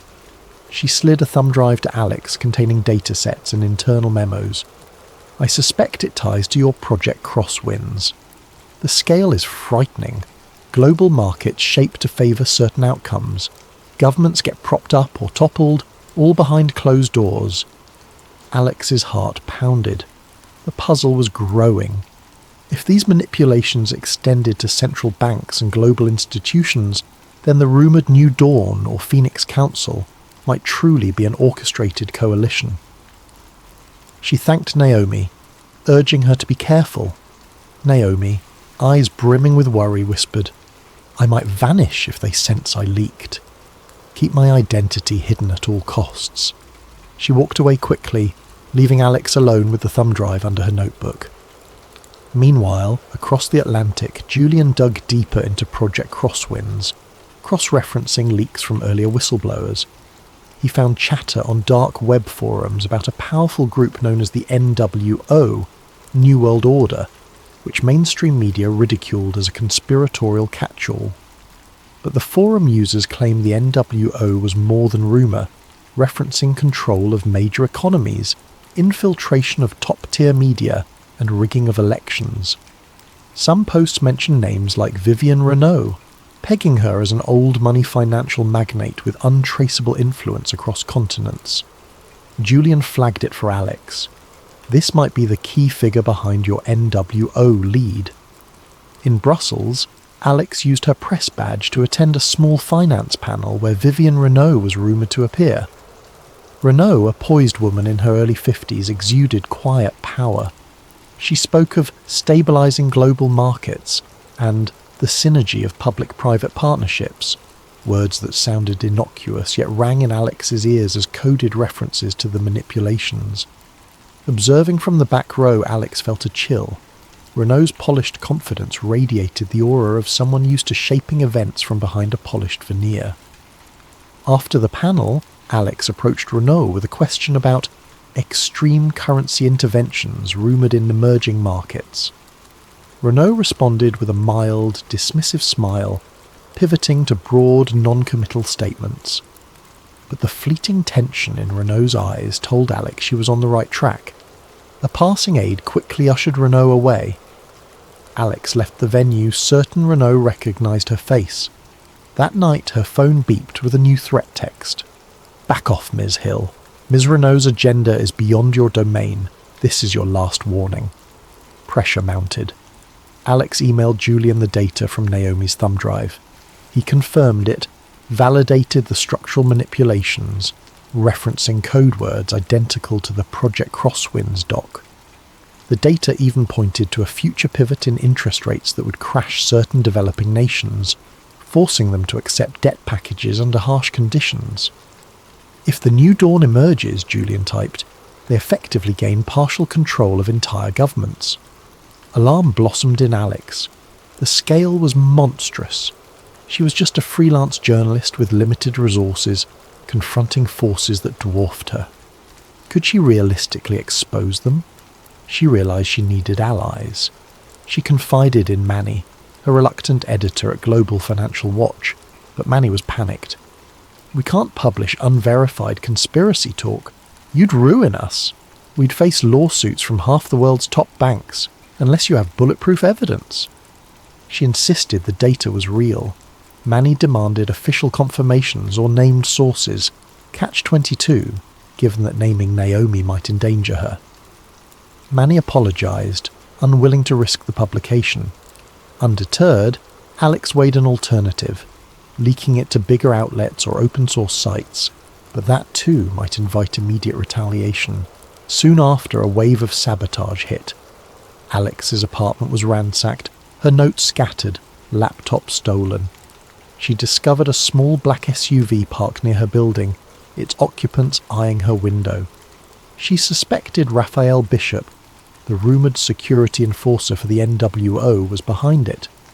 She recognised the name from glimpses in Project Crosswinds, describing a Bishop's security. Realising her personal safety was at stake, she relocated to a friend's spare room, keeping her location quiet. In a hidden online conversation, Julian pressed her to keep going. He wrote, "We can't let them scare us silent. If you have verifiable evidence and Naomi's data, we might unravel a global conspiracy. We just need to do it carefully. Maybe a bombshell release, widely shared in real time." Alex nodded at the screen, adrenaline spiking. The plan: gather enough to corner a top conspirator, forcing them to reveal the NWO scheme publicly, or secure a massive leak that evidence alone would confirm. But the conspirators wouldn't remain idle. As if to confirm that, a cryptic phone call reached Alex's temporary phone, a distorted voice, calm yet menacing. "We advised you to drop this. You're meddling in affairs that steer the world's destiny. Turn away, or you vanish." The call ended, leaving her shaking. She was resolute, though fear coursed in her veins. If the NWO truly manipulated entire economies for their shadowy vision, she couldn't simply walk away. Something in her moral compass demanded she press forward, no matter the cost. Thus, the net tightened. The next step was to find the hidden summits or boardrooms where Renault, Bishop and others hashed out strategies for their global reshaping. If Alex could record direct confessions, or show footage of them planning an orchestrated crisis, the world might be forced to confront the truth. Or so she hoped. As she closed her eyes that night, the swirl of dread and excitement lulled her into fitful sleep, overshadowed by the knowledge that soon she would challenge powerful elites who treated entire nations like chess pieces in their grand design for a new dawn. Despite the rising tension, Alex Hill found fleeting hope in the quiet support of a small network of rogue activists and journalists. Through a recommendation from Julian Park, she contacted a group calling themselves Underground Horizon, a loose collective that had whispered about global conspiracies for years, though rarely with tangible proof. Their circle was wary but intrigued by Alex's partial evidence. Project Crosswinds, references to New Dawn, and Naomi's financial data from the central bank. The group's base operated from a rundown loft in an industrial district, all hush-hush. When Alex arrived, a stern-faced middle-aged man named Leon greeted her. Around a makeshift table sat half a dozen individuals, each with distinct backgrounds: ex-soldiers, whistleblowers, fringe reporters. They grilled Alex for an hour. "How do we know you're not a plant?" "We've seen infiltration attempts." She recounted her story from the start, showing them the remnants of the leaked docs, explaining the suspicious phone threats. Finally, a stocky woman named Sasha eased up, saying, "All right, you're either genuine or a very good actress. We believe you." With that, they shared their own tales. Over the years, they'd heard rumours of a NWO pulling strings behind the scenes, but never pinned down direct leads. Now, Alex's intel might be the key to exposing them. Meanwhile, across the city, Julian's hacking efforts uncovered a startling find: an upcoming private forum in a luxurious resort outside Brussels, featuring major corporate and political figures. The forum was nominally a global finance retreat, but private emails indicated it was a front for top-tier power brokers. Possibly the place where Vivienne Renault and her associates would discuss the next phase of their New Dawn plan. This might be the best chance to capture them in the act. Yet infiltration would be risky. Security would be tight, potentially run by Raphael Bishop's firm. Naomi Flores, still trembling from the weight of her involvement, debated fleeing the continent. She confided in Alex via a secure call, voice shaking. "I see men tailing me near my office. My superiors are asking about missing files. If they discover I leaked anything, I'm done." Alex pleaded with her to hold on a bit longer, insisting the upcoming infiltration could break everything wide open. Naomi, torn by fear and the desire to do what's right, reluctantly agreed to pass final key data about the finances. After that, she intended to vanish. Alex felt guilty, but recognised Naomi's insider knowledge was crucial. In a clandestine planning session, Alex, Julian, and a few from the Underground Horizon group hammered out the infiltration approach. They'd pose as staff or lesser-known delegates at the retreat with forged IDs. They hoped to rig hidden cameras to stream any incriminating discussions.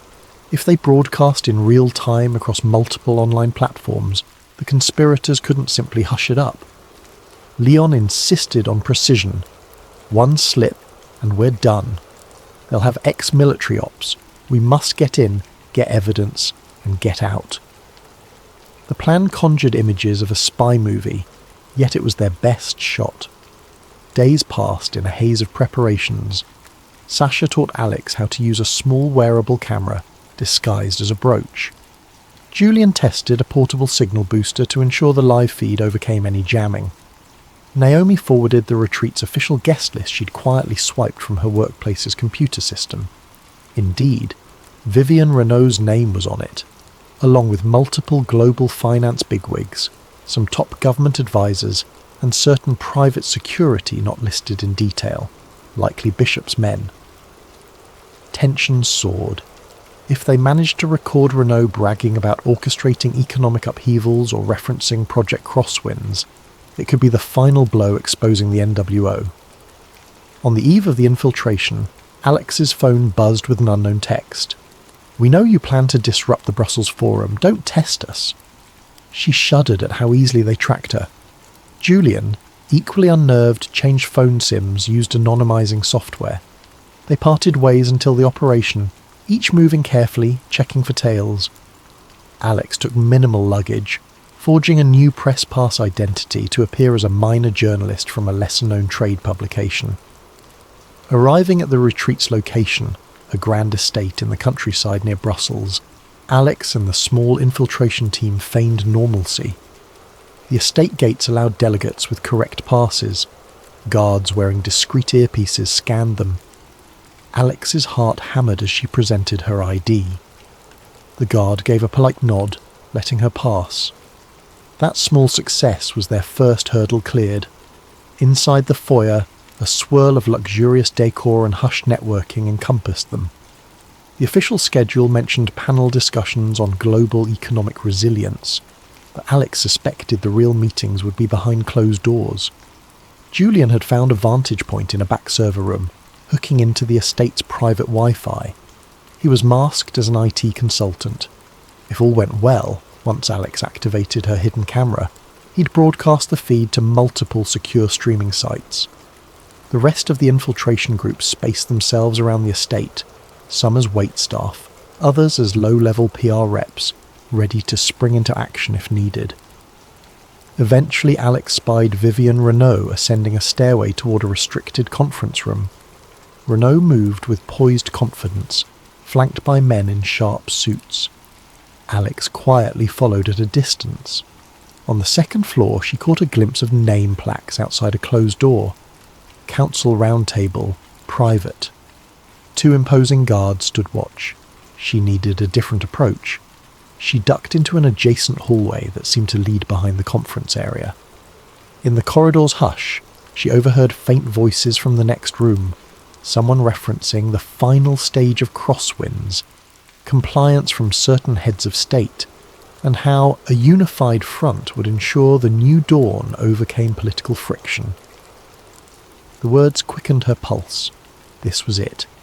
She carefully placed a small listening device near an air vent, linking it to Julian's laptop. Over the earpiece she heard snatches of conversation. "This meltdown will finalise our hold on X Nation. We'll push new trade rules that lock them into indefinite debt, all in line with the Council's directive. Alex trembled at the brazen talk. No illusions here. These elites openly plan to shape entire nations' futures. Moments later, footsteps approached from behind. She turned to see a suited man, cold-eyed, approaching fast, Raphael Bishop. He recognized her from earlier research? Possibly. His face twisted with an angry sneer. "You? I warned you!" He lunged, grabbing for her. She managed to slip from his grip, but he shoved her harshly against the wall. Her heart thundered. The plan was unravelling. She had to get away, get to Julian's vantage point, or at least get the livestream started. At that precise instant, the faint hum from her earpiece signalled that Julian had begun streaming. She heard him whisper, "We're live. If you can get them to admit the agenda on camera, do it. The feed is rolling, but we need them on visuals." Summoning courage, Alex twisted away from Bishop, shouting, "You can't hide this. We have your entire plan on record." He advanced menacingly, but from behind him, a swirl of confusion erupted. Members of the infiltration team had triggered a distraction alarm. Bishop turned briefly, and Alex darted forward, slipping into the conference room's door just as it opened. Inside, a cluster of stunned delegates and Renault herself whirled to see who barged in. The next few seconds would decide everything. Could Alex broadcast definitive proof of the NWO conspirators revealing themselves to the world, or would they silence her on the spot? Alex Hill stumbled into the opulent conference room, breath ragged. Eyes of powerful figures turned upon her, men and women in tailored suits arrayed around a polished mahogany table. At the head sat Vivienne Renault, her expression shifting from polite shock to an icy fury. Bodyguards near the wall started to move. The hush became electric, a tension thick enough to choke on. Alex forced herself to stand tall, heart galloping, reminding herself that Julian was streaming everything live. If the camera pinned to her jacket was still intact. A moment of indecision froze the group. Some delegates recognized Alex from small finance press coverage. Renault's face darkened with immediate recognition of the threat she posed. Raphael Bishop stormed in moments later, posture coiled like a predator. "Close the doors," he barked to the guards. "No one else enters or leaves." Some inside the room looked uneasy. Others calmly watched, as though used to crisis management. Alex raised her voice, trembling but resolute. "You, all of you, orchestrated market crashes and manipulated entire governments. You speak of Project Crosswinds and a new dawn. It's all recorded now. The world is seeing this." A flicker of alarm crossed a few faces. Renault, however, gave a short, cold laugh. "Little journalist, do you truly think your homemade broadcast can topple what we've built for decades?" She gestured around at the delegates. "We hold the banks, the media, the politicians. We can bury any scandal, as we always have." But Alex pressed on. "Your hush strategies won't work this time. We've already distributed partial evidence. My partner is streaming your confessions." She turned slightly, trying to angle the hidden camera so it captured Renault's face. The tension soared. A few delegates exchanged worried glances, presumably realizing the unstoppable nature of digital leaks. Once it's out, it's out. Yet Renault's composure remained. "Then we address it swiftly," she said, turning to Bishop. "Retrieve her device and ensure the feed ends now." A hush enveloped the room. Bishop advanced again. Alex backed away, but a guard grabbed her from behind, pinning her arms. She winced, anticipating the worst. Yet her voice rang out in a final push. "This meeting shows your real aim. Controlling nations, enslaving them with debt, shaping politics to your design. People are hearing your own admissions." She prayed Julian's audio feed was capturing the delegates' murmurs about accelerating the plan, ensuring certain governments comply, and references to the necessity of a controlled meltdown. She prayed also that watchers would realize the gravity. It wasn't just a single rumor. It was an entire blueprint for a new global order. At that moment, Naomi Flores emerged from the corridor, having slipped past some distracted security. She saw the guard restraining Alex. Summoning unexpected bravery, Naomi shouted, "Stop! I have more files! The entire central bank manipulations are in my possession.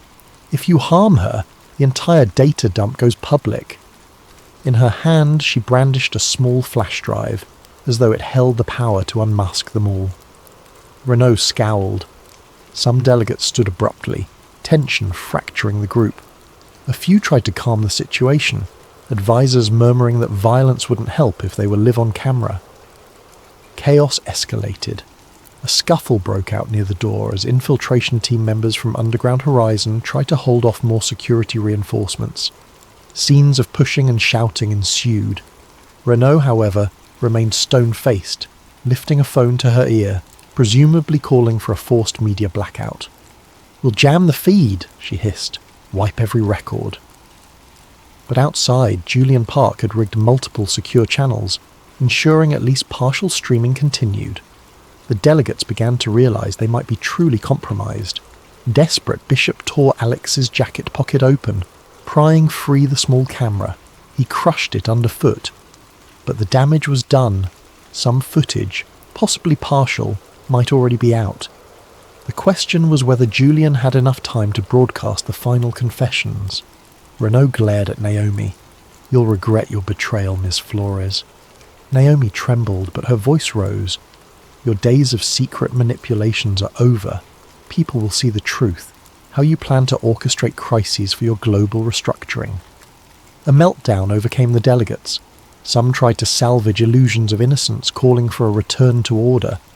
Others fumed at Renault for letting this infiltration happen. The hush shattered into an uproar. Meanwhile, the infiltration team, aided by a few staff members quietly sympathetic, forced open the locked door. They dragged Alex free from the guard's hold. She gasped, rubbing sore wrists, half staggering. Scenes of a near brawl erupted in the corridor, but the infiltration team had cunningly prepared exit routes. Renault realized her advantage was slipping. In a final attempt, she said, "Kill the feed, Bishop. Our networks can bury the footage. We only need to contain it." Bishop, scowling, hustled to the estate's security station, presumably to cut power or jam signals. But Julian was one step ahead, managing his rig from a hidden corner. He triggered a device that jammed the local jammers. The estate's entire electricity flickered. Lights sputtered, the building's internal network glitching. The result was confusion that let Alex, Naomi and others slip through the corridors heading for an exit. Outside they found black SUVs, presumably belonging to the conspirators. A minor chase ensued, but the infiltration team had a small unmarked van waiting. They piled in, tyres squealing as they drove off the estate grounds. Inside the van, heart pounding, Alex saw Naomi huddled in a corner, tears on her face. The infiltration group was half shocked to have survived. One or two had minor injuries. Through a laptop link they heard Julian's panting breath. "I'm out a side door. Got the feed to multiple channels. People are picking it up." Their momentary relief mingled with alarm at possible pursuit. They recognized the conspirators might still strike back. In the wake of the infiltration, the group regrouped in a safe house on the outskirts. They confirmed some portion of the meeting's audio-visual evidence had indeed been broadcast, or at least uploaded to multiple secure servers. If the public seized upon it and the mainstream media covered it, it could blow the conspirators' cover. But they needed watchers to believe. Some might dismiss it as another wild conspiracy video. The presence of high-profile voices naming crosswinds and talking about controlling entire economies might shift public opinion. Yet the fight was not over. The NWO had deep media infiltration. Renault's spin doctors would soon declare the footage doctored or claim it was a private philanthropic discussion. They might orchestrate a smear campaign labelling Alex and Naomi as criminals who illegally recorded a private philanthropic summit. Governments already in the NWO's pocket might back that narrative. Despite everything, the infiltration group felt a measure of triumph. They'd forced an admission. At least partial truths would light the flames of inquiry worldwide. Some individuals in power would fear that the unstoppable wave of public outrage might demand real accountability. Exhausted, Alex and Naomi sat together in the safe house lounge. Naomi whispered, "Do we truly stand a chance? Their influence is so vast." Alex, eyes still burning with adrenaline, responded, "We stand a chance because the truth is out there now. We just have to keep it from being buried." She reflected on the day's chaos, near capture by Bishop, the confrontation with Renault, the break from illusions that the world was neatly ordered. They tried to shape a new dawn by stealth. Now, at least, we shine a light on them. Her words hung in the hush. She hoped the public would rally behind the revelations, but an undercurrent of uncertainty lingered, for the conspirators wouldn't simply vanish.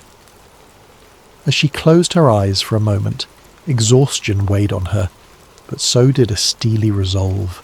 Tomorrow, they'd finalise the data release and push it to global outlets, hoping enough voices would unite to dethrone the self-anointed puppet masters behind this so-called new dawn. In the grey light of dawn, the safe house was a swirl of activity. Alex typed furiously at a laptop, uploading final recordings to multiple alternative news platforms, open-source leak sites, and high-profile investigative journalists she somewhat trusted. Meanwhile, Julian coded new encryption layers to ensure the files remained accessible, even if some sites were forced offline. Naomi read through final datasets, verifying authenticity, her last contribution before she planned to slip away into hiding. Others from the infiltration group prepared statements summarising the summit infiltration, naming Vivian Renault and referencing Project Crosswinds. The plan was to bury the conspirators in a tide of evidence, making it impossible for them to contain the story. Within hours, the global reaction ignited. First, smaller online news sources ran with the story. Secret summits exposed, elite council plotting market crashes. Social media lit up with clips from the infiltration's hidden camera, capturing Renault and others speaking about our final steps to ensure compliance. Hashtags soared, outraged commentators demanding answers. At the same time, more established outlets hesitated, uncertain whether the footage was genuine. Some anchors declared it an elaborate hoax, yet the raw data and partial confessions from known corporate heads carried weight. The conspirators' crisis response flickered across live feeds, official statements calling the infiltration illegal espionage, labelling the group dangerous agitators. Tension soared. Naomi watched the headlines swirl, fear battling relief. "It's out. I just hope people believe it," she murmured. Alex assured her that the material was too detailed, too specific for easy dismissal. The public was already seeing mention of real code words matching financial anomalies. Even certain mid-level officials began stepping forward, acknowledging strange top-down directives in the last year. A few brave whistleblowers confirmed changes forced upon their agencies. Slowly but steadily, a mosaic formed. The puzzle's corners were visible, a shadowy organisation shaping policies behind the scenes. Vivian Renault, confronted by an avalanche of leak coverage, made a televised appearance. Dressed in a poised black suit, she tried to spin it. "These recordings are taken out of context from a private philanthropic meeting. We do not control world markets. This is a smear campaign by radical hackers." She exuded calm confidence, but viewers observed a flicker of strain in her eyes. Meanwhile, local police announced they were investigating the infiltration as a security breach. Calls for Renault's resignation from certain corporate boards began to surface. The conspirators had lost their cloak of anonymity, but still commanded massive resources to wage disinformation wars. Raphael Bishop lurked in the shadows. Rumours placed him near corporate offices in London, coordinating heavy-handed damage control. Some claimed he orchestrated blackmail or bribery to muzzle major media outlets. Others insisted he deployed private squads to silence key witnesses. Indeed, 2 infiltration group members reported suspicious vehicles trailing them, but the collective remained resolute, refusing to vanish into silence. They shared their testimonies widely, ensuring no single removal could undo the leak. Amid the swirling uproar, Global Financial Watch, Alex's employer, issued a statement disclaiming involvement in the infiltration, calling Alex's actions freelance and not endorsed. Manny, the editor, privately apologised to Alex, saying the publication's funders forced them to distance themselves. Despite that blow, Alex pressed on, not shocked by the mainstream's timid stance. She'd expected the conspirators' powerful influence to shape the immediate narrative.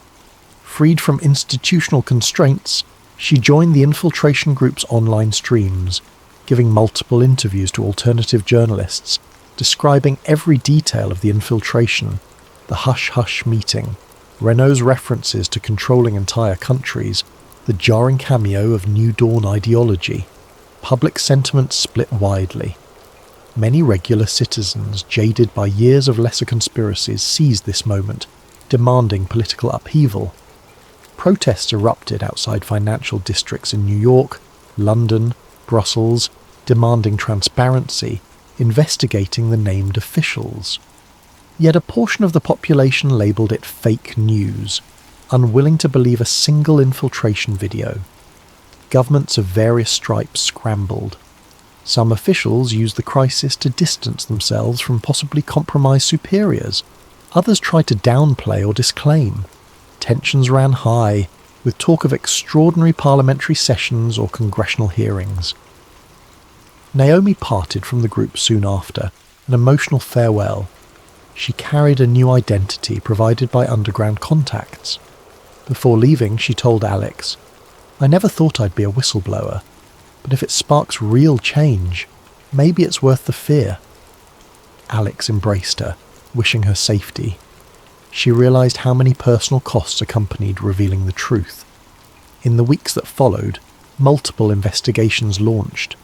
Some agencies in certain countries uncovered suspicious ties, froze accounts linked to shell companies. A few bankers were arrested or forced to testify about covert summits. The unstoppable swirl of events threatened the entire power structure of those who had quietly pulled strings for decades. Meanwhile, the conspirators mounted a fierce defence, claiming any wrongdoing was taken out of context. Yet the seeds were planted. For the first time, the public had a tangible impetus to question the illusions of free markets and democratic processes. As for Alex and Julian, they remained vigilant. The infiltration group still received sporadic harassment, troll campaigns online, sporadic physical intimidation. But the window of secrecy had slammed shut. The conspirators' hidden advantage was eroding under the glare of mass attention. Alex, holed up in a safe location, found time to reflect. She was no hero in her own eyes, just a journalist who refused to bury the truth. The meltdown forced upon the conspirators might not mean immediate dissolution of the NWO or their New Dawn plan, but it severely damaged them. They could no longer operate in pure shadows. One day, Alex joined a small press conference where, for once, mainstream outlets hesitantly covered the story. She took the mic, presenting conclusive references from the leaked data, ignoring the hostile questions from corporate-friendly reporters. She declared, "We've glimpsed how an elite circle manipulates markets, media, and governance. Even if some dismiss it, enough citizens have seen the evidence to demand accountability. The era of secret councils must end."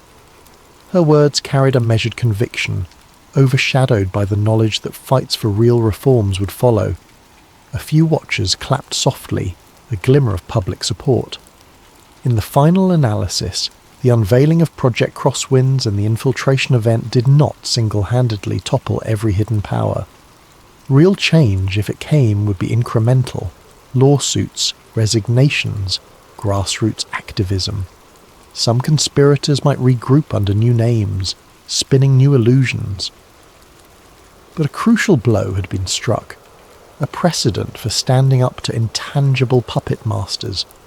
People worldwide, or at least a significant portion, awakened to the possibility that lines on a ledger could be orchestrated by a dark handful pulling puppet strings. Alex ended her days in a swirl of cautious optimism. She still looked over her shoulder, mindful that men like Bishop lurked, but she pressed forward, forging alliances with honest reporters and reformed institutions. Even Manny came around, quietly praising her courage. Julian, largely behind the scenes, continued releasing periodic data dumps to keep momentum alive. The ephemeral dream of a new dawn that Renault championed had been partially exposed for what it was, a quest for centralised power cloaked in talk of stability. The public narrative might shift, inch by inch, toward genuine transparency. In a reflective final moment, Alex stood on a city balcony at dusk, gazing at the skyline lights. Despite the swirling controversies, the world carried on. She felt the gravity of what had been risked, her safety, Naomi's freedom, the infiltration group's well-being.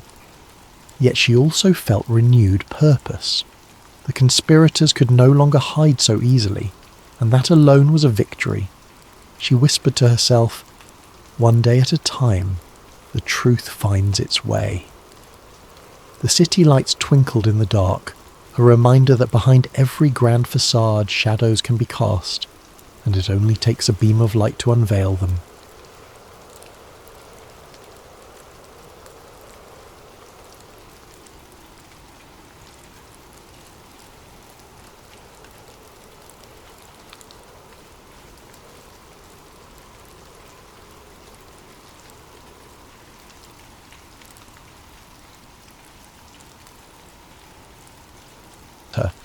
Prepare for scientific intrigue, covert operations, and a mystery that stretches beyond our world.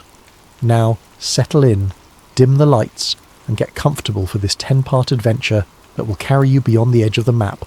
Let's begin.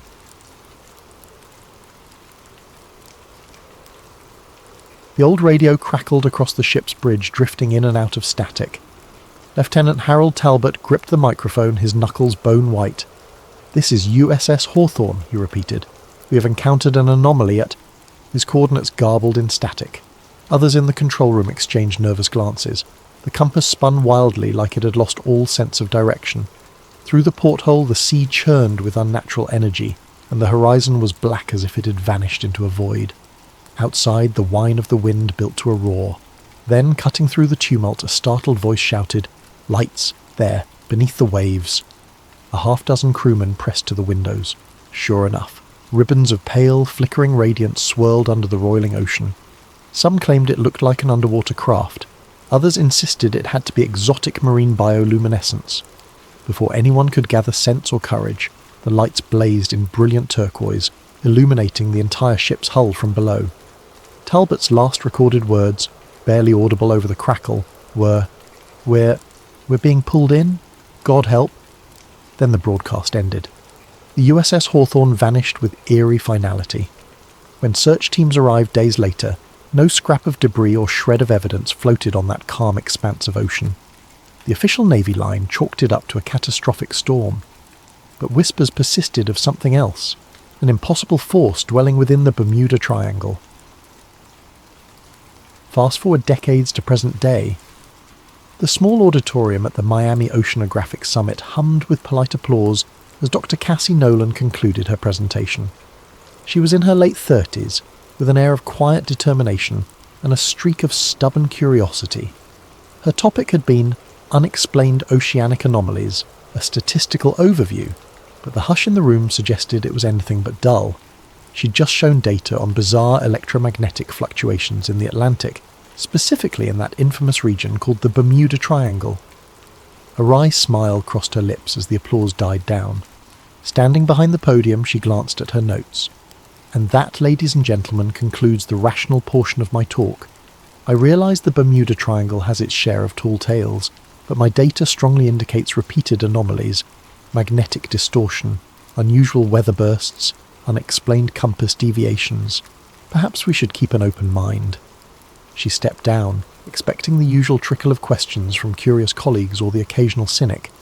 Instead, she found herself face to face with a wiry man in a fisherman's cap. His eyes were rimmed with exhaustion. "Doctor? Nolan," he said urgently, voice trembling. "I need to talk with you." He introduced himself as Luis Ramirez, a local fisherman who'd spent his life working the waters off Florida's coast. After hearing her lecture, he had mustered the courage to approach. "I saw lights," he whispered. "My boat got caught in a freak storm. It appeared out of nowhere near the triangle. I swore I saw something shining under the sea." He handed her crumpled coordinates scribbled on a stained slip of paper. "I've told others. They say I'm crazy. But you might understand." Cassie's eyes flicked to the coordinates. They were suspiciously close to an area known for marine accidents, but rarely acknowledged by official channels. She thanked Louis and promised to look into it, ignoring the cynicism tugging at her mind. After all, she was a scientist who believed in data, but if these claims matched her existing patterns, it could be significant. Later that evening, back at her modest office near the University of Miami, Cassie pored over her mentor's old notebooks. Dr. Rourke, once a respected oceanographer, had vanished under bizarre circumstances years ago while researching the same region. He'd left behind cryptic remarks about a powerful electromagnetic phenomenon. Cassie's own data had begun to echo Rourke's notes, unexplained spikes in an underwater sensor's logs. The next morning, as she compared Rourke's final sketches with Luis's coordinates, a firm knock sounded on her door. She opened it to find two men in suits, flanking a silver-haired woman with a crisp posture. The woman introduced herself as Agent Whitfield of a government bureau Cassie had never heard of. "Dr. Nolan," Whitfield began calmly, "we're aware of your interest in that region of the ocean. We strongly advise you to discontinue your investigations for your own safety. This area is classified under national security protocols." Cassie's brow furrowed. National security? We're talking about anomalous readings, not some nuclear facility. Whitfield's polite smile never wavered. "The specifics are need to know, and you do not need to know. Consider this a friendly caution. We have no wish to see a brilliant mind squandered." "Or threatened," Cassie interjected, voice taut. Whitfield shrugged. "Interpret as you will. Good day, Doctor." With that, the trio turned and left, leaving Cassie stunned in her own doorway. Her heart hammered with equal parts fear and curiosity. Government interest in an oceanic anomaly. Something about it reeked of cover-up. She recalled the fisherman's haunted eyes and Dr. Rourke's cryptic last expedition. She couldn't just walk away. Pulling out her phone, Cassie called an old friend, Jake Moreno, a freelance dive instructor with a reputation for fearless, some might say reckless, expeditions. If she wanted to collect data from deep underwater, she'd need someone like him, someone who wouldn't balk at the mention of the Bermuda Triangle. Over a scratchy connection, she explained her hunch. "There's an anomaly out there, Jake. Government's involved. My mentor disappeared investigating it. I've got to see it myself, or I'll regret it forever." Jake's response came swiftly.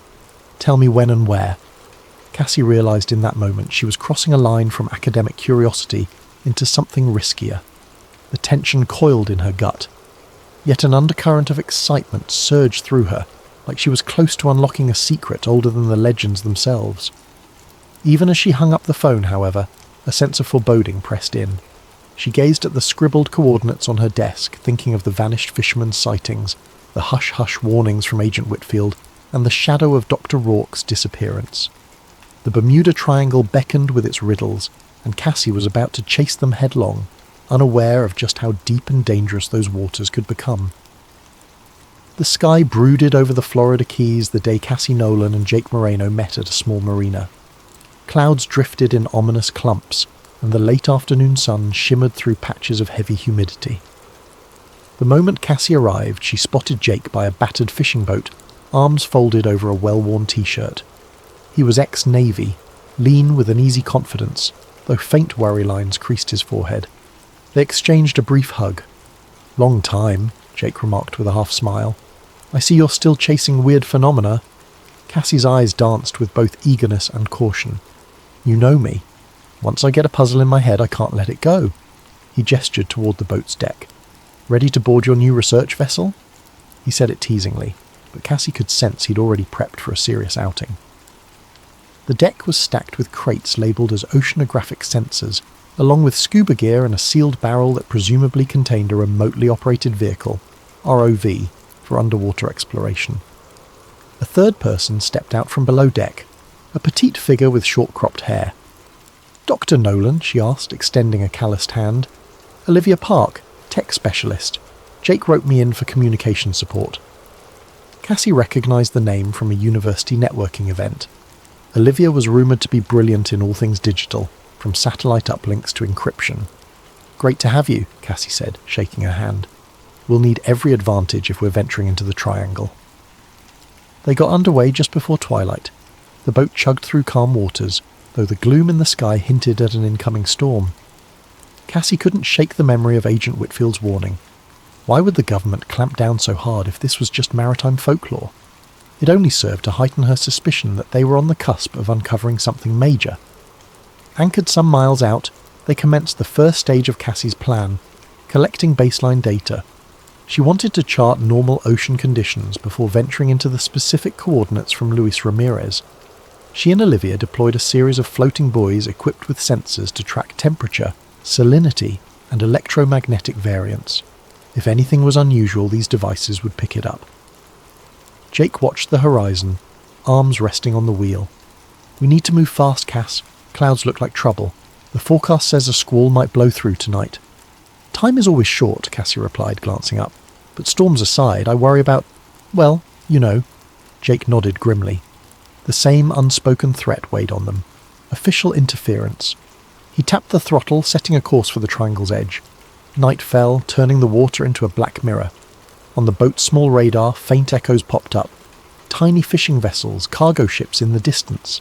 Then, out of nowhere, a massive shape slid into view on their screen, hugging the same route. A much larger vessel, no transponder ID. Olivia frowned at the radar. Could be Coast Guard, or a private ship running dark. They exchanged uneasy glances. We'll keep an eye on it, Jake said, turning off their own navigational lights. No sense advertising we're out here. Around midnight, the ocean turned uneasy. A stiff wind ruffled the surface, building to choppy waves. Cassie huddled with Jake and Olivia over a chart in the cabin. We're about an hour from Ramirez's coordinates, she said. We'll do a quick pass, launch the ROV, gather data, and get out. Jake nodded. Works for me. Let's just hope the squall holds off. Outside, the skies grumbled as if in protest. Suddenly a glare of white light blazed across them, accompanied by a droning roar. They rushed to the deck to see a helicopter overhead, searchlights cutting through the darkness. In the swirling beam, a voice boomed through a megaphone. This is the US Coast Guard. Heave to. Prepare for inspection. Jake's grip tightened on the wheel. We didn't request any assistance. This is suspicious. Cassie's heart pounded. Agent Whitfield, she murmured. They're trying to scare us off. A taut exchange followed over the radio. Jake insisted they were on a legitimate scientific survey. The Coast Guard repeated orders to halt. Over the speaker, new instructions came.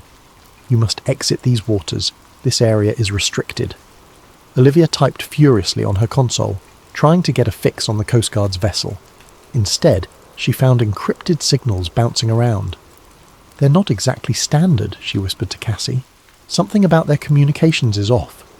Sensing a standoff, Cassie decided to parley. She radioed back, voice steady. Understood, but we have a valid research permit from the University of Miami. We'll comply. Just give us some time to retrieve sensors. A tense beat passed. Then the helicopter circled once more, searchlight scanning them. You have 1 hour to vacate. If you remain, we will enforce maritime security protocols. The rotor wash receded as the chopper veered away, presumably to monitor from a distance. Jake exhaled, beads of sweat on his brow. An hour. That's barely enough time. Cassie clenched her jaw.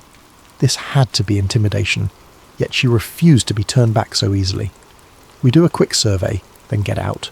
If they chase us, we'll handle it. So they pressed on, heartbeats hammering. The helicopter's lights winked in the distance, a reminder of watchful eyes. As soon as they reached Ramirez's coordinates, they hurriedly launched the ROV, diving it into the inky depths. Cassie guided the controls and a video feed flickered on. Greenish water, swirling particulates, no sign of a seabed at these depths yet. Then the ROV sensors pinged, a slight electromagnetic fluctuation. Cassie's excitement soared. We're picking up something unusual. Jake, keep us steady. Deeper the drone went. Olivia monitored the readings, each spike more pronounced. The feed showed faint glimmers, possibly phosphorescent organisms. Suddenly the ROV camera caught a fleeting sparkle, a swirling pattern of lights, reminiscent of swirling plankton blooms but somehow structured. Cassie's breath caught. "Did you see that? Switch to high-resolution mode." Before they could, the ROV feed sputtered. A wave of static fuzzed the screen, then it went dark. Simultaneously, the boat's lights flickered. The engine coughed. The entire vessel lurched as if buffeted by an invisible force. Outside, the wind rose to a roar. Jake cursed under his breath, wrestling with the controls. "We're losing power!" "Electromagnetic surge," Olivia shouted over the howling wind. "It's messing with our systems." Panic clawed at Cassie as the boat pitched in a violent wave. This wasn't a normal storm. She could almost feel an unseen presence roiling beneath them. In the swirling chaos, they scrambled to pull the ROV back up, but every instrument was going haywire. Suddenly, searchlights blazed again from above. The helicopter was back, its loudspeaker cracking with urgency. "This is your final warning." Lightning flashed, illuminating the water in a stark white glare. Cassie glimpsed swirling pockets of luminous plankton, or something else, just below the surface, swirling with the waves. Then, in a monstrous crash of thunder, the storm unleashed its fury in full force. Jake gunned the engine, trying to stabilize them. The NOAA-like sensors rang with error codes, and across the swirling black seas, Cassie thought she saw another set of lights, far off in the distance, a massive, shadowy shape half lost in the rain. It could be the Coast Guard vessel, or something else entirely. With no choice, they retreated, battered by waves and hammered by the storm. When they finally cleared the worst of it, the boat's systems began to stabilize. But half their gear was damaged, the ROV jammed, and all the data they'd gathered remained scrambled. They had risked everything for only glimpses of something incredible and very real. And yet, beneath her exhaustion, Cassie felt a surge of certainty. Whatever they'd encountered wasn't just local folklore. The Bermuda Triangle's phenomenon was real, and the government evidently knew more than it was letting on. Cassie was no longer driven by mere curiosity. She sensed a bigger truth lurking beneath those waves, something that might rewrite what humanity knew of its own oceans. The question was, how far would she go to reveal it? And how dangerous would the next step become? A restless night blurred into morning as Cassie, Jake and Olivia docked at a small, out-of-the-way marina. Each was soaked to the bone, clothes stiff with salt. Their battered boat drew a few curious stares, but the watchers quickly turned away, perhaps used to seeing battered vessels limping back from ill-advised adventures. They found a dingy diner near the docks, ordered strong coffee, and tried to make sense of the scrambled data. Olivia had salvaged what she could from the ROV's partial recordings. The monitor on her laptop flickered with jumbled frames, flickers of phosphorescent, swirling shapes, and then static. Jake rubbed a hand over his stubble. "We nearly got drowned out there, and for what?" Cassie's cheeks reddened. "I know it looked hopeless, but the readings, those spikes were massive. We confirmed there's a powerful electromagnetic field messing with electronics. That alone is worth investigating. Plus, we glimpsed lights underwater." Olivia sipped her coffee, eyes tired but focused. "Cassie's right. We might not have a perfect video, but the sensor logs show short bursts of electromagnetic flux. It's off the charts, something unnatural. The real question is, do we keep pushing?" Jake stared out the diner window at the drifting gulls. "We gave it a shot. The government made it clear they don't want us near. We can't just keep running from Coast Guard intercepts." Cassie clenched her jaw, rummaging in her satchel. She pulled out a tattered binder. "These are from Dr. Rourke, my mentor. He documented similar anomalies decades ago, but also references a hush-hush branch of the government. He suspected it was bigger than just random phenomena. He mentioned possible advanced technology." Olivia raised an eyebrow. "Advanced technology, as in alien? Or a lost civilization?" Cassie shrugged. He was ambiguous, but some references read like he believed there was an intelligence behind these anomalies, not just random magnetism. Jake tapped the table. "Look, I'm not thrilled about tangling with the feds again. We need a safer approach. Maybe we gather old logs from other ships, check any declassified archives. If we find a pattern, we can confront them with evidence." Cassie's eyes lit up. "Data approach. We can do that, but we can't do it alone." That's when Olivia piped up. "I know someone who can help. A friend in cybersecurity. She's resourceful at digging into government records, even ones behind multiple layers of encryption. Name's Helena. If there's a digital trail, she'll find it." They agreed. While Jake rested and handled repairs, Cassie and Olivia would head inland. They parted ways at the marina, with Jake promising to keep an eye on any suspicious watchers. Later that day, Cassie and Olivia sat in a cluttered apartment living room, the walls lined with computer monitors and electronics. Helena was a sharp-tongued hacker in her late 20s, sporting neon-dyed hair and an irreverent smirk. She listened to their story with surprise, then curiosity. "You want me to break into government servers and find references to Bermuda Triangle Anomaly, or Operation Hush Hush? This is high-risk stuff," Helena said, tapping out a staccato rhythm on a mechanical keyboard. "It's vital," Cassie insisted. "We just need leads, any hidden files from the past decades mentioning unexplained maritime incidents. Something to prove or disprove the official narrative." Helena sighed dramatically. "Fine, but if men in black suits show up at my door, I'm throwing you two under the bus." Olivia half grinned. "Deal." As Helena's screens flickered with lines of code, Cassie felt a mixture of excitement and apprehension. She recalled Agent Whitfield's stern visage, that unwavering voice. If they were crossing lines, the consequences could be dire. Hours passed in a tense hush, broken only by the clack of keys and Helena's occasional grunt. Finally, a triumphant beep rang out. "Got something," she whispered. "It's partial, redacted, but yeah, we have multiple references to a classified set of missions under codenames like Project Siren and Operation Blue Current. Dates range from the 1950s to early 2000s, Olivia's eyes gleamed. "What do the files say?" Helena scrolled. In summary, the government commissioned specialized vessels to observe anomalous electromagnetic phenomena in the Atlantic, specifically in an area matching the Bermuda Triangle. Mentions of submersible lights, and at least 2 incidents where US naval ships disappeared. Official cause, storms, but the internal memos suggest cover-ups. Cassie's stomach flipped. This validated everything Rourke suspected. Any recent activity? Last reference is from about 7 years ago. Project Hydra Watch, a field station. Could be an island or atoll used as a listening post. Helena turned the monitor around. Coordinates are partially blacked out, but I have a general region. It's about 70 miles from where you folks were last night. Cassie and Olivia exchanged a charged glance. A covert listening station in the Triangle? If it was still operational, that might explain the swift government response. Helena went on. One more interesting tidbit. Repeated mention of non-terrestrial possibility, flagged in these internal notes. The phrasing is vague, but it points to the suspicion of something not of Earth. A hush fell. Cassie's breath caught. The government had considered the possibility that the anomalies were alien in origin.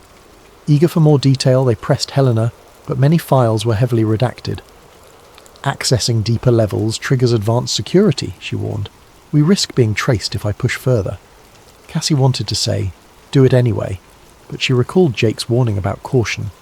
"This is enough for a lead," she concluded. "We know they had missions to study these anomalies, and they suspect something extraordinary. That island base might hold physical evidence." Olivia nodded. "We find it. We find proof." Helena ejected a flash drive, handing it over. "Here's everything I got. Tread carefully." On the way out, Cassie thanked her. Despite the existential risk, a surge of excitement coursed through her.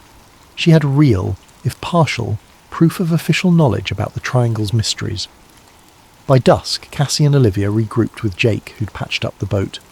"We've got a location," Cassie announced, unfurling a rough chart. She pointed to a region of islets near the Triangle's perimeter. "Somewhere in that archipelago is a deserted island used as a listening station. We find it. We find out what's going on." Jake studied the chart, lips pressed into a tight line. "This is in the heart of the area.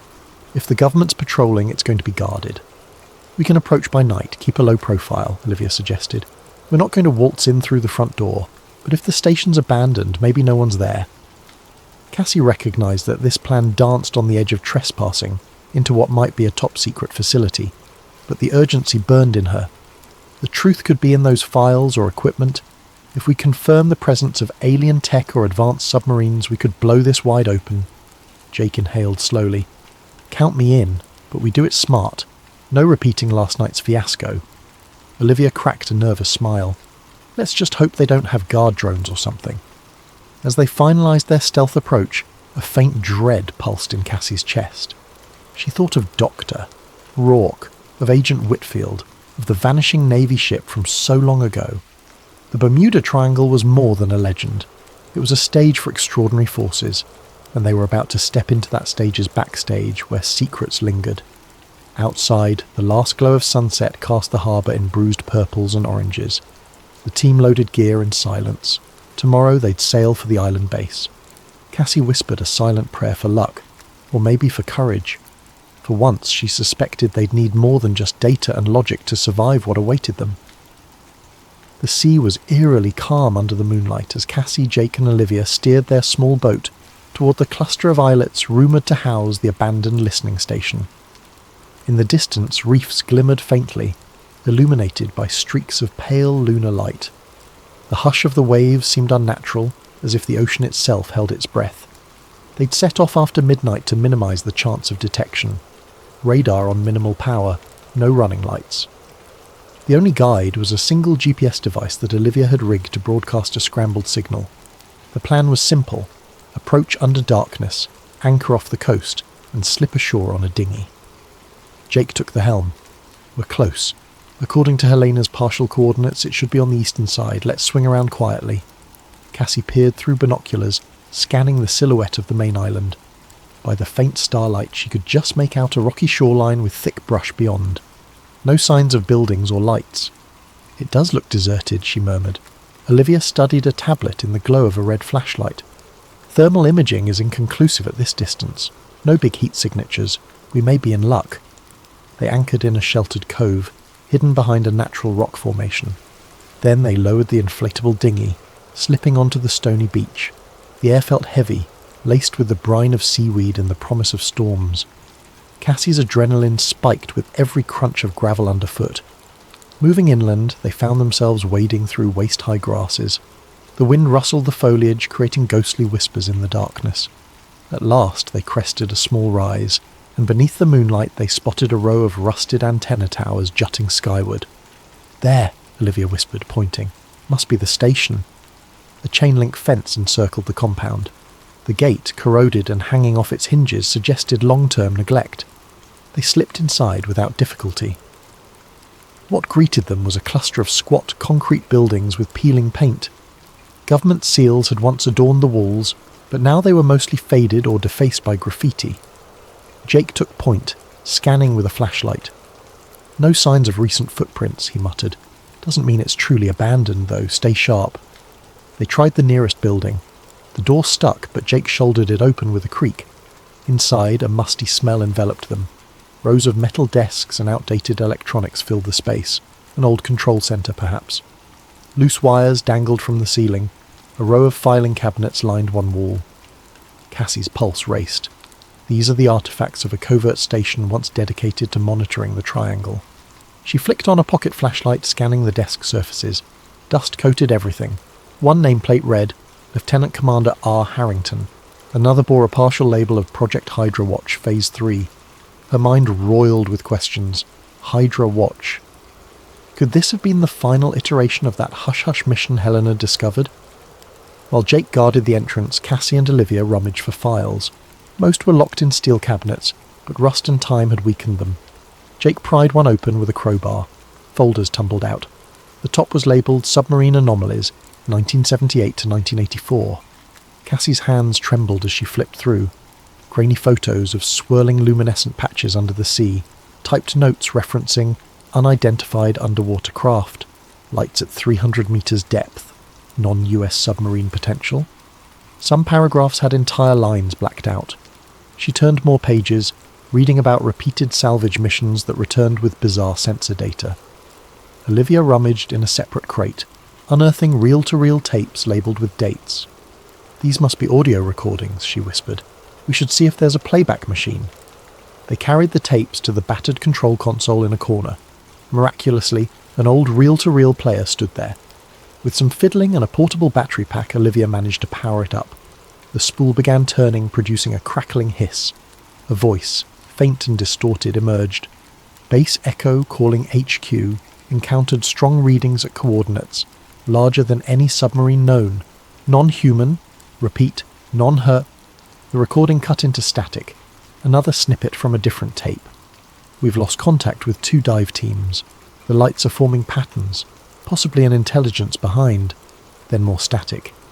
Cassie felt her throat tighten. This was it. direct acknowledgement that the station had observed something decidedly not man-made. Agent Whitfield's warnings suddenly had sharper context. Suddenly a metallic clang echoed from outside.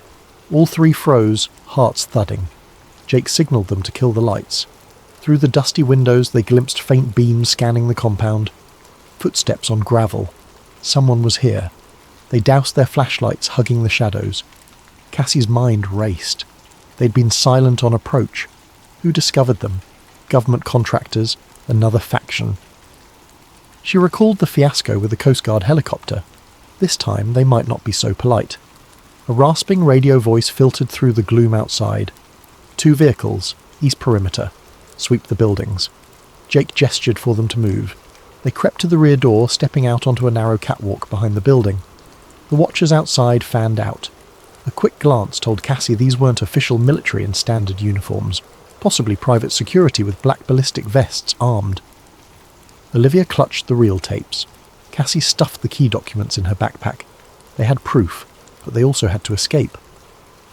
The trio ducked behind crates and slunk between a gap in the fence. Each footstep felt like a thunderclap in Cassie's ears. At any moment, floodlights could catch them, and they'd be pinned down. A guard's voice barked, "Check around back!" Flashlights flickered nearer. Cassie squeezed behind an old generator, hardly breathing. The guard's steps clanged past, painfully close, then receded. Jake beckoned them forward. They sprinted through the brush, desperate to reach the dinghy. Shots rang out behind them. Whether warning shots or attempts to disable them, they weren't sure. Heart pounding, Cassie pushed through vines and thorny bushes. By the time they reached the beach, night clouds had drifted across the moon, shrouding them in blackness.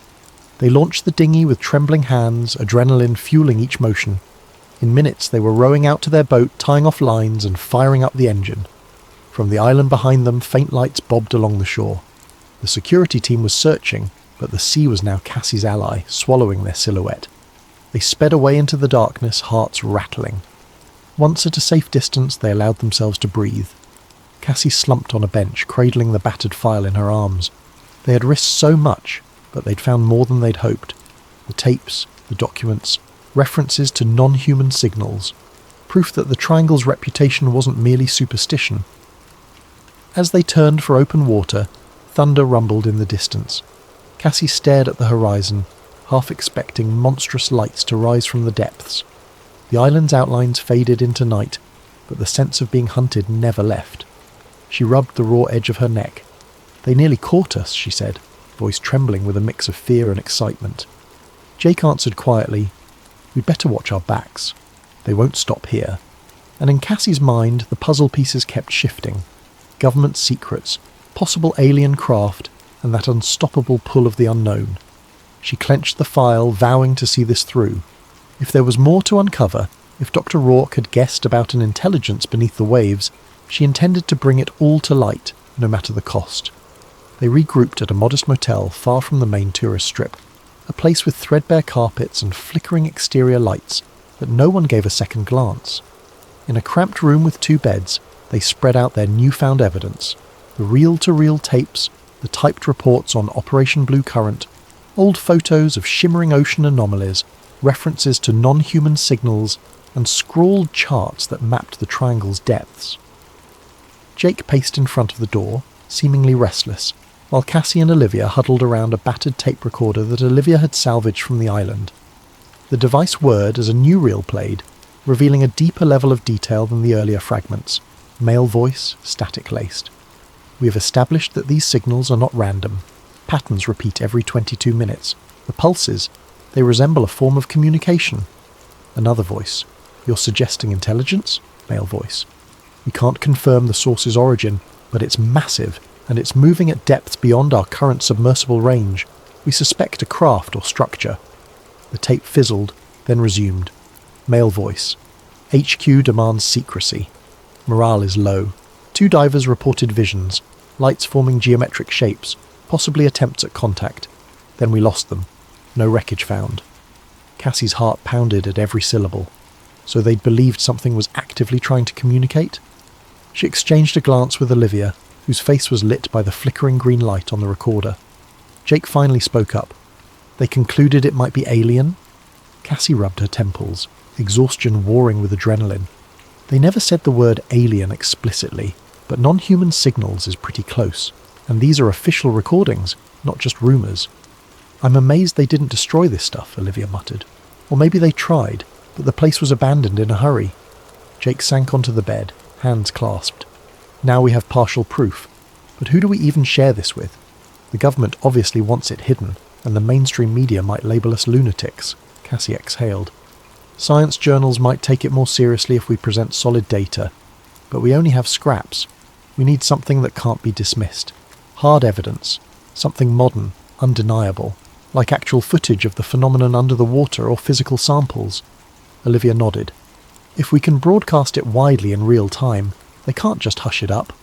Jake frowned, leaning forward. Broadcast from where, though? Out on the open sea will be easy targets for the Coast Guard or these Black Ops teams. Cassie bit her lip, her mind drifting back to Dr. Rourke's last journal entries. He wrote about an incredible electromagnetic spike near the deepest part of the trench. That's where we encountered that insane storm. Maybe that's the source. If we can get a submersible down there with cameras... Jake gave a rueful laugh. Last time we tried, we almost got fried. Our ROV got scrambled. We'd need serious protection from electromagnetic interference. Olivia's eyes brightened. I might know a place. The university's Marine Tech Institute has a deep-sea submersible with specialised shielding. They were testing it for cosmic ray research. Problem is, it's locked behind bureaucratic fences. Cassie grinned. We have an ally there, Professor Leland. He might give us access if we phrase it right. Jake's brow creased. That's a huge risk, but it might be our best shot. They set about planning. While Cassie and Olivia hammered out how to approach Professor Leland, Jake insisted on reinforcing the boat's systems, improving the electromagnetic shielding, installing backup generators. If they had to coordinate a submersible dive in those waters, they needed top-notch gear to keep the mothership afloat. Days blurred as they worked covertly. Cassie visited Professor Leland on campus under the pretense of discussing a collaboration. With hushed urgency, she revealed partial truths. We've discovered extraordinary anomalies in the Atlantic that require advanced submersible exploration. I know you have the Aegis Sub-1 in development. We need to borrow it. Please, this is bigger than a research paper. The professor, a stout man with a genial smile, grew serious upon hearing about governmental interference. Though sceptical, he admired Cassie's drive and recalled Dr. Rourke's brilliance. Your mentor did hint at major discoveries, Leland mused. All right, I'll see if I can expedite some hush-hush loan of the sub, but the board can't know, and if anything goes wrong... Cassie gripped his hand, gratitude shining in her eyes. We'll handle it, I promise. Meanwhile, Jake and Olivia rummaged for high-tech solutions. Olivia used her cybersecurity know-how to procure a real-time satellite data link, so when they eventually dove, they could attempt a live broadcast. We'll store backups in multiple servers, she told Cassie. If the feds try to jam us, we can at least send fragments out. One evening, Cassie returned to the motel to find a battered envelope slipped under their door. Inside was a single photograph, a blurred snapshot of her meeting with Professor Leland on campus. No note, just the unmistakable threat that they were being watched. She felt a cold dread coil in her gut. They're on to us, she murmured to Jake. He cursed under his breath. We might not get another chance if they clamp down. Let's act soon. When the submersible was finally delivered to a secluded dock, thanks to a few discreet staffers loyal to Leland, Cassie stood in awe before the Aegis Sub-1. It was shaped like a sleek pod, gleaming with reinforced plating, designed to handle deep trench pressures and shield sensitive instruments from cosmic radiation. They'd repurposed that for the Triangle's electromagnetic onslaught. A day of frantic modifications followed. Jake integrated an extra battery bank. Olivia installed custom software to patch the sub's cameras directly to her mobile command unit on the boat. Cassie triple-checked every sensor, magnetometers, sonar, thermal imaging. Time was running short, though. Agent Whitfield and her shadowy cohorts could swoop in at any moment. Even the weather forecast predicted intensifying storms near the Triangle. Cassie had no illusions about the danger, and yet, the deeper the secrecy, the more determined she became. On a rainy afternoon, they loaded the last crate onto their boat, securing the submersible to the deck with heavy straps. As lightning flickered on the horizon, Cassie gazed at the surging waves. She thought about the tapes referencing alien signals, the old ship vanishings, Dr. Rourke's unyielding quest. "Are we absolutely sure about this?" Jake asked quietly, stepping up beside her. "We might be unleashing something we can't handle." Cassie took a moment to answer, remembering the terror of the storms and the hush in the tape recordings. If it's something beyond Earth, or even if it's just advanced tech from who knows where, the world deserves to know. Rourke believed that. So do I. Jake nodded, resolved. Then let's do it. They planned to depart at dawn for one final approach into the triangle. The storms had battered them once, but this time they'd be prepared, with a submersible that could theoretically withstand the electromagnetic chaos.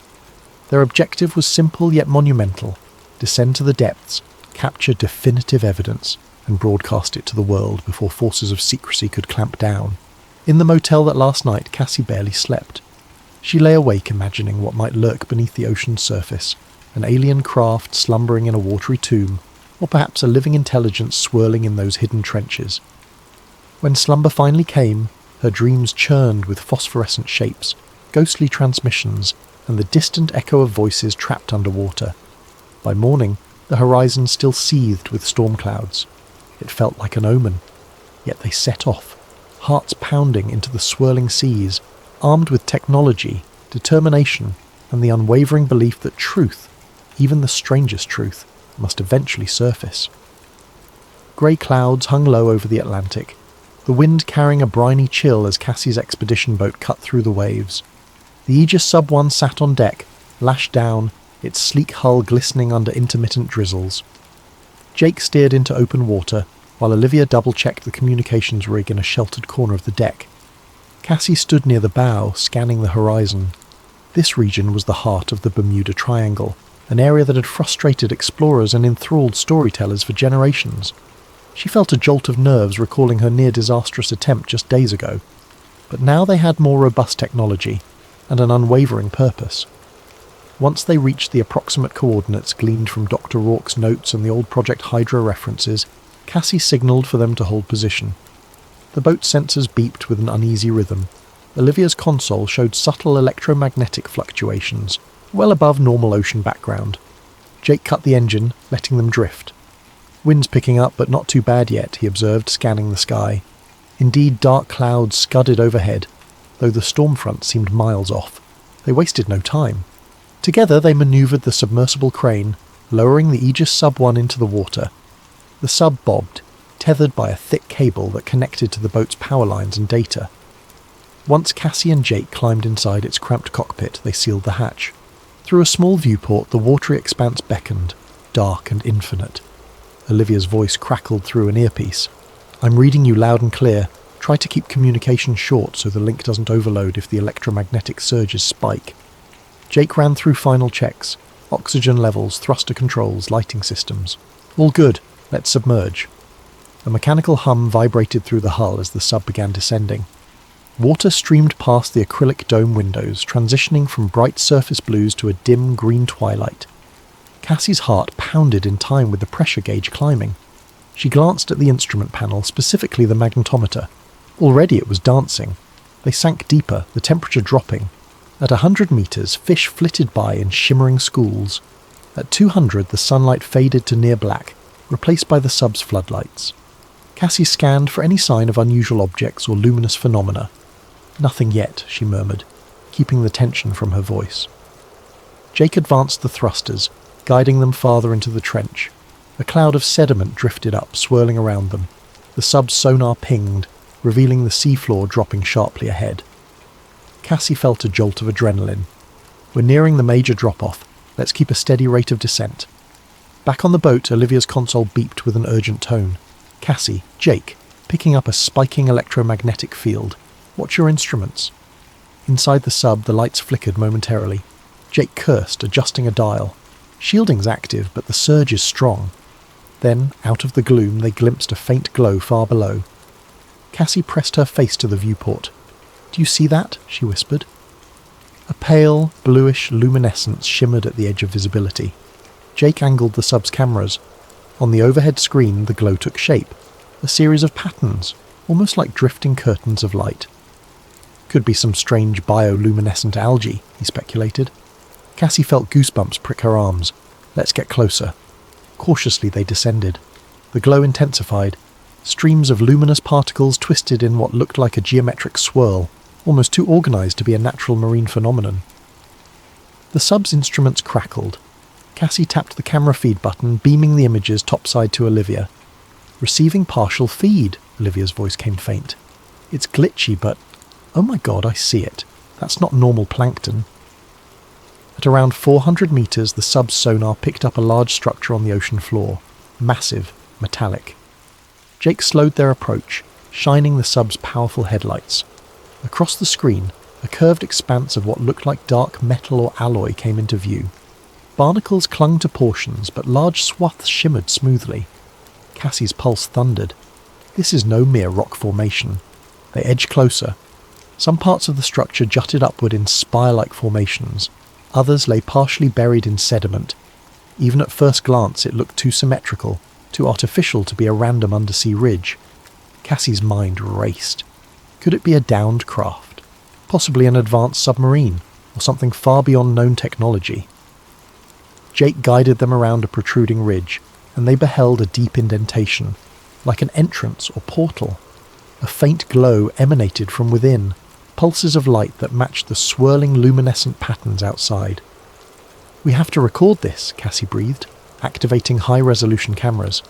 "Liv, are you getting this?" Static hissed in their earpieces. Olivia's response was broken. In and out. Massive data surge. "Keep filming." Suddenly a wave of energy hit. The sub's power flickered. Instruments spiked red. Alarms blared and Cassie fought to steady the controls.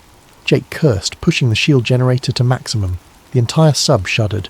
Through the viewport, the swirling luminescence escalated, spinning faster around the structure. For a moment, Cassie glimpsed a pattern of markings on the metal hull, indecipherable glyphs or symbols. Then a bright flare erupted, and the sub's electronics shorted. Darkness swallowed them. Only emergency backup lights remained. Cassie's heart hammered in the pitch black. "Jake, systems are down." He fumbled with manual resets. "We have partial life support, trying to reboot main power." Outside, the swirl of lights continued. Cassie's stomach twisted at the notion that whatever lay in that structure might be reacting to their presence, or was it sending a signal somewhere else? Gradually some instrumentation returned. Jake managed to restore basic thrusters. The sub's external cameras flickered on momentarily. "We should ascend," he insisted. "We can't risk being stuck down here." Cassie yearned to explore further. The structure beckoned with unspoken secrets, but rationality won out. They had enough footage to prove something extraordinary. "Let's go," she agreed. They rose through the water column, battered by intermittent electromagnetic pulses that threatened to sabotage them at every turn. When they finally breached the surface, the sea greeted them with lashing rain and roiling waves. Above, thunderheads seethed, and lightning forked across the sky. Jake navigated the sub back to the mothership, where Olivia helped winch it aboard amidst the rising storm. The instant the hatch opened, Cassie sputtered out breathless words. "We found a craft, or structure. Definitely not natural. We have footage, though it's glitchy." Olivia's eyes were wild with excitement and worry. "I caught partial glimpses, enough to show a massive artificial object down there." But their triumph was short-lived. Through the sheets of rain, a series of lights approached on the water's surface, multiple vessels closing in fast. Cassie recognized the silhouette of a military-style boat. The radio crackled with an authoritative voice. "Vessel, stand down. You're ordered to surrender your submersible and any collected data." Jake's knuckles whitened on the boat's throttle. "We've got company!" Lightning illuminated the menacing outlines. Cassie's mind reeled. They had the evidence of a lifetime, but the government wasn't about to let them broadcast it freely. The ocean pitched violently, as if echoing the tension. "We have to protect the footage," Olivia shouted over the gale. "I'll start uploading right now." Cassie nodded, adrenaline surging. The final confrontation had arrived. Whether they escaped or not, the truth could still get out, unless these forces managed to silence them first. Rain pounded the deck in relentless sheets as the ominous vessels drew nearer. Cassie, Jake and Olivia braced themselves against the howling wind. The searchlight sweeping across the waves reminded Cassie of the earlier run-ins, but this time it felt more final, like a net closing around them. Olivia hunched over her console under a tarp, fingers flying over the keyboard. "I'm initiating the data dump to multiple secure servers," she hollered. "If they jam us, we lose the real-time broadcast. We still have local copies on drives, but that's risky." Jake exhaled sharply, scanning the boat's limited arsenal. They had no real weapons, just a few flares and a handheld emergency kit. "We can't outrun a naval vessel in this storm," he gritted, "but maybe we can stall them long enough for the upload." Cassie felt a swirl of dread and determination. She clutched the submersible's camera module, which contained the crucial raw footage. If all else failed, they needed to protect that hardware. Leaning into the wind, she keyed the radio. "Unidentified vessel. This is a civilian research craft. We are in distress from the storm. We have no contraband or..." A harsh voice interrupted. "Cease transmissions. Power down your equipment. Prepare to be boarded." A surge of panic struck her. They were going to confiscate everything. Cassie's eyes snapped to Olivia. "Keep the data flowing, no matter what." A spotlight swept across their deck, and they saw the outlines of armed men in black tactical gear on the approaching boat. The staccato bark of a loudspeaker. "Shut down communications or face immediate action." Jake revved the engine in a desperate attempt to shift the boat's position, but a massive wave rocked them, nearly capsizing. The storm had grown furious, waves cresting at 8 or 10 feet. Salt spray stung Cassie's eyes as she scrambled to hold onto the railing.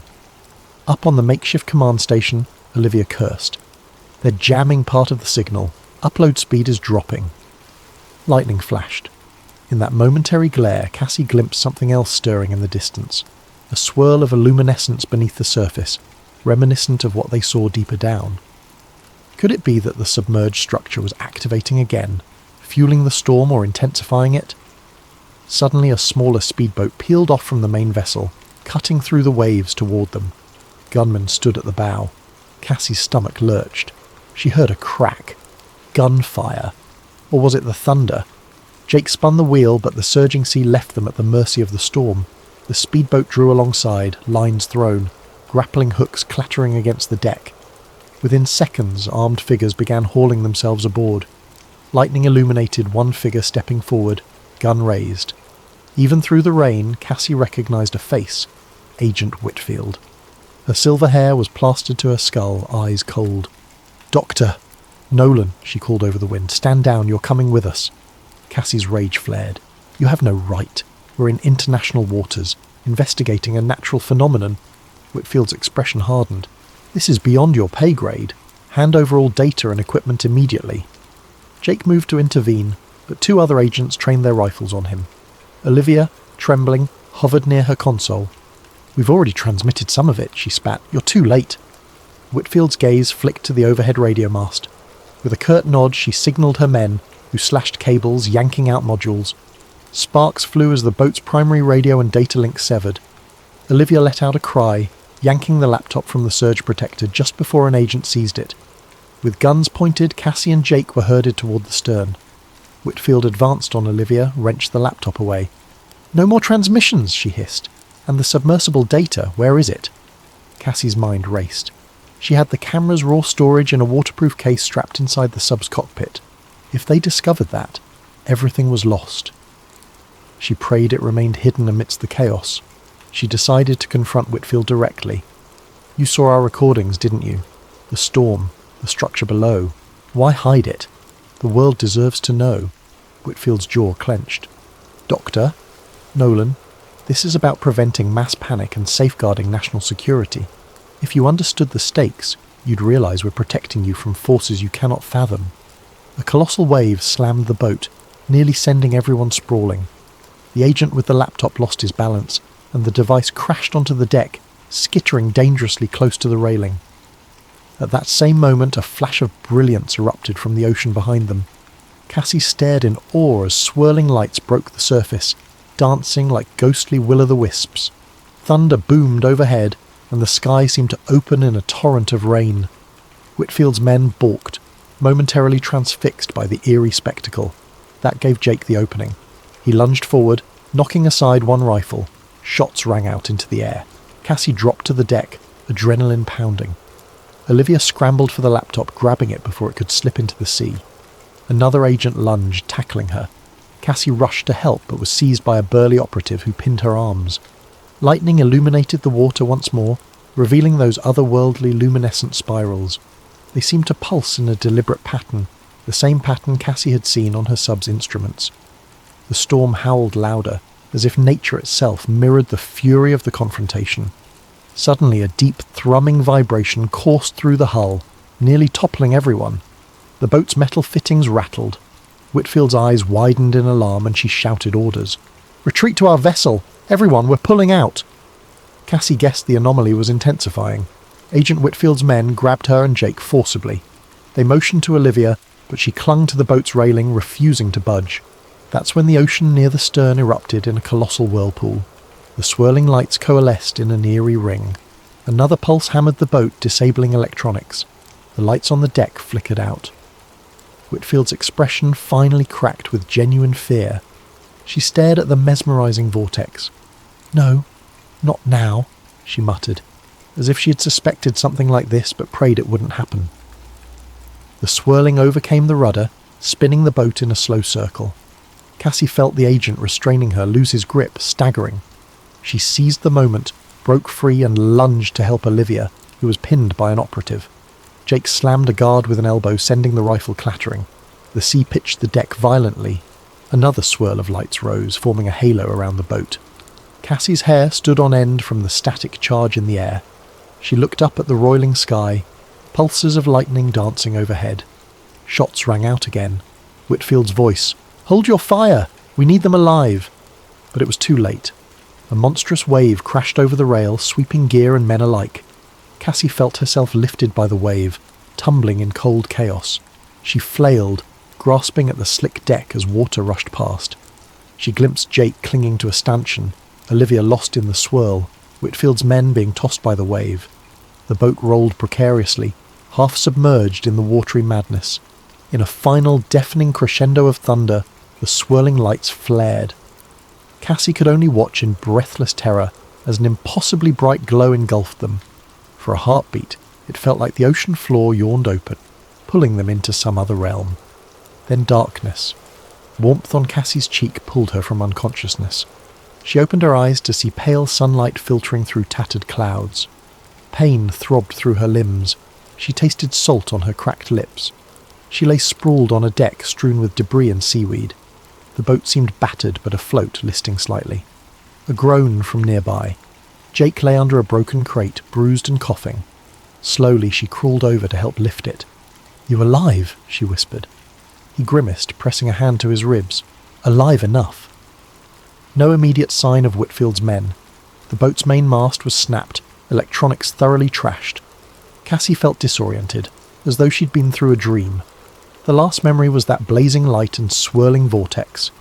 Had they been tossed miles away by the storm? She staggered to the railing. The ocean was unnaturally calm, turquoise blue under a watery sun. Far off she glimpsed an unfamiliar shoreline. Not the Florida coast, though. This place had black rocks arching in jagged spires, the terrain dotted with lush green. Jake joined her, wincing at each step. "That's not any key I recognize. Where are we?"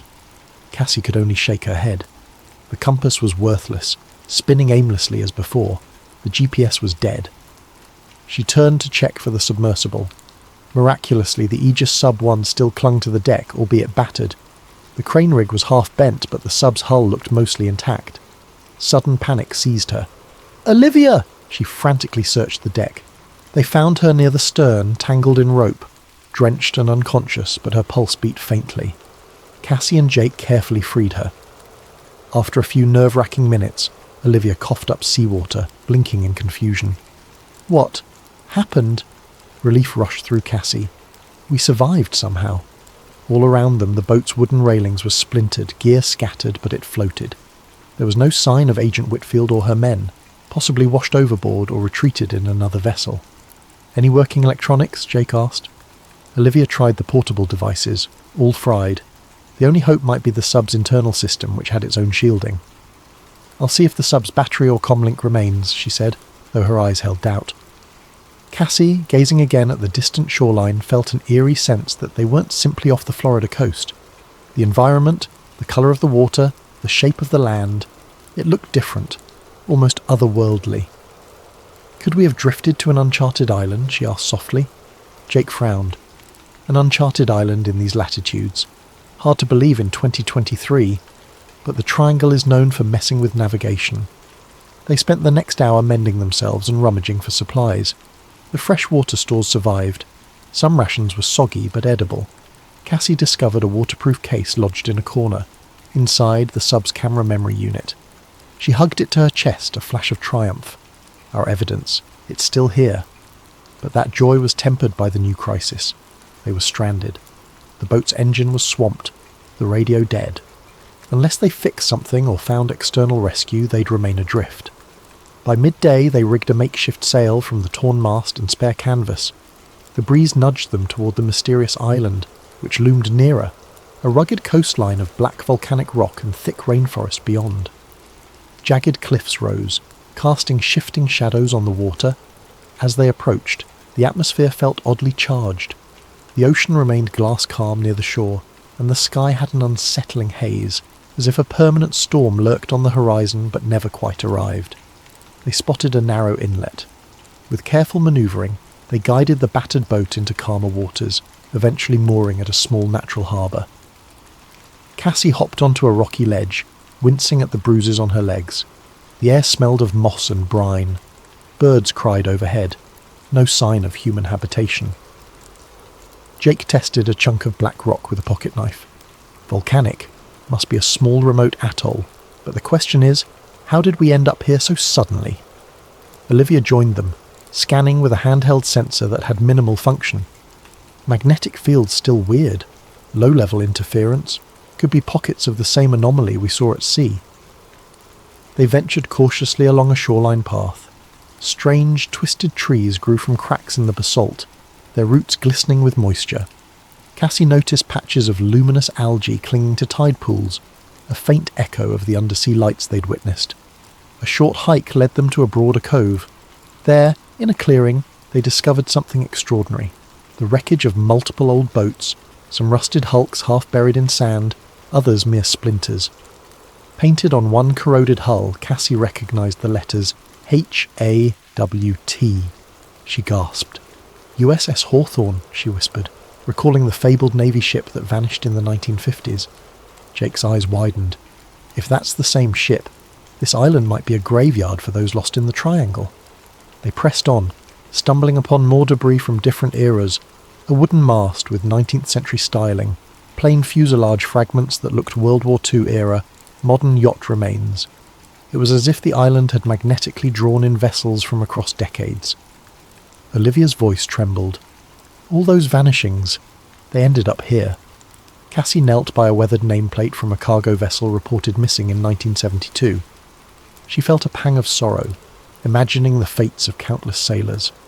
No human remains in sight. Did they vanish, or move inland for survival? Jake pointed deeper into the jungle. We might find answers that way, but let's be careful. They ventured further inland, forging a path through ferns and twisted vines. The air was muggy, insects buzzing in thick clouds. The vegetation seemed oddly vibrant, with flowers of unusual hues. Cassie suspected the same electromagnetic oddity that affected technology might also be fueling odd growth. Eventually they reached a clearing where massive stone pillars jutted from the ground, ancient and covered in alien glyphs, the same style of markings Cassie had glimpsed on the submerged structure. Her breath caught in wonder. This can't be a coincidence. Something or someone built these. Olivia ran her fingers over the carvings. This is beyond known history. Could it be a lost civilization, or something else? Jake scanned for footprints or signs of life. If castaways survived, maybe they found these ruins, but I see no fresh tracks. A hush fell over them. Cassie's mind whirled. The Bermuda Triangle had been rumoured to be cursed or supernatural, but these pillars hinted at advanced or ancient origins, possibly linked to the underwater craft. She pictured the swirling lights, the ephemeral storms. Maybe the ones who vanished are gone, Cassie said softly, heart heavy. Or maybe they left. In the distance, a rumble of thunder made them jump. The sky overhead churned with grey. Jake looked up warily. We should find shelter. This place doesn't feel safe. Indeed, an uneasy energy filled the clearing, as if unseen watchers lurked just beyond the tree line. Cassie felt her pulse quicken. They had stumbled onto the heart of the Triangle's secret, an island seemingly out of place and time, hosting remnants from countless lost expeditions and stone pillars older than any modern chart. With no immediate rescue in sight, they'd have to rely on their own resourcefulness, and the possibility that the submersible might help them solve the riddle of the island's bizarre magnetism. Cassie forced a steady breath. She might be trapped, but she wasn't giving up. The next step was to survive, unravel the enigma of these ruins, and hope that revealing the truth might set them free. Night fell quickly over the mysterious island, wrapping the jungle in a claustrophobic darkness. Cassie, Jake and Olivia had returned to their boat to gather supplies: flashlights, sleeping bags, rations. With no functional radio, they were effectively marooned. Lightning flashed on the horizon, revealing gnarled treetops swaying in the wind. They camped near the clearing of ancient pillars, choosing a spot beneath a leaning rock overhang for partial shelter. Cassie built a small fire using driftwood and scraps from the old wrecks. The flickering flames cast dancing shadows on the worn glyphs etched into the towering stones. As they huddled for warmth, the conversation inevitably drifted to the day's surreal discoveries. Olivia toyed with the battered remains of a handheld device. "I can't get a signal. There's no satellite coverage. Maybe the electromagnetic interference is blocking everything." Jake rubbed his chin, eyes on the monolithic pillars. Could these have something to do with the phenomenon we saw under the ocean? It's like they share the same design language. Cassie took out a sketchbook from her backpack. She started drawing the glyph patterns from memory, cross-referencing them with the shapes she'd glimpsed on the submerged structure. They appeared geometric, almost fractal, could be a written script, or even symbolic code. In the silence that followed, they listened to the distant crash of waves against the rocky shore. The hush felt eerie, as though the island itself was holding its breath. Something rustled in the underbrush, prompting them to snap on flashlights, but they found only wind-stirred leaves. As fatigue set in, they took turns at watch, each haunted by the knowledge that no rescue was forthcoming. Sometime after midnight, Cassie dozed off under the shimmering constellations, though the ghostly pillars loomed in her dreams. At dawn, they woke to a startling scene. The previously calm area around the pillars now sparkled with beads of condensation, and in the rising sunlight the glyphs appeared faintly luminescent, like they'd absorbed energy overnight. Cassie stepped closer, heart pounding. "They're glowing. This is new." Olivia snapped photos, though their cameras were reduced to near manual function. "Must be the humidity reacting with whatever the pillars are made of," she said, though she didn't sound convinced. Jake rubbed his temples. "I want to check the rest of the island. Maybe we'll find more structures, or survivors." They packed up their meagre camp and ventured deeper inland. The path meandered through dense foliage. Gnarled roots tripped them, and vines draped overhead. Occasionally they spotted remnants of old crates or scraps of cloth, evidence that castaways had once been here. Midday brought them to a steep ravine. A narrow footpath led downward. At the bottom, water trickled in a small stream. Crossing it, they found a hidden grotto. Within this natural amphitheatre of rock they encountered a startling sight, a mosaic of stones arranged in a spiral pattern, each etched with the same alien glyphs. At the centre stood a carved altar. Cassie's breath caught. This is no random ruin. Someone built a ceremonial site or something akin to it. Jake circled the altar. Who, though? Ancient civilization? Or maybe those who ended up stranded here tried to communicate with whatever's in the ocean.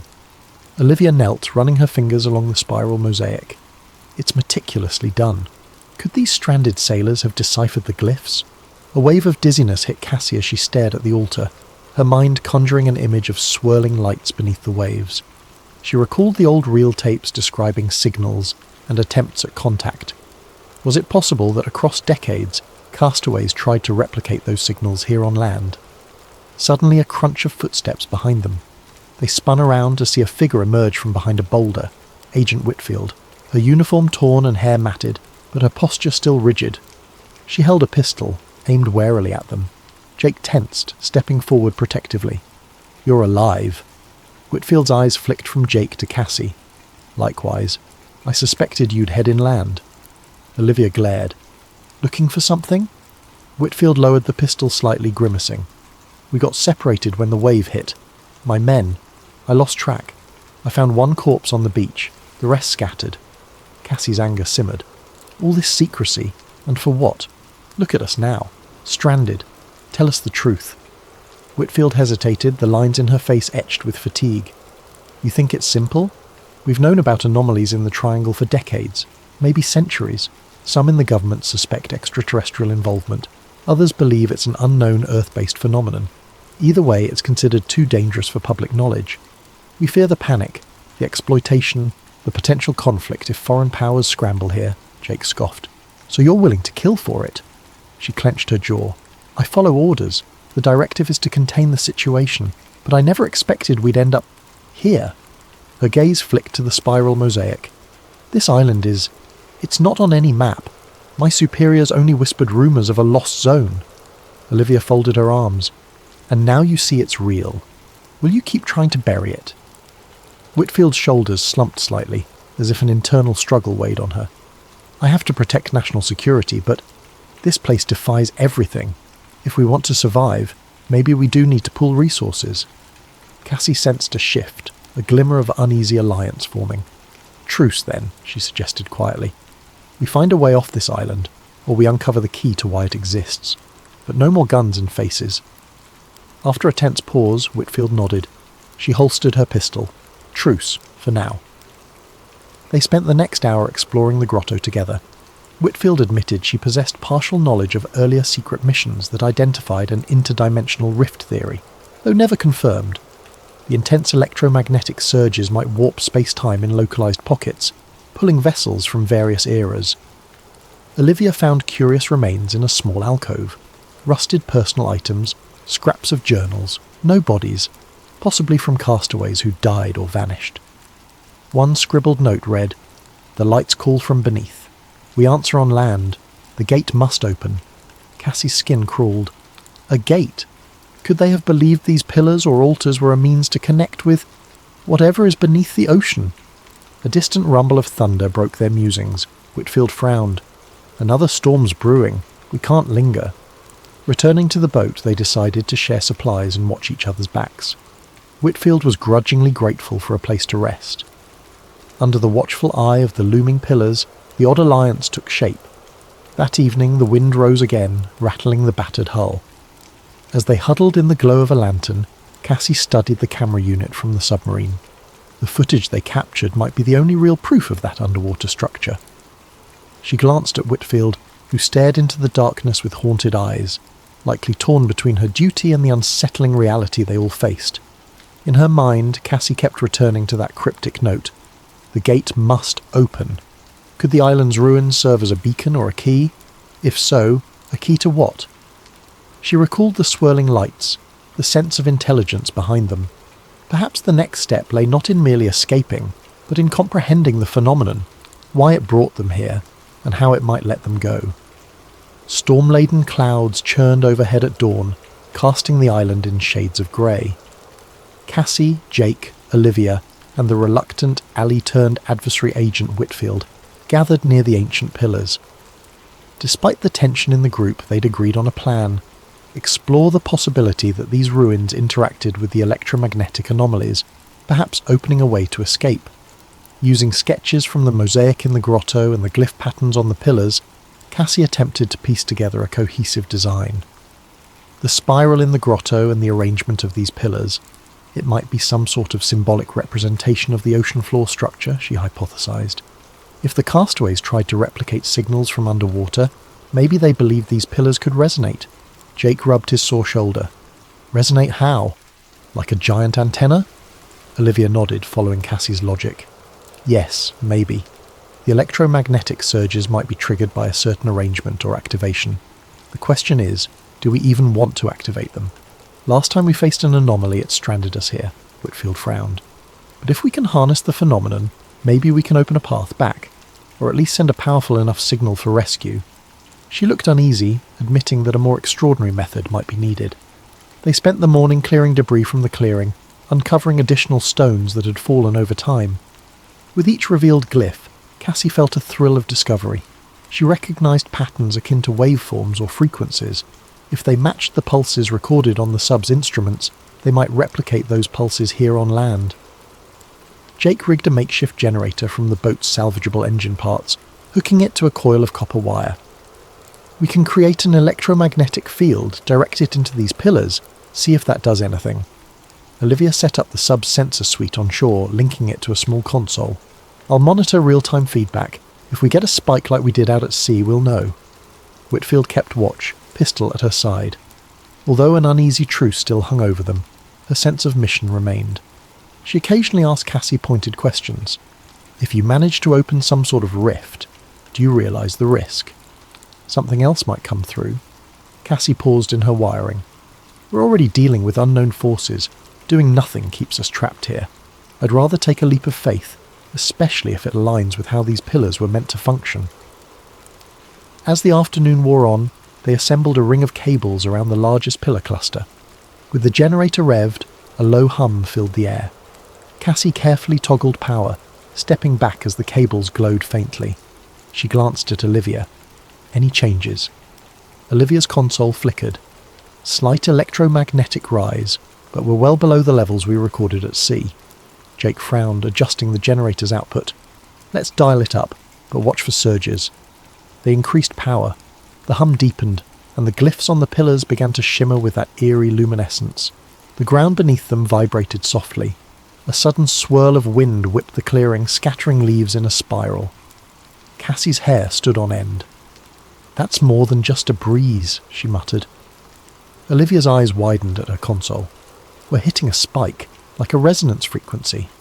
Whitfield took a step back, eyes darting around. Is the storm reacting? Overhead, thunder rumbled, but the swirling wind in the clearing felt different, like a localized vortex forming among the pillars. Dust and small stones lifted into the air, circling them. The glyphs glowed brighter, each symbol pulsing in sequence. Jake called out, "Shut it down if it gets too big." Before they could, a column of light shot up from the centre of the pillars, piercing the low-hanging clouds. Cassie shielded her eyes as the brilliance reflected off the basalt. The ground shook harder, a quake rattling teeth. A roar of static filled their ears. Cassie's mind flashed to the sub's dive, the swirling lights beneath the ocean. Could she be bridging a link between the underwater craft and this island? The air crackled with electricity, arcs snapping between the pillars. Then, as swiftly as it began, the vortex expanded outward with a deafening crack. A wave of force knocked them all off their feet. The generator shorted in a burst of sparks. The blinding light receded to a faint glow. When Cassie scrambled up, dizzy, she realized something had changed. The sky overhead was no longer thick with storm clouds. Instead, it was a placid grey, the sort of day one might see on a calm morning back in Florida. She blinked, heart pounding, scanning the horizon beyond the pillars. Jake helped Olivia to her feet. Whitfield stumbled against a stone, thoroughly rattled. Olivia squinted at her console. We've got location data, somehow. GPS is flickering back, signal partial, but we're near Bimini.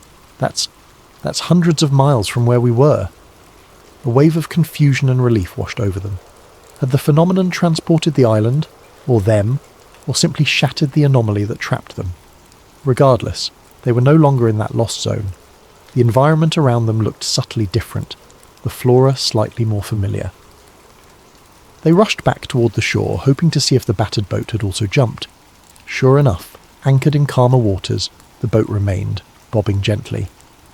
But the black volcanic coastline was gone, replaced by coral sand typical of the Bahamas.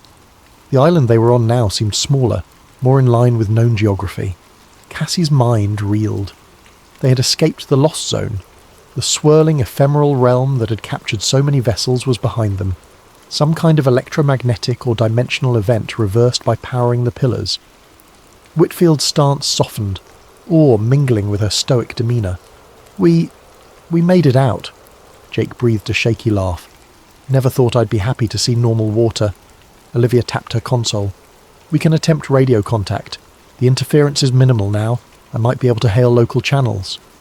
Cassie gazed across the waves, imagining how close they'd come to permanent entrapment. They still had the submersible's footage, plus real-time accounts of the phenomenon. and the final turn of events suggested that these ancient constructs and the underwater craft were linked in ways that defied conventional science. Whitfield exhaled, setting her pistol aside. The best we can do now is orchestrate a controlled disclosure. If we just let the news break recklessly, it could spark chaos. Cassie met her gaze. People deserve to know, but yes, we must do it responsibly, step by step with facts, not sensationalism. Jake stepped in, resting a hand on Cassie's shoulder. First, let's get off this new island, fix that boat, and get medical care. Then we can worry about changing the world. A slight smile tugged at Cassie's lips. She nodded, though deep down she recognised they stood at the threshold of an enormous shift. The Bermuda Triangle mystery might never be fully solved, yet they had glimpsed enough to reshape humanity's understanding of what lurked in the ocean's depths. As they gathered themselves, Olivia managed to get a faint radio signal. A crackling voice responded in English. Cassie felt tears well in her eyes. They were truly back within a known reality, carrying knowledge of an unknown one. Whitfield, listening quietly, seemed oddly humbled. I'll contact my superiors. Perhaps for once we can do the right thing. Cassie left the pillars behind, stepping onto the sand with an unsteady but resolute stride. The camera module pressed to her chest, the cryptic glyphs etched in her memory. An unspoken vow formed. She would devote her life to responsibly unveiling this truth, whatever it meant for science, for humanity, for the grand tapestry of the ocean's secrets. In the distance, the low hum of an approaching plane or helicopter carried across the wind. Rescue? Military? Perhaps both. The final chapter of their wild journey was about to begin, but the greater story, how the world would react to the revelation of ancient, possibly alien influences in the Bermuda Triangle, was only at its dawn. Thank you so much for joining us on this journey into the Bermuda Triangle's hidden depths. If you enjoyed this conspiracy-laced adventure, let us know where you're watching from in the comments below and what time it is for you right now. Don't forget to subscribe to Sleep Theories to ensure you never miss a story like this, one that pushes the boundaries of the unknown and encourages us to keep questioning the secrets of our extraordinary world. Sleep well and stay curious.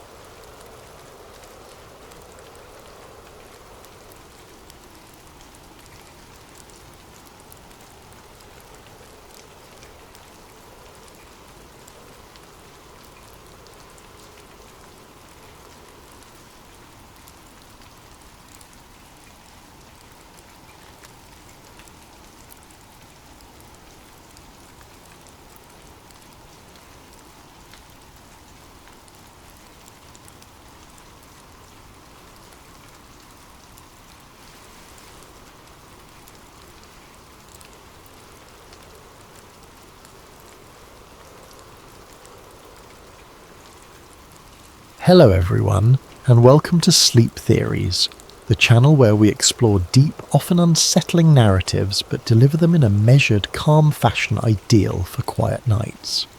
Before we begin, please take a moment to drop a comment telling us where in the world you're tuning in from, what time it is for you right now, and if you wish, how your day has been.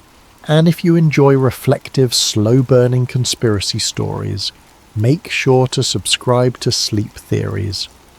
Tonight's story is titled Shadows in Dallas. It's a historical conspiracy thriller woven around the enduring mystery of the JFK assassination, but told through a modern lens. Follow a present-day investigative journalist as she uncovers shocking connections to events from the early 1960s. Prepare for moral dilemmas, dark secrets, and methodical revelations. Let's settle in and begin. A hush enveloped the old retirement home, the corridors scented by antiseptic and memories of lost decades. Alice Coleman quietly stepped into room 214, a tape recorder in hand. She was meeting Agent Randolph Moore, a retired Secret Service operative who'd served in the Kennedy era. For her assignment, an in-depth feature on the 60th anniversary of JFK's assassination, she'd interviewed numerous figures, but none so close to the White House's day-to-day secrets as Moore. Officially, he was meant to provide nostalgic anecdotes. Unofficially, Alice hoped for a glimmer of something new. Moore, draped in a worn bathrobe, sat by the window. He recognised Alice from a previous phone call, and his lined face brightened slightly. "So, you want to talk about November 63 again, Ms. Coleman?" he said with a gentle rasp. She nodded, pressing record. For the first half hour, he shared mundane recollections, the feel of Texas heat that day, small talk among the staffers, the sense of complacency. He spoke of hearing the shots ring out in Dealey Plaza, the chaos in the follow-up. Alice politely made notes, but all matched the well-trodden official story. At length, Moore's tone shifted. He peered out the window at a leafless oak, then said quietly, "You know, we told the public a pretty neat story about Oswald. But it's bigger, Ms. Coleman. I can't say more." She leaned forward, heart quickening. "Bigger how?" He hesitated, tears glinting in his eyes. He was, well, let's just say, some of our own men might have guided him. Alice's pulse pounded. She'd heard countless theories, but hearing a direct hint from someone with inside knowledge was new. Before she could press further, a nurse arrived, reminding Moore that it was time for medication. The old agent's focus slipped. Alice rose, gently thanking him. As she left, he rasped, "Check Project Crosswinds." They all played along, even the men upstairs. She froze, but the nurse gently escorted her out.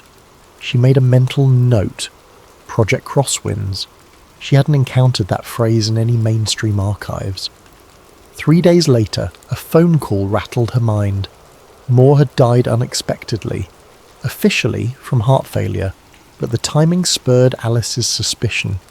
Then an unmarked envelope appeared at her desk containing black and white photos, grainy images presumably from the early 1960s.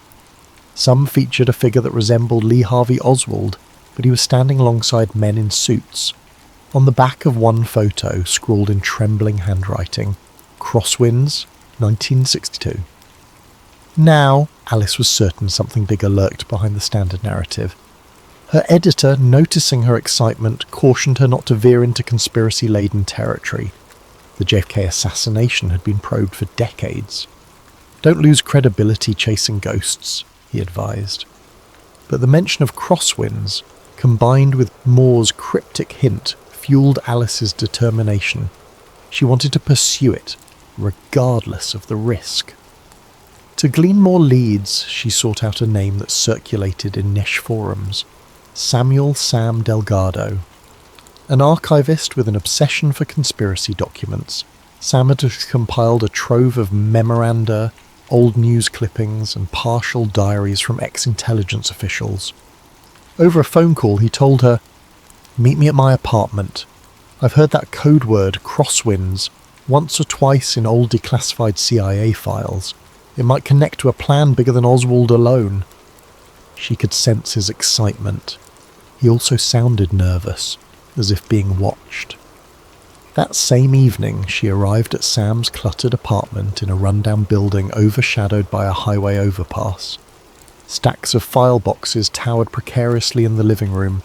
Newspapers from the 60s spanned every surface.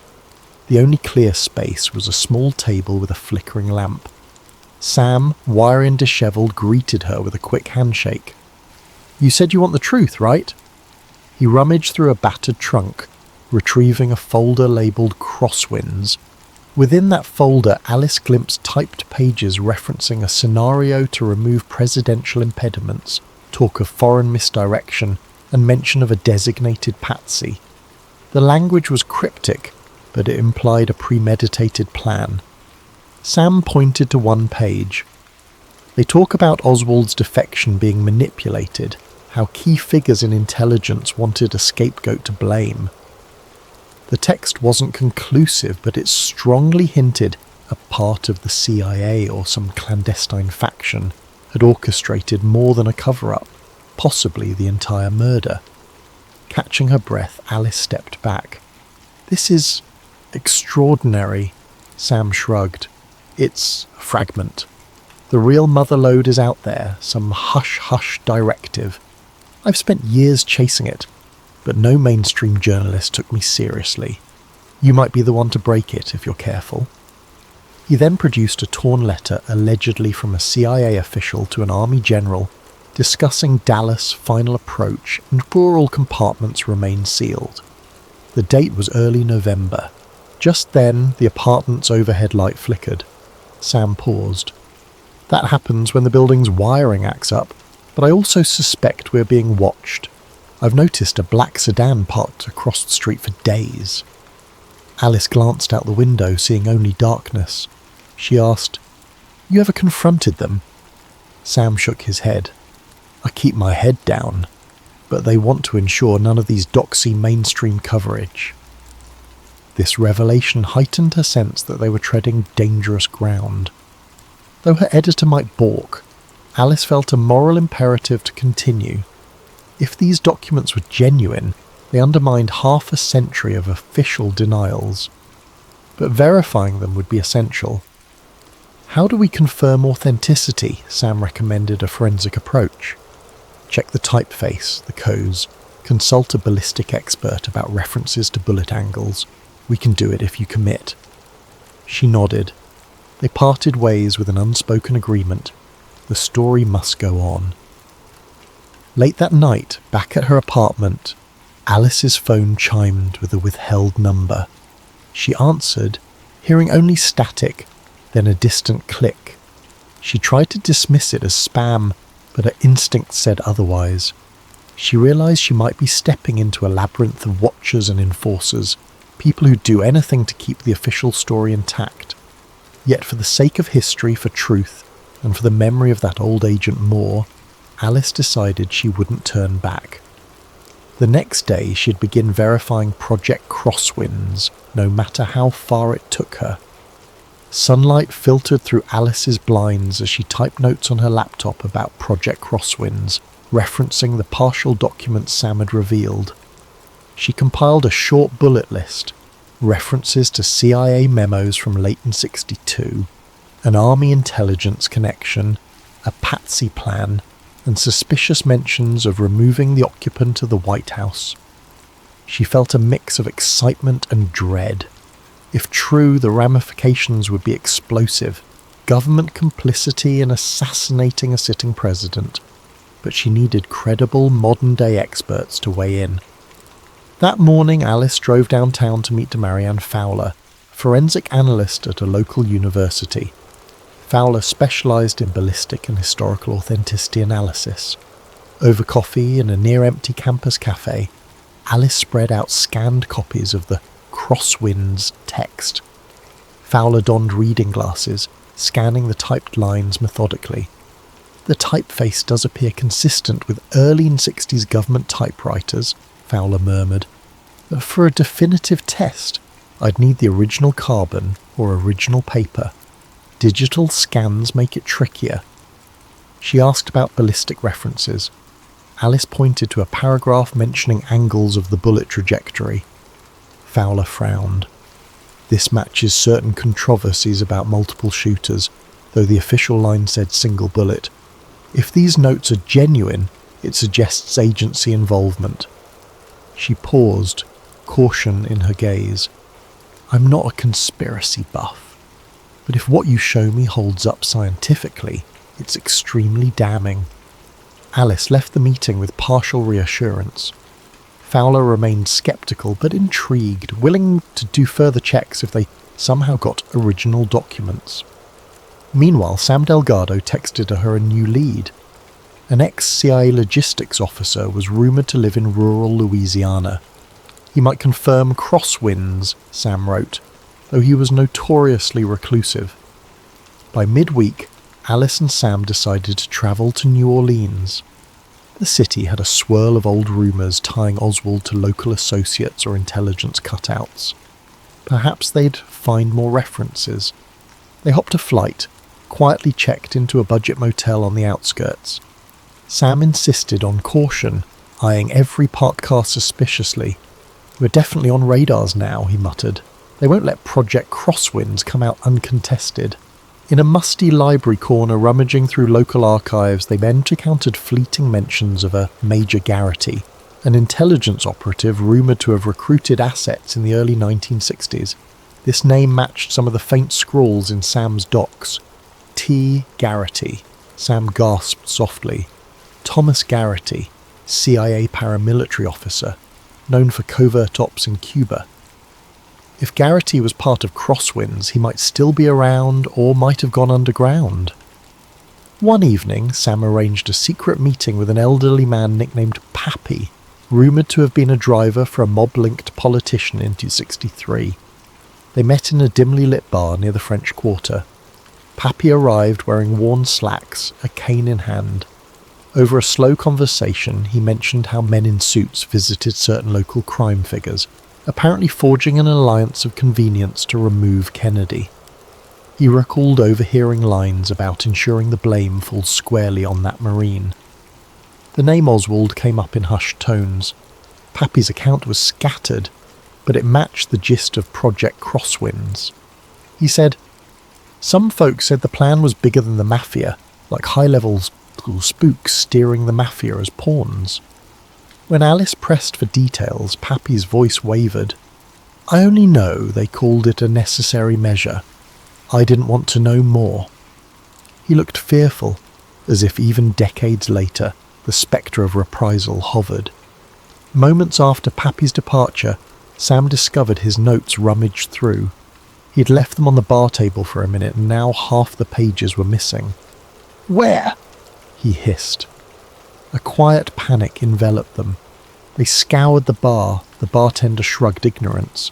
Possibly they'd been pickpocketed. Possibly an agent of Garrity's was lurking, snatching evidence. Sam cursed under his breath, eyes darting about for watchers. Alice realised they must be extremely careful. So far, none of this had gone public, and forces were determined to keep it that way. Returning to the motel, they found the door slightly ajar, the lock jimmied. Inside, the lights were on, the place ransacked. Sam's laptop was gone. The safe with some original documents was forced open. A single note scrawled on the bed. "Stop now." Fear hammered in Alice's chest. This was no random burglary. Sam sank onto a chair, shoulders trembling. "They're serious," he whispered. "If we push further, we might end up like that old Agent Moore." But for Alice, something fundamental shifted. She saw how far these conspirators would go. Retreating now meant letting them bury the truth for good. She phoned Manny, her colleague, summarising the break-in. Manny insisted, "You gotta get out of there, or go public now." She hesitated. The documents were partially stolen, the story was half-formed. She responded, "I need better proof. Then we go public. I can't run off a spree." Manny reluctantly accepted, promising to keep a lookout for suspicious activity back at their city. In the following days, as they tried to salvage leads, they spotted a man trailing them, a tall, stoic figure with a military bearing. On a hunch, Sam recognised him from a decades-old photograph. Thomas Garrity. Late one night, Garrity cornered them outside a closed library, leaning against a parked car. "I suggest you two stop rummaging in dead men's secrets," he said, voice low. "No one wants the public undone by illusions of betrayal. Let the past remain in the shadows." Sam tried to protest, but Garrity's cold gaze froze him. Garrity added, "This is your last warning." Then he slipped away, leaving them shaken. The real threat had materialised. An ex-operative who'd once done the system's dirty work, presumably tasked with shutting them down. Alice, though rattled, found renewed resolve. If Garrity was actively interfering, it meant they were onto something truly incriminating. They discussed next steps. "We have to connect these dots. Find a direct chain from an intelligence directive to JFK's murder. Tie it to current power figures, Alice said. We suspect they never fully lost influence. Perhaps certain politicians soared to prominence under the shadow of crosswinds. Sam nodded. One name that keeps surfacing in modern contexts is Senator Evelyn Marsh. She has known intelligence ties going back to the 70s. Maybe she's part of a cover-up lineage. Despite the risk, they decided to head for Washington, D.C. to investigate Marsh's circle. The next morning they checked out of the motel, cautious not to be followed. Sam suggested travelling separately. They parted ways. Alice hopped a flight to D.C. Sam took a bus. On the flight, Alice studied her remaining notes, anxious about what might happen if Marsh turned out to be a key conspirator. Marsh was a respected senator known for hawkish stances on national security, often rumoured to have deep intelligence connections. As the plane descended over the sprawl of DC, Alice closed her eyes, recalling how deeply the official story of JFK's assassination was ingrained in public consciousness. Unravelling it threatened the reputations of entire agencies and power structures. No wonder they guard it so tightly, she thought. The break-in, the stolen documents, Garrity's intimidation, these were not mere coincidences. She braced herself for the labyrinth of hush-hush corridors and polite political facades that awaited in the capital. Arriving in Washington, D.C., Alice felt the city's imposing calm. Towering federal buildings, sweeping avenues lined with marble facades, and the constant hum of political manoeuvring. She found a modest hotel near the Capitol, checked in under an alias, mindful that Garrity or other watchers might track her. That evening, Sam Delgado joined her, having arrived by bus. They set up a small command centre in the hotel room, rummaging through the surviving documents they had salvaged. The plan: approach Senator Evelyn Marsh under the guise of a routine historical inquiry about JFK legislation, see if she slipped any clues. Before confronting Marsh, Alice arranged a quick meeting with Dr. Marianne Fowler, who happened to be in DC for a forensic conference. They met in a corner of the conference centre cafeteria. Fowler had done some preliminary checks on the ballistic references from their scanned documents. She revealed, they strongly imply multiple shooters from different angles. The official single bullet theory collapses if these documents are authentic. She sipped coffee, adding, I remain cautious. Fakes can be clever. But the language about coordinated triangulation lines up with what certain witnesses always suspected. Then Fowler's brow furrowed. Just be aware. These findings challenge decades of official statements. Expect pushback. Armed with a set of safe questions and a hidden voice recorder, Alice scheduled an appointment at Senator Marsh's office. Officially, the interview was about a retrospective on Cold War politics. Marsh, a poised woman in her 60s, greeted Alice with a polished smile. Delighted to offer some historical perspective, she said. The office decor boasted framed photos of Marsh with various presidents, plus an award for national security leadership. Sam waited in the lobby, discreetly fiddling with his phone. Initially, Marsh recited well-rehearsed lines about the era's complexities, praising the intelligence community's efforts to defend freedom. Then Alice gently pivoted to JFK, referencing fresh archival rumours about an inside plot. Marsh's expression tightened slightly. Those allegations are baseless conspiracy talk. The Warren Commission was thorough, she insisted. Still, her voice carried a subtle tension. Alice pressed further. What do you know of Project Crosswinds? A newly uncovered directive from the early 60s suggests infiltration by certain intelligence factions. Marsh's jaw clenched. She paused, carefully responding, I'm not familiar with any such project. Possibly an unofficial rumour. Let's maintain focus on known historical facts. But her eyes betrayed alarm.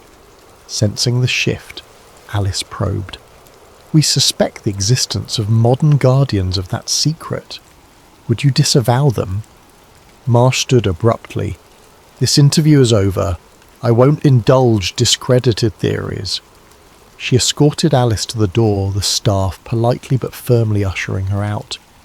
The final glance Marsh gave was a silent warning. Outside, Sam approached, hushed. That was short. Guess we rattled her. Indeed, Marsh's abrupt cut-off signalled their suspicion was correct. She either knew or was part of something. That night, returning to the hotel, they discovered a typed note slipped under the door. "Marsh is untouchable. Back off." The note had no signature. Sam's paranoia soared. They have eyes in her office too. Alice found it more impetus to push forward. Over the next few days, they combed through public records of Marsh's early career. They found glimmers of involvement with intelligence committees, hush-hush oversight in the 70s, when certain family jewels documents about CIA misdeeds surfaced. Marsh apparently aided in sanitizing the final report. The puzzle: Marsh had a stake in bearing revelations about the JFK plot to protect not just the intelligence agencies but her own ascendancy, built on that hush. One evening, Sam returned with a lead. An old colleague of Marsh's staff, now retired, might talk under anonymity. They arranged to meet in a quiet suburban diner. The staffer, trembling with nerves, insisted on no recording. He whispered, "Marsh was groomed by a network that thrived after the assassination. She knows how it was orchestrated from within the agency and certain generals who despise Kennedy's approach to foreign policy. They called it crosswinds. I overheard references once. She ensures it remains hidden. If it surfaces, everything unravels. The trust in national institutions, her legacy, everything." He refused more detail, left quickly, glancing over his shoulder in fear. That confirmed Marsh's direct link to the conspiracy's legacy. Alice concluded they needed a single, undeniable piece of evidence tying Marsh and the old guard to the orchestrators in 1963. Something that modern media couldn't dismiss as speculation.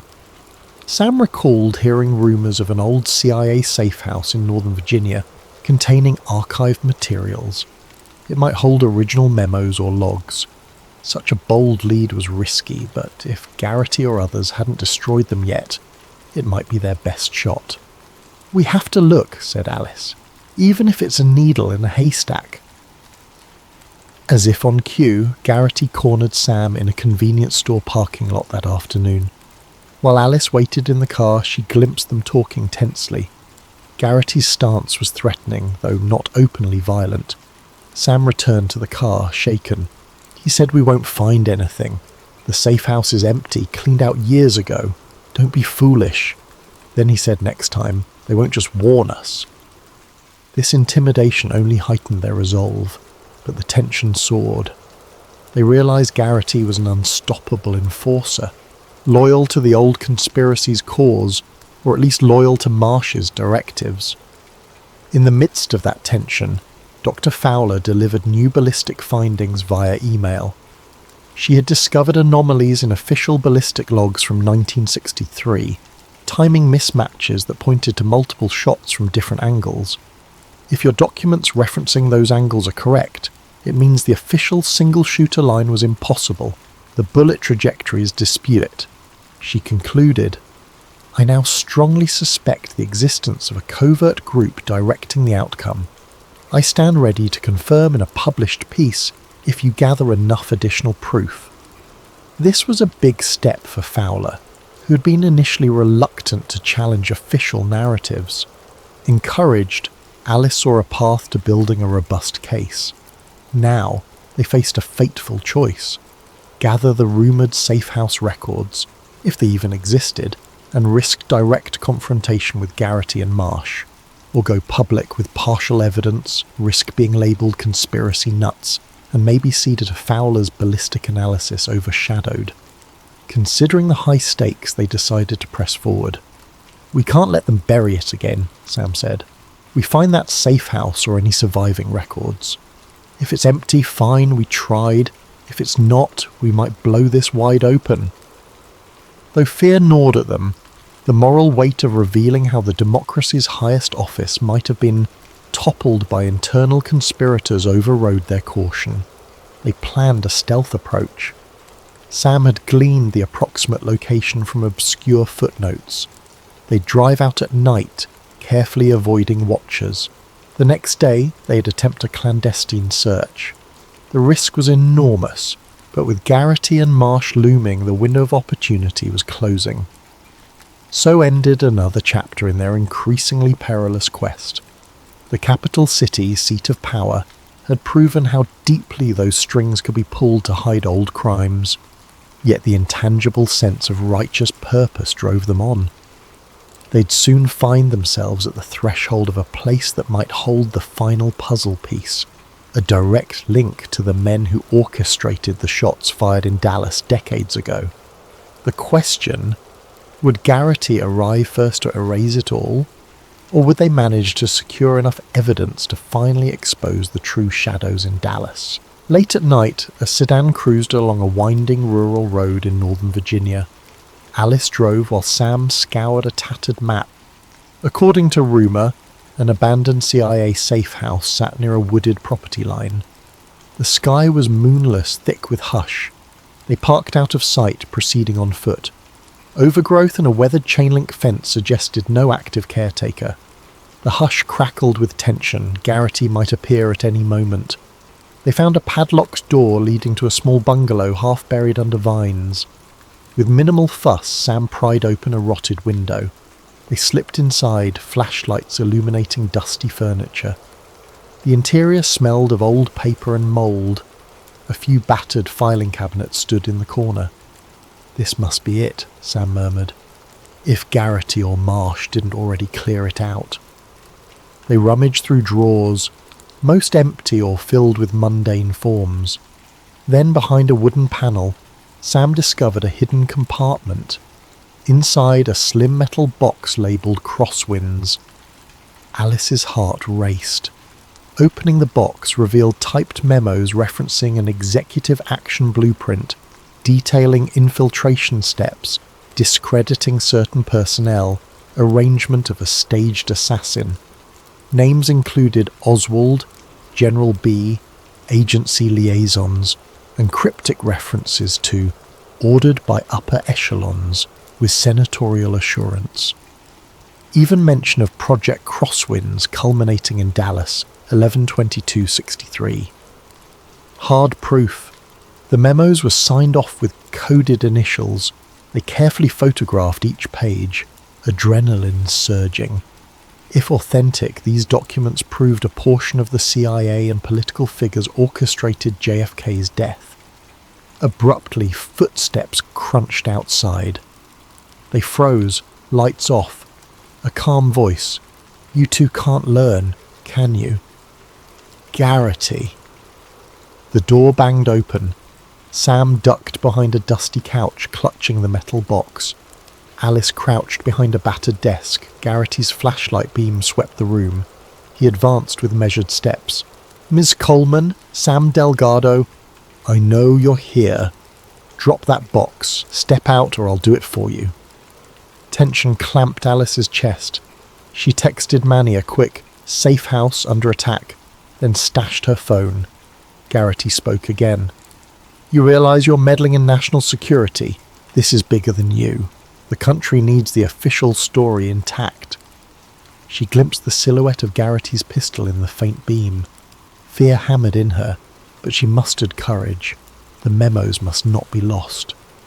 Sam whispered to Alice, "I'll distract him. You slip out the back window with the docs." She protested silently, not wanting to abandon him, but Sam signalled urgency. Garrity advanced deeper, nearing the desk. Sam popped up from behind the couch, brandishing a broken chair leg. "Over here, Garrity!" he shouted. Garrity spun, startled. Sam lunged, the chair leg meeting Garrity's forearm. A short scuffle ensued. Garrity easily disarmed Sam, tossing him into a shelf with a loud crash. While Garrity was occupied, Alice crept to the side window. The metal box clutched to her chest. She hoisted it, climbing out with difficulty. The sound of a gunshot cracked inside. Fear jolted her. She didn't know if Sam was hit. She scrambled out, stumbling in the dark. Another shot echoed. then a third. Her mind reeled with dread, but she pressed on, memorizing Sam's last instruction. Get the evidence out. She dashed into the thicket, crouching behind trees. A single overhead glance told her Garrity wasn't immediately chasing. She heard muffled shouts from inside the safe house. Possibly Sam was pinned, or worse. She texted Manny once more, hand shaking. Shots fired, have docs, need help. Manny responded, police en route, though she doubted local authorities could handle Garrity's covert ties. Nonetheless, she kept moving. She prayed Sam might slip away somehow. Eventually, after a tense half-hour navigating darkness, she reached the parked sedan. She stashed the metal box in the trunk, heart pounding with anguish over leaving Sam behind. But revealing these documents might be his only hope. She started the engine, headlights off, rolled down the road until safe to turn them on. Once on the highway, tears streamed. She overcame the guilt with a vow. I'll expose everything, rescue Sam. But for now, the documents needed to get out. At dawn, she found a safe motel near a different county. Manny arrived after a frantic drive from the city. They pored over the newly discovered memos. The language was shockingly explicit, references to how Oswald shall be presented as the lone extremist, a mention of arranging infiltration in New Orleans for plausible associations, instructions for certain media infiltration to push the official line, even footnotes about friendly senator aides ensuring the commission's compliance. One senator's name was redacted, but cross-references suggested it might be Marsh or her predecessor. Manny gasped. This is more than enough to blow up decades of official narrative. They faced a choice: publish immediately, or confirm authenticity with Dr. Fowler. They decided on a middle path, scan them, secure backups, then meet Fowler for final verification. Manny would also tip a few trusted media contacts to prepare for a major scoop. Meanwhile, they'd try to contact Sam or confirm his fate. Several calls and texts to Sam's phone went unanswered. Fear coiled in Alice's gut. She prayed Sam was alive. Within hours, national headlines got wind that new documents allegedly emerge on JFK plot. Manny's media leaks were unstoppable. A short snippet on a major news site asked, could a new generation of researchers reveal a government plot? Marsh swiftly addressed the press, calling it baseless rumour, dangerously irresponsible. She didn't mention Alice by name, but spoke ominously about journalists dabbling in treason.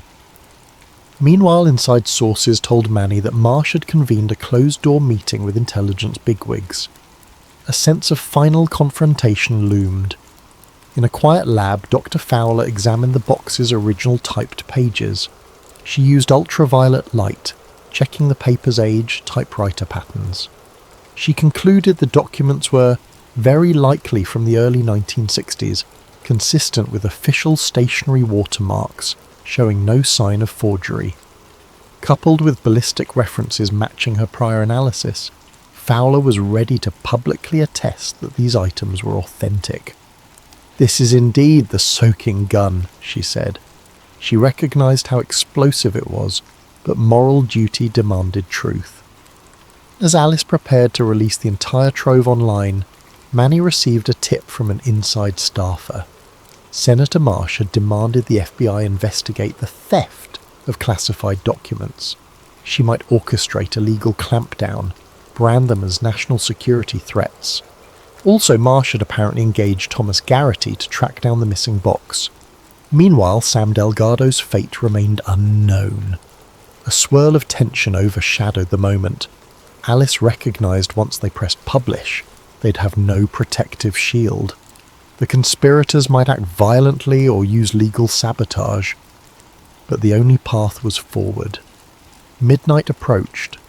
In a small safe-house apartment Manny had borrowed, Alice hovered over her laptop, hand trembling on the mouse. The digital scans of Project Crosswind's documents were queued. Manny nodded grimly. Dr. Fowler on speakerphone confirmed readiness to back them up with her ballistic evidence.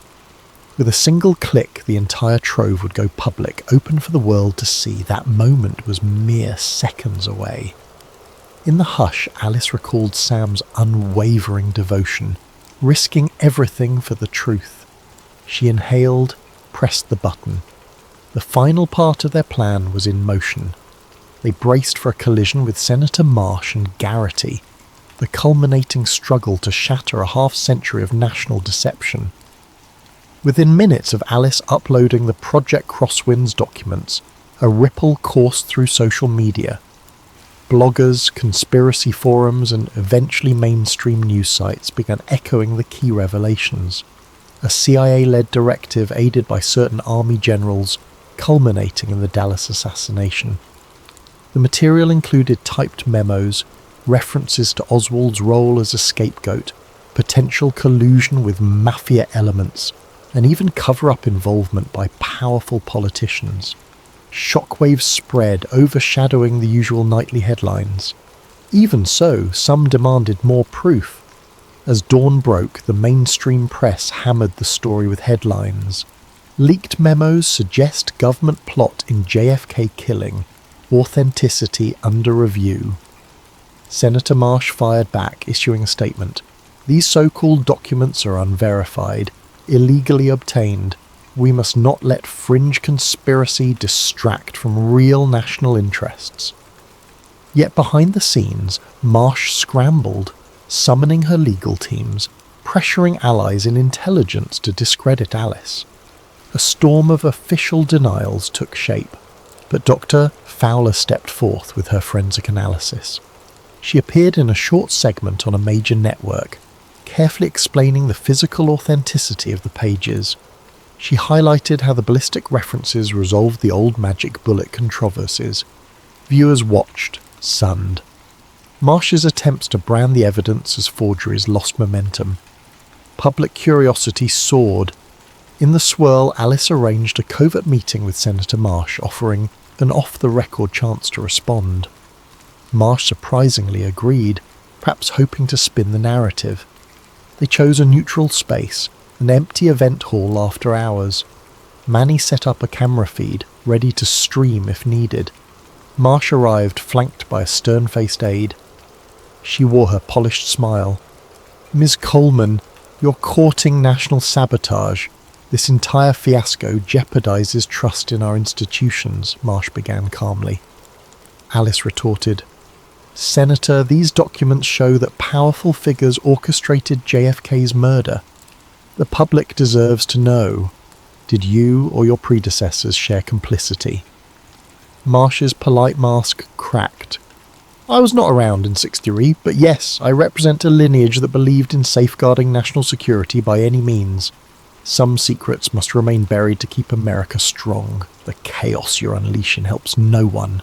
Manny, hidden, recorded every word. Marsh realized too late this conversation was on the record.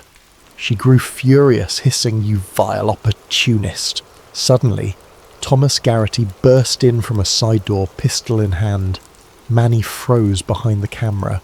Marsh whipped around. "Garrity, why are you here?" He glowered. "I am cleaning up your loose ends, Senator." Marsh's eyes flashed anger. "We do not kill them in a public broadcast, you fool! Stand down!" Garrity spat. "You lost control. This entire scandal threatens us all."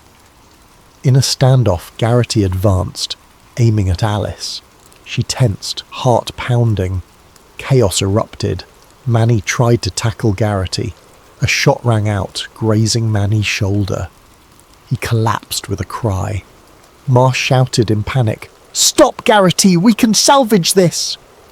Garrity ignored her, turning the weapon at Alice. She ducked behind a chair, trembling. Sensing it was do or die, Manny, despite the pain, wrenched himself up, lunged at Garrity again. Another shot fired wide, lodging in a table. Marsh stumbled back, her perfect composure shattered. She shrieked, "You're destroying everything!" Garrity roared back, "We do what must be done!" The scene was chaotic, but Manny managed to knock Garrity's arm enough to send the pistol skittering. Alice seized the moment, dashed forward, retrieving the gun, holding it unsteadily. Garrity lunged for her, but Manny blocked him and they could pin Garrity down. Unbeknownst to Marsh, Manny's camera had been streaming to a small online platform. The scuffle, the senator's meltdown, Garrity's confessions about ends justify means, it all broadcast live. The partial admission from Marsh about a lineage preserving secrets at all cost went public. Observers on the internet watched, stunned, as it became apparent that a high-level figure condoned lethal methods to keep old secrets hidden. Police sirens soon approached.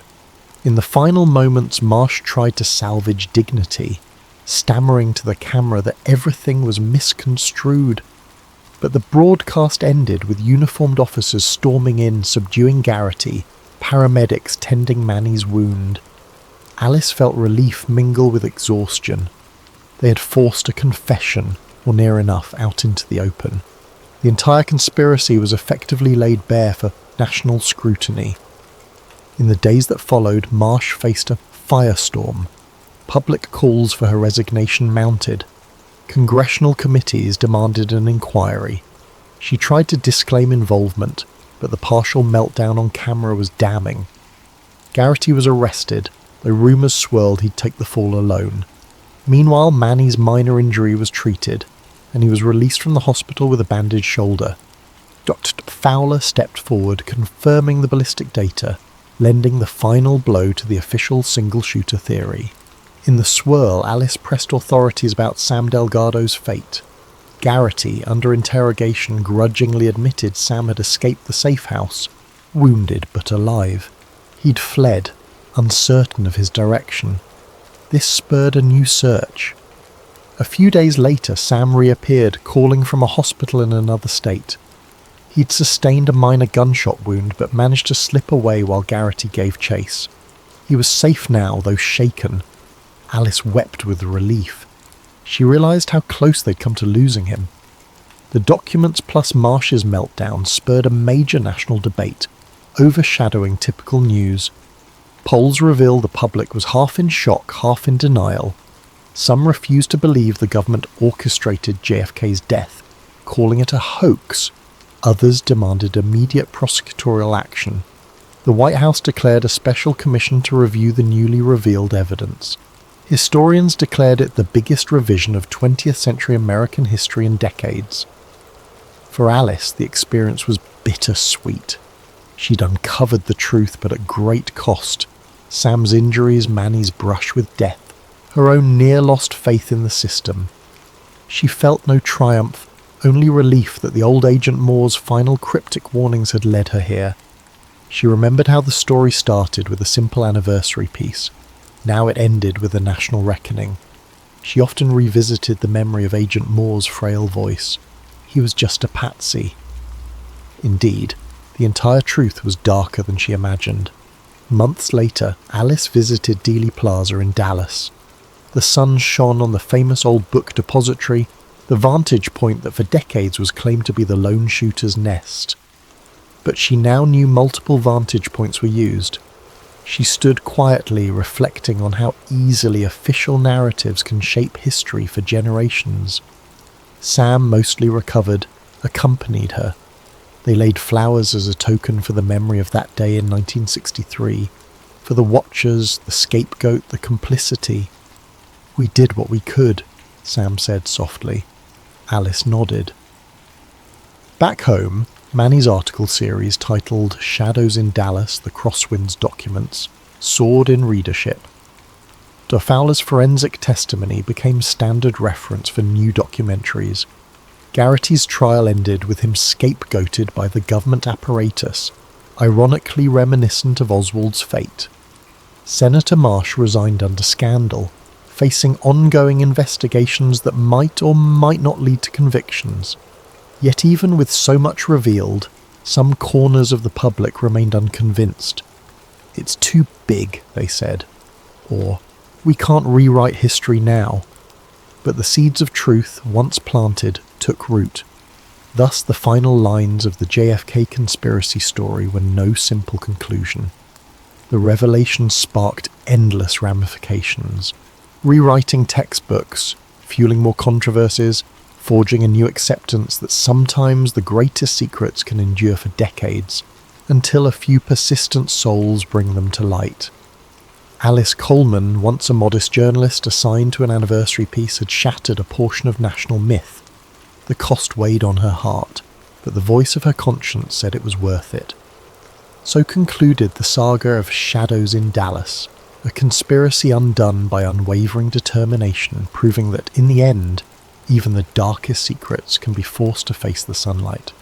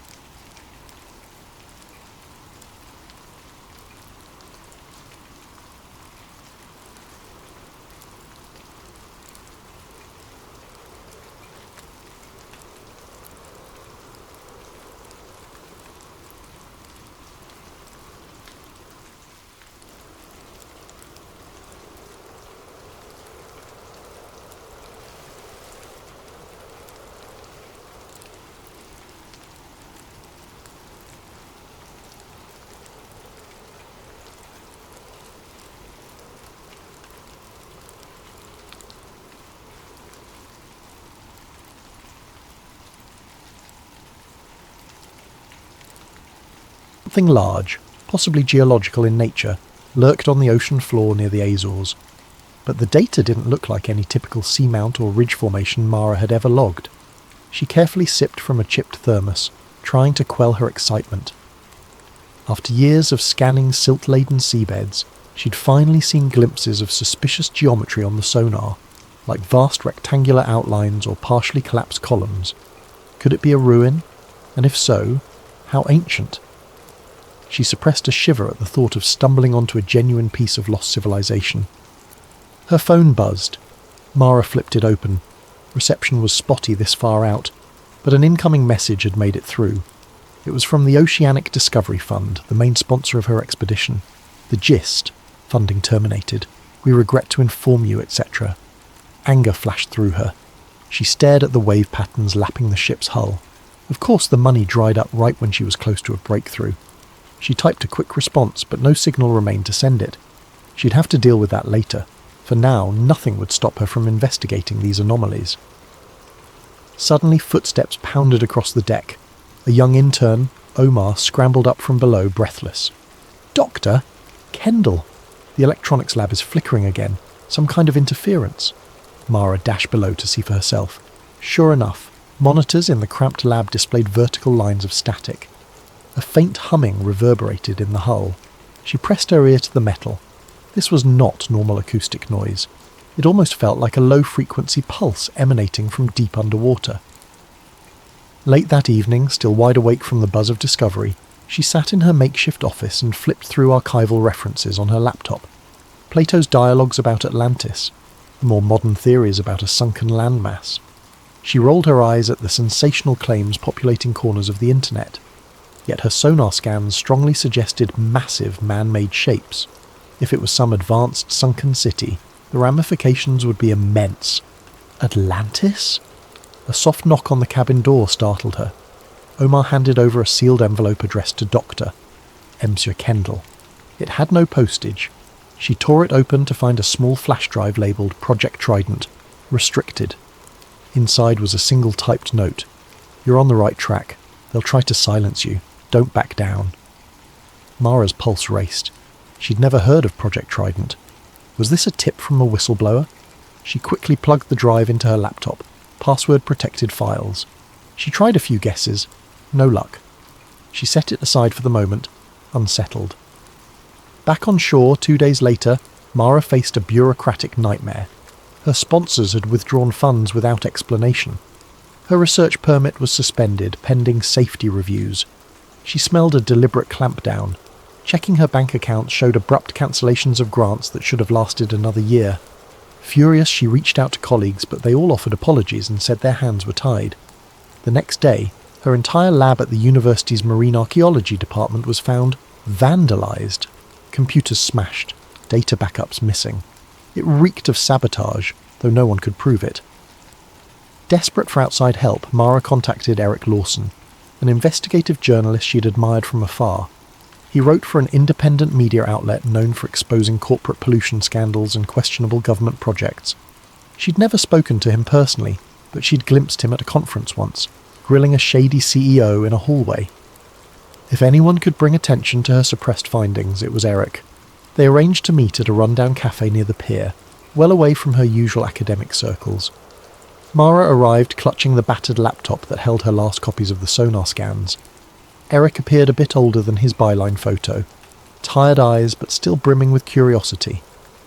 After ordering coffee, she showed him the partial sonar images, rectangular outcroppings, deep grooves too symmetrical to be natural. She explained how her sponsors withdrew funding the moment she got close to a breakthrough. Eric studied the images, frowning. Looks like man-made structures, or at least artificially altered. But why would anyone want to shut you down? The scientific world loves big finds. Mara shrugged. I suspect government involvement. That leaked flash drive labelled Project Trident. No clue what it is yet, but it's obviously top secret. Someone wants me silenced. Eric's expression darkened. I've seen it before. Some black budget project. I can try to crack the password or reach out to my sources. If your sonar readings point to advanced ruins, that's major. Possibly too major if certain agencies plan to exploit it. Weapons, technology, or maybe national pride in controlling a historical site. She nodded. If this is Atlantis or something akin to it, it'll be the biggest find in centuries. But if unscrupulous powers are seizing it, we risk losing that knowledge to black programs. He grinned wryly.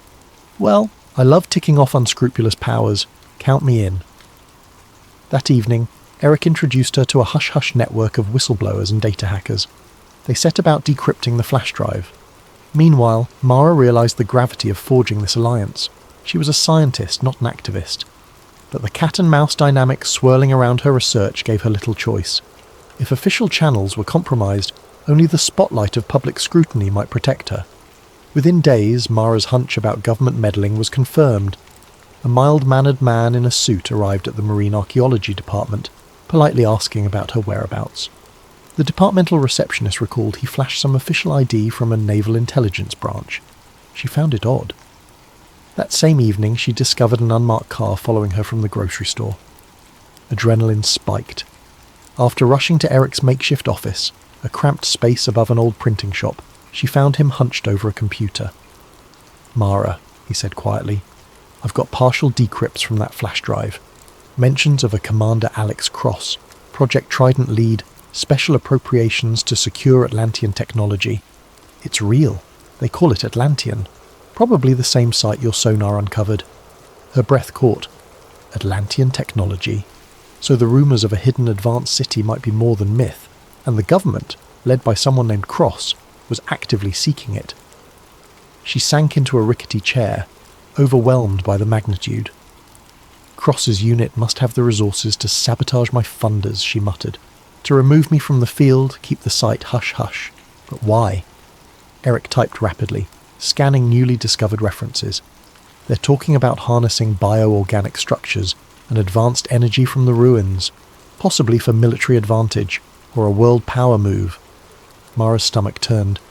This can't remain hidden. If this city or technology is real, it belongs to everyone, not some covert black project. Eric nodded, face grim. Exactly. Time's short. They know you're onto them.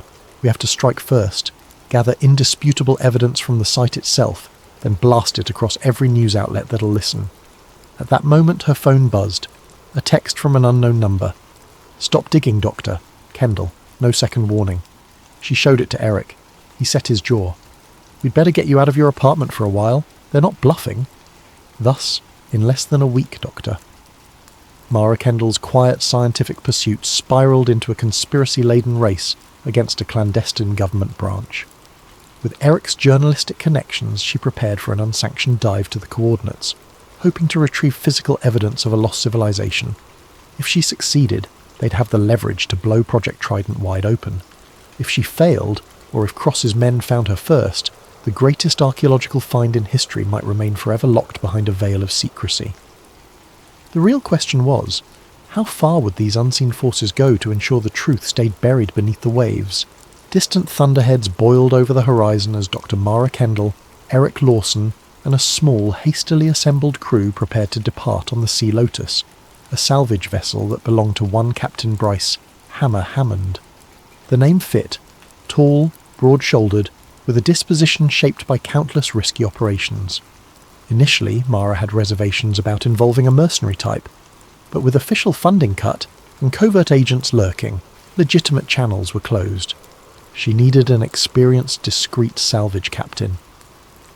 Hammond's boat swayed at the dock, engine rumbling. He tapped a thick finger against a laminated map.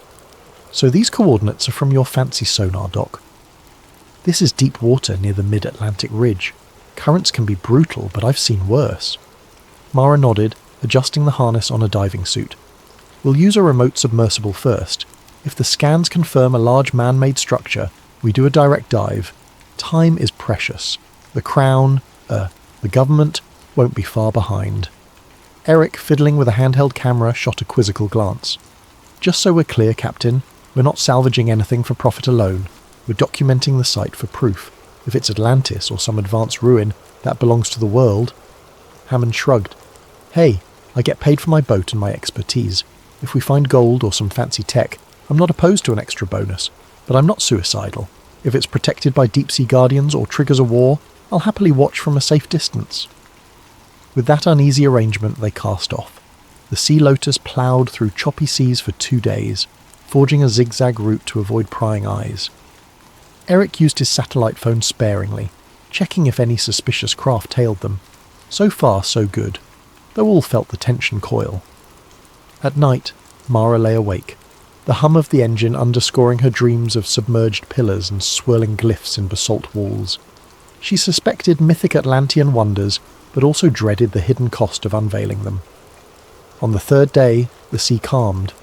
Early morning found them in an expanse of ocean dotted with drifting sargassum. Mara, in the vessel's cramped control room, studied her laptop's feed from a small advanced sonar toad behind the boat. The readout displayed a cluster of rectangular shapes some 300 metres below. Her heartbeat soared. That's it. Definitely symmetrical outlines, not typical geology. Excitement spread across the crew. Even Hammond cracked a grin, muttering something about treasure. Eric readied his cameras. Mara carefully deployed the ROV, remotely operated vehicle, a sleek underwater drone equipped with lights and cameras. The screen flickered as the ROV descended, watery darkness swallowing it by increments. The feed displayed swirling plankton at first, then murky gloom. At about 200 metres, a faint shape emerged, columns or partial walls, crusted with barnacles. When the ROV's floodlights cut through the haze, the feed revealed a massive archway partially collapsed, draped in seaweed. Fish darted around carved friezes. Mara gasped. The style looked archaic, yet geometrically precise. Long-lost architecture built on a scale unimaginable. A lump rose in her throat. If these images were real, it could rewrite civilization's timeline. Her trembling voice crackled over the boat's comm. "These structures, they confirm an advanced design. I see inscriptions or symbols on the stone. This might be the real deal." The cabin erupted in murmurs. Eric's eyes glowed with the thrill of a career-defining scoop. Hammond whistled softly, rapt. Suddenly the ROV's feed flickered. The telemetry spiked, instruments reading a low-frequency pulse. The image jittered, then stabilized. "What the?" Mara muttered. She steered the drone closer to a half-buried obelisk. A faint glimmer caught the camera's lens, something crystalline embedded near the top. The drone sensors beeped, warning of electromagnetic interference. All at once, the ROV's thrusters faltered. "I'm losing power," she said, frantically toggling controls. The video feed cut to static. Eric cursed. "Did we just lose our best evidence?" "Wait," she said, resetting connections. The feed returned, but dangerously glitchy.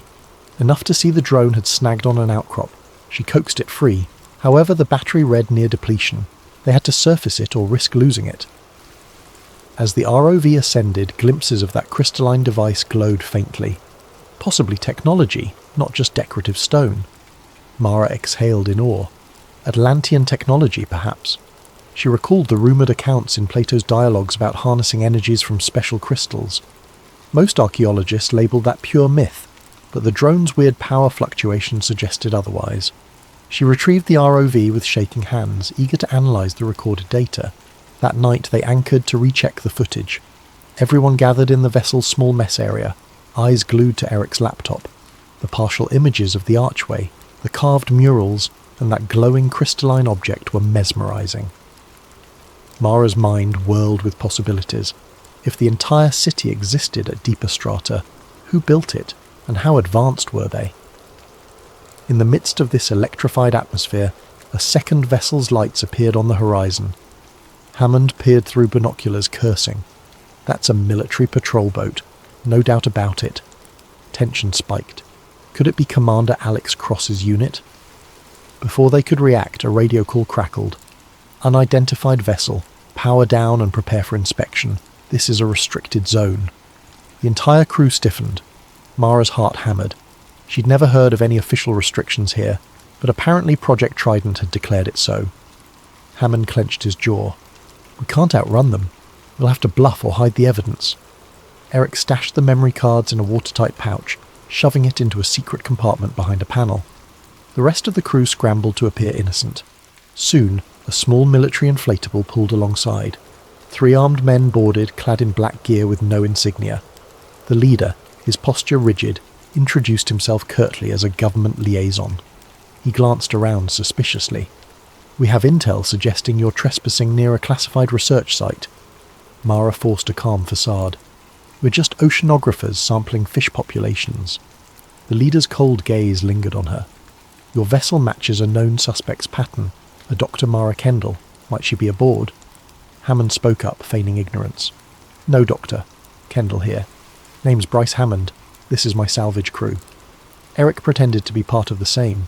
The armed men inspected the ship's compartments, poking around for any sign of advanced scanning gear or relics. Thanks to the crew's quick thinking, they found nothing incriminating. Just mundane salvage equipment and some camera gear that Eric spun as standard documentary gear. A tense standoff loomed, but eventually the officers seemed annoyed rather than triumphant. The lead liaison, scowling, leaned into Hammond. "If you see or hear of Dr. Kendall, you do well to report it. She's wanted for questioning."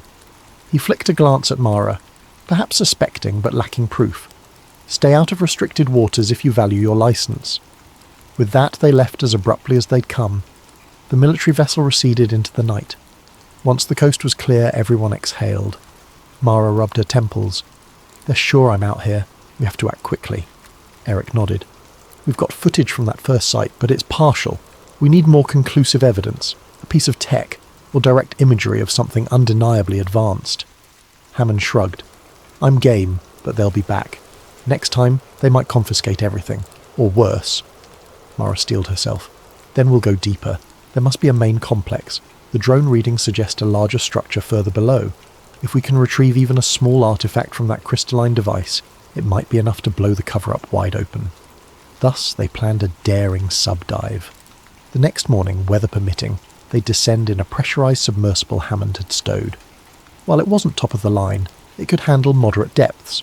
Mara would pilot, Eric would document, and Hammond might assist. They'd have to watch for government intercepts. If Commander Cross was as ruthless as rumoured, any direct confrontation could turn lethal. In a quiet corner, after the others turned in, Mara replayed the ROV footage. She paused on a single frame, capturing that faintly glowing crystal, embedded in ancient stone. What secrets did Atlantis truly hold? The idea that an advanced civilization once thrived under the Atlantic sounded like fantasy, yet the evidence kept piling up. She recalled the warnings from the flash drive, that certain parties intended to harness bio-organic Atlantean tech for covert agendas. A chill ran down her spine at the thought of a superpower controlling energies beyond modern comprehension. She pocketed a small silver charm her mother had once given her, a token of courage. Tomorrow they'd dive into the literal depths of the unknown. She prayed they'd surface with the truth and not vanish, another casualty of men in black gear and hush-hush orders. Meanwhile, across the ocean, Commander Cross likely readied his next move. The race for Atlantis had truly begun. Before dawn the following day, the Sea Lotus drifted quietly above the target coordinates. Wind ruffled the surface in gentle swells. In the cargo hold, Captain Hammond oversaw final checks on the submersible, a bulbous craft capable of seating 3, albeit uncomfortably. Mara suited up in a wetsuit and climbed into the cramped cockpit alongside Eric, who set up a portable camera rig. They'd attempt to record everything, even if the sub's instrumentation might glitch again near the Atlantean structures. Meanwhile, half a world away in a classified government site, Dr. Elena Vargas extracted a sample from a writhing organic mass that pulsed in a containment tank. She was a top bioengineer specialised in marine organisms, but these samples defied all known science. Glistening strands of Atlantean tissue, rumoured to be synthetic and organic simultaneously. She had no clue where they originated, only that her superiors demanded breakthroughs in harnessing its self-regenerative properties. The once lively hum of research had turned uneasy. Guards patrolled every corridor, and rumours swirled about an imminent field test. Eleanor's conscience squirmed. Was she enabling a monstrous new weapon? Commander Alex Cross, tall and severe, entered the lab, boots echoing on polished floors. He studied a data readout, lips pressed thin. "Progress?" he demanded, voice low. Dr. Vargas hesitated. "We've achieved partial integration with conventional biotech, but the unknown tissue remains unstable without an environmental factor we can't replicate." Cross's gaze flicked to the pulsing mass. "We have leads that Dr. Kendall is close to unearthing a central Atlantean power source. Once we secure it, we'll unlock this tech's full potential. Keep working." He pivoted on his heel, leaving Elena with a mounting sense of dread. She recognized the name Kendall from hush-hush files. If that archaeologist was truly onto ancient technology, Cross would do anything to claim it. Elena resolved to discreetly watch for an opportunity to do the right thing, whatever that might be. Back on the Sea Lotus, the submersible's hatch sealed with a hiss. Mara, Eric and Hammond exchanged tense nods. "Descent in 3, 2, 1, Hammond said, flipping switches. The submersible sank into the Atlantic's murky depths, tethered by a communication line that Omar and the rest of the crew monitored topside. Inside the cramped cabin, overhead lights cast a dim glow on the controls. The water outside turned from pale turquoise to deep midnight blue. As they passed 200 metres, Eric inhaled sharply. "Look, starboard." Through the thick glass window, they glimpsed the partial archway they'd seen on the ROV feed. Battered columns angled from the seabed, fish darting around them. The sub's sonar beeped with labyrinthine echoes. This was no small ruin. There might be entire boulevards entombed in silt. Mara's pulse pounded. She angled the sub's external camera, capturing every detail for posterity. Deeper they went. The sub's lights illuminated carved walls, half-collapsed domes, and terraces reminiscent of a lost metropolis. Eric's voice quivered with awe as he filmed. This is insane. The detail, symbolic inscriptions, were basically rewriting history. Hammond carefully manoeuvred around chunks of fallen debris. The sub's hull creaked under the water pressure, reminding them of the risk. They followed the ROV's last known trajectory, approaching the zone of interference. Sure enough, electronic dials flickered, but the subsystem stayed mostly functional. Then, a faint glow shimmered ahead. Mara keyed the thrusters gently. There it was, a large square plaza with a towering spire at its centre. In the spire's base, a crystalline device pulsed a soft bluish radiance. Meanwhile, Dr. Elena Vargas had decided to act. Seated alone in her sealed lab office, she typed a coded message to an external server. She'd gleaned enough from overheard conversations. A hush-hush operation led by Cross was about to seize a newly discovered Atlantean site. Her data indicated these relics were potent, but also potentially catastrophic if misused. She pressed send, praying the digital handshake reached someone outside the facility's firewall. If it got to the right hands, maybe an alarm would be raised. She heard footsteps. Shutting her terminal in panic, she turned to see Cross enter again, brows knitted. "We've located Dr. Kendall's vessel. They're diving now. Prepare for a containment team to examine your latest findings. Expect an influx of new specimens soon." Eleanor nodded mutely, heart racing. She suspected it wouldn't be just specimens. They might bring captured civilians or forcibly conscript her into on-site research. Time was running short. At the ocean floor, Mara guided the sub toward the glowing spire. The energy pulses spiked on their monitors, nearly shorting out the camera. Eric, filming incessantly, whispered, "We're going to blow minds with this footage." Indeed, the structure bore Atlantean script and faint images of humanoid figures merging with aquatic life. Some advanced synergy beyond normal science. The crystal embedded in the spire's base looked partly dislodged, as if centuries of tectonic shifts had shaken it loose. Hammond hovered the sub a metre above the seafloor. Mara used the sub's manipulator arm to reach for the crystal. The moment the claw brushed it, a surge of white light crackled up the spire. The sub's lights flickered. "Steady," she murmured, carefully prying the crystal free. Freed from its socket, the device pulsed faster, as though reacting to the sub's presence. In that instant, the environment changed. The seabed trembled, silt billowing. Columns around them shifted ominously. A partial collapse triggered. An urgent beep sounded, someone pinging them via the sub's comlink. "Captain, do you read?" a voice crackled. It was Omar from the surface. "We've got an unidentified sub inbound. Looks military." The camera feed from above showed a sleek black sub diving in their direction. Fear clenched Mara's gut. Cross was here. "We need to get out now," Eric hissed, eyes on the crystal they'd just retrieved. The sub rumbled from mild quakes in the ruined city. Hammond pivoted the craft, thrusters pushing them away from the spire, but the interfering pulses messed with the sub's stability, forcing them to navigate carefully. Meanwhile, the black sub closed in on the sonar screen, 800 meters and closing. Up top, the Sea Lotus reported a second contact. A smaller ROV launched from the black sub, likely armed or rigged to sabotage them. Hammond cursed under his breath. "We can't outrun them in these cramped corridors. We might have to hide." Mara scanned the sub's sensors for a possible nook or collapsed passage to duck into. She spotted a hollow behind a fallen arch. There, about 50 meters starboard. They inched the sub into that alcove, powering down non-essential lights to reduce their electronic signature. The seafloor stirred with unsettled debris. Eric killed the cabin lamps, relying on a single red emergency light. They sat in tense silence as the black sub's sonar pings reverberated. Minutes felt like hours. The black sub's pings passed overhead. Through a porthole, they glimpsed a sleek shape gliding among the ruins, scanning for them. Commander Cross's men must be inside, searching for the Atlantean artifact. Mara's breath was ragged. She kept a tight grip on the retrieved crystal, wondering if it was all worth it if they got captured or worse. At last, the black sub glided away, presumably scanning other corridors. Hammond seized the chance. Now or never. He fired thrusters, slipping out of hiding. They soared upward, aiming for open water above the city, but before they broke free, the sub behind them reappeared, spotting them. Alarms beeped.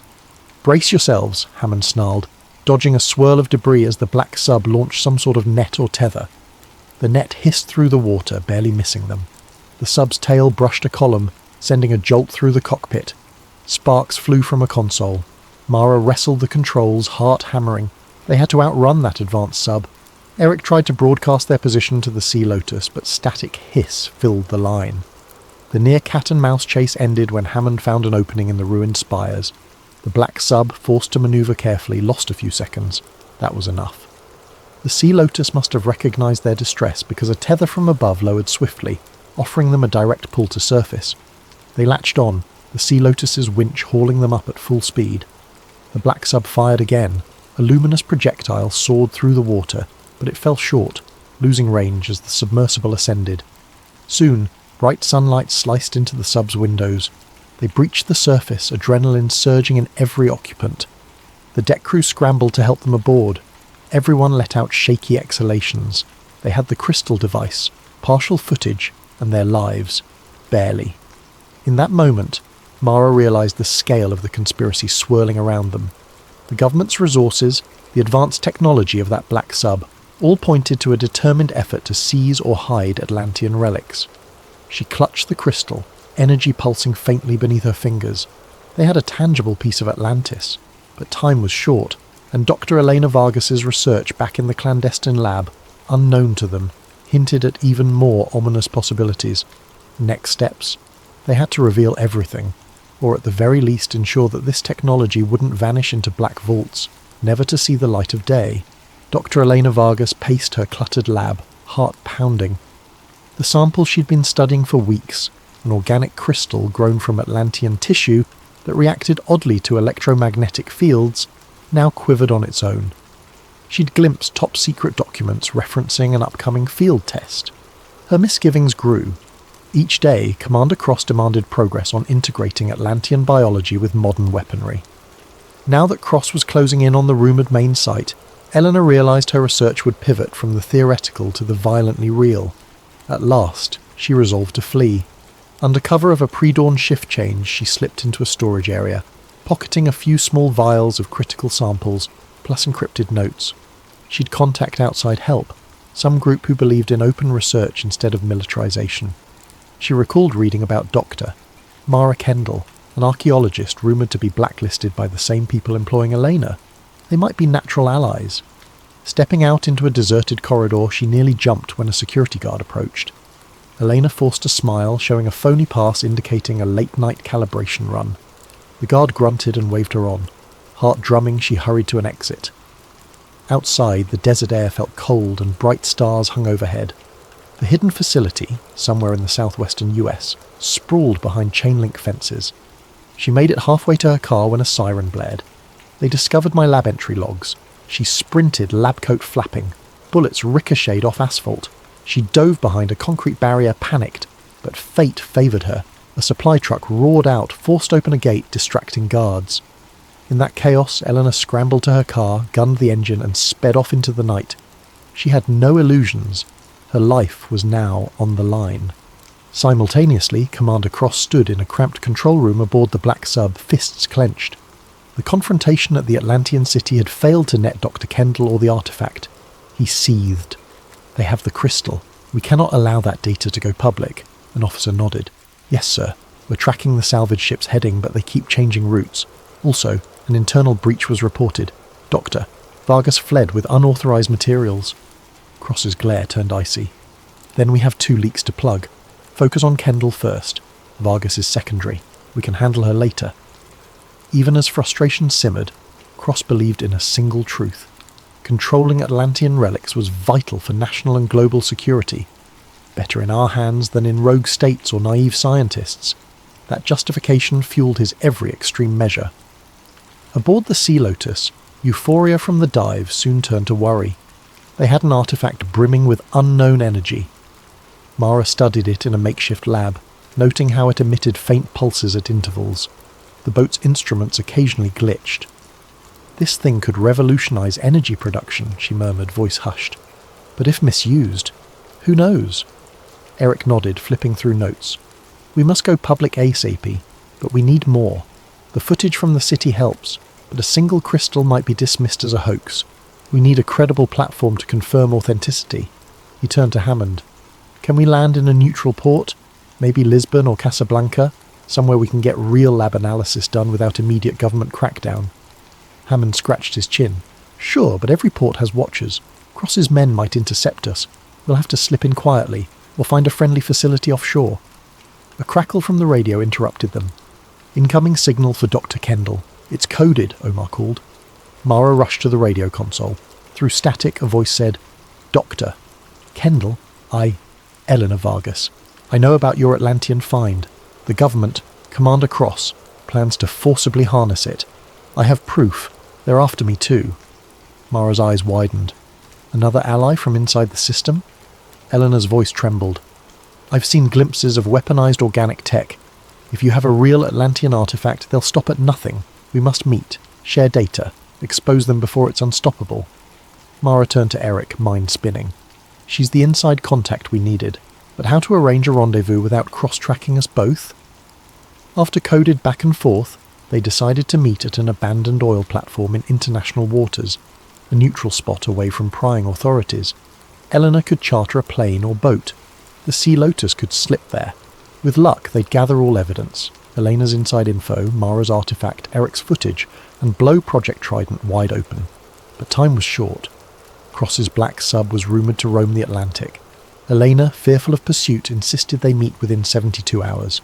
If not, she warned, Cross's agents might relocate her old lab and accelerate their doomsday research. Reluctantly, the crew set course for the platform, charting a zigzag route to evade detection. Meanwhile, at a hush-hush briefing in DC, official spokespeople began a campaign to discredit Dr. Kendall. Leaked press releases labelled her a disgraced academic peddling fake Atlantis theories for personal fame. Eric's outlet was threatened with lawsuits if they published inflammatory nonsense. The mainstream press, swamped with sensational headlines about other global events, gave limited attention to the Atlantis rumour. Some online circles buzzed about it, but official sources repeated the same line: no credible evidence of advanced ruins. Through manipulative press strategies, Cross kept a lid on the story for now. Eric watched these developments with clenched fists. "They're burying us in misinformation," he told Mara. She nodded. "We'll need a bombshell, like Elena's insider documents, plus tangible lab results on this crystal. Once people see that and the raw sub-footage, we might break through the spin." Still, the creeping dread that Cross might physically stop them overshadowed every plan. Days turned into a frantic blur. The Sea Lotus changed headings at random, scanning radar for suspicious vessels. Tension frayed nerves. Omar needed rest from constant watch shifts. Eric typed stories on a battered laptop, prepping for a massive info dump once the final puzzle pieces arrived.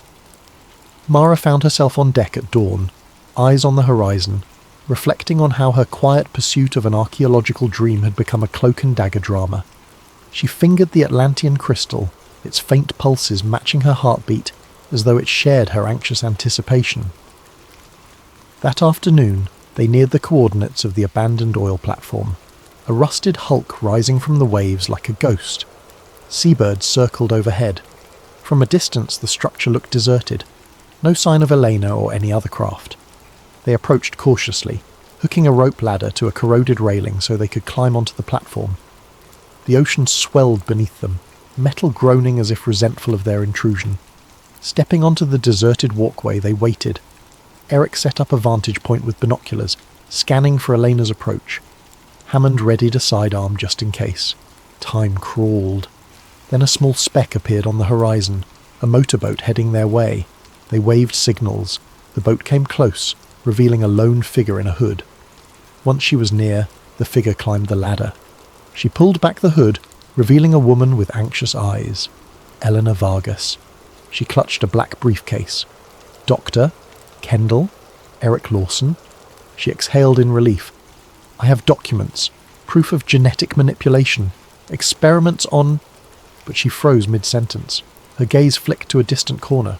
"Wait, do you hear that?" Mara strained her ears. Faint rotor blades? Suddenly a helicopter swooped overhead, black and unmarked. Gunmen peered from open doors. Commander Cross? Possibly. The platform reverberated with the thrum of rotors. Then a second chopper soared into view, ropes uncoiled. Armed men in tactical gear descended, forming a perimeter. The small group on the walkway realized they were outnumbered, cornered. Cross himself stepped off one chopper, face grim. Dr. Vargas, Dr. Kendall, Mr. Lawson, all in one place. Convenient. Soldiers levelled rifles. The wind whipped at Cross's coat as he advanced. "Hand over the artifact and any documentation, now." Eleanor paled. Eric tensed, camera in hand. Mara's mind raced. If they surrendered, the truth would vanish. Cross gave them a mocking smile. "You have no idea what you've stumbled upon. This technology could tip the balance of global power. In the wrong hands, like incompetent civilians, it's catastrophic. In ours, it preserves order. You can't possibly comprehend the stakes." Mara, teeth gritted, clutched the crystal in her jacket pocket. She felt its pulses intensify as if reacting to the confrontation. Eleanor clutched her briefcase. Hammond, gun half raised, whispered to Mara, "We can't take them all. We're done." Cross raised a hand. Soldiers stepped forward, ready to seize them. The standoff crackled with tension, no easy escape. If they lost this moment, all hopes of unveiling Atlantis to the world might be crushed. As the swirling rotor wash battered them and Cross's men closed in, the only question was, could they break free one last time, or had the government finally cornered them in the quest for Atlantis? Commander Cross's men fanned out across the rusted oil platform, rifles trained on Mara Kendall and her companions.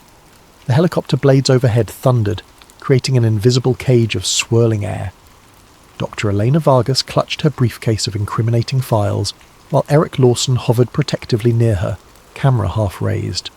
Captain Hammond, outnumbered, could only grit his teeth in frustration. Mara felt the Atlantean crystal throbbing in her pocket, a silent testament to the ancient city's secrets and the peril they faced. Cross stepped closer, voice calm yet menacing. Hand them over. Crystal, files, everything. This fiasco ends without bloodshed, and you can walk away. Resist, and I can't guarantee your safety. Elena's eyes flashed with defiance. You'll bury the truth. Use Atlantean tech for weaponry. I won't let you. Cross's lips curled. You naive scientists think you can handle powers beyond comprehension. The world teeters on chaos. Only strong leadership can keep a lid on it. Now, one last time, the artifact. Mara's heart pounded.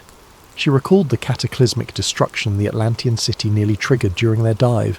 She knew the technology demanded cautious stewardship, not militarization. Summoning courage, she shook her head. No, Commander, this belongs to humanity, not your secret program.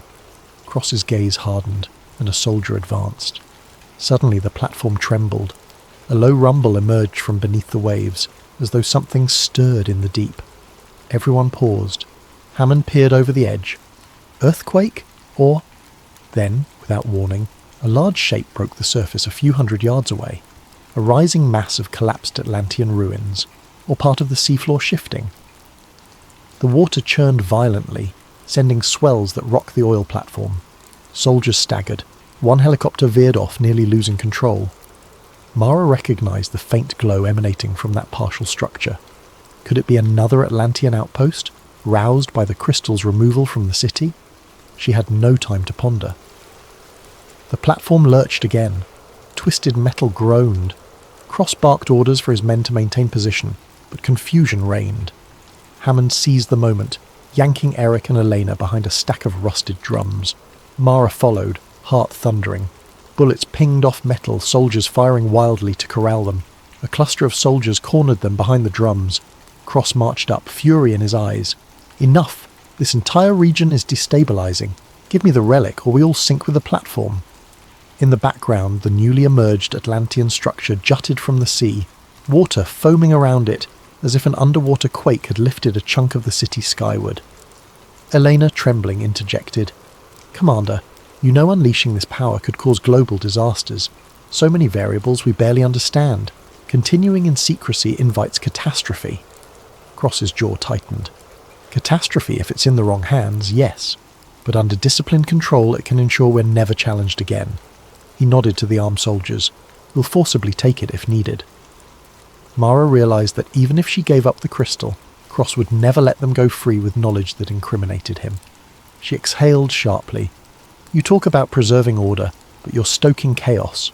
She patted her jacket pocket. This artifact's presence triggered that seismic shift, or awakened something. If we don't handle it responsibly, we risk more chaos, maybe on a planetary scale. Cross's gaze flickered with doubt, but he refused to relent. Better we handle it than letting amateurs tamper with unknown forces. We have protocols. At that instant, a deafening crack rang out. The southwestern corner of the platform collapsed into the sea. Metal beams snapped under stress. Soldiers scrambled to keep footing. Retreat to the choppers, one yelled.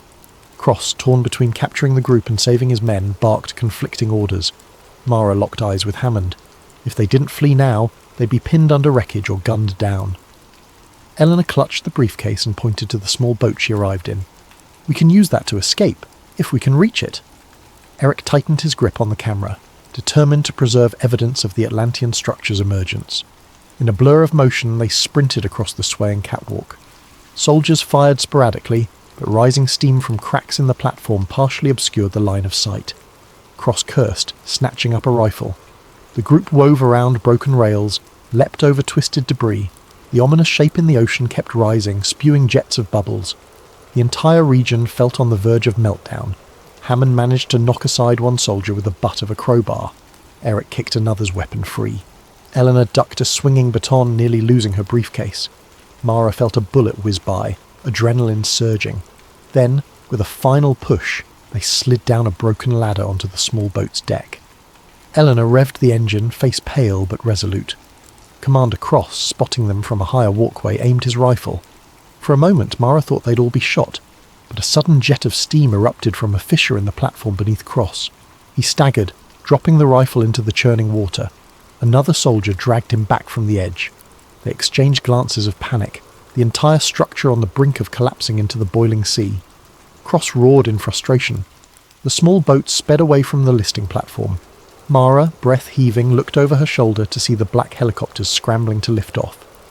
One rose unsteadily, only to be pelted by debris from the disintegrating tower.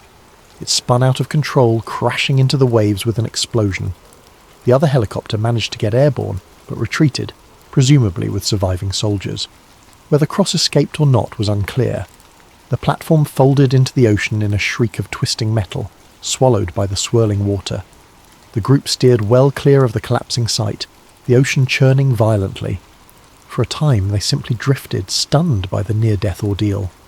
The newly emerged Atlantean structure in the distance continued to bubble and spout water jets, as though releasing pent-up energies. Mara clutched the crystal, half expecting further cataclysm. Yet after a final thunderous groan, the ocean calmed, leaving behind a half-submerged ruin that quickly sank back below the surface, like a gasping breath of some ancient beast now returning to slumber. Eric rubbed salt spray from his eyes, then started filming the wreckage. We have on-camera proof that some monstrous forces were at play. Our story just went from shocking to insane. The footage, the documents, it's unstoppable. Eleanor exhaled a shaky sigh, hugging the briefcase to her chest. Project Trident's unethical experiments, Cross's covert ops, all of it can be exposed. I just pray the Atlantean relic doesn't fall into new hands that repeat the same mistakes. Mara, heart heavy, stared at the artifact's pulsing light. We have a moral duty to ensure it's used for knowledge, not power. We'll bring it into the public eye, let the global scientific community assess it openly. She paused, thinking of the potential for a worldwide scramble. But that might spark a scramble among nations. Still, secrecy is worse. Some hours later, they rendezvoused with the Sea Lotus. The crew welcomed them with relief, though subdued by the scale of what had happened. Omar quickly uploaded the video footage to secure cloud servers. They compiled Elena's testimony, her lab notes, and the subdive recordings. Eric put finishing touches on an investigative piece, weaving the raw data into a narrative that laid bare the entire conspiracy. Project Trident, the stolen Atlantean technology, the clandestine sabotage, the near catastrophe at the oil platform. Once it was ready, he hit publish across multiple news sites. A digital avalanche began. Within a day, the story exploded online. Social media buzzed with images of the partial Atlantean ruins, dramatic standoffs, and the meltdown of the platform. Government spokespersons scrambled to deny any Black Project involvement. Some channels called it a hoax, but the sheer volume of corroborating evidence, testimony from Dr. Vargas, the recovered artifact's initial lab tests, submarine footage, proved hard to dismiss. Congressional hearings loomed. Allies in the academic community offered labs to analyse the crystal, urging transparency. Eric's outlet soared in readership but also faced hacking attempts. Dr. Vargas sought temporary asylum with an international watchdog group, protected from retaliation. Meanwhile, Commander Cross's status remained unknown.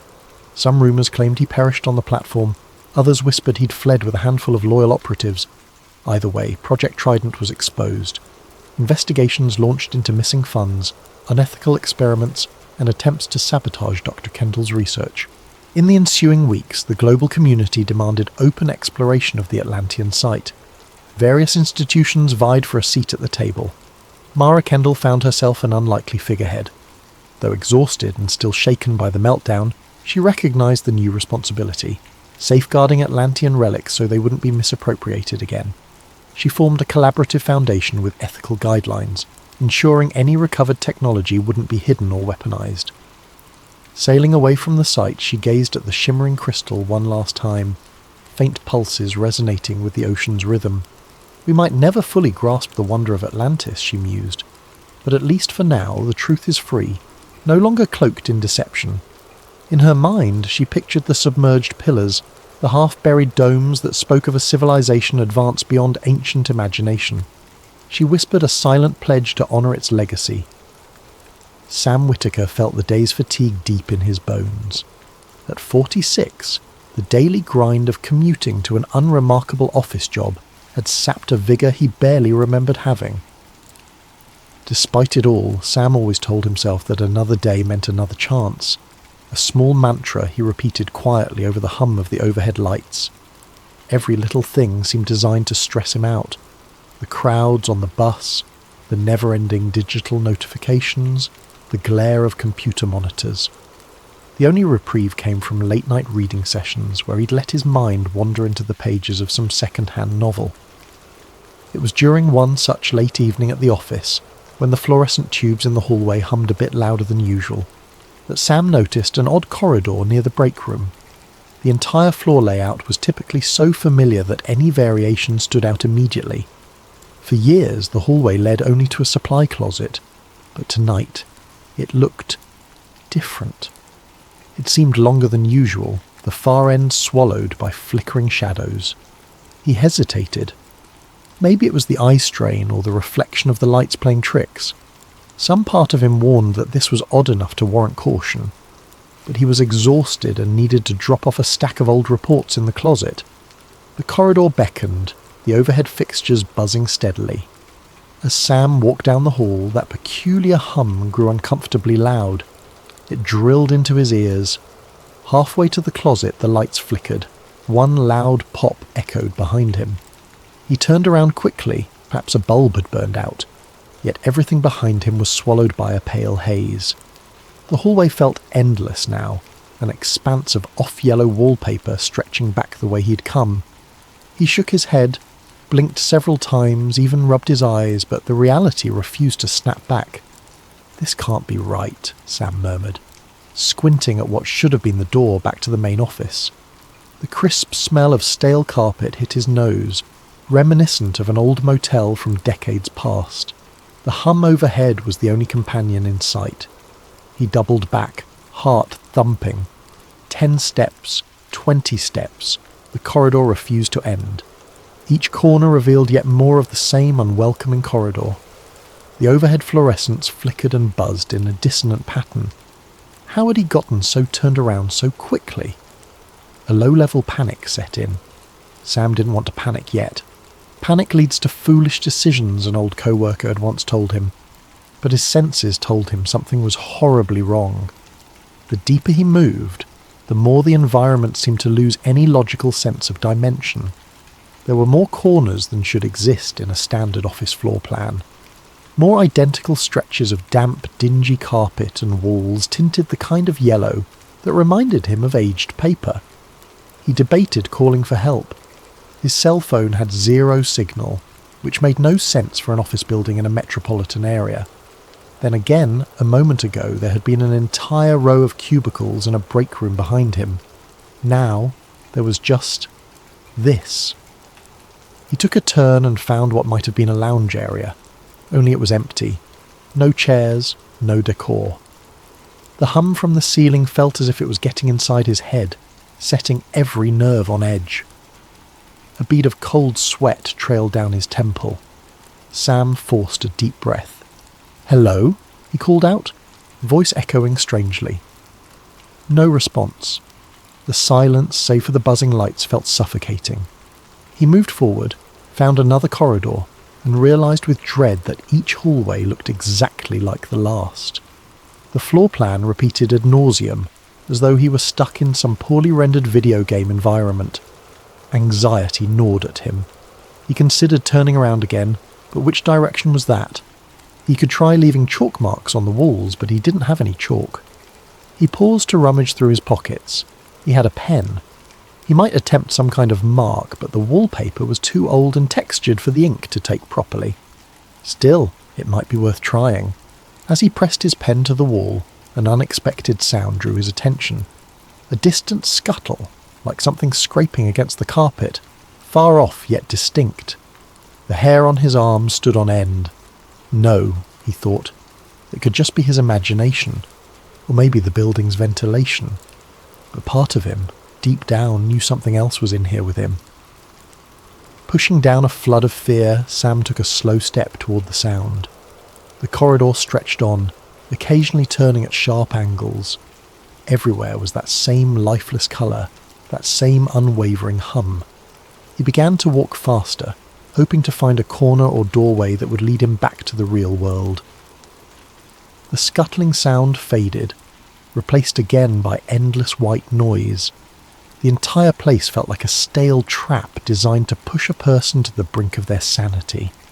Finally, after navigating what felt like half a mile of identical halls, Sam found a dead end.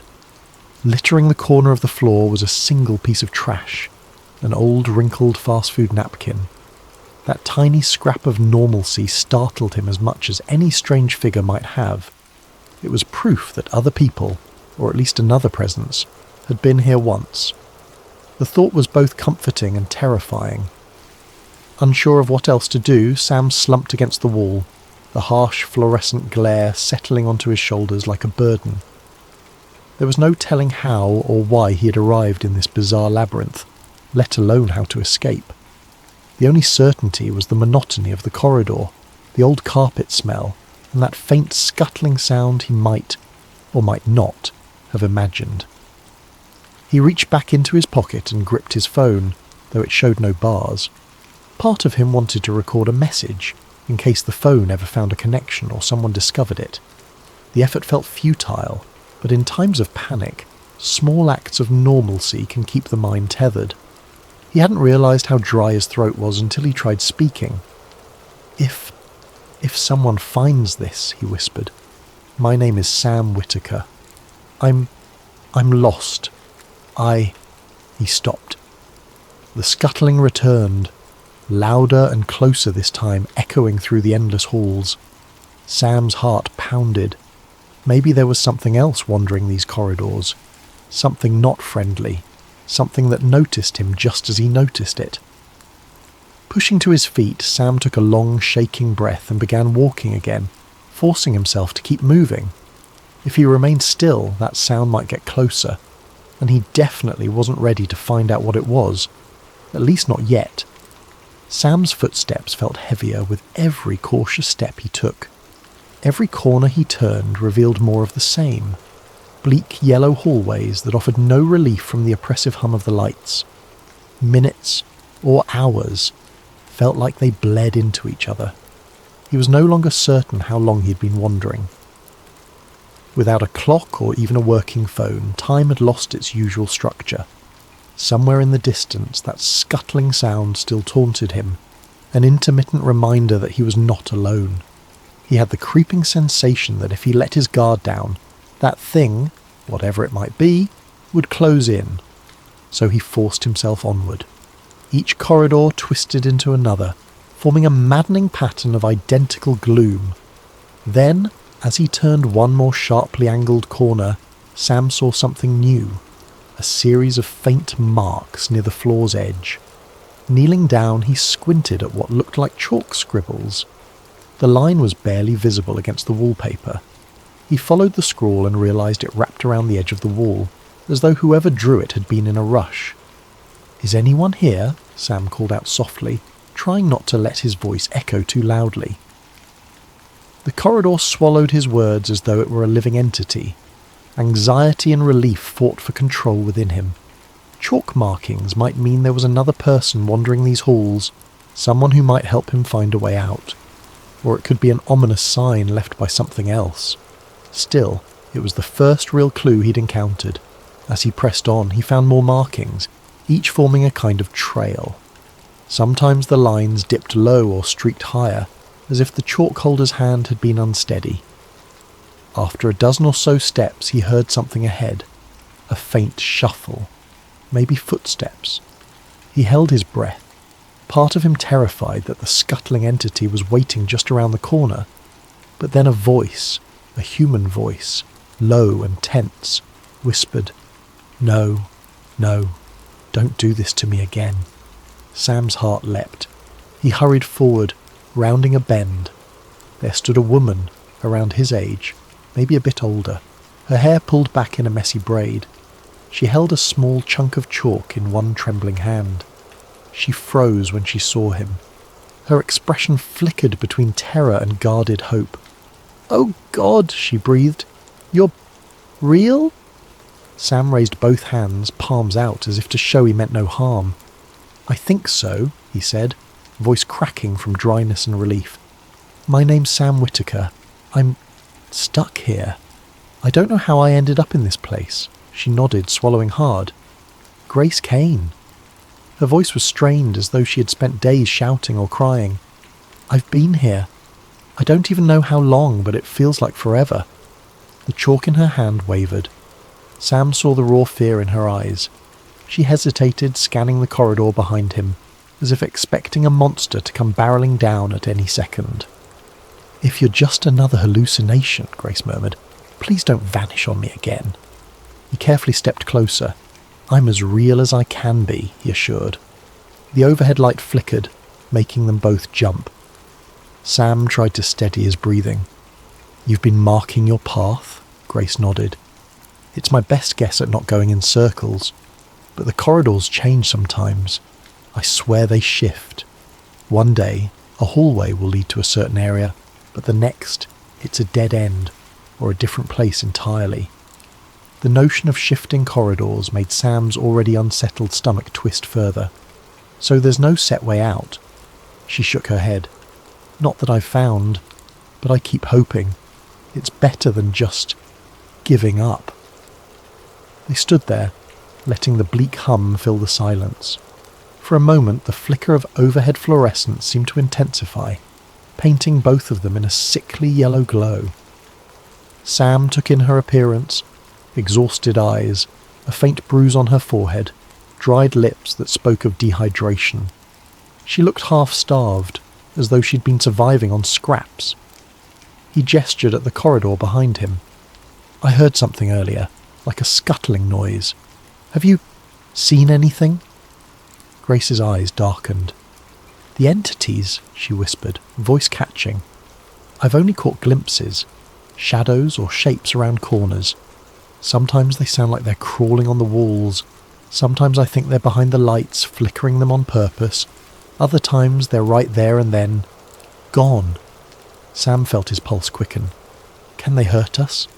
She swallowed. I believe so. I felt them brush past me in the dark, a hand or limb that shouldn't exist. I've had them chase me for hours. At least it felt like hours. I don't know how to tell time here anymore." Despite the oppressive fear, Sam realised he felt an odd relief. He was not alone. There was someone else who understood this nightmare. "Then we need a plan. Any plan. To escape, or at least stay alive." Grace exhaled, her shoulders sagging in momentary surrender. "There's one idea," she began slowly. "Sometimes, if you can find where this place warps, like a glitch, you might slip back into reality. I've never found it, but I've heard stories, seen references in old notes left behind by others. That's why I carry chalk, to mark where the corridors feel strange." "Have you found any especially strange areas?" She nodded, looking up and down the corridor. "A few times. Dim corners that warp your vision, or rooms where you can hear distant voices. They never led me out, but maybe I missed the right moment." She let out a hollow laugh. "It sounds crazy, I know." Sam reached out to lightly touch her shoulder, a tiny gesture of solidarity. "We're past questioning what's crazy. Let's just try." Grace flicked a quick glance down the hall, her eyes brimming with exhaustion and desperation. "All right," she said. "I have a stash of water a few corridors away. Found a cooler in one of the random rooms. Then we can keep searching." They began to walk together, guided by Grace's faded chalk marks. Every so often, Sam would add a small pen scribble, just in case. The idea that the environment itself might shift was horrifying. He found himself glancing at the walls constantly, worried they might move or rearrange in front of his eyes. A part of him still clung to a flicker of hope. If Grace had survived for this long, there must be ways to endure. Maybe the best chance for either of them to escape lay in working together. The only problem was that the corridors seemed infinite, and time felt meaningless. As they turned another identical corner, Grace turned to Sam, voice subdued. "Stick close. This place has a way of splitting people up. Even if we're side by side, we could lose each other around a corner," Sam nodded solemnly. "I'm not going anywhere without you," he promised. It was only half altruistic. He needed her as much as she needed him.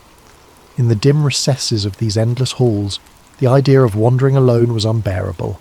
So they pressed on, hearts pounding in unison, bracing themselves for the next flicker of the lights or the next scuttling noise in the distance.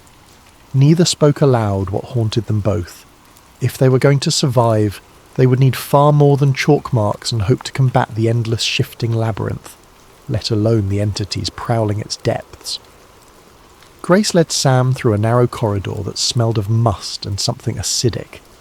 The floors were slightly damp, the overhead lights flickering just enough to add a queasy strobe-like effect.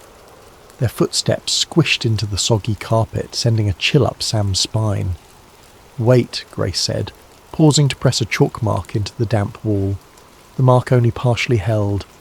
"Just in case," she muttered, though she didn't sound hopeful. For the next few minutes they navigated in silence, turning corners so uniform that Sam might have believed they were walking in place. Yet Grace seemed to track these subtle differences. An additional stain on the carpet, a darker patch of wallpaper. After a while, she led him into a small room where a broken fluorescent lamp hung precariously from the ceiling. Underneath was a battered water cooler. The dispenser was nearly empty, but Grace had improvised a small plastic bottle she kept refilling. She offered it to Sam. "Here, sip slowly. Don't know when we'll find more." The water tasted stale, but it was better than nothing. He savoured each drop. Once he'd taken a few careful sips, Grace gestured to the lamp. It was working before. Flickered out a day or two ago. Though, days here don't really mean much. Sam nodded. A wave of exhaustion washed over him. He realised he hadn't slept since... well, he wasn't sure how long. "How do you rest in a place like this?" "I don't really rest," she admitted. "I doze in corners if I feel safe, but it's never for more than an hour or so. My nightmares about the entities are almost as bad as being awake." He handed back the water bottle. "Any leads on your search for a glitch or exit?" Grace bit her lip. "I found these once." She rummaged in her pocket and produced a few scraps of a notebook. The handwriting was frantic, the pages water-stained. One line read, "Level 0 is a paradox. Must find threshold for a stable tear in geometry." The next line, "Entities feed on fear, low-level hostility or pure predator instincts. Unknown." Sam felt a chill. "Where did you get them?" "In another area of the back rooms," Grace explained. "There were more pages at first, but the place flooded with some weird murky liquid, so I could only save these. The name Dr. Avery Morrow is scrawled in the margins. I think whoever that is studied these corridors, maybe looking for a pattern or a way out. But I have no idea if they escaped, or became something else." Sam's eyes lingered on the half-legible scrawl. "They mentioned liminal physics, or something about reality collapsing." She nodded. "Sounds like a fancy way of saying this place isn't bound by normal laws, or maybe it's an in-between space that was never meant to be inhabited." She glanced around nervously, then added, "Sometimes I see glimpses of him. Dr. Morrow, I mean. A figure in a lab coat flickering like a bad reception. Could be an illusion, but it feels real sometimes." They took a moment to breathe. The oppressive hum was slightly quieter here, but it still vibrated in the background like a headache that refused to subside. Sam scanned the battered cooler, wondering how many other lost souls had taken water from it, how many had made it out, or if that even happened at all. "We should keep moving," Grace said at last. "Staying in one place makes us an easier target." Sam nodded. He followed her back into the corridor. The chalk marks guided them deeper into the labyrinth. Occasionally Sam heard faint scuttles or scraping behind the walls, but they never saw anything. Yet. Each time the lights flickered, his heart jumped.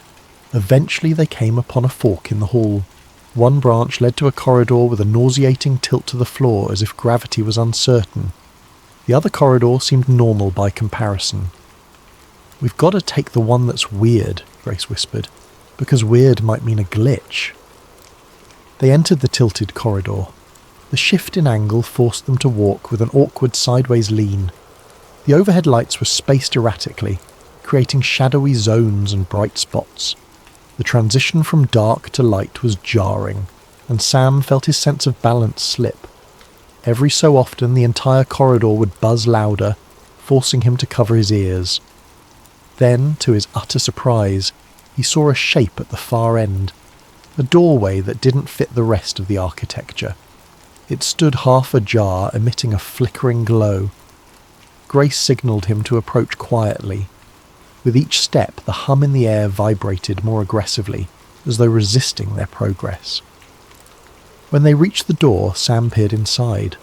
The room beyond looked like a small study, complete with a desk, chair, and bookshelves. The light source was a single lamp on the desk, flickering eerily. An opened journal lay there, the pages yellowed and covered with a scrawl of notes. Grace looked at Sam with wide eyes, and he could read the question in her gaze. "Do we go in?"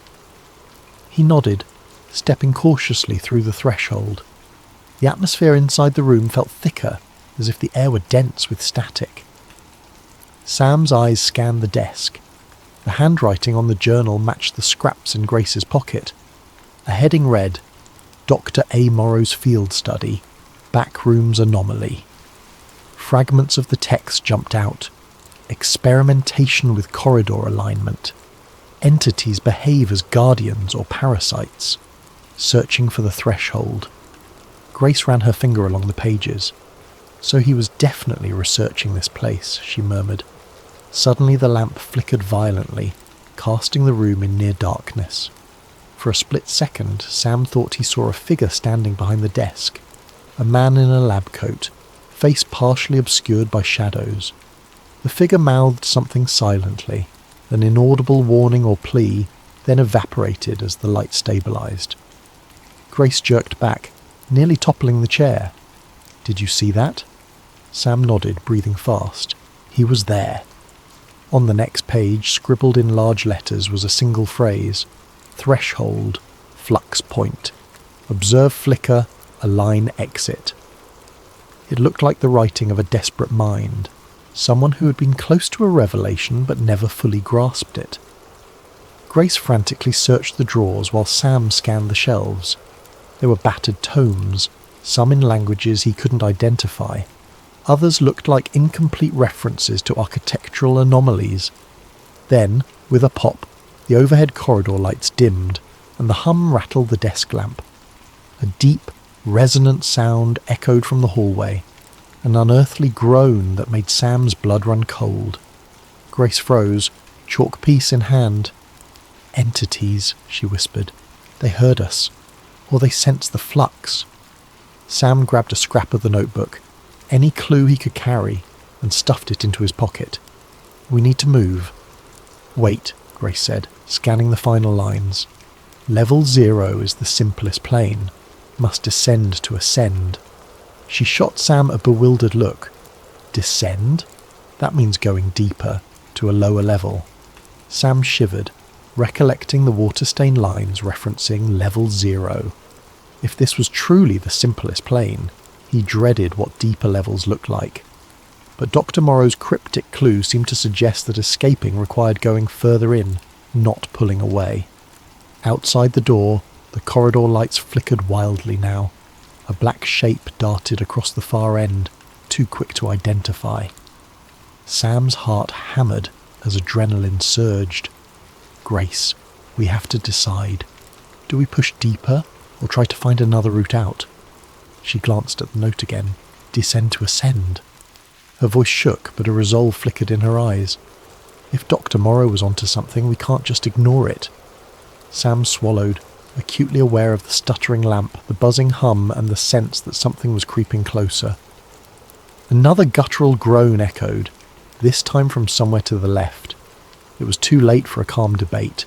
Any further hesitation could mean a face-to-face encounter with the entities. "Let's go," Sam agreed, voice taut with fear. Grace nodded, and they both bolted back into the corridor, leaving behind the flickering desk lamp and the lonely study.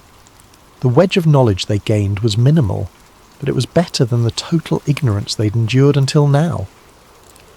They raced down the sloping hallway, the environment warping oddly beneath their feet. Shadows loomed and vanished in the corners of Sam's vision. At one point, the corridor lights blinked out completely, plunging them into darkness for several seconds. He felt Grace's grip on his elbow tighten. He held his breath, expecting to feel a claw or a hand on his shoulder. Then the lights returned, revealing they were standing at a T-junction, both directions leading into deeper gloom. "Which way?" Sam asked, voice hushed. Grace bit her lip. "Down," she said, pointing to the left, where the floor dipped further still. She gave him a meaningful look that said, "We follow Morrow's clue." With that they descended, hearts pounding, uncertain whether their only chance at freedom lay deeper in the back rooms, or straight into the jaws of the entities lurking below. The narrow corridor gradually sloped downward, leading Sam and Grace into a layer that felt even more wrong than the last. The fluorescent hum pulsed at an almost deafening frequency, resonating through Sam's bones. Cold, stale air licked at their faces, carrying an odour reminiscent of damp concrete mixed with something metallic.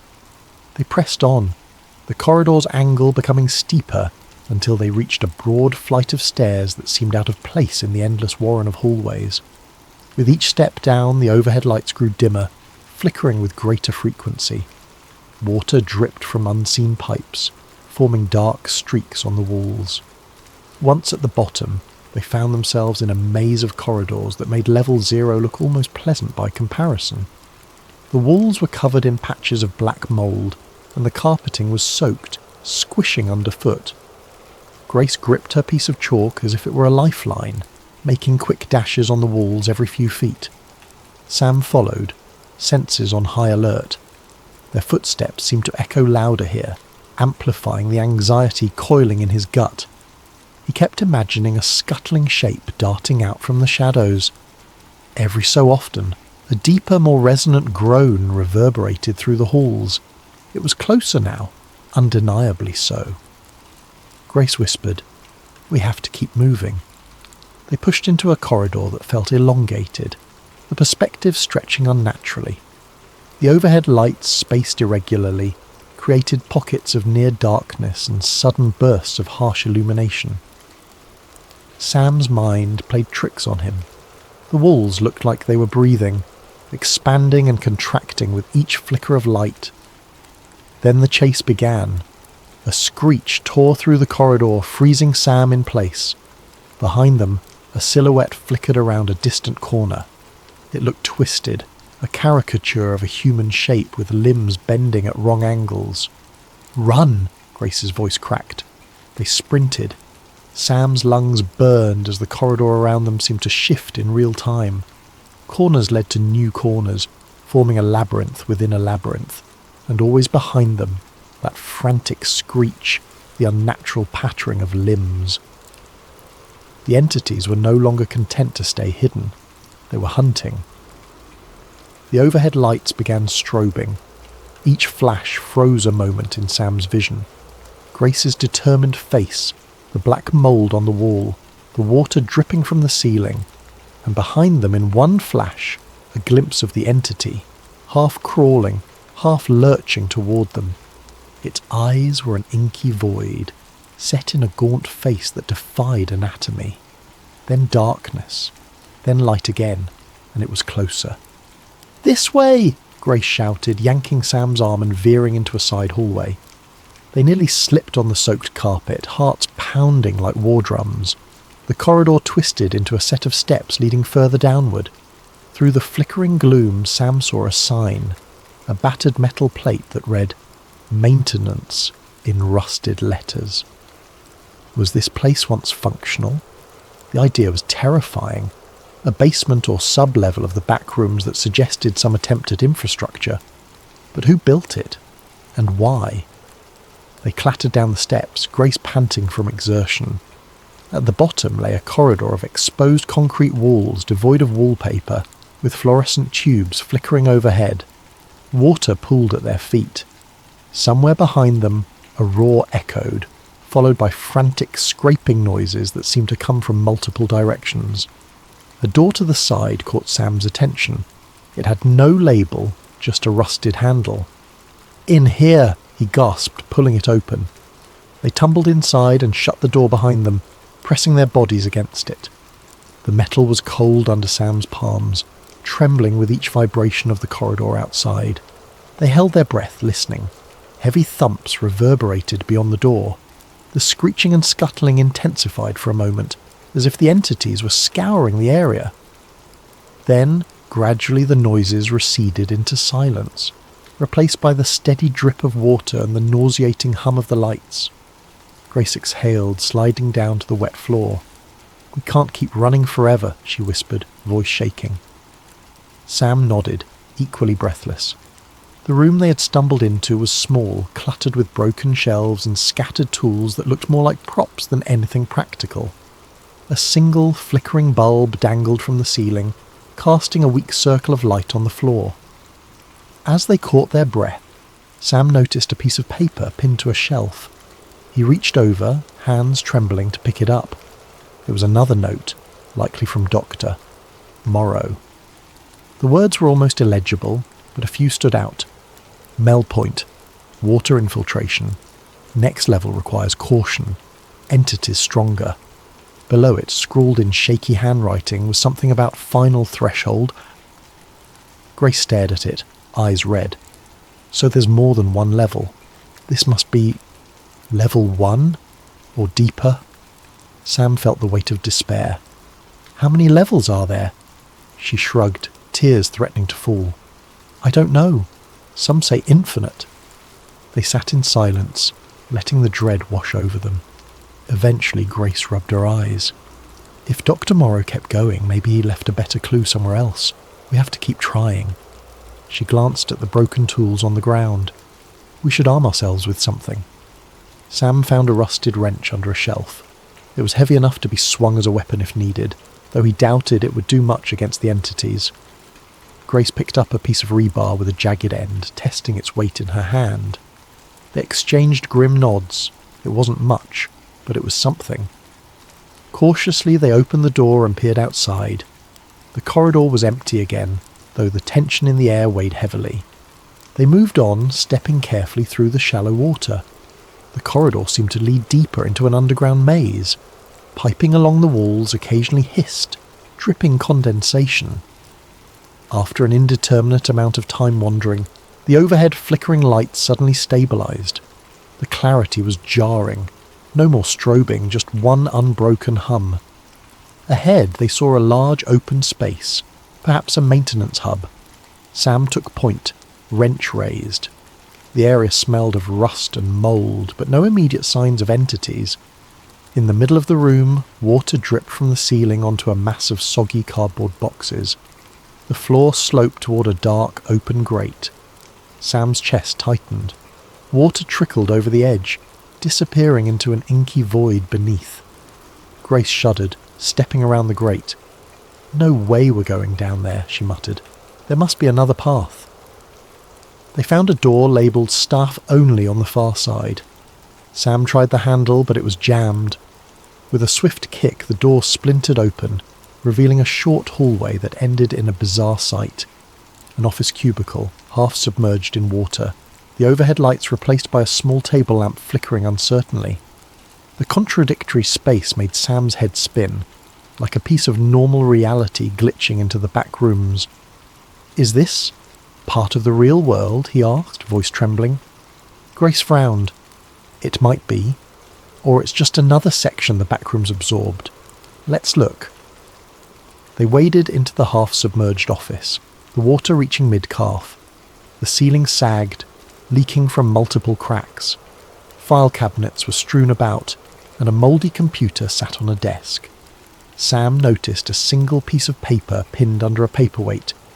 "Gateway Experiment. corridor realignment, exit possible.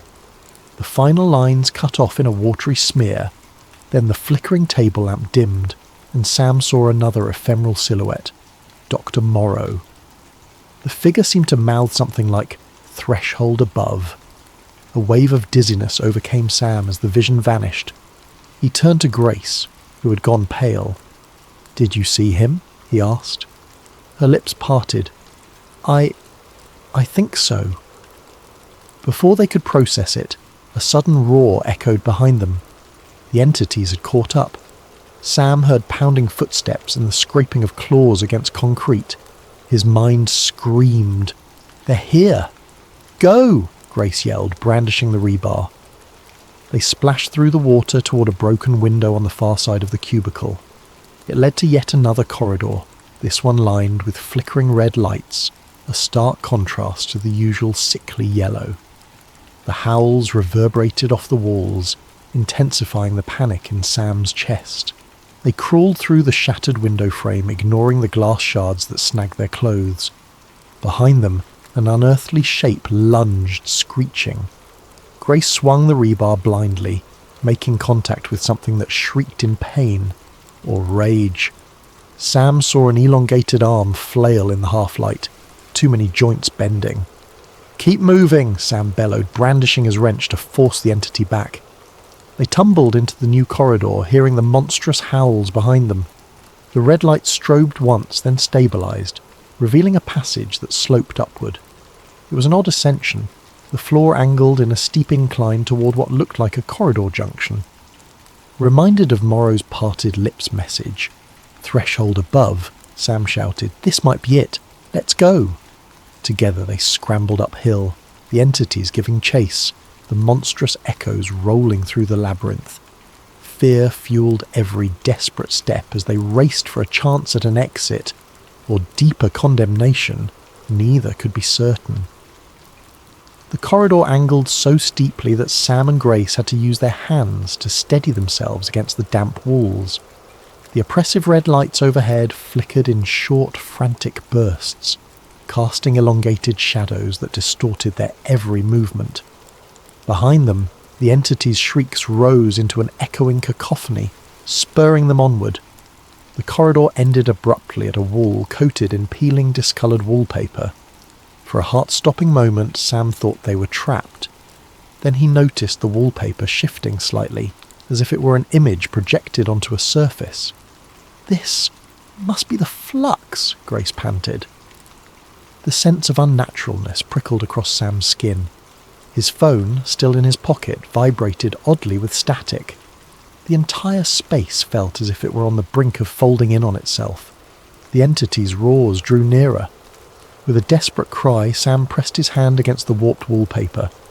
His fingers sank an inch, as though it were made of rubber. He locked eyes with Grace. There was no time for discussion. They both shoved against the wall. It bulged inward, shimmering like a vertical pool of stagnant water. "What if it's not the exit?" Grace whispered, voice trembling. Sam swallowed hard. "We have no choice." The rubbery barrier gave way, and Sam found himself plunging through to the other side. A jarring sense of vertigo overcame him, and for a second his vision blurred in static. The hum of fluorescent lights roared in his ears, intensifying until it was nearly unbearable. Then, sudden silence. He landed in a tangle of limbs on a cold linoleum floor. Grace collapsed beside him, gasping. The environment around them was dimly lit, but the light was different, more natural. Sam's ears rang from the abrupt quiet. He blinked several times, trying to adjust his vision. They appeared to be in what looked like a deserted basement corridor. The walls painted a drab grey, the overhead fixtures spaced normally. No flickering, no perpetual hum. A battered sign on the wall read, "Loading dock. Employees only." Grace let out a shaky laugh, tears welling in her eyes.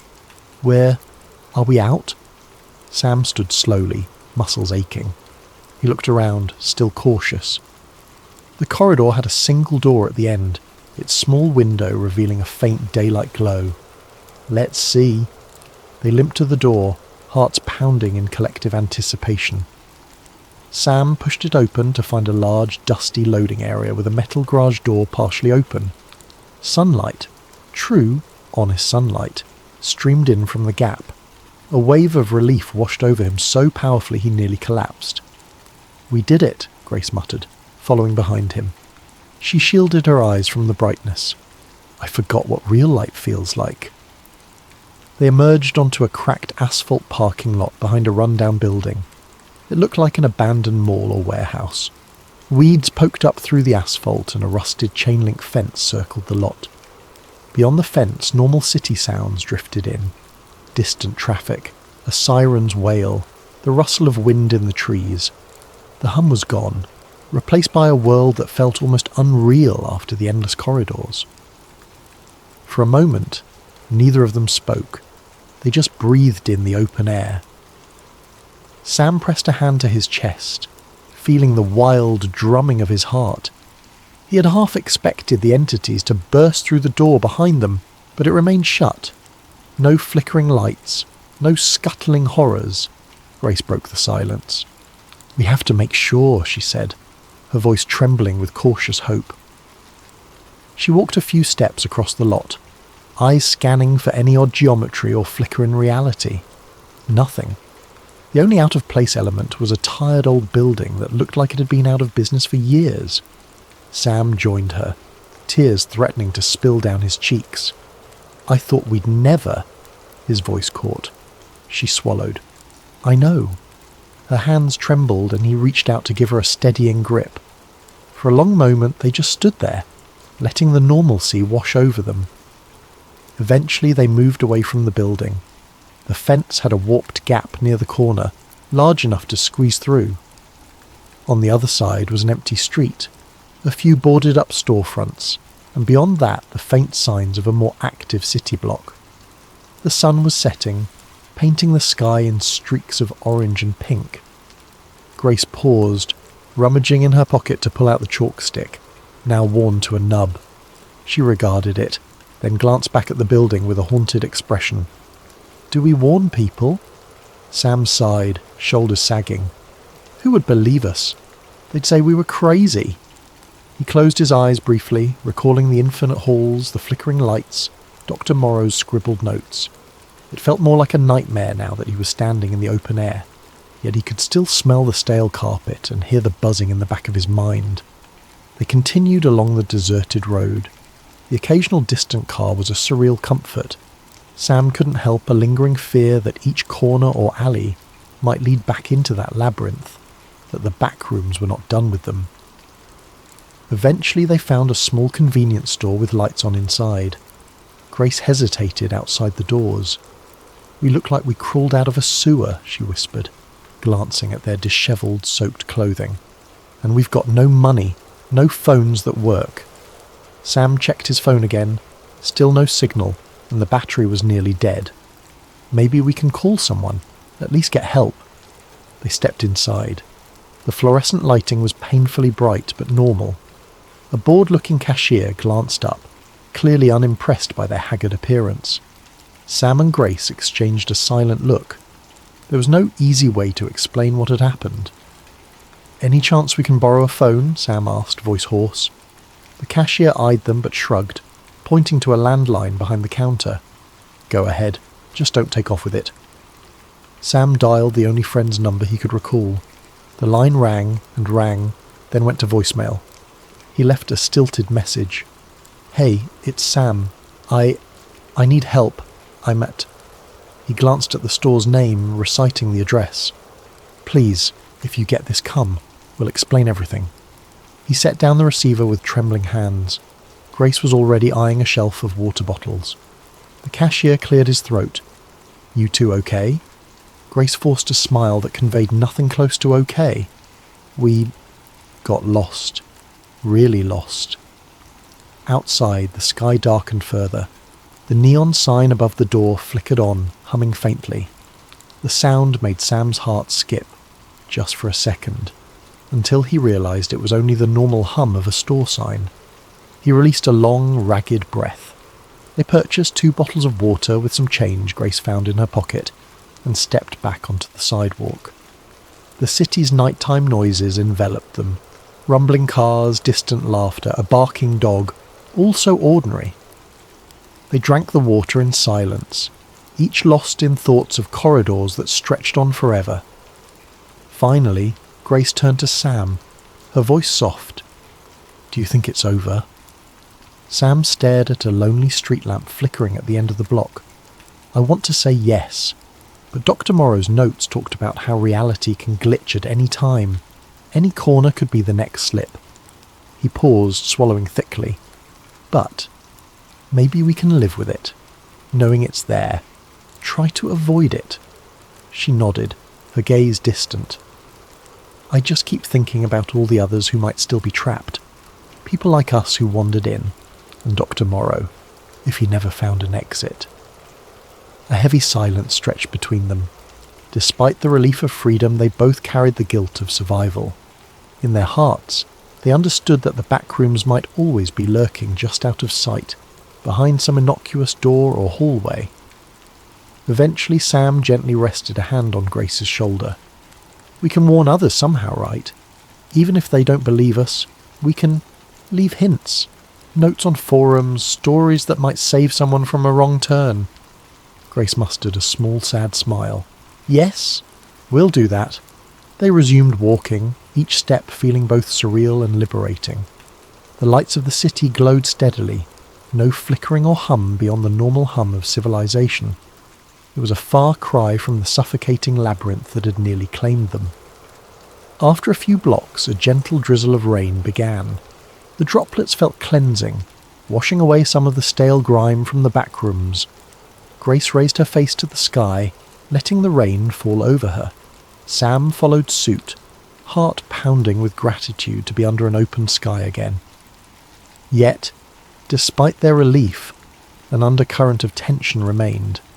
Every time they passed a dark alley, a maintenance door or an oddly angled building corner, Sam's nerves sparked with anxiety. Grace's eyes would flicker to his, as if silently asking, "Do you feel it too?" They eventually turned onto a busier street, where headlights and neon signs offered normal, bustling life. People hurried along the sidewalks, umbrellas up against the drizzle. No one seemed to pay Sam or Grace any special attention, despite their bedraggled appearance. They were just two more strangers in a world that had no clue about the backroom's existence. As they paused at a crosswalk, Sam turned and saw a corner of a building with chipped paint. The angle looked a bit off. He felt a twist in his gut, the same dread as when he first slipped into that supply closet. But a passing car's headlights illuminated it, and the corner revealed itself to be perfectly mundane. He let out a breath he hadn't realized he was holding. Grace's voice was soft. "You see something?" He shook his head slowly. "Number, just my imagination." The crosswalk signal turned green. They stepped off the curb, blending into the crowd of evening pedestrians. In the distance, thunder rumbled, mingling with the city's ambient noise. Though they escaped, a quiet truth lingered between them. Once you've seen the back rooms, some part of you never fully returns. The memory of those endless halls, the flickering lights, and the entities lurking in the shadows remain etched in your mind. And with every hallway, every corner, every flicker of fluorescent light in the real world, that subtle question will always resurface. Am I still safe here? Or is the back rooms just one wrong step away? As if in silent agreement, Sam and Grace continued on together, each finding solace in the other's company. They were survivors now, keepers of a secret they never wished to uncover. Perhaps in time they would heal, or at least learn to live with the knowledge of what lay beyond ordinary reality's thin veneer. For tonight, the rain and the city lights would keep them company, warding off the hum of fluorescent corridors for just a little while longer. And in their quiet gratitude, they held on to each other's presence, knowing that the lines between safety and terror were thin, and that sometimes the difference was simply having someone to hold on to in the dark.